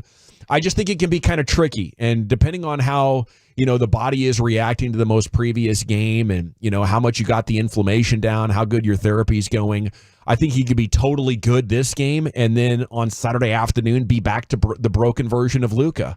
But yeah, I'm confident that the turnovers are going to be less, the rebounding is going to be better. And if they know, hey, if Luca is not 100%, we can't depend on him this much defensively, and we can't run the offense through him as much, I think that should be the difference. They made that great run in the third quarter, right? They showed they could stay within a closing distance of the Thunder for a lot of that game, had the great run, but then the Thunder answered with a run of their own. It's just one game, and we've seen consistently with this team, there's no reason to give up. I do think the Kleba thing is huge, but I think because the Thunder don't have great centers, the Mavs can use this to their advantage. No Kleba, okay, we got to play Gafford and Lively more. And I believe in Jason Kidd and his coaching staff can figure out a way to turn that into an asset instead of a monster liability. Well, so that's kind of where I'm at with this basketball game tonight. Just depending on how the officials call the game, I just felt how frustrated Lively was in that game. It seemed like to me he was trying his best to play, protect the rim and go up and not get tangled up with people, and they still calls were made there. So yeah, depending on 3 fouls on PJ early second quarter. Just how are you going to take away the aggressiveness? I mean, maybe that's the officials kind of even the game. I mean, when we start talking about getting killed on the boards, probably take a lot of the aggressiveness away from the Mavs by the way they called the game. Yeah, it was frustrating. It felt like any time you just breathed on Shai Gilgeous-Alexander, he was going to the free throw line. It was like shades of Dwayne Wade in the finals in 06. So hopefully they're not getting as much ref help tonight. I mean, you had the missed free throws. I mean, what was Luca at the strike? Yeah, they were bad. The last loss against the Clippers and the first loss against the Thunder, turnovers, free throws, and then 117 points. I mean, the defense and the turnovers. You could not allow that to happen, which takes me to the Dallas Stars game here tonight at 877-881-1053. If you'd like to text in, we'll get to some of the headlines here from the world of sport today here in just a second. But I think the Stars and Mavs both have a similar task here tonight, and that is to improve significantly on their defense. For the Stars, you can't try to outscore teams. This defense is a lot better. Ottinger is hot, but the Achilles heel to me watching this Stars team during this championship window is giving up easy goals in transition. And if you're going to leave Ottinger out to dry and having to face shots like that, the goals will come against you in bunches if you do not respect their speed and their ability to turn over from defense to offense very, very quickly. And so it comes down to accepting the fact for the Stars, we're going to have to try to win ugly again. You accepted that fate against Las Vegas. It paid off for you. You're allowing them to score 1 and 2 goals for the last 5 games of that series, and you end up getting the win, other than the empty netter. So that's what I'm hoping to see from the Stars tonight. What are you hoping to see? The truckwreck.com fan text is open. Gentlemen, what adjustments do they need to make in your eyes? Well, I know Pete DeBoer after the game was very critical of Rope Hintz and calling out, some of the offensive players, which he should. Like, you need to get Joe Pavelski going a little bit. You need Rope Hintz to get going. He's hurt. Who? Hints. He's not maybe 100%. Maybe. I mean, I think all these guys are pretty banged up at this time of the year, right? You just got to find a way to fight through it. But you've got a bunch of offensive stars outside of Wyatt Johnson, like Tyler Sagan. Can he get going? So, I mean, I thought the other night, Ben, Johnston, Smith might have been your three best players. I do wonder about getting a little bit tired defensively, really only being able to cycle through five guys. But you've got to make sure you're trying to tilt the ice and apply pressure as much as possible. You've got to take advantage of game 2 at home. It's going to be very difficult. I think Colorado was the best home team in all of the NHL this year. You're going to have a really, really challenging battle if you fall down 0-2. It's not going to be quite like you did against Vegas. I think it's going to be tough to win there in Colorado. You got to find a way to even this thing up. But to me, no lead is safe. I mean, you can be up 4 goals. No lead is safe against this Colorado team. You've got to continue the forecheck. You got to set up inside their zone, get your cycles going, stay the hell out of the penalty box. That's also going to be big. And if you do go a man down, find a way. Where was that 7th best penalty kill in the NHL? They look non-damn existent. Yeah. How about the special teams though? Power play stuff looks really non-existent as well. It just, to borrow a term from Heggie, it just did not look organized at all. Did not. And when you start to spend time in the offensive zone and you're not, and every time there's a chip and all of a sudden it's a clear and another chip and a clear and you're trying to maybe do a little too much. Some of the passing. It just doesn't look like that. Now the 5-on-3 is a different story. That's if you didn't score on that, then shame on you. Yeah, shame on you for that. But the thing about it is the Stars were one of the best teams in the league when it came to not taking penalties, and you can't afford that. Not with the talent and the skill that Colorado has, and their ability, their defensemen, and how they get involved, and absolutely, it's McCarr, and they're going to cause problems for you. If you're you're getting caught on the ice and for any length of time, because Colorado does a great job of passing the puck around, getting shots, getting a rebound, then passing the puck around again. They keep you out there on the ice for a long time, and they can wear you down that way. So you're right about the special teams playing the kills, but man, you've got to do if you're gonna get an opportunity to go on the power play. Cash in. NHL.com did 3 keys for the Stars. Number 1, slow the Avs down. Their trio of playmakers combined for 7 points on Tuesday night. After the game, Wyatt Johnson said it's trying not to give them any free offense, turnovers, 2-on-1, stuff like that. It's doing our best to make them play in their own end. They can't score, get any chances offensively if they're playing in their own end. I think there's a number of things, but those are probably the 2 most important, according to Wyatt Johnson.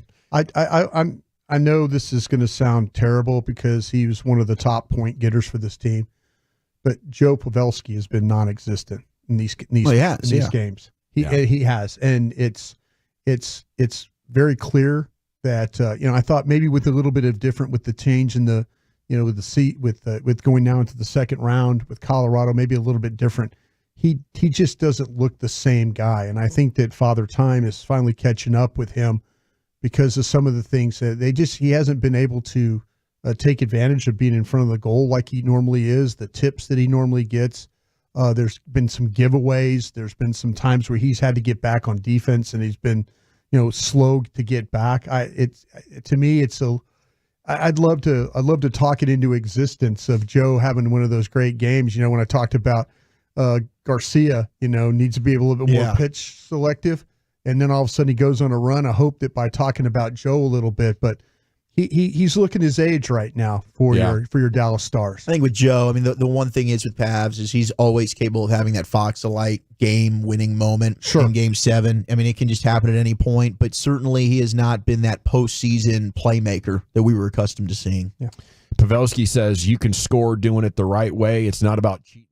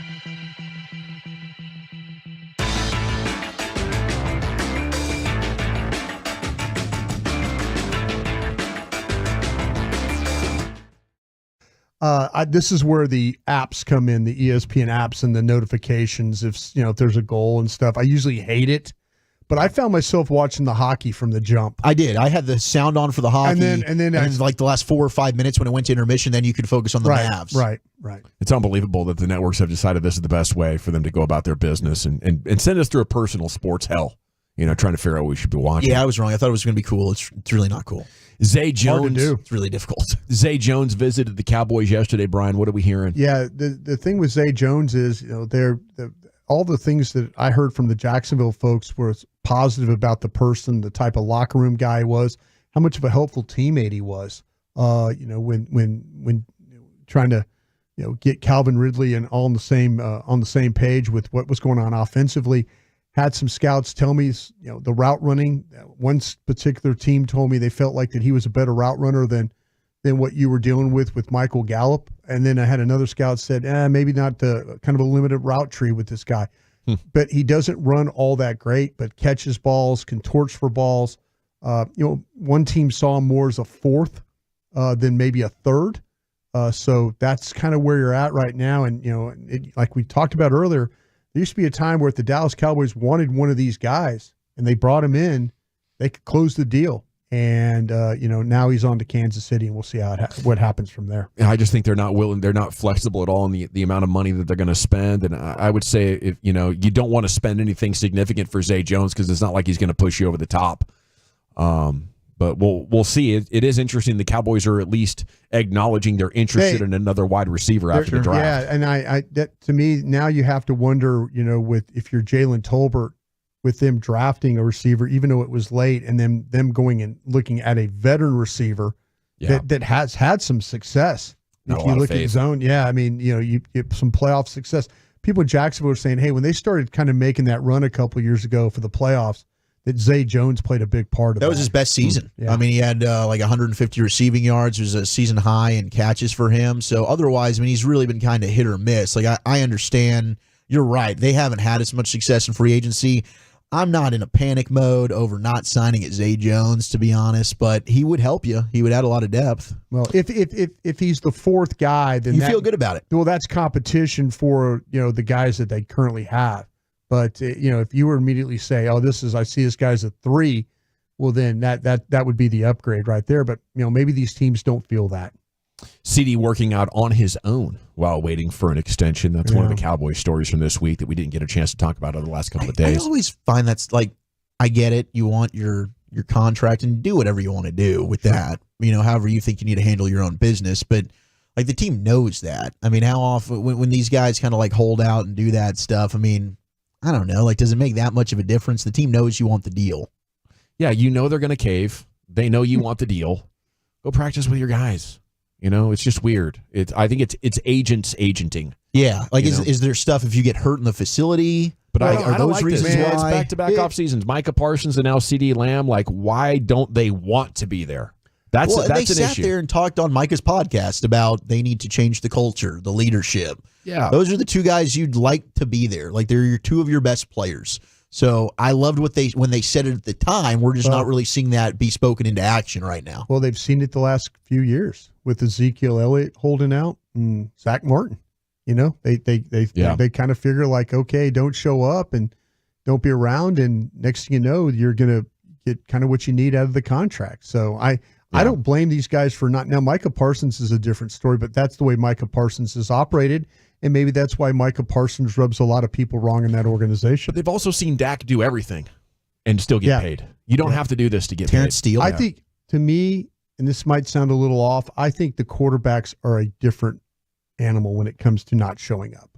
Okay. That's me. I think you need to have your quarterback there, which is, I've also wondered like how Texans people are feeling about CJ Stroud right now. Like, they love him, but he's out there with Micah doing this whole like worldwide tour, which is cool. But when it comes time to like, your mini camps, and you want your quarterback there, because you're right. Like the quarterback's probably the most important person to have there. Yeah, I think quarterbacks are, and that you're right. I think quarterbacks are the ones that, even if you're in a holdout, being there, it shows that for your teammates. I think Stephen Jones and them also too would probably negotiate with you a little bit better if you were at the, if you showed up and went through all these things. But these are voluntary things right now. These aren't mandatory things. But I've been at the start of the last few weeks, and when I walked to and Zach, you're the same way. We were going to the draft. They're out there practicing football. They've got quite a few people there, man. They got a good turnout right now. I'm not in their shoes. Maybe they have a good reason to not want to work with these coaches or not trust whoever is over there. I don't know. Yeah, for sure. Take care of your business however you need to. The gentleman Prince, the wide receiver coach, was just named the best wide receiver coach in the NFL. Yes, Robert You're Prince. a wide receiver. You got whipped in the first round. Okay. Every day of work is a chance to figure something out that could totally change the trajectory of your career. You're just going to take a pass on it. You're going to get better coaches over here, over there. Then it's a problem for something. Either the Cowboys suck at creating the offseason work environment, or the players aren't, doing what it takes to be the best version of themselves. Maybe they know Mike McCarthy is a lame duck. They don't want to go hang out with him. They just got to be cool with the boss. I don't know what it is. I know I don't like it. Here's Lucius Alexander in the pickup with LA Live. No, Here's back to something you, I like. Lucius. Lucius, your thoughts? Hey, man, you guys were talking about Luca and basketball hogs. Yeah. The ball hogs. Yeah. Had me thinking about our high school basketball ball hog. Oh, no. Yeah, we called him the basketball master. We sure did. And he had no idea. He really thought he was that awesome. We called him the basketball master. That's how high he was in his brain about his basketball skills. Yeah. He never passed the ball. I mean, never. And if he did, it was just like a little pump fake your way. You know what I'm saying? Like, oh, you think you're going to get it, and it's not coming your way. It's always a fake pass. He wants you to set screens all the time. Get a screen. Give me a screen. Yeah. Yeah, it's brutal trying to play like that, man. Come on, man. He took every ill-advised shot on the court. I'm talking about 3 people on you. We're playing 5-on-5. Yeah. 3 people on you. Still taking the shot, bro? Come. You hate to see it. Oh, my God. The basketball master. What'd the coach do? Nothing, man. Just let him hoop, I guess. I guess he gave up.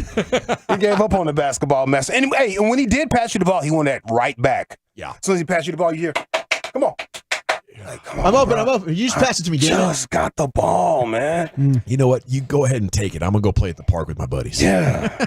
After this, I'm going home. And then when we played pickup, somehow he would always be the captain, like the guy picking the squad. Of course. And he'll look at you. I got LA. I got you, baby. Like, no, bro. All right, man. Here it is. LA Live, right after the great Rick James. All right, you squares. It's time.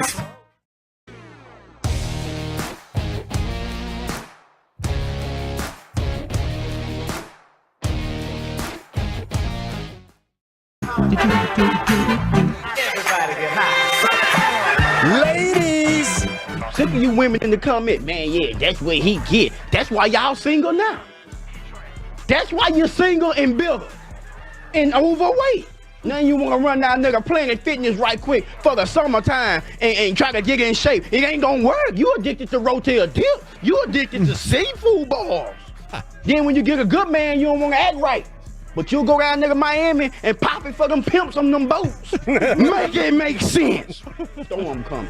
And you can't hide for shelter. Can't hide for shelter. Storm coming.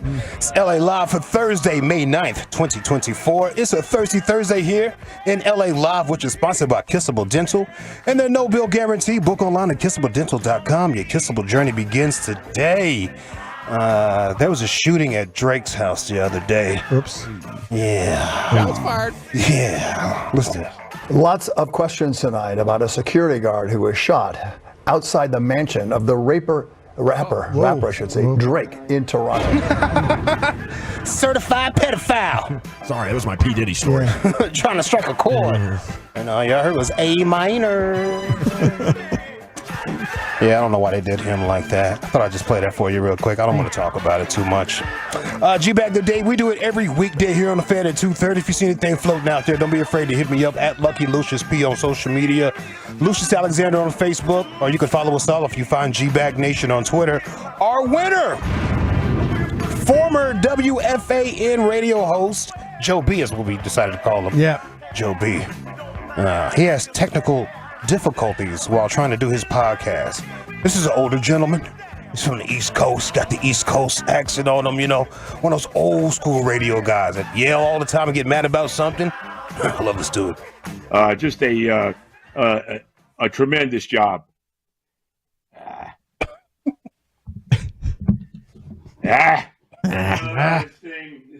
thing, of course this would happen now. Come on, baby. Come on. Got it. Come on. Let's go. God damn it. Come on. That's Iggy. Because Dante's by the window. Let me get God. Dante's by the window. Thing, and then stop recording. Why does this thing pop up like that? Where it covers the whole screen. I don't know. Sometimes we get these pop-ups. Come on, Bubby. Come on. There's no reason for it. Come on, buddy. Sometimes we get pop-ups. I can't take it. Me either. Unbelievable. I got to do this again? Yeah. All right, hold on. Cancel. All right, it's going. All right, we're back. We had a little glitch here, so we want to apologize for everybody. Badingo, the Yoda Pain podcast. So let's get back to where we were. We're talking about Embiid and how overrated he is. I love the topic. How overrated it is. She comes over, looks at the screen, and goes, "Close." All right, it's back. Yeah. Was it that simple? Like all you need to do is hit close here, man. Man. Was he actually on the whole time though? He was They on the thought whole they time. were up. Yeah. Jeez. Yeah, man. That's amazing. That's good stuff, bro. That's what's Because Dante's on the counter. Yeah, those cats. He was yelling at his cats. He wants his cats to get out the room because of the technical difficulties. It's got to be the cats. All right, LA Live 105.3 The Fan. It's a Thirsty Thursday, ladies' night. I have some updates for you guys. Do you remember the South Carolina pastor that claimed his wife died because of suicide? Yes. And no one believed him? Yes. I'm talking about nobody believed him. Sus. That man was on an island by himself. She filed for a divorce 6 months ago, type of vibe. Her name was Michael Miller. She was found with a gunshot wound to the head at the state park. Right. John Paul Miller is his name. He's a preacher out there in Myrtle Beach, South Carolina. He broke the news to his congregation right after he preached a whole sermon that day. Yeah. Right after the whole sermon. I got a call late last night. My wife has passed away, and it was self-induced, and it was up in North Carolina, and we're gonna have a funeral for her next Sunday here at 3 p.m. And so it's all I can. Yeah, I'm just kind of going on adrenaline right now. So Tough thing to do. Yeah. Well, come to find out, there's audio of the wife calling 911. No way. Yeah. Yeah, she called 911 from the state park because she wanted her family to find her body. That man has been vindicated. Wow. It's a sad, sad story, but the man has been vindicated. Wow. So, the Lifetime Network probably won't pick up his story because they like it better when the husband does some killing. It's not as juicy now. Yeah, it's not as juicy. Maybe HBO, Netflix might pick it up give us the 24 hours. What was going on? Yeah. That'd be a hell of a TV show there if they're like, this guy looks guilty as sin, and they go for an hour and be like, actually didn't do it. Yeah, a little mini-series. Yeah, a little curveball for you. Good idea. A little mini-series. Here's that 911 call. It's kind of creepy, man. Robeson County 911. What's the address of your emergency? Hi, are you able to trace the location of my phone? Let me see. You don't know where you're at? In National Park. Where's the park located at? In Bear Bluff. I have my location on, I think, on my phone. Find My Phone is on. I just did my my location.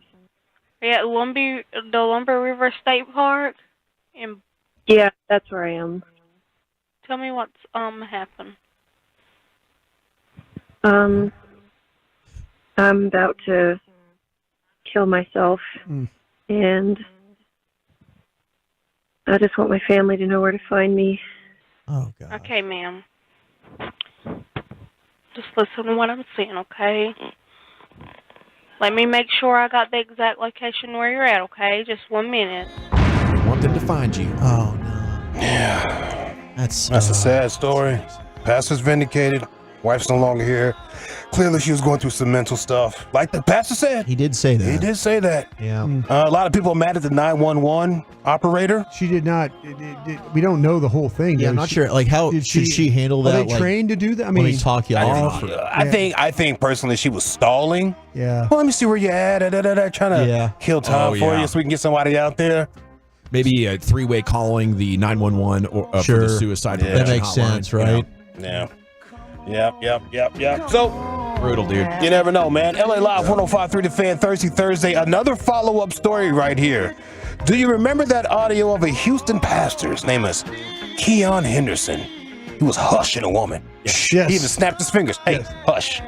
Hush. She was being possessed. She was being possessed. Yeah, yes. by the Holy Spirit. She had the Holy Ghost. Yeah. She was probably going through some things.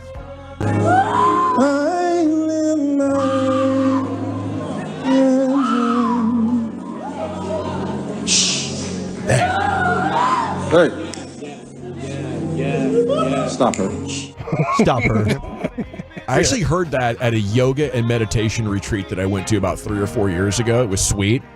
And it culminated in this final event, which is like this guided meditation with this guru dude. And I was sitting there like trying to figure out if it was working for me. And like multiple people started having that reaction. I was like, it's not working like that. Keon Henderson with a hush jaw. Hush. Yes. Hush. Snap them fingers. You don't know how the Holy Spirit's going to hit people. You don't know. Yeah. You don't know. Well, apparently Mr. Keon Henderson has had enough of this lady. Pastor Keon Henderson and his wife were on the Tamron Hall show, and he doubled down. Well, social media is into cuts, not context. Yeah. And he liked that bar. He just dropped right there. He loves that bar. He waited for that one.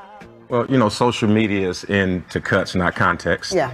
And every suggestion that I got from every naysayer, I've already done. This is a 4-year battle, right? Oh, this is ongoing. This is ongoing. So I've already talked to her personally.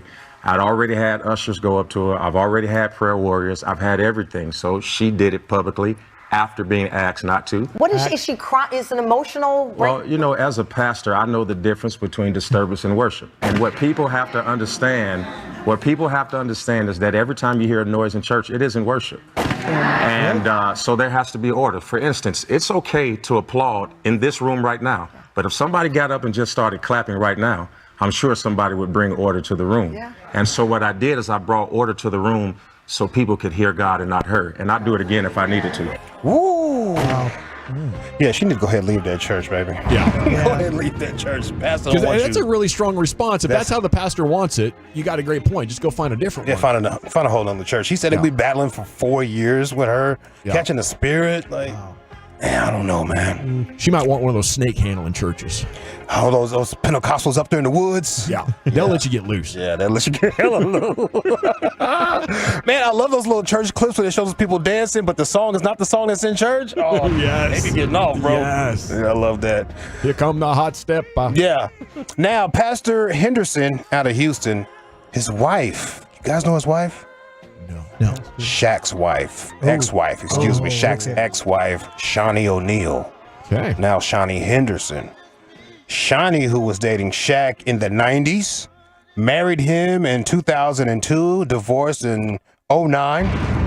Okay. Let me get my vibe. My vibe 7 went years. off. Yeah, that's good, huh? Yeah. They had 5 kids together. Wow. Shaq was out in them streets when it comes to it, So was she, though. Kobe said. She brought her trainer, Kobe did say that. She bought a trainer a Miami condo and a car to get around. Wow. Them trainers, watch out for them trainers. It be on your payroll, dog. It's on your payroll. Ouch. Well, she also destroyed Shaq's car, one of Shaq's cars, after the divorce. I'm telling you all of this because she's now saying that she never really loved him. Oh, wow. 5 kids, dating since the 90s. Married 7 years. You tore up a car over the divorce. What was this all about? Well, I'll let you hear from her. She was in love with the idea of being married, so she said. I want to say she was in love with the idea of being married to a millionaire. But you said about the marriage, you said, looking back, I don't know that I was ever really in love with the man.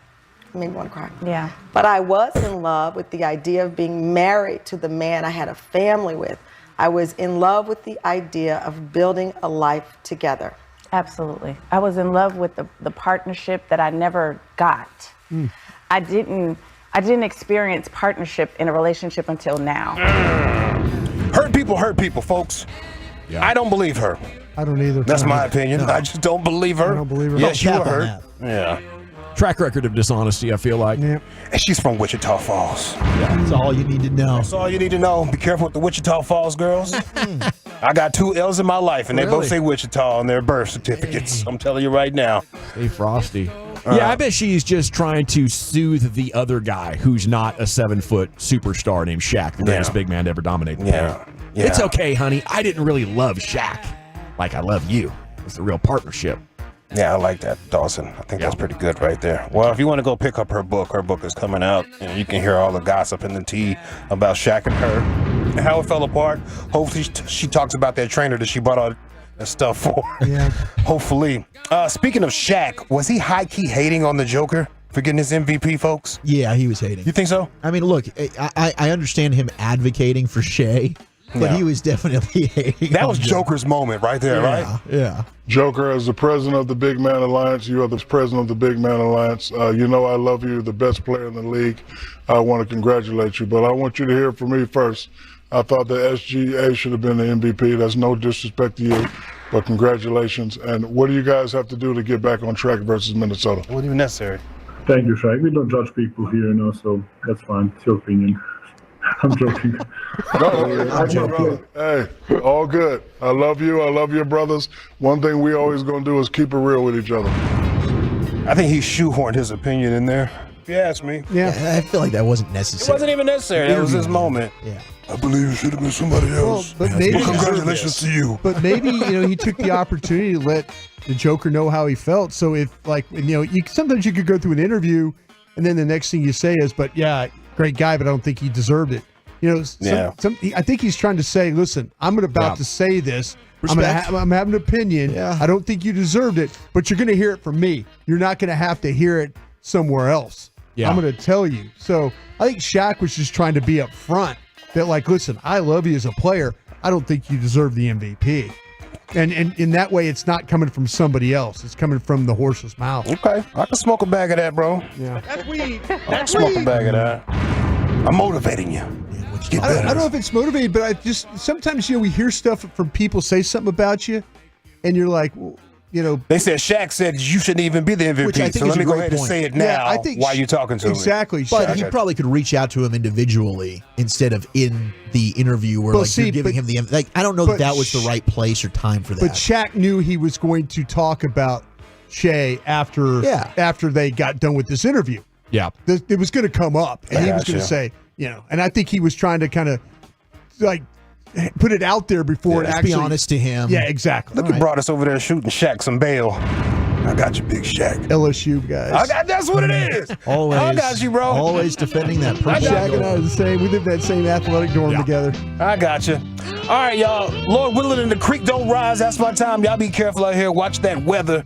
It's tricky. Yeah. Go Mavs. Go Stars. And go y'all. Holla. Man, that weather is going to be super tricky out there. Look how green it is outside, bro. Yeah. It should not be this dark, but apparently we're going to have lightning and some thunderstorms and a tornado watch, actually, for a lot of North Texas. By the way, before we get out of here, I got a text that said, hey, Zach Martin didn't hold out the off season. He held out during training camp. So, yes, it was during training camp. Make sure I correct that. I apologize there. Well, I want to make sure everybody knows that coming up next, we have a proper round tripper, Chuck, brought to you by Uber Eats. Where are you taking us? Yeah, let's try and navigate this Rangers rotation. Evan Grant talking, do they miss this guy? And an update on Otani. That's next. All right, I want to chat Diamonds Direct with you, though, before we do anything else, because I love them, and we're so blessed to have 2 Diamonds Direct locations in here. I just want you to know and remind you that Mother's Day is right around the corner. It is this weekend. Do not forget, make this a record year for the mom in your life with a gift from Diamonds Direct. Our 2 DFW locations are calling your name. They're calling mine. I'll probably see you there Saturday afternoon. When you hear Diamonds Direct, you probably think engagement rings, but did you know they have an awesome selection of fashion jewelry, including pearls and gemstones and diamonds, starting at just $200? That's right, $200 and up. You know what else? $200 at Diamonds Direct literally looks like you spend way, way more. The experts at Diamonds Direct help you pick out a gift that's personal, timeless, and so sentimental. She's going to love it. So the tip for mom here, it's not about the jewelry, it's about what it symbolizes.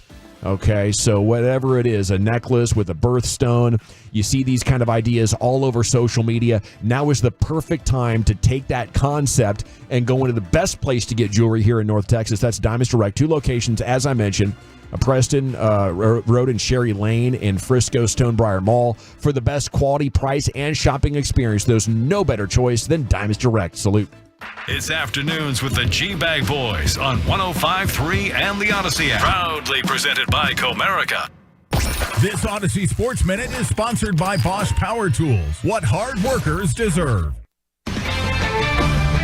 This is Zach Gelb with an Odyssey Sports Minute. It would have been understandable after Game 1 if Indiana Pacers coach Rick Carlisle slammed the officials, but he said nothing. After Game 2, when officiating did not impact the game, Carlisle pathetically whined about how small market teams deserve a fair chance.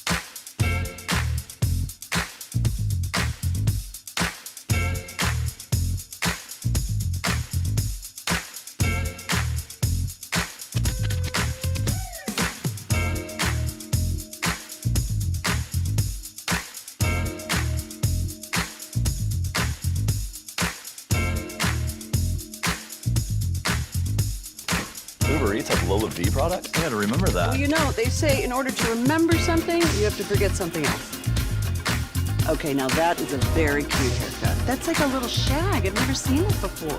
Well, I mean, of course you have. It's the Rachel. Oh, is that your name? No, I mean, like your name. No, I'm Jen. My name's Jen. Right, but I just mean like this is your haircut. But that's hair on your head. I'm not saying this is your hair. Okay, freak me out a little bit.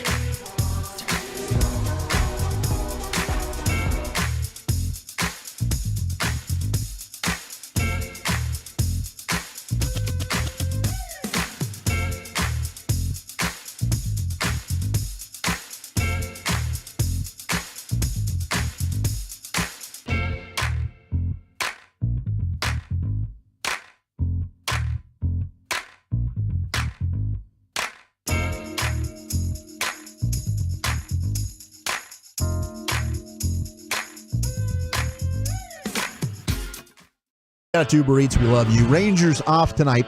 They took 3 of 4 in 4 games in 3 days against the A's. There yesterday, that second game was wild. That 12-11 one. The whole day was wild. Holy crap! Yeah, it was just and Jack Leiter certainly gave up a couple of home runs. Again, the defense, I don't know what it is. They got a couple of great double play opportunities, like Nathaniel Lowe sails one to Josh Smith. I don't know what was going on there, but overall, I did think it was a better start for Jack. Yeah. I thought he felt good. He said, look, last 2 times he's been out there, he gets a Ranger win. That's what counts. Like, as long as the team gets the victory. But I think he was feeling a little bit more confident, which I think is really the key for him. He said, I wasn't trying to do too much. But the location was good, pretty efficient. I mean, he's great in the first inning. I mean, 1, 2, 3, boom, boom, boom. He's just got to work on that home run ball, which we've seen even John Gray, who's going to go tomorrow, has dealt with those issues. I am excited, though. John Gray pitching in Colorado, where he played for so long, going up against Austin Gomber, the lefty, tomorrow. So I'm interested to see what they do lineup-wise going up against another lefty. Is this one where, what do you do with Evan Carter, who's really, really struggled? You can play him? Do you not play him? I think you have to, given the situation with Wyatt Langford right now, although they did bring in Robbie Grossman yesterday. Yeah. They made that trade. So Robbie Grossman back in the fold as they made that trade with the White Sox for a Double-A talent. Great move, CY. Yeah, I agree. No, you got to let them play through it. You got to let them figure it out. But these lefties are hurting you bad right now. It is, and it's really just, like Corey Seager's been, they've all really been struggling against lefties, which talked about that article from the Morning News earlier in the week, but they were so damn good against left-handed pitching last year. Yeah, just circle back. The thing with Jack Leiter, it's been the second inning. His 2 starts he's made, that's where the problem's been. He kind of sails through the first okay, and then he gets in the second inning, and then the pitch count comes up, and maybe he has some unfortunate things happen with the defense. But I liked what David Robinson was saying about him, though, that he felt like that. Hey, this guy's got special talent. He does. He's going to be a big time pitcher one day. Just got to let him get through the things that he's going through right now. And I think he was talking about how a lot of positive things about Jack Leiter. Yeah, and you're right. Like 940, his location was bad. A lot of hanging, breaking balls up in the zone. The ones that were hit for home runs. Yeah, when he misses, he misses. Yes, but I thought a slider that just stays there, doesn't move. Right at the top of the zone. That's when he gets hammered. You miss with a slider down in the zone, it's just it moves more. No doubt. And I've learned that over the days. Well, this is going to be a challenge for the rotation right now. And I mean, the bullpen also took a hit today. I mentioned earlier that Josh Spores is going to be on the 15-day IL. He's got a rotator cuff strain.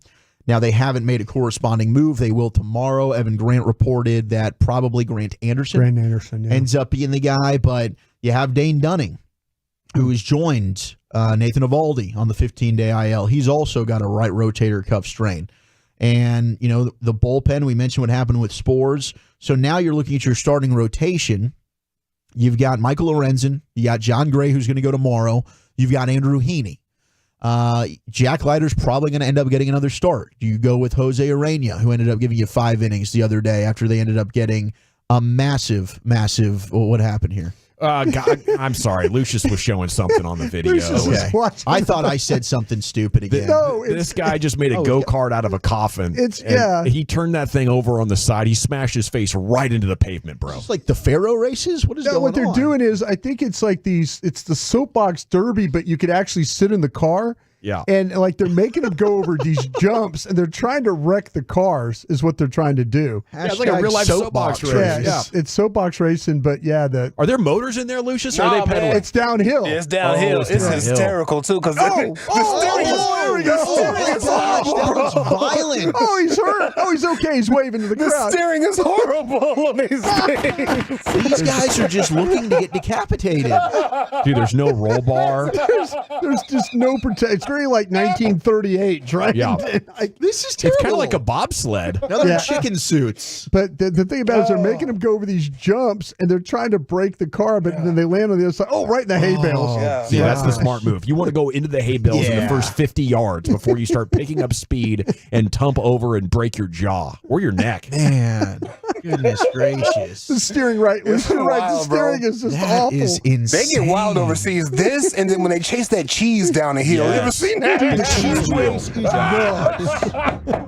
The amount of broken legs and arms and ankles. That cheese chase is crazy. Oh, good. That cheese chase is nuts.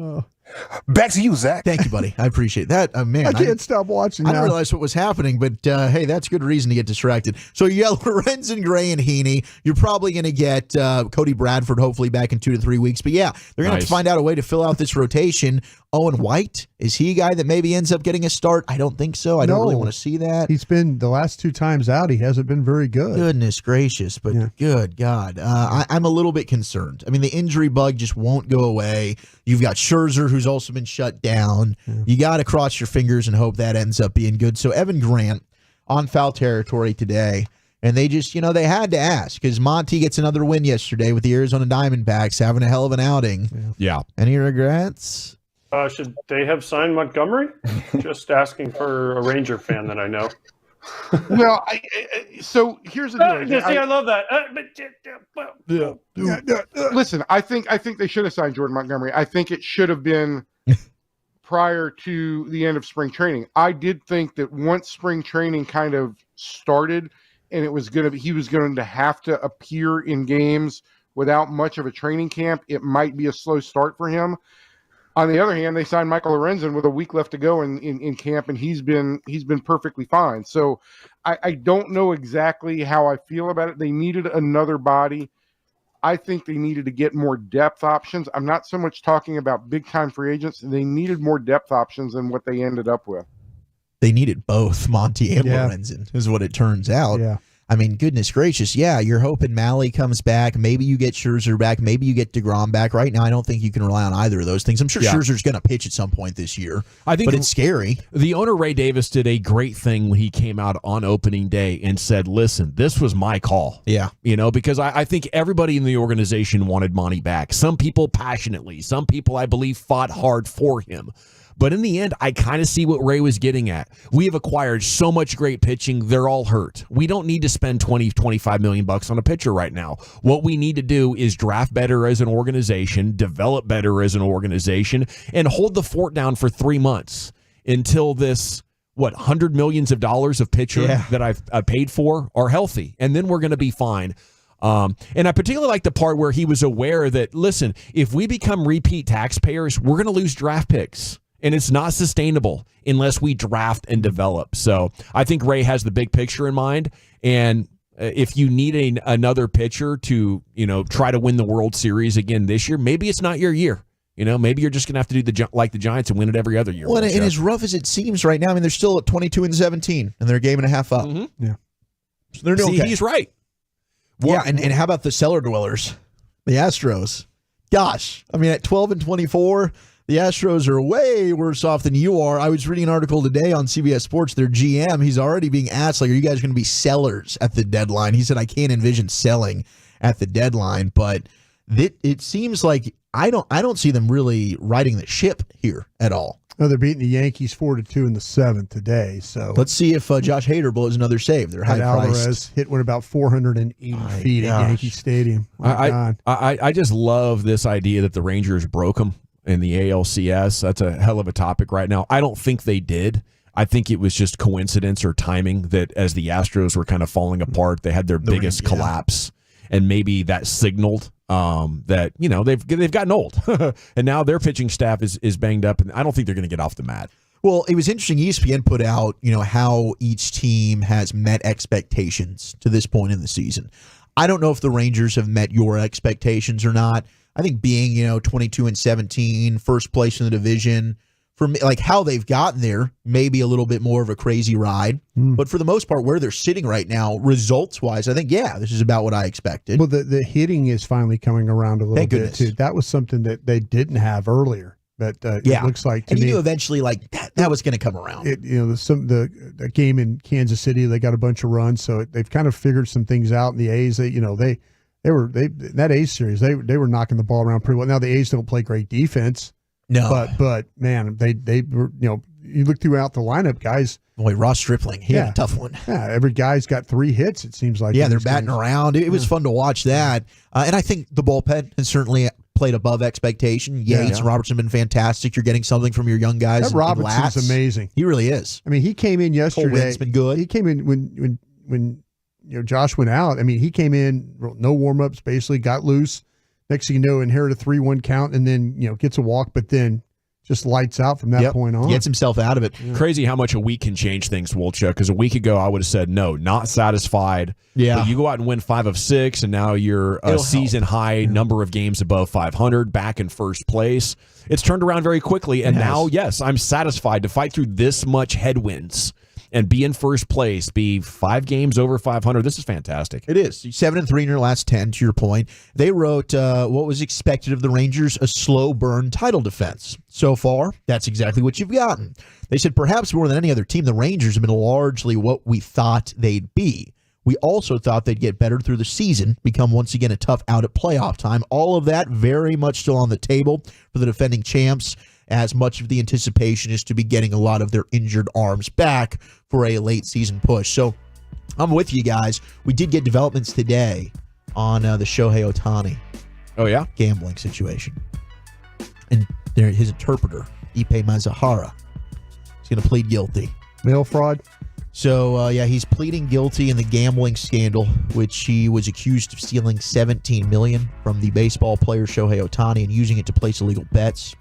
He described by attorney's office as Otani's de facto manager. He's going to plead guilty to 1 count of bank fraud. There you go. And 1 count of subscribing to a false tax return at an arraignment, which will be on May 14th.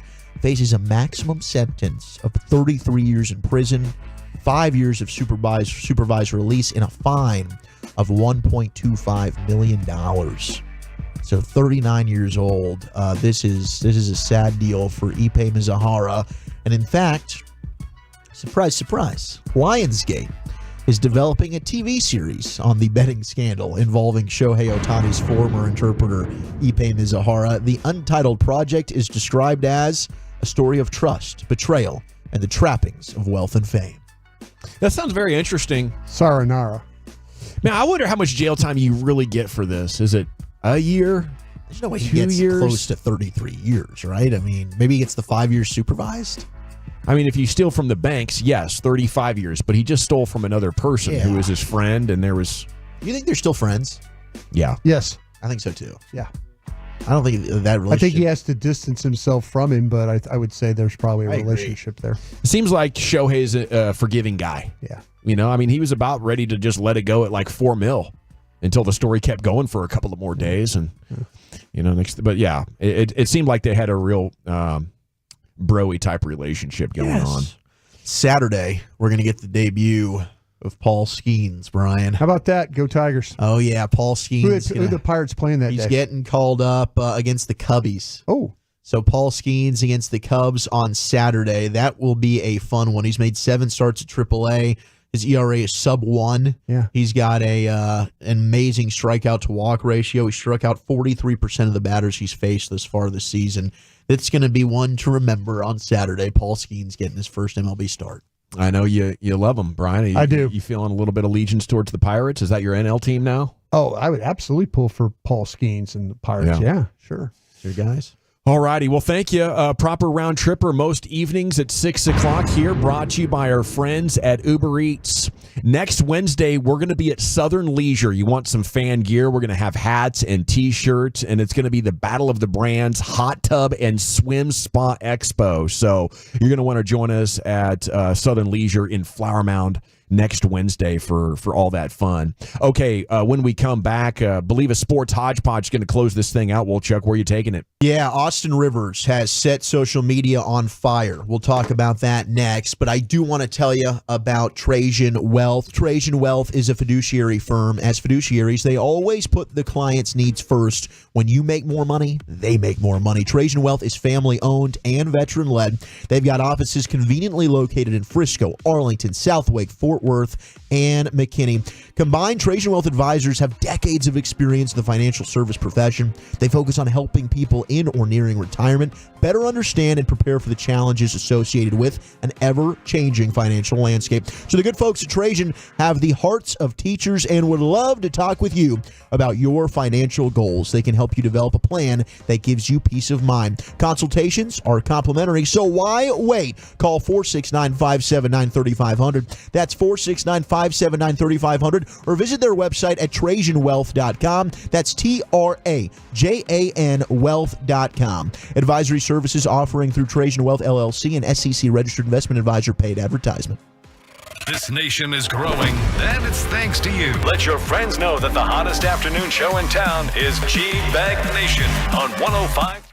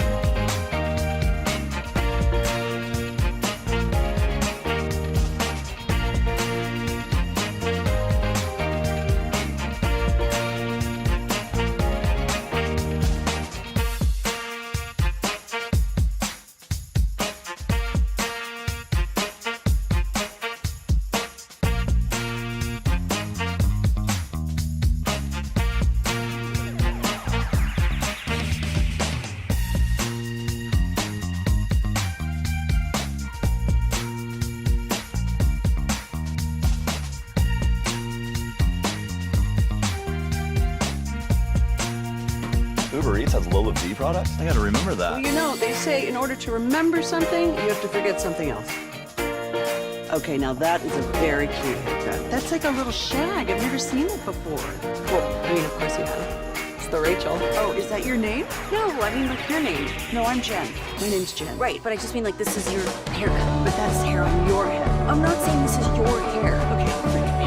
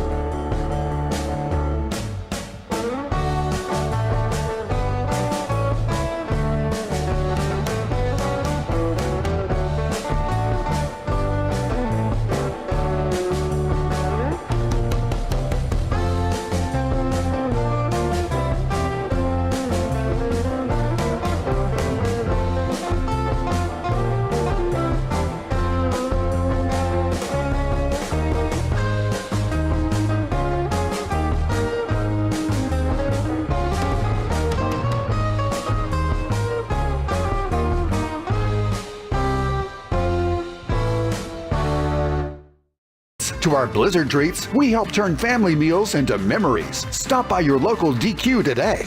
DQ, that's what I like about Texas. Welcome back. It is the G-Bag Nation here on 105 through the Fan. So many texts in a row to end that last segment believing Otani gambled on baseball and bro's covering up for him. And if that's the case, then obviously, you would owe him a lot. Not only your friendship, but, potentially more millions and millions of dollars, especially if he's got to go to jail. Who knows what the real story is here? That's why I'm kind of not interested in that TV show. I just think it's going to be another version of fiction. Segment of the Nation brought to you by Window Nation. Go to windownation.com. Call them 866-90-NATION. 50% off all style new windows.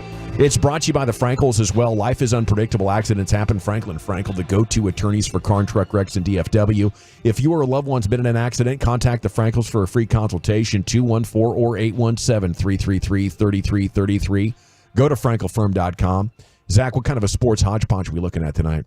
Yeah, we're going to focus on Austin Reeves, comparing NBA players to NFL players. And this has certainly gotten people going. Austin Rivers also made a comment that has really ticked people off. But here's the Austin Reeves statement on the comparing the NBA and the NFL players. Look at you. You're talking about the Cavs today. You're stretching out. We got to get you outside of that football lane, man. where the guaranteed contracts are, where the best athletes in the world are. That's us. I could take 30 players right now in the NBA and throw them in the NFL. You cannot take 30 NFL players and put them in the NBA. Austin Rivers, okay, so you can't take 30 current players and put them in the NBA from the NFL, but you can take 30 NBA players and put them in the NFL. Well, that's got people real ticked off, including former NFL players, former NBA players. We've got feuds. 877-881-1053. How many NBA players do you think could play in the NFL and vice versa? Here was the NBA on TNT last night as Charles Barkley calling out Austin. Oh, I got to call out Austin Rivers. For what? Austin Rivers, you know I love you. We can't play football. Yeah, we can. No, we can't. Yeah, we no, can. we can't. Shut Austin up. Rivers, Yeah. you're doing Austin, a great you're job. right. But to say we that can. we got 30 or 40 NBA players who can go play in the NFL. Oh, we can't play football? Stand up right now. I dare you to stand right now. Shaq, football is a good. Shaq. Stand up right there right now.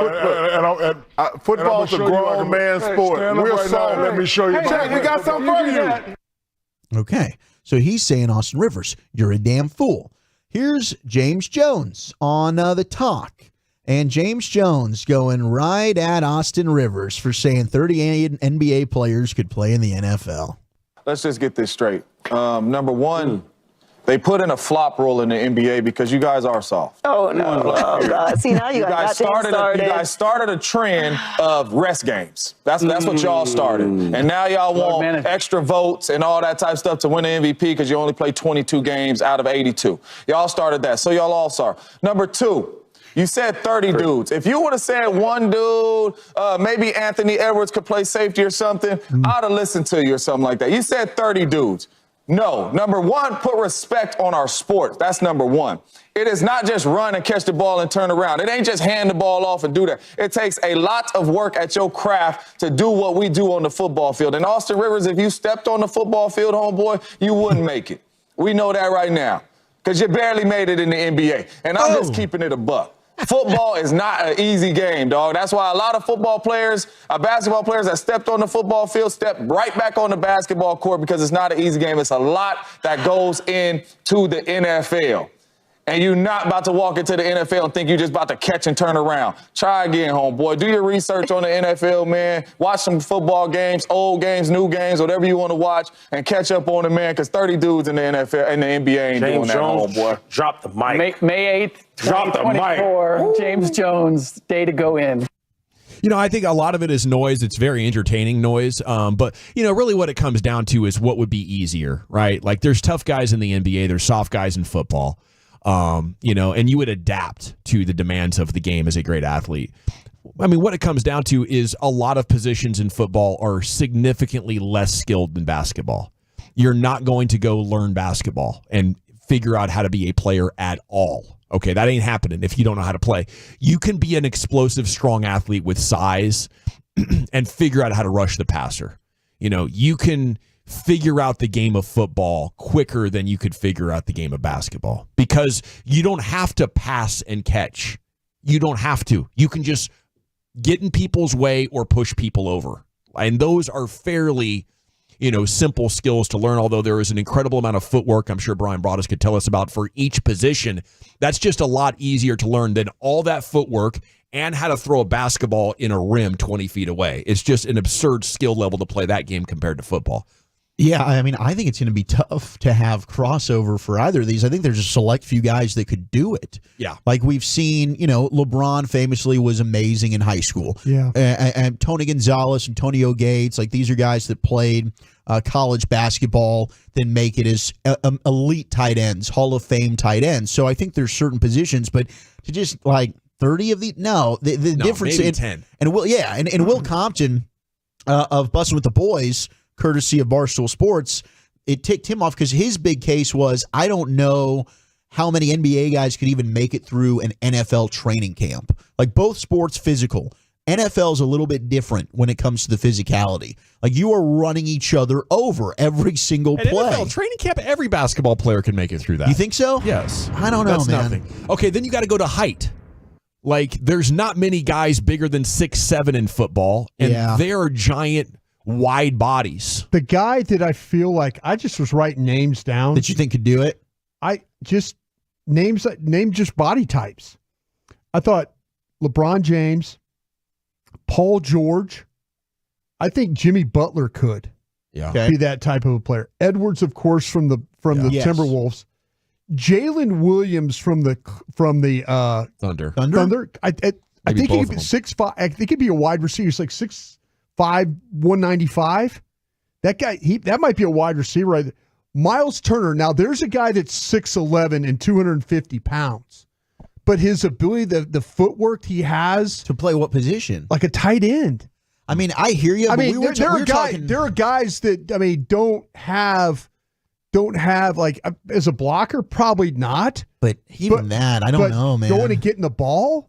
Like it's fun to say. How about Giannis? Giannis, maybe. I mean, I just think we just went through the draft with Johnny Wilson. How about Murray from Florida State? Right? Yeah, 6'6". Yeah. You don't have a lot of these receivers that have been drafted in the history of the sport. Harold Carmichael was the only other one we referenced. Yeah. Same team with the Eagles. Yeah, there was our guy that was with the Colts too. That was with Kurt Johnson. Yes, Colin Johnson. He was in the league and at the league. Yeah, I was thinking of guys seriously like Jamal Murray.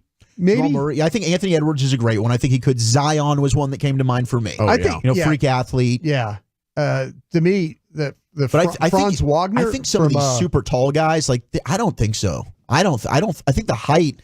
Maybe That's special too tall. teams block some field goals. Maybe you could do that. But yeah, he's too. I was thinking of his body type as a little. Wouldn't you want John Morant as like a slot receiver? Yeah, I mean, Donovan Mitchell, maybe. Allen Iverson was an all-state quarterback at Newport News. Right, like Nate Robinson. Hey, let's go Bethel. Yeah, that's Bethel up there. 757. Yeah. Bad news. Yeah, Allen Iverson was a hell of a quarterback. Yeah. In high school. And yeah, it was Nate Robinson, right, who played for the Knicks and a bunch of different teams, but also was an elite corner at Washington. Like he might have been able to make it in the NFL. So I do think guards, and then maybe some of the forwards like LeBron, Giannis. You'd have to see, but I mean, I don't know. I don't think 30 of these guys could just go ahead and you can, and vice versa. It's very difficult in the NBA. Like NFL players going to the NBA. I mean, I know Micah said he thinks he could average 20. I think that's disrespectful to the NBA. Like maybe Micah. Maybe like a Kyle Pitts could be good. Like I'm trying to think of the freak, Myles Garrett. Yeah. Those type. Man, during like high school football, when the high school football season was over with and it's time for the basketball to roll in, you could see all these guys that were superstars in high school football get over there to just the warm-ups in basketball. Couldn't make it. Yeah. Couldn't make it. Didn't have the flexibility. Didn't have the real-life stamina. Like they couldn't do it. I was thinking stars. I was thinking Jason Tatum too, but maybe too big, too tall, maybe 6'8", 210. It's like it's the same thing with these offensive tackles, like these 6'8" tackles we had in the draft. Like even that's become man. How many of those guys have really panned out at that height? We're hopeful with Guyton that he ends up being a badass because they're getting bigger and more athletic. But I think the height's a deterrent sometimes in the NFL. I feel like that these basketball players bend a little. The tall ones bend a little better. If they have the bend, then sure. Because we're talking about Guyton and these others. We've watched all these massive tackles. And what do we say about Guyton? He doesn't always bend his knee. Yeah. I mean, at basketball, the ability to jump, you got to bend your knees. That's what made Joe Alt so damn impressive, right? Yeah. I mean, from Notre Dame. So, yeah, I mean, it's really taken social media. I think football players can go over to basketball. So you think there's a few football players that can really hoop? Yeah, like so easier transition NFL think so. to NBA. Yeah. Even though I've seen them get gas in high school, I think they could make it if they had the stamina. Ooh, Westbrook. They got the jumps. They got the hops. Dion and Terrell Owens. These guys, they were in dunk contests. Yeah. Wasn't T.O. trying to like play for the Sacramento Kings at one point? Yeah, T.O.'s really good. Yeah. But yeah, Westbrook, man, I could see him. That was a 2-4 texted in, you know. But he could be a badass running back. I mean, he plays angry. I could see him running through a mofo's face, Marshawn Lynch style. Yeah. Yeah, great. The quickness, though. Yeah. The quickness. Like those guards. The lateral quickness would be. Definitely. Yeah. I mean, but just to take a ball and like dribble between your legs and then go behind your back, that takes like years in your childhood at the park or in your driveway or in open gyms, and like the amount of hours that you have to apply just to have like the basic skill set to survive in basketball. Then you go to like some of these videos where like guys that barely touch the ball in the NBA are just schooling dudes who are killing people at 24-hour fitness. You know, the guys that look like they can't play in the NBA are so dang skilled and athletic, you know, but they're just on the court against John Morant and LeBron So they can't really put all that on display because they're just trying to survive against, explosive athletes. Lucius, what position in the NFL do you think that you would get more football players that become basketball players? Oh, wide receiver, tight end, DBs. I was wondering if it was receivers or defensive backs. I think more DBs probably. But I think running smaller back guys. some. But he's right about the tight ends, though. We've seen that. I mean, absolutely, the tight ends for sure. Yeah, like I think LeBron would probably play tight end. My gosh, good luck covering him. I mean, he'd probably be wide receiver. I think if you timed LeBron's 40 time, it had to be well under 4.4. That's what I'm saying. Though some of these tall, we don't have a lot of these crazy tall wide receivers that make it. It's kind of like 6'5". No, it is. That's our guy at Tampa. Evans is a 6'5" receiver. Yeah, 6'5". Yeah, but I think that's really the once you get higher than 6'5", it's very rare. We were talking about Harold Carmichael. You mentioned that can't cut. Yeah, exactly. It's weird because you would think like, oh my gosh, the taller you are, I'm plucking this out of the sky. Why do I think it'd be a huge advantage for you? I was looking at names. Julio Jones. Oh, Julio. How about that's Calvin explosive. Johnson? Calvin, my God. Yeah, Calvin was a unique. I mean, talent. Guys that can play vertical game and go up and get balls. Yeah, people are texting Darren Wallace. Randy Moss. It's just, Randy for sure. It's so different, though. I mean, every basketball player is the quarterback. So when you get the ball, you have to be able to read the defense and make plays and have spatial awareness. And the thing about football is I don't need that. I can just go up against my guy one-on-one, move around him, and then run into space and turn around and catch the football. That is just so much different than the decision-making and the skill set that it takes to hold the ball against intense defense and not turn it over.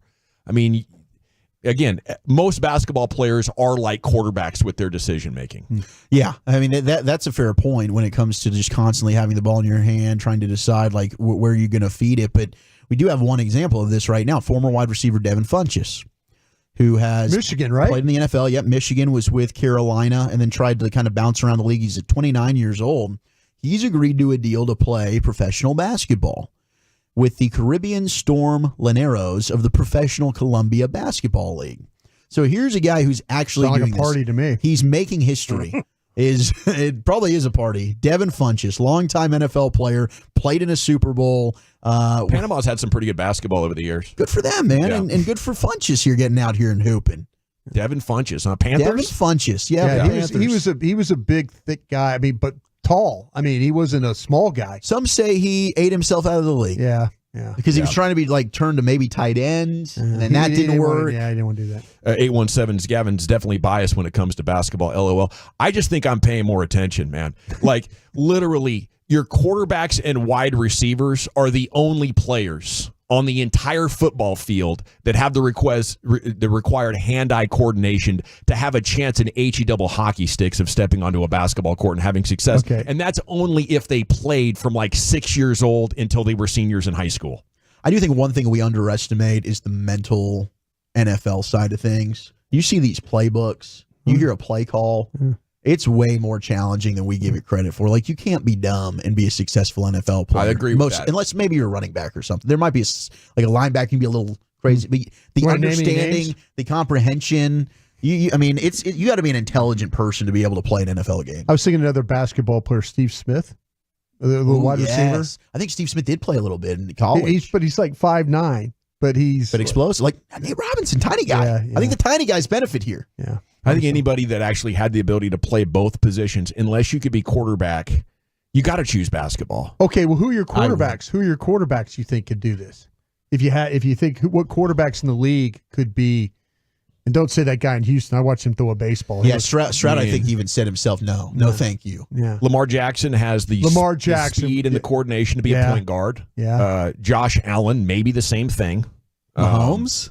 I don't know about Mahomes. I don't know either. You know, I feel like he's been great at all sports. Why do I think he'd be like a really good passer like John Stockton? But he's only like 6'2", right? Yeah, so if you're 6'2" in the NBA, you better be quicker than bleep, and he's not. I don't know. Burrow? I don't know how Burrow was a great high school player. Was he? Okay. Great high school basketball player. Calvin Murray? Kyler Murray. Kyler probably would be quick. Possible.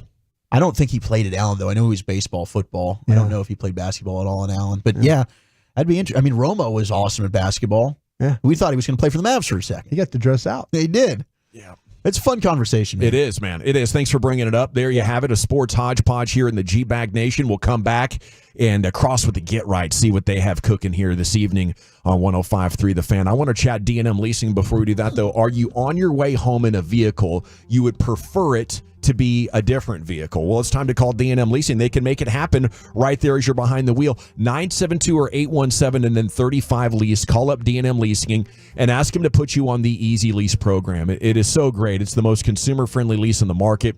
And people flee to the lease when we have this inflation and the high interest rates. It's made everybody's payments on purchases skyrocket, so they flee to the lease. And the Easy Lease from D&M is the most consumer-friendly lease in America. So it's a massive win-win. And it's one phone call away, or go to dmautololeasing.com. Tell them I sent you, and then tell them what make and model you want. Foreign, domestic, car, truck, SUV, doesn't matter. They'll give you the highest trade-in value possible in the old one. There's no down payment, nothing due for 60 days as well right now. With D&M Leasing, you're going to love it just as much as I do. I've done over 10 Easy Leases over the years, and before too long, I'm going to do another one. It's 972-817-35-LEASE or dmautololeasing.com. Coming up Friday morning on Sean and RJ, how did the Stars and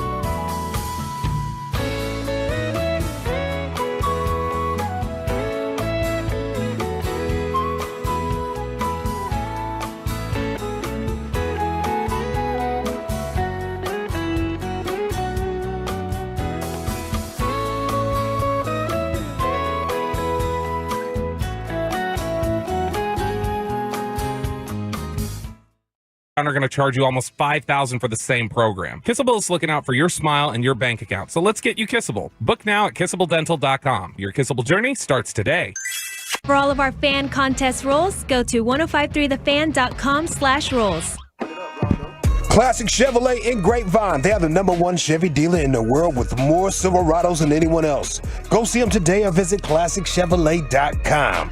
This is Texas. This is Classic Chevrolet. Together, let's drive, relax, and enjoy the difference. Based on new Chevrolet registrations 2023. Thank you, Lucius.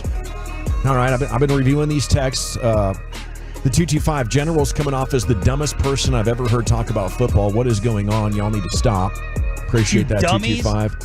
I actually believe I'm the smartest person for this topic on football because I did not grow up in a state that treats the game of football, American tackle football, like it's the epitome of organized sport. Okay? It is, damn it. You shut up over there. First of all, I have to say, just by math, I'm at least 50% more likely to be right. You're wrong. Because nobody on the defensive side of the ball can freaking catch it.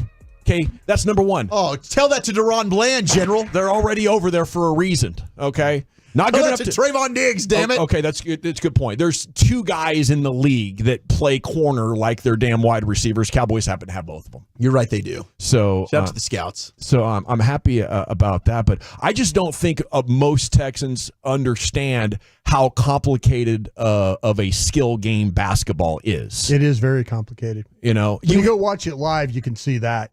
I mean, you've got to be an elite athlete to make. Oh it in the no, NBA. Trust me, I'm amazed at watching those guys play, and especially if you sit close to it. I mean, Tyler Guyton's getting benched in college, right? He's a tall guy with long arms. Going against Tyler Guyton, who's hard to push over. Can't really play it that well. Definitely can't play basketball or baseball. Right. You're the dumbest guy in the league. Or sports that require hand-eye coordination. Oh, Guyton can get 15 for the Mavs. But the Cowboys are like, yep, that's our first-round pick because he's giant, strong, and balanced, and we'll teach him this very simple game. What did I pretty walk dang into? quickly. Yeah. Awesome. Has this been going on? Blake, welcome, because Gavin chose violence, and we're about to fight. You see Austin Rivers? Yeah, I saw his comment. Myles Garrett's pretty good at basketball. Damn right. There you go. Yeah, there's a bunch of guys. There's a bunch of guys that are pretty good at basketball and football. You see them at these pickup charity games. I think. And guess what? They couldn't play D1 basketball. I think in the point is these NBA players are getting their ass kicked if they want to come and play in the NFL. They ain't lasting two games. They ain't lasting 2 games. But that's a different argument, Wolchuk. What argument are you making? Maybe football players would beat up basketball players, but now it's MMA. Not a sport.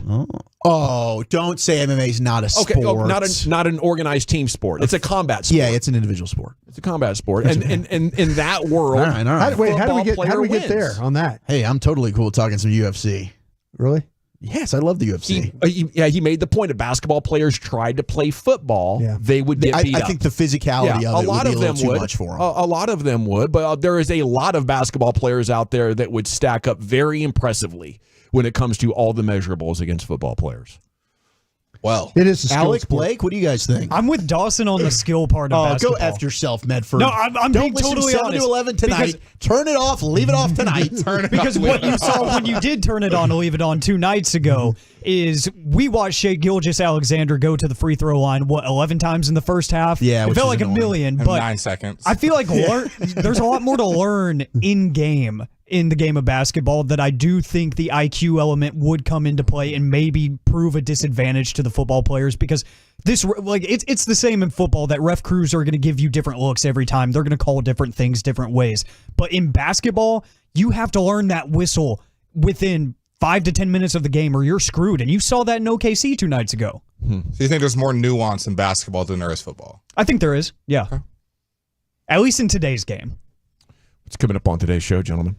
Oh, boy. It's going to be a lot of live reacting to both playoff games that we have for the Mavs and Stars. We do have Carter Freeman, our video expert. He is in OKC. Yes. He's going to call us at halftime. Who is that guy? From the arena. And he's going to give us the halftime vibes and everything. Our buddy Ruben Portillo is out there as well. He's an Oklahoma City fan, though. Put Ruben on. Yeah, Ruben's an Oklahoma City fan. You don't want to talk to him. Yeah, so that'll be around like 9:40 or so halftime. We'll get that live report. But right out of the gates, who embarrassed you more in game one, the Stars or the Mavs? The Stars.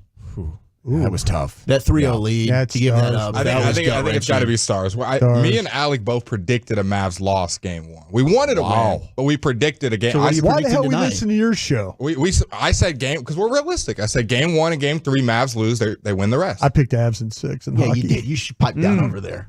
Yeah. So what are you thinking? Mavs win tonight then? Correct. And Stars win tonight as well? Correct. Blake. What are the things our teams need to do to get these dubs? Oh, Alec, we could be here a while. They're gonna have to turn on and leave it on. We're gonna go through all of that. But I think the very most important thing is the bigs have to dominate versus Chet and smaller bigs. If they're gonna play what 5 happened out, in game 1 then? Where were you in game 1? Gafford and Lively had their opportunities. I think Gafford had 15. You look at the scoreboard, he could have had 30. I mean, how many times did the ball roll out or he take?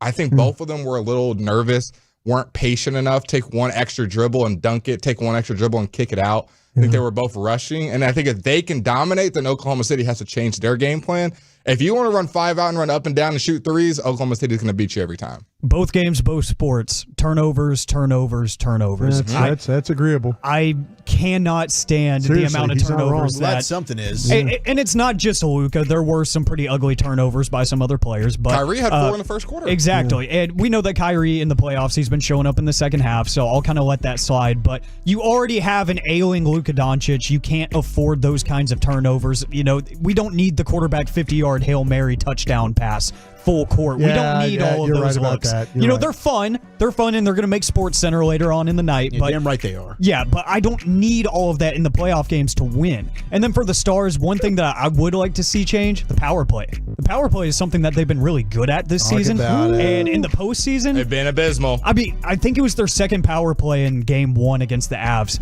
They got 1 shot. Yeah. In their 2-minute power play, 1 shot on goal. Yeah. That is unacceptable. I have a question for you guys. What do y'all wear when the Mavs are playing or the Stars are playing? Are you wearing gear? You wearing your regular clothes? Do you not care? Does it play a part? I just want to hear from y'all.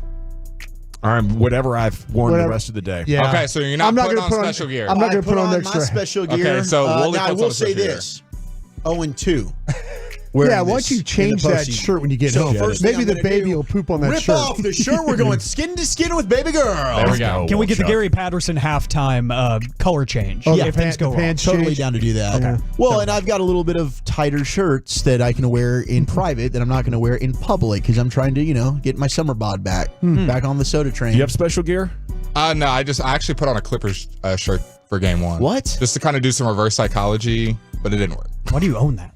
Right on. I don't know. Good effort. Where's that black suit you wore the other night? That's the thing you need to be wearing right now. I'm game 6. It'll come back out game 6. I feel like you've been there before, dude. Thanks to Lucius Alexander, the Pimp Cup. Look at that, 5 hours flawless radio producing, engineering, and hosting.